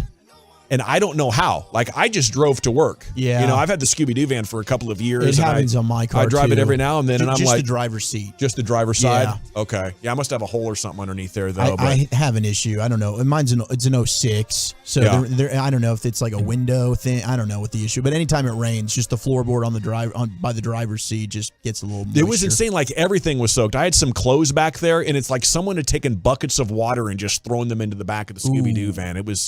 It's not a pleasant scene at all, but that 06 and that 86, man, it'll get you torn up, bro. Yeah, I got the retro look going. Yeah. Now the lighter in the van works. If you need the Scooby-Doo, if you need the lighter in the Scooby-Doo van, that works. Yeah. Tried and true. I miss those in every vehicle. Seatbelts a little. There's no handles on the inside though. No. He's taped over all the handles. There's no seatbelts. There's the lighter works. A lot of duct tape on the You can seats. swing those chairs around, to reach back in the cooler, swing back, and hand a beer. Yeah, we're still reclining to a full bed in the back. Oh, by yeah, the way, there you go. in case you're Is wondering. yours the roller windshields? The windows? No. Wait, you have power windows? Yeah. Oh, Yeah, really? Oh, geez. Because I had the 89 Camry. It was it's disappointing to get those because they go out, and then you got to pay $200 to fix it. Yeah, you don't want those if you have an older vehicle. Okay, is Scott Frost in trouble at Nebraska for going too old school meathead in his fall camp?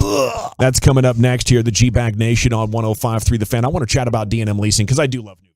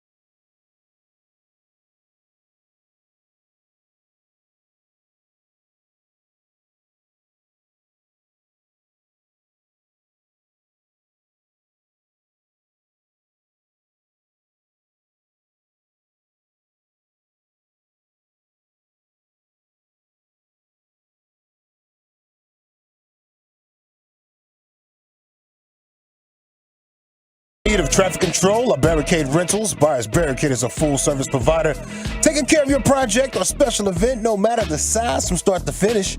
It is the Texas Authority in Barricade Rentals. BuyersBarricades.com.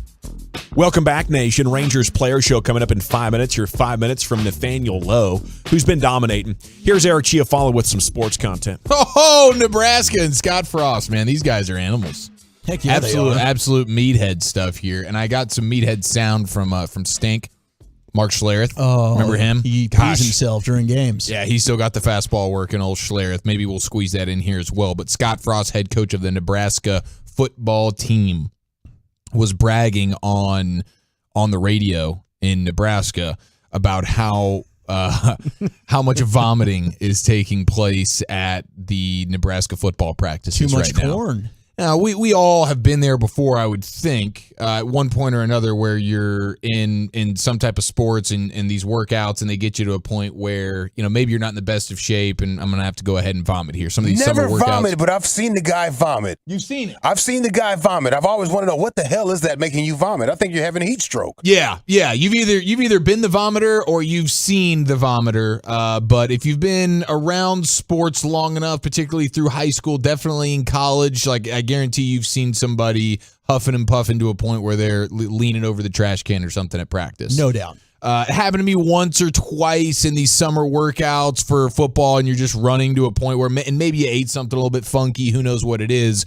But overall, I mean, yeah, it's not like every day there's someone puking, especially once you get into the season a little bit. It's like, okay, we're all kind of past this now. Maybe the first couple of weeks. 2-a-days. Yeah, 2-a-days. It's hot. The summer, maybe you didn't take care of yourself all summer the way you should have, so you're kind of getting back going, and you have one or two bad moments. But apparently the offensive line coach for Nebraska is pushing his offensive linemen to a point where they're vomiting 15 to 20 times per practice. Oh. That doesn't sound healthy. That does not sound. And Scott Frost, the head coach, is bragging about it. He says, quote, "It's not because they're not in shape.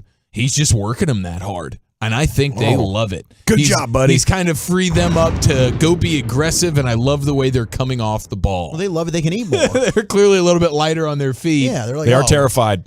Getting off the ball a little bit faster. But yeah, the food. This can't be doctor recommended. In fact, I think the doctor might be looking at him like, are you insane? Like 15 to 20 vomits per practice. I mean, Broadus, you've been around many a practice. No, man. I mean, come on. That's dehydration. Lucius is right. You want nothing to do with vomiting at all on a practice field. That only weakens you and stuff like that. So, no, that's ridiculous. I think he's crawfishing this thing back, right? Is he kind of walking it back? Yeah, he's bit. walking it back because that's not something you brag about right there. There's one things we have workouts and stuff, the off-season workouts where guys are throwing up and stuff like that. A lot of times because you're probably a little bit hungover and things like that. But if you're doing that during a practice session with all those guys, you're doing nothing but like putting yourself in a position for heat-related problems right there. And it shows you haven't committed yourself to being educated about, what coaches know these days. Yeah, you don't. I mean, that's been gone for 25 years. If your kids are throwing up, that's a bad sign. Yeah, right he's crawfishing. He said I might have exaggerated the puking a bit. Yeah, that was yesterday. He told the Nebraska journalists. And he clearly has no idea what his players like because he mentions and I think the players are really enjoying this. It's like nobody likes vomiting. Okay, you know what the issue is? It's like one guy vomits and everybody else is puking, and it's like the Family Guy skit. Next thing you know, everybody's vomiting. With the Epicat. Yeah, you see one person vomit, and then the next guy, and then you see that, and then you get a little bit queasy. Reflex vomiting. It's reflex vomiting is what that is. 469 says it happens in the military. 228 says it's poor conditioning. Yeah, I don't know. I think there's a lot of people that work out, and I've never seen them vomit from exercising. I remember Des Bryant, his very first camp ever with the Cowboys, the rookie mini camps.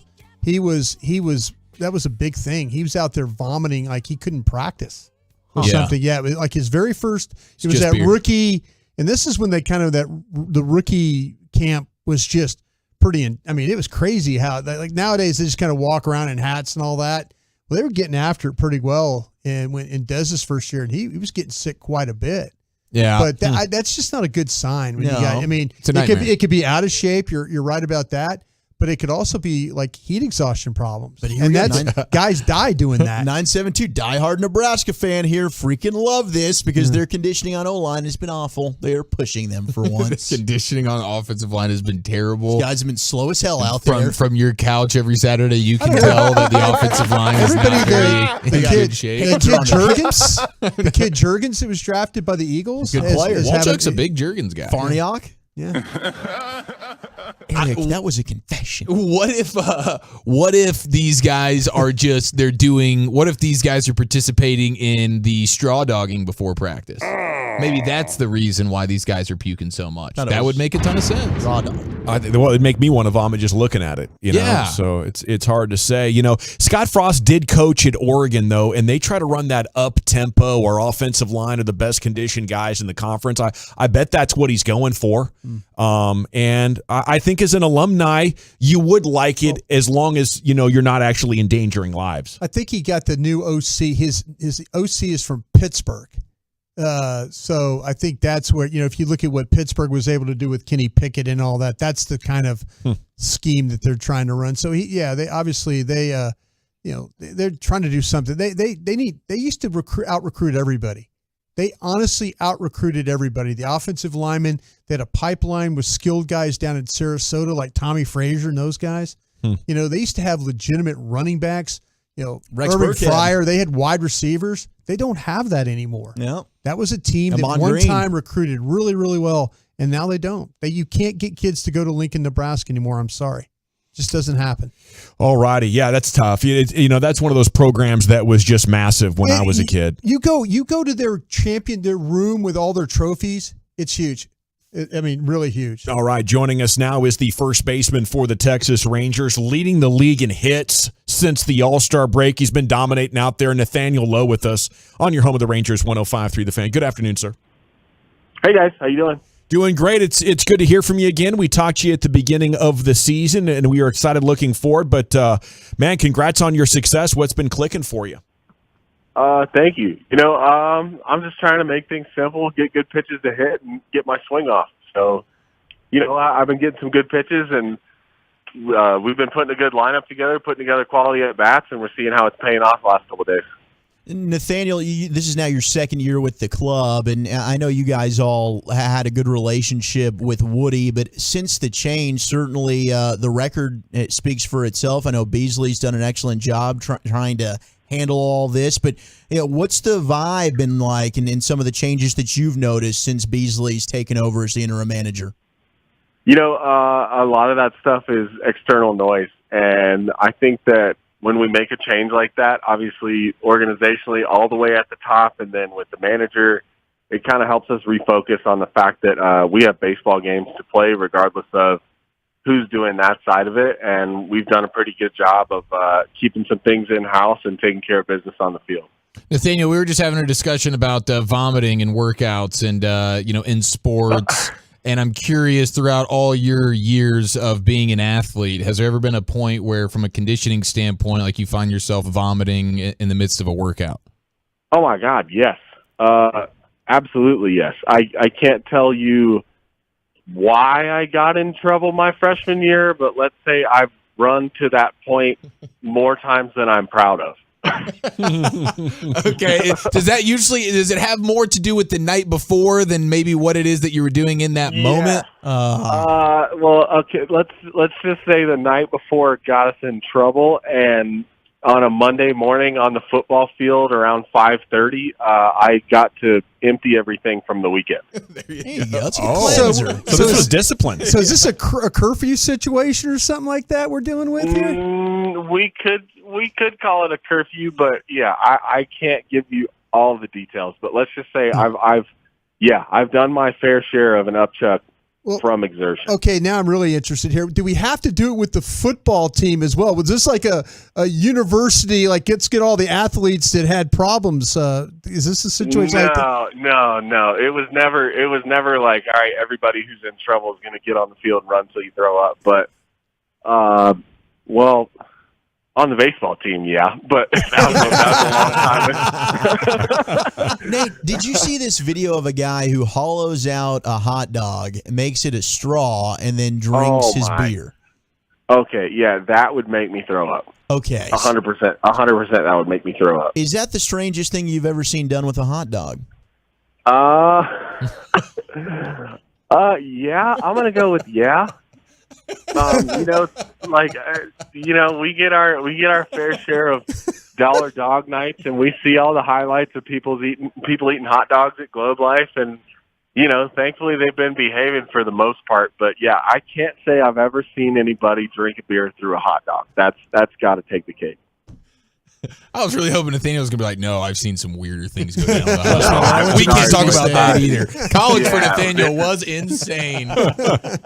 No way. This is not Howard Stern. Sorry, boys. All right, Nathaniel, can I ask you a question? We were along the first base side recently here in Anaheim, and there's that you're throwing the ball to the fans behind the net. That net is that a tough throw? Because, and I know you're a professional baseball player, but is that kind of a tough throw to judge that? Because every single time you're like good distance, right over the top. Those kids and adults were scurrying around, but it seemed like you have just like a really good feel for that. Is that a tough throw to make? All right, so there's a lot of pressure on that throw because it's a very low reward for throwing the ball to one person with 80 people yelling at me. Right. Because there's 77 people that are mad. There are 2 guys that are getting off the ground because they jumped over somebody else for the ball, and then there's one person that's truly happy. Yeah, so as long as I get it over the net and I don't piss everybody off, then I'm in a good spot. As long as I could just lob it up there, we're good to go. I see you try and find. You were looking for Ranger fans because I could see you kind of watching, like, okay, here's the section, but then there was like massive amounts of Angels and Ranger, and you just kind of hoping it gets to a Ranger fan, right? You kind of just for the most part, yeah, and or there's a couple people here and there like. Seattle's got a pretty low net, and for the most part, like they'll yell at me early. But as soon as I give a ball to somebody in a Mariners jersey, they'll, you're okay, Lo, you're okay. but when they're yelling like, hey, you're terrible, X, Y, Z, you smell bad, and all this other stuff, like, man, that gets old, and sometimes the ball just won't do it. So if I can throw it right over their head and give it to a Rangers fan, that'll kind of let it burn a little slower. I love the game inside the game here. Now, how bad do you judge the adults that run into a section of kids and try to get that ball from them? Oof, that one makes me mad. It's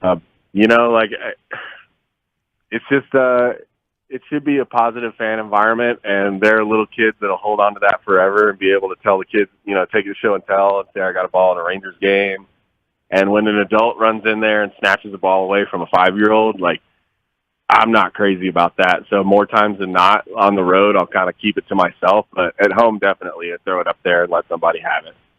Well, right on, man. It's great to catch up with a little bit again. Congrats on your success. Give him hell. We'll be pulling for you. Thanks, guys. There he goes, Nathaniel Lowe here on 105 through the Fan, Brian. Yeah, and he gets another $100 gift certificate from Pluckers for his being on the show with us. So thanks for Nate Lowe hanging out with us a little bit there. And the Rangers Player Show is brought to you by the Can Academies, right off the car, not the kid. We're coming back with your 4 o'clock hour of the NFL All-In Rankings. Cowboys fans, this is a must-listen segment. Who's going for it the most, and what element of the Cowboys missing that their previous playoff teams had? It's next here on 105.3 The Fan. I want to chat about the Frankels before we do anything else.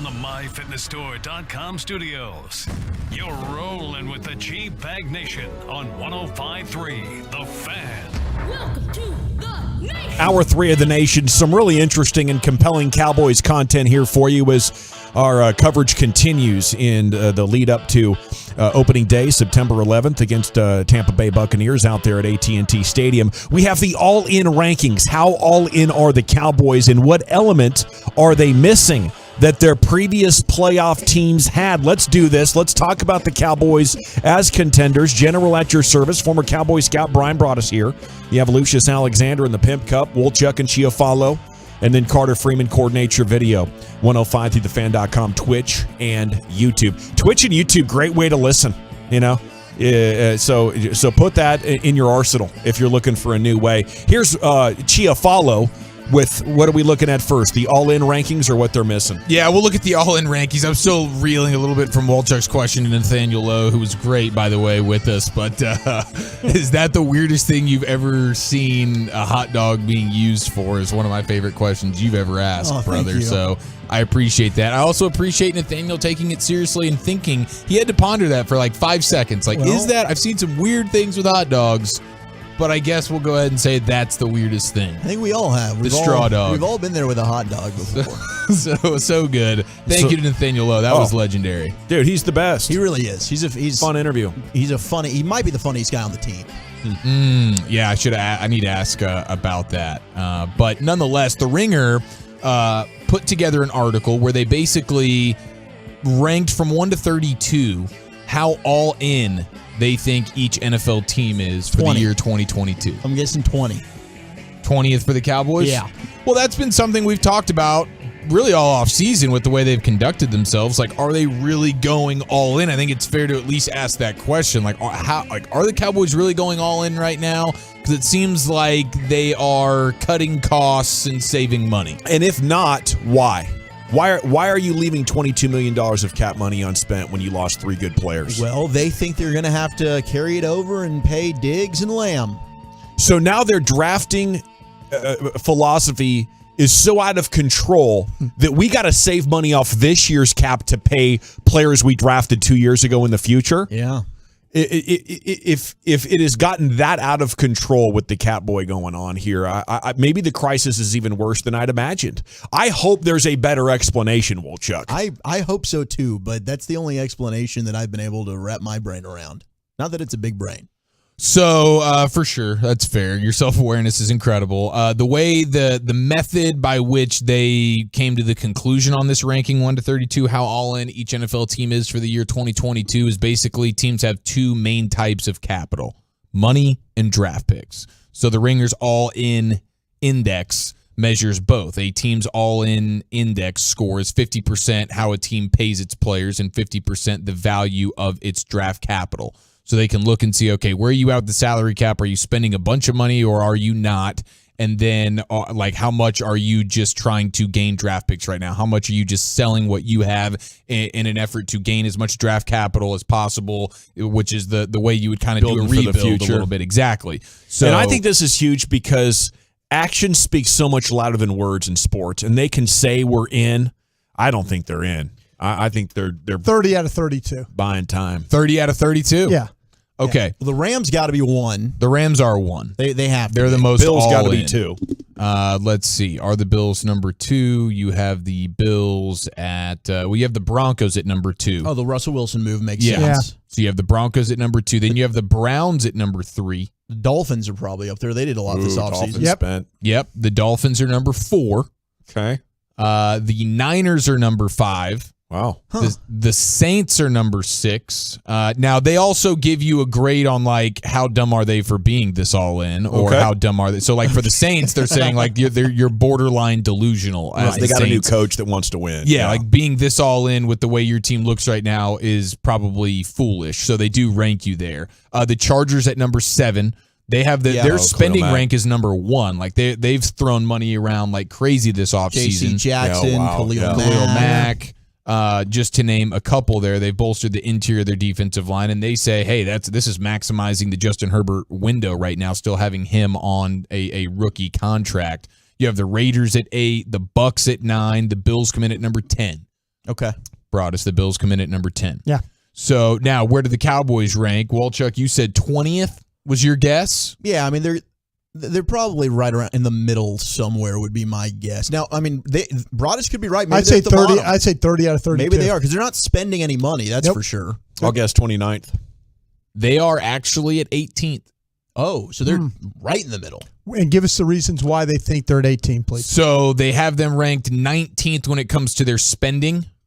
And then 18th in terms of their draft capital, like how many draft picks they have. And they say the bottom line is Jerry Jones is going to Jerry Jones. And the write-up is the season ended when it was unable to stop the clock with 14 seconds left. Its offseason began by dumping Amari Cooper to save money. If the 14 seconds figure haunted the Dallas offseason, Cooper's $16 million might haunt the regular season. It looks terrible for Dallas to ditch Cooper, considering lesser players like Christian Kirk got even more money than Amari Cooper has, and now Dallas desperately needs a receiver. Yeah.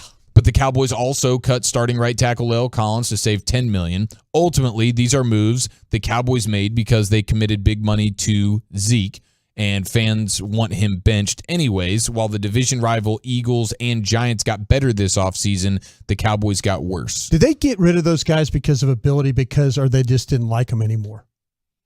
Oh, they didn't like him anymore, and the availability. Look, that's what I'm asking. Everybody thinks that they got rid of him because of the cap. They got rid of him because they didn't feel like that they were any good anymore. Well, Jerry said if you make top 10 money on this team, you got to be available. Yeah. And I think there was a lot to that. Yeah, I think that they didn't think that they were worth what they were paying them, and they weren't available. And to Jerry's point, he's spot on when it comes to La'el Collins. He hasn't even been available for the Bengals. But the Amari thing looks like a schmucky move, and I think we all thought it was at the time. Yeah, I'm just surprised they're 18th after reading all that with so much cap money left to spend. Well, you have to remember that there's so many teams that there's so many teams that aren't really doing much spending either. Who are the bottom three, please? The bottom three, you have like the Lions. You have the Texans at 32 because they're 30th in spending and 32nd in terms of draft capital because they trade Deshaun Watson. They get a ton of picks. I feel like they got a good draft, though. So there's like 12 teams that are really bad and they know it and they have no intentions of going for the playoffs? Correct. You have the Texans, the Giants, the Seahawks, the Lions, and then the Falcons. So those are all bottom of the barrel teams. Like the Giants won. They just had 2 top 10 picks that we think that they hit on.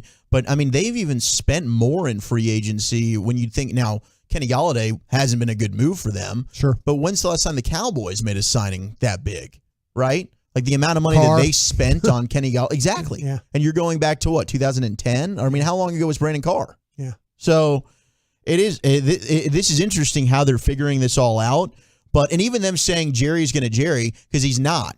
Jerry's not jerrying anymore. No, he's If not. he was, the Cowboys would be in the top 10 of this list. Steve is Steven now. Yeah. You know, that's what's going on. Now, speaking of Brandon Carr, there's another element to this segment, Chiafalo, and what the Cowboys are missing from this playoff team that previous teams have had, right? Yes. So then you go to The Athletic and John Machota, and he breaks down not only with the Cowboys, but just like across the board in the NFL, when you look at Super Bowl teams, really over the last 20 years, one of the things that he's found is that all of these teams that have done considerable winning have also done more than just try and draft a good team.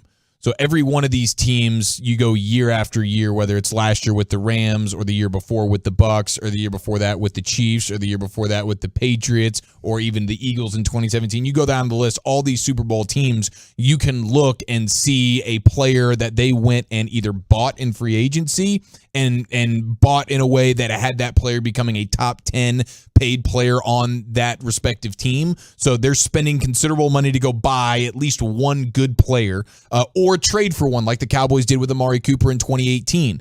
So one of the things that you look at with the Cowboys right now is they haven't added anybody this offseason that became a top 10 player on their team. Because remember, they just go bargain bin shopping. So you go get a Dante Fowler on the cheap, or the year before that, you get a Jaron Kearse on the cheap. But when you look at all these teams, and even the years that the Cowboys have had a bunch of success, you can see that, okay, in those years, they went and the years they make the playoffs are oftentimes years where they went and at least made some type of significant move. 2018, you trade for Amari Cooper, he immediately becomes a top 10 paid player on your team. And so whenever they make the playoffs, they have one of these guys. Exactly. And they end up being a top 10 highest paid player on the roster. It's fascinating because Machota's actually taking it a step further. It's even the Super Bowl runner-up has a guy that they've made a move for in free agency or via trade. So it's both finalists. It's not even just the Super Bowl champions. You're not even getting there. Yeah. If you want to make it to the game on Super Bowl Sunday, you can't just draft and develop, essentially. So are they uninformed or stuck in the past so much that they actually think this is a winning formula? Or does something else explain it? Yeah, you know? I think there's a part of it. There's a drafting hubris that they have to where they think they are so dominant when it comes to the drafting that they can get by on just drafting really great players. Even the Packers can't get back with Aaron Rodgers. You know, that's basically the same model. We're not going to spend it that much, especially on defense. We're going to try to build an offensive line and a good passing game and try to run the ball a little bit. You can't even get back to the Super Bowl with Aaron Rodgers doing that, and they think they can do it with Dak. You want to believe in this team, Brian, but that's some pretty strong historical precedent that they're just flying in the face of and pretending like doesn't matter. Yeah, I just feel like, though, the money they're trying to save is they realize they've got guys that they have to sign. Diggs, Lamb, Parsons, guys like that. Do you like that from a team building standpoint? You know what? I love the draft. I love the draft. Sure. But then as we talk about offensive balance, I feel like as you talk about offensive balance, you need to have team building balance too. You know, you just can't do everything completely through the draft. And they are so locked in about drafting and re-signing their own. You know, they're evaluating, and even though their pro department does a pretty good job, heck, they found a kid in the USFL that might make a huge difference for their roster this year. Mm-hmm. You know, they went and got Curse, who is one of the better, safeties, if you in the league, the way he plays. And to your point, Brian, I mean, this and I get it, like Jerry and Steven and the Cowboys, they still love to bring up the 90s and that dynasty. But even that dynasty, I think they did a phenomenal job of drafting and developing. But even they had to go outside and add a Charles Haley and then go bring in a Deion Sanders. Yeah. So, I mean, the proof is in the pudding in the own way that they were able to win then. Yeah. And they're not doing it now. And that's the frustrating part because, as Brian just said, they do some things brilliantly. Yeah. They're putting themselves in the position where they could go for it and win a Super Bowl, but they think the thing they do brilliant doesn't need any help. Even the McCarthy Packers, who were all about drafting and developing, they're not a team that spends much in free agency. Ted Thompson wanted nothing to do with spending money up there. But the years where they were dominant, and those McCarthy Packer years, they went and bought a Charles Woodson. And then a couple years later, they go and buy a Julius Peppers. That was your guy, Charles Woodson. That was my guy. Yeah. Reggie White. They didn't draft him. Nope. Those are the kind of guys that are going to be able to set you over the top. I hope they're being extra frugal this year because they have big plans to do something next year. I don't think so, guys. I think this is the money that's earmarked for future Micah Parsons. And again, Micah Parsons could be the highest paid defensive player when we're all said and done with this thing. Okay, so the path to the championship is you got to dominate day 3 too. Yeah, you got to have back-to-back years where you're pulling starters and Pro Bowlers out of day 3, and now we've built up a roster that can actually contend with the super juiced up ones, where they're using credit cards to pay for extra players. Yep. We got to run, Nation. Thank you so much for making us part of your day. 420 segments coming up next. It's the top 10 with Wolchuk. Sir, where are we headed? We lost to Texas football legend. Got me thinking, what are the top 10 best football movies of all time? 877-881-1053. What's your favorite? We'll do that next on The Fan. Let's talk about D&M leasing, though, because if you want or need a new vehicle, maybe you recently had some water damage and you're going to be in the market for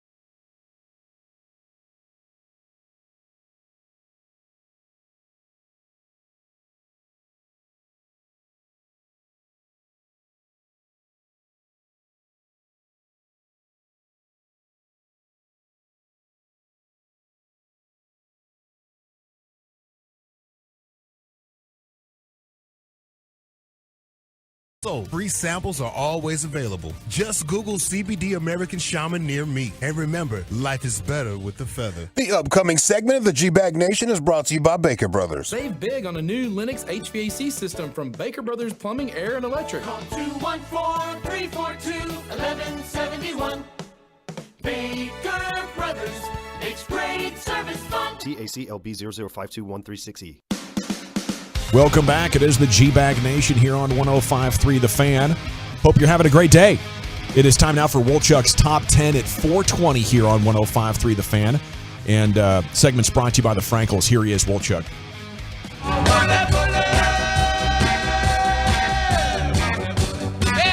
That's right.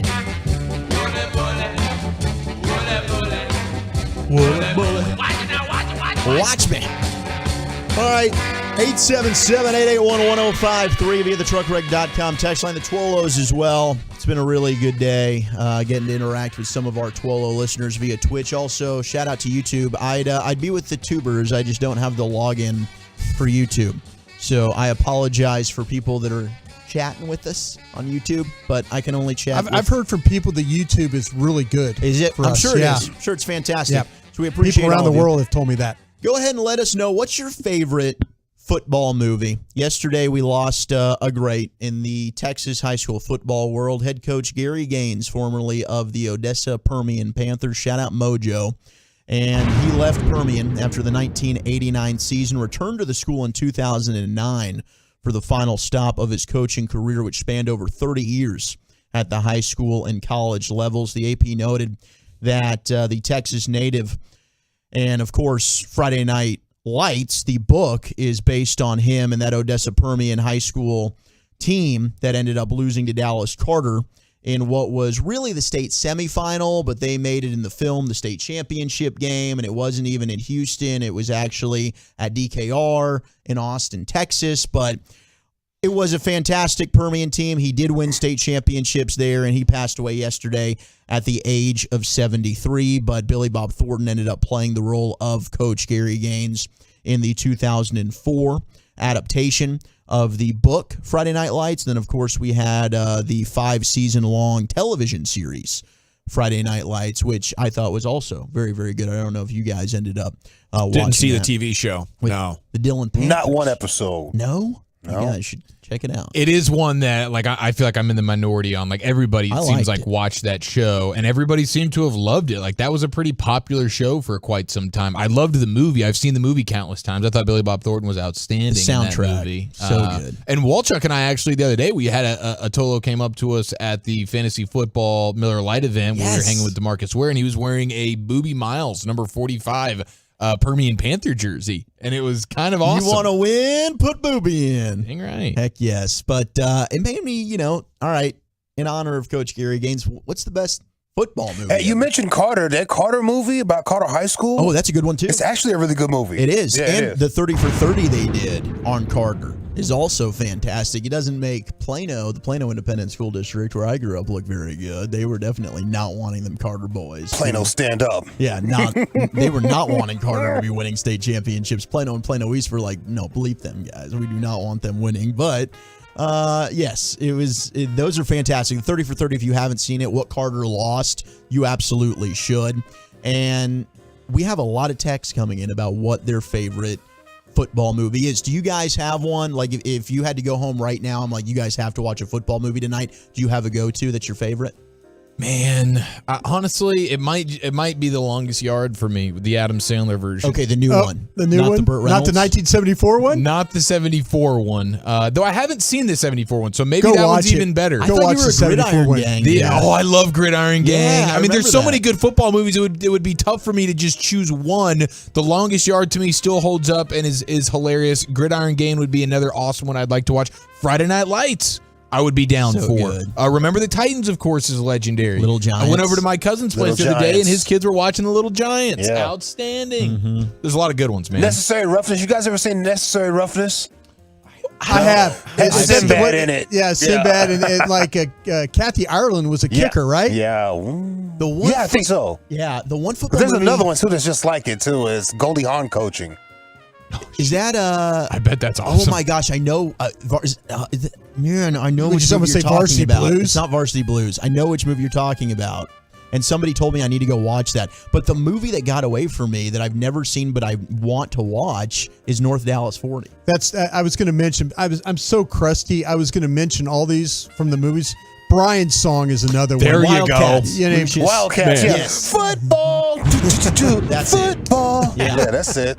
Man, growing up, the Crusties would always be talking about Brian's song. It's the story of Gale Sayers. Yeah, Brian Piccolo. And Brian Piccolo, his roommate, who ends up like getting cancer. Yeah. And it's really, really sad. And Gale Sayers is actually in the movie. And I know you're thinking it's black and white. Well, I accidentally saw it on Showtime one day when I got home, and I was totally floored at how moving that movie is. So I've got the top 10 best football movies ranked. They don't care. By America. They do not Young care. whippers- I'm trying to tell them about the best Dallas- football movie By you've the way, seen. I'm with you. North Dallas 40 is actually really good, and it's loosely it's based on the Dallas Cowboys with Tom Landry. I heard. Yeah, so if you want to go watch a movie that you can laugh at, Mac that Nick Davis Nolte in it? Nick Nolte, Mac Davis. Boy, that's a haggard fella right there. It Nick is. Nolte. There's a bunch of haggard people in that movie, but it's actually really, if you want to like life in the 70s in Dallas, it kind of gives you a little bit of a flair. So you're of that. vouching for this one. I am. I think you should see it, but I Okay. also think you should see Brian's song.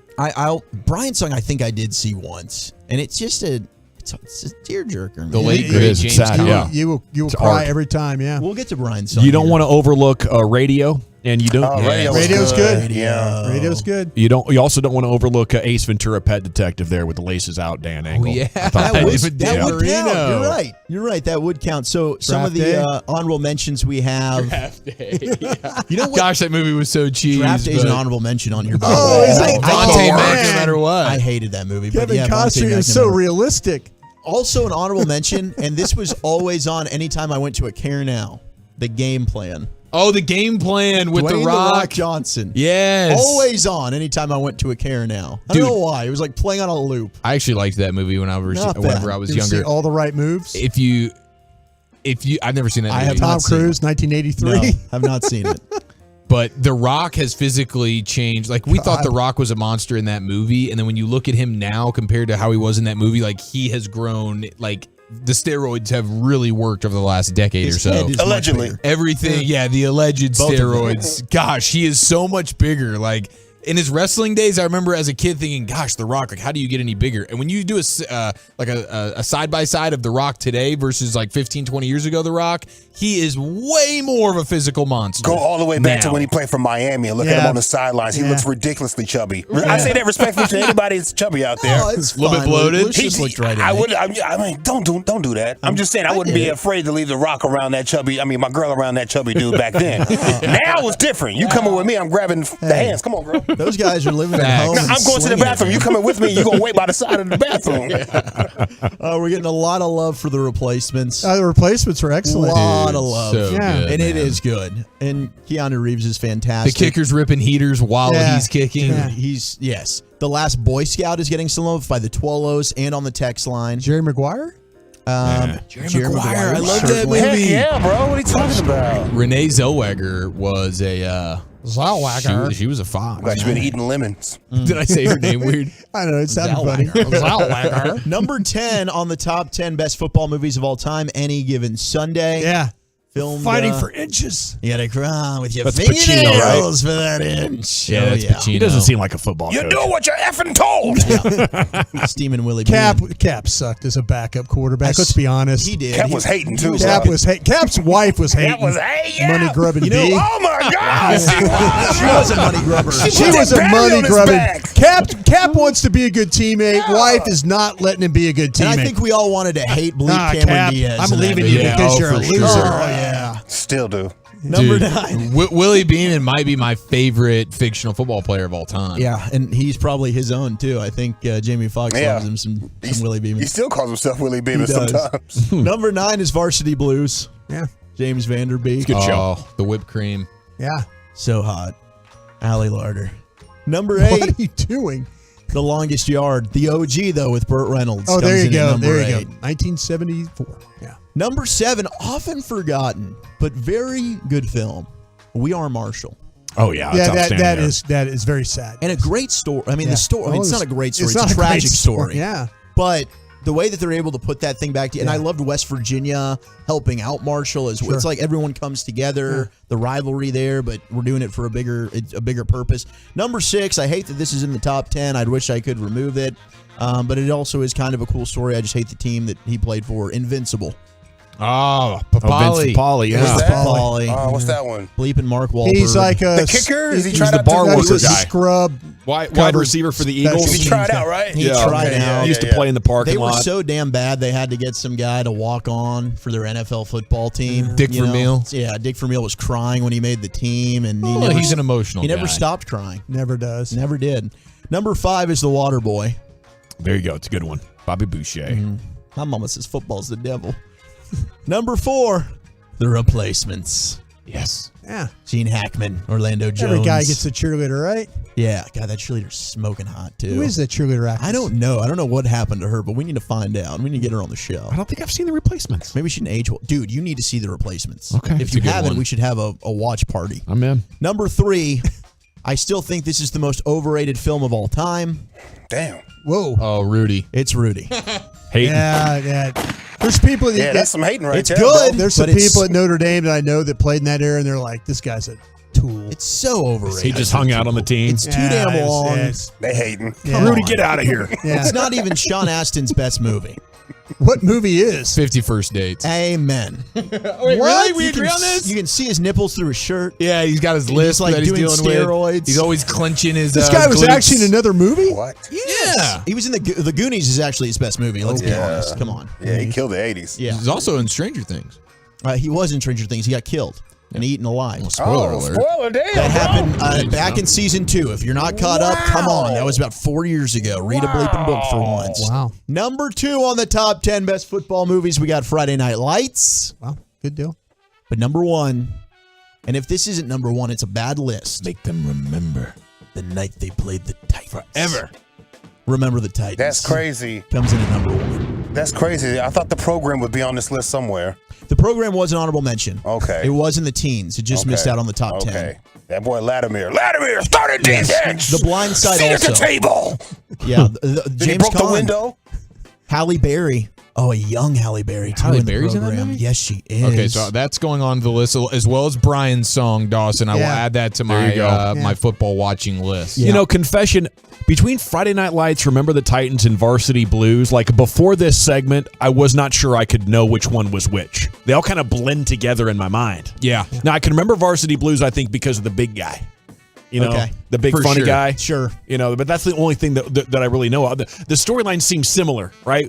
We got racial tensions, and we're going to fight with the other side, then we're going to come together and be like, yeah, we did it because we love each other. And yes, I realized that Sean Astin was Samwise Gamgee in Lord of the Rings, but I'm with everyone else on the show. And Lucius, maybe you're a Lord of the Rings guy, but I know the other 3 schmucks in the studio with me are not pro Lord of the Rings people, so I wasn't going to bring What it is up. that? I like Lord of the Rings. What is I'm that? in. You do? Yeah. Okay, thank God somebody else has a brain.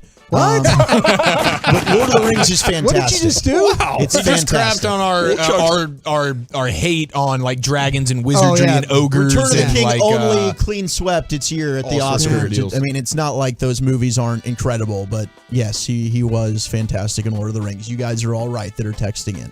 Thank you, sir. Wolchuk, the top 10 at 420 most afternoons right here on 105.3 The Fan. Coming up at 5 o'clock, we're going to have the Mike McCarthy press conference for you, learn what the latest is with the Cowboys. We'll go around the NFL coming up next here, but I want to give you an excellent opportunity to fill your house this season with new windows and Cowboys gear and tickets. You love the Cowboys. Maybe you need new windows or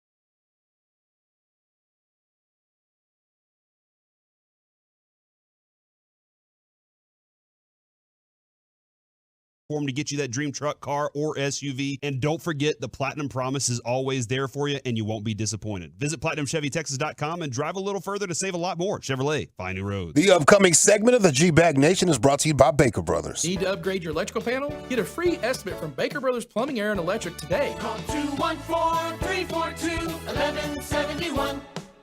Baker Brothers makes great service fun. License number TEC L33750. Get the top stories, exclusive podcasts, video content, and much more 24/7 at 1053thefan.com. Classic Chevrolet and Grapevine knows you like buying to be easy. That's why they created the Classic Chevrolet Easy Pass online buying tool. Visit ClassicChevrolet.com to get started. Chevrolet, find new roads. Thank you very much. It is the G-Bag Nation here on the Fan. Time to go around the NFL, brought to you by Metter Dodge Chrysler Jeep Ram. Let's go around the NFL, G-Bag style, on 105.3 The Fan. All right, I'm going to take off first down here, and a heartwarming tweet once again from Micah Parsons, the man who is taking being a fan of this Cowboys team to another level. Really, he is. He makes it exciting, he makes it fun, and he's an amazing football player too. But he was asked on Cowboys Twitter moments ago by a gentleman named Cameron Reed, what can I do for a meet and greet at a Cowboys game this year? Micah Parsons' response, do 25 hours of community service, local food bank, Boys and Girls Club, whatever you want. Get every hour documented, and I'll make sure you get set up. So that's great. Micah Parsons interacting with the fans, inspiring them to do community service, and giving them a once-in-a-lifetime bucket list moment there, a meet and greet at a damn game. Dawson, if I have a court-issued community service that I have to fulfill, could I use those hours to say, hey, Micah, at the end of all this, can I go ahead and shake that hand as well? You know it'll be documented, so you're good to go. I'm Can we get pictures of you out there in like the orange jumpsuit, like picking up trash and stuff? Is that what we're going to do? I think so, man. I might go wash a couple of fire trucks. I mean, spend some time read to the kids at the local library. Dog shelter, bro. You can do it at the dog shelter. Well, he's already fun. He's a regular at the soup kitchens. Yeah, okay. That's true. So I make a huge impact at the local soup kitchens. You take a to-go plate? I do. Yeah, that's I'm like Dirk walking into the AAC with the leftovers.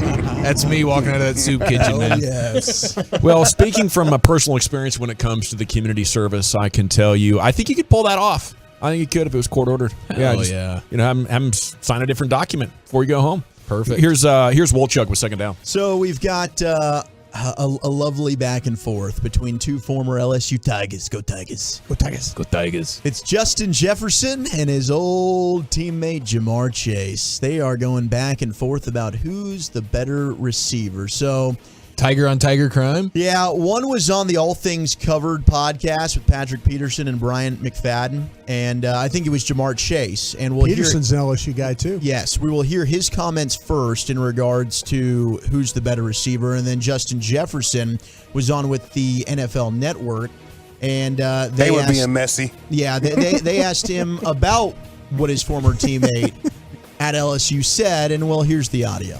You and Justin Jefferson, you're very good friends. Mm-hmm. Who's the better receiver? I'm going to say me, of course.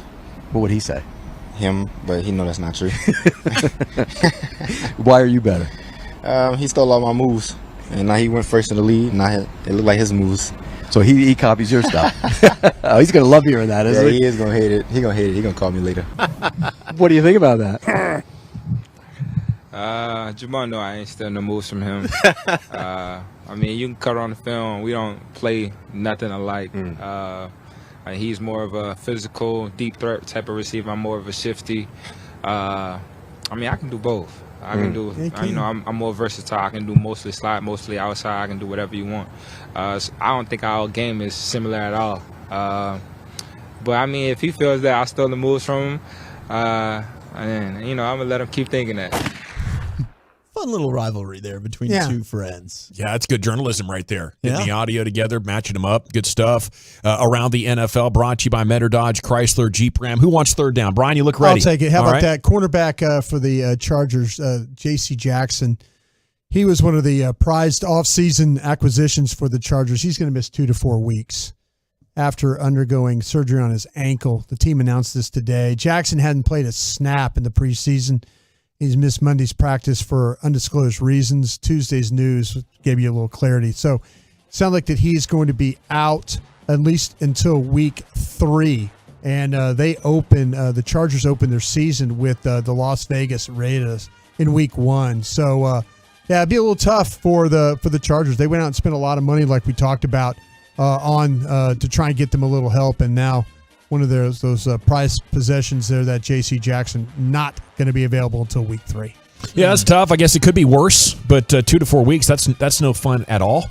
And for a team that's hoping to build what I think was the second worst defense in the NFL last year. They struggled bad against that run and stuff, for sure. Couldn't stop the run last year. Not at all. But, it's funny, too. I was looking at their schedule. He's also going to miss the Chiefs game, too. Ooh. So, Raiders, Chiefs, the first 2 weeks of the season. Brutal division. Going to be out the first 4 weeks, which means he's going to miss the Cowboys game, too. Yeah. For the Commanders. So, a couple of big names out now. Okay, Chia, follow 4th down. Okay, we'll get to the meathead caveman sound of the day, courtesy of Stink, here in just a moment. But I do want to give a massive congratulations to Dan Snyder and the Commanders.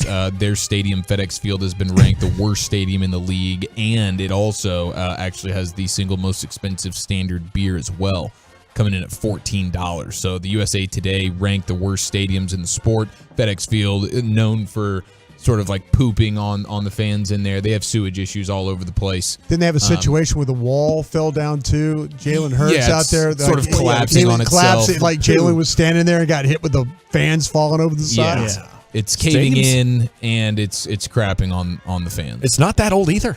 No. It's a horrible construction. It's just terrible. But they are going to be serving also the most expensive beer in the country at $14 a standard draft. So they Dan Snyder make money where they can because people aren't paying to go see the team. Continues to be a bleep hole, man. So wanted to throw that out there. Congrats to you, Dan Snyder. You possess the single worst stadium in the sport. Now, here is the caveman meathead sound of the day. Mark Schlereth, former NFL offensive lineman, known most notably for vomiting before every game and peeing himself during every game. He had to do a sort of a State of the Union press conference by himself in his backyard yesterday, just selfie style, looking directly into his camera. He had to tweet it out for the world to see. He's calling out all the pearl clutchers who are offended by the chop block that was on Kayvon Thibodeau over the weekend. Hey guys, your boy Stink here, and I decided to call this emergency meeting to address all you pearl clutchers that are on my timeline right now, and you know who you are. Need something different. Cut blocking should be illegal. That play on Thibodeau was absolutely dirty. Cowardly. Kind of blocking. Face him like a man. Yeah, like you would put your nose in there. Bottom line is, I don't care who you root for. That play is about as standard as it comes in the National Football League. I would argue that Thibodeau just put out teaching tape of how not to defend a cut block, because that might be the worst play I've ever seen in regards to a guy defending himself. It was awful. Just awful. And I'm sorry that he got hurt, guys, but it reminds me of guys that used to come up to me after we played and say, you held me on every play. Like, it's unfair. I would have kicked your ass if it wasn't for all that holding. Hey, dumbass, don't get held. That's your fault. You're going to give me your chest? I'm going to take it, and I'm going to hold you all day long, drive you like a freaking Cadillac. I don't want to hear it. Every team runs it. Every team does it. It's not illegal. It's not dirty. It's not malicious. It's not any of those things. It's standard operating procedure. So my suggestion would be make sure you're more versed and you're better at defending people that come after your legs. That's the way it works, guys. What, we can't hit him in the head? We can't hit him low? We can't hit him anywhere? Stop it. It's ridiculous. Yeah! I just love how he calls him Thibodeau. I love that he says bottom line, and then he's got like another 90 seconds to go. I also love his fake-ass apology in the middle of that, where he's very insincerely saying, I'm sorry this guy got hurt, but also he needs to be better at his job. Yeah. Don't be a dummy. He is so good. That's classic, and Schlereth is a great broadcaster. He really is an absolute gem. Makes a pretty good green chili, too. Yeah. Okay. Sure does. The Giants thought they were getting good news on Thibodeau yesterday with 3 to 4 weeks. He's getting a second opinion from James Andrews, though, so I guess you have to stand by on the good news for JD and all those New York Giants fans out there that might be in the listening audience. All right, when we return here, G-Bag Nation, it's time for the 5 o'clock hour. Mike McCarthy press conference live from the Ford Center at the Star. He'll set the agenda as they start to get ready for their preseason finale here on 105.3 The Fan. I want to chat about Diamonds Direct before we do anything else, though. Diamonds Direct is the best way to get your hands on new diamond jewelry right here in DFW. I love it.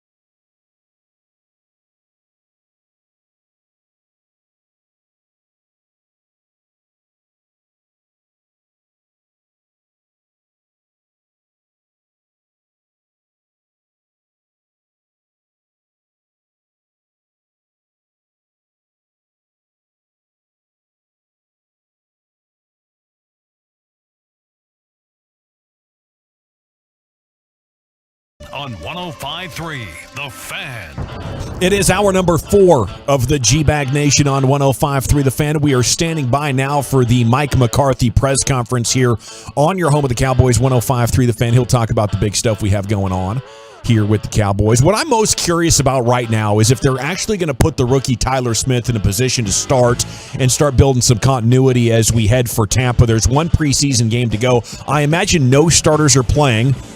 But after watching them choose Steele over Collins last year, I do have to acknowledge anything's possible, almost. Okay, so I'm not quite sure. I'm not quite sure if yeah. Let's go to McCarthy up there at Fort Center at the Star. Here's Coach. First, you went into camp with a couple of kickers, and you've decided to go with neither one of those, and you're going with Maher. What went into that determination to go with him now? You know, I just had a chance to visit with Laram this morning, and I tell you, I really liked the way, he came in here, and it was, he took control of the competition early, and that was very evident. But he really improved during this time here too. So, but Brett, we just really trusted the numbers. I mean, this 80 cut is difficult. I'm sure all teams are feeling that way today, and it just you start factoring the. Playing this last game and, the other factors.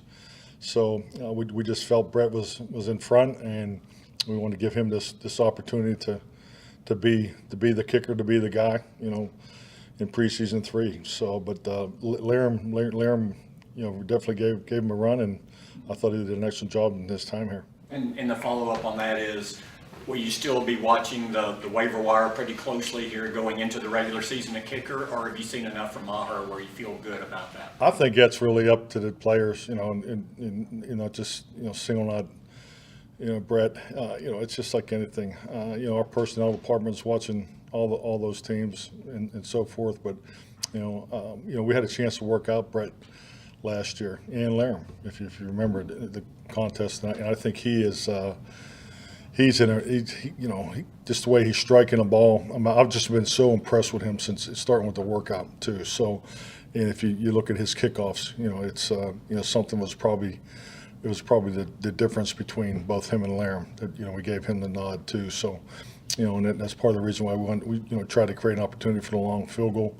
So he definitely has excellent leg strength, and he's kicking with a lot of confidence right now. Clarence Hill for Star Telegram. When do you want to hope to get out these 2 night practices, and have you made a decision on Dak and the starters for Friday night yet? Yes, really this week is going to be very similar to the last 2 weeks. We want to practice our first group as much as we possibly can tonight and tomorrow night. So we're going to be padded practices, 2 hours, type practice. Not quite the install mode, but next 2 hours plus. So not about 2 hours, but. Yeah, so we're really following the same suit as we did the last 2 weeks.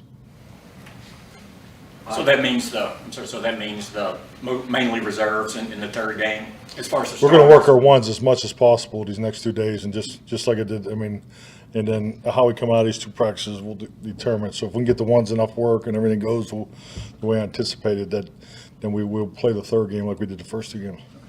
Mike Todd, Archer with ESPN. How do you gain confidence? You've had these guys around and seen it on the practice field, but how do you gain confidence if you've not seen it in a preseason in terms of what your starters can do going into the opener?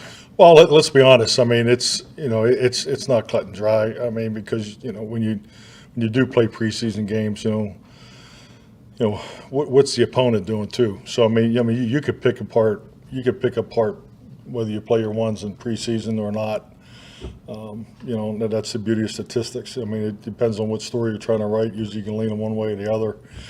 So I get both arguments. But I'll say this, if you look at the amount of work that our first group has been able to achieve, working the one practice at Denver, the 2 practices in Irvine against the Chargers.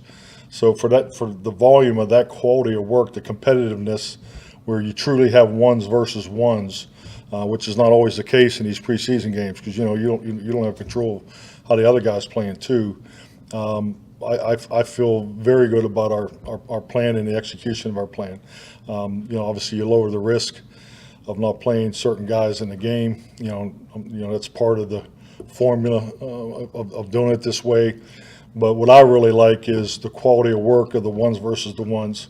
When you have both coaches agree to rep those periods are laid out specifically, like who's in every rep. So you definitely have more control of getting your ones paired up against their ones in this practice environment. And then on the flip side of it, and this is something that I've always loved, and it's even been magnified, is the quality of reps that our young players have been able to get done these first 2 games. I've never seen anything like it. I mean, I've never seen offensive linemen get 30 or 40 reps on a Wednesday or Thursday practice and go play 75 plays in a game.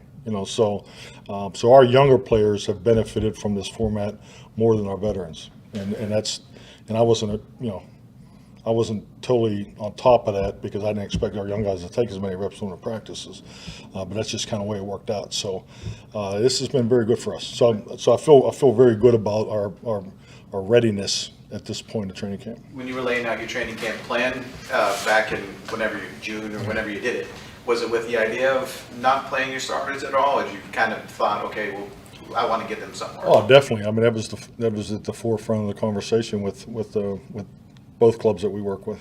Just to, how we're going to practice, who's going to practice, how many reps the ones will go. In the rotation of the ones and the twos. So I mean, you guys were at the practice. You saw how it rolled, and I thought that was very beneficial for both teams. Calvin Watkins, Dallas Morning News.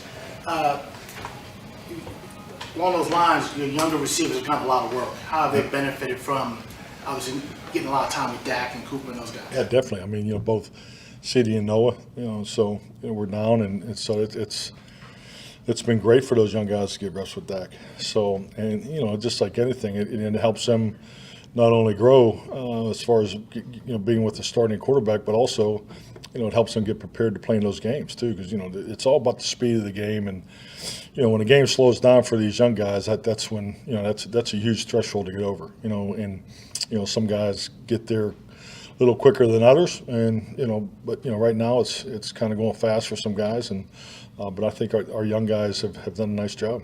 One more, if I may. Joe Witt, will he be back on the field this week? Yeah, Joe will not be here tonight, but he's doing great. He feels strong, and he's chomping at the bit. I mean, he would have been back last week if they let him. So, but yeah, he's making a lot of progress. Hopefully next week we'll have something to announce. Patrick Walker, DallasCowboys.com. Speaking of the receivers, Michael Gallup looks like he's making progress, moving pretty well in his rehab, running some routes off in Los Angeles.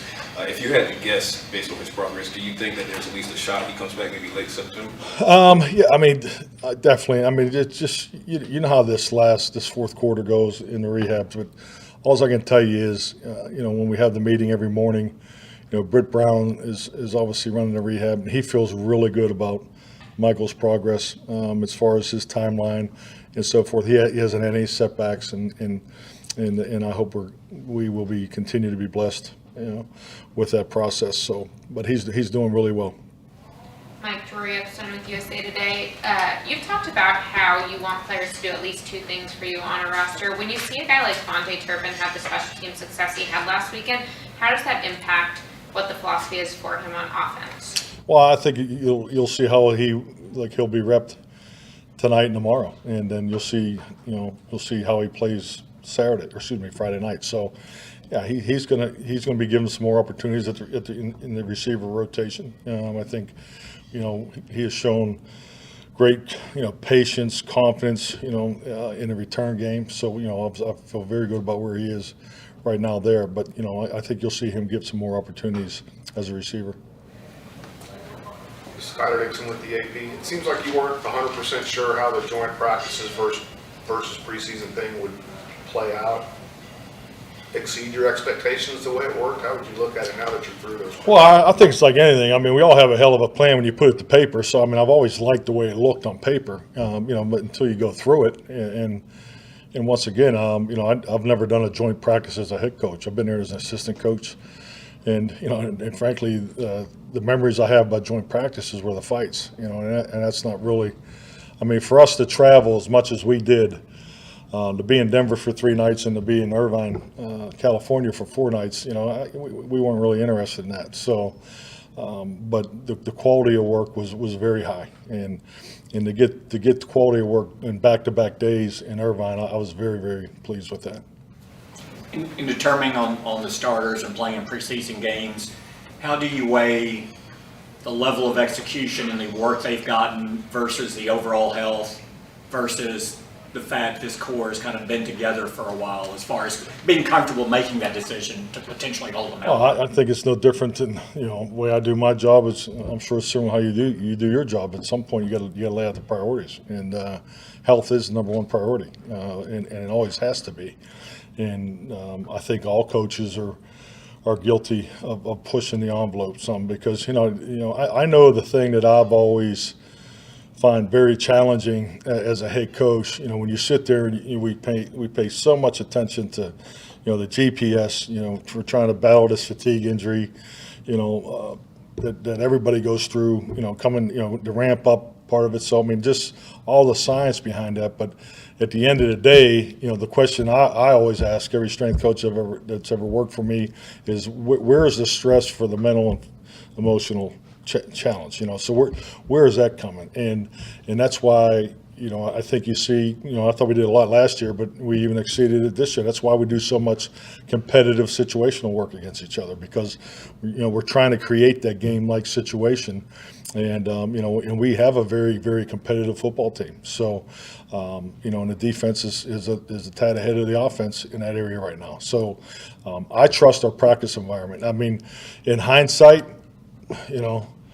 I won't leave Oxnard till we have to next year. I mean, I'd consider staying there this week if it works out. I just think our practice environment in Oxnard, man, I'll tell you what, I just have been so pleased with it. We get a lot of work done there. We're able to go heavy 2 days in a row, and the recovery's in place. The weather is a huge part of it. So, I think the 11-hour workday helps the players, so they definitely have the regeneration period to recover it in the evening. So, and that's something that over the last 2 years, I think Oxnard has been a tremendous asset for us to train. What changed for you there? Because I remember you were unsure about Oxnard going out to the California, so now maybe you stay out longer. Did anything change? Well, I'll be honest with you. I mean, it's probably Clarence more than anybody, but I was nervous about Oxnard, because everybody just kept talking about how much fun you had out there. So I mean, I never heard anybody talk about, hey, the football was good, the practices were great. It was just about, it was everything but football. I mean, someone said anything about Oxnard, it had nothing to do with the football team getting better. So yeah, what coach wouldn't be nervous if you never went out there before that? And that's not the case. I mean, I don't I've been around some great training camp environments, but to have the practice field, a 2-minute walk from your dorm room, and then your offices is another minute walk from there, and the cafeteria is 10 more steps from that. I mean, it's beautiful, and it's extremely functional. So we're able to get a lot of work done there. For the record, I've had no fun at Oxnard. You got to put that camera on. That's not. Let me give some advice. I never lie to the media when I'm out there. So you might want to. Just get back to the injured guys and who's available. CD, Noah Brown, Greer, Kurse. Can you just tell us? I mean, those guys will all be working early in the prehab, but the goal is for those guys to work. So we'll see how they come out. I know Will wants to work today. CD wants to work. But he has has to deal with the situation with his toe, and know that we're going to have to work him early to see if he. So they're all trying to work back into practice tonight. McEwen in the same boat? No, I don't. He will not practice today.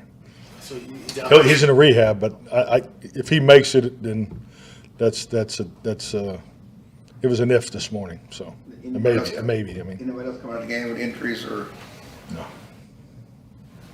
If Greer if Greer goes, would you like him to start to see him work with whoever your quote ones are? Oh, I would like to see Will play as much as he possibly can. That's definitely the plan. He's, he's had some excellent practices, in Oxnard, and I'd like to see him get, a big chunk of Friday night if possible. Hi, Mike. Bria Marie at the Sports Illustrated. How would you evaluate your depth at running back behind Zeke and Pollard?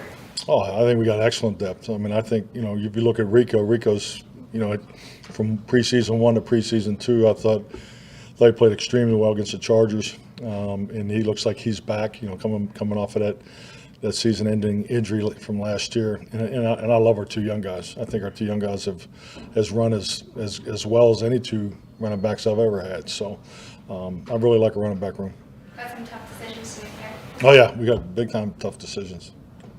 Good situation to be in. When you look at what Zach Martin's accomplished for his career, is it tough to not take him for granted at all because he's been so good since the day he got here? Yeah, no doubt. I mean, Zach's, everything, as advertised. You're watching him from afar. You always admired the way he played, but he's here all the time. I mean, he's here. I mean, the season's over, and he's one of the first players back in the building. So just so consistent in everything he does, and he's a true pro. He's a great leader. He's an awesome teammate. So he's, like I said, he's been everything I thought he would be and more. There it is, the Mike McCarthy press conference here on your home of the Cowboys, 105.3 The Fan. Okay, a lot to get into there. Liam gone. We had that news earlier. He says he's impressed with Marr, how he's striking the ball, and his confidence. We're going to get the ones working as much as possible the next 2 days. We're going to have padded practices tonight and then tomorrow as well, a practice we will be at.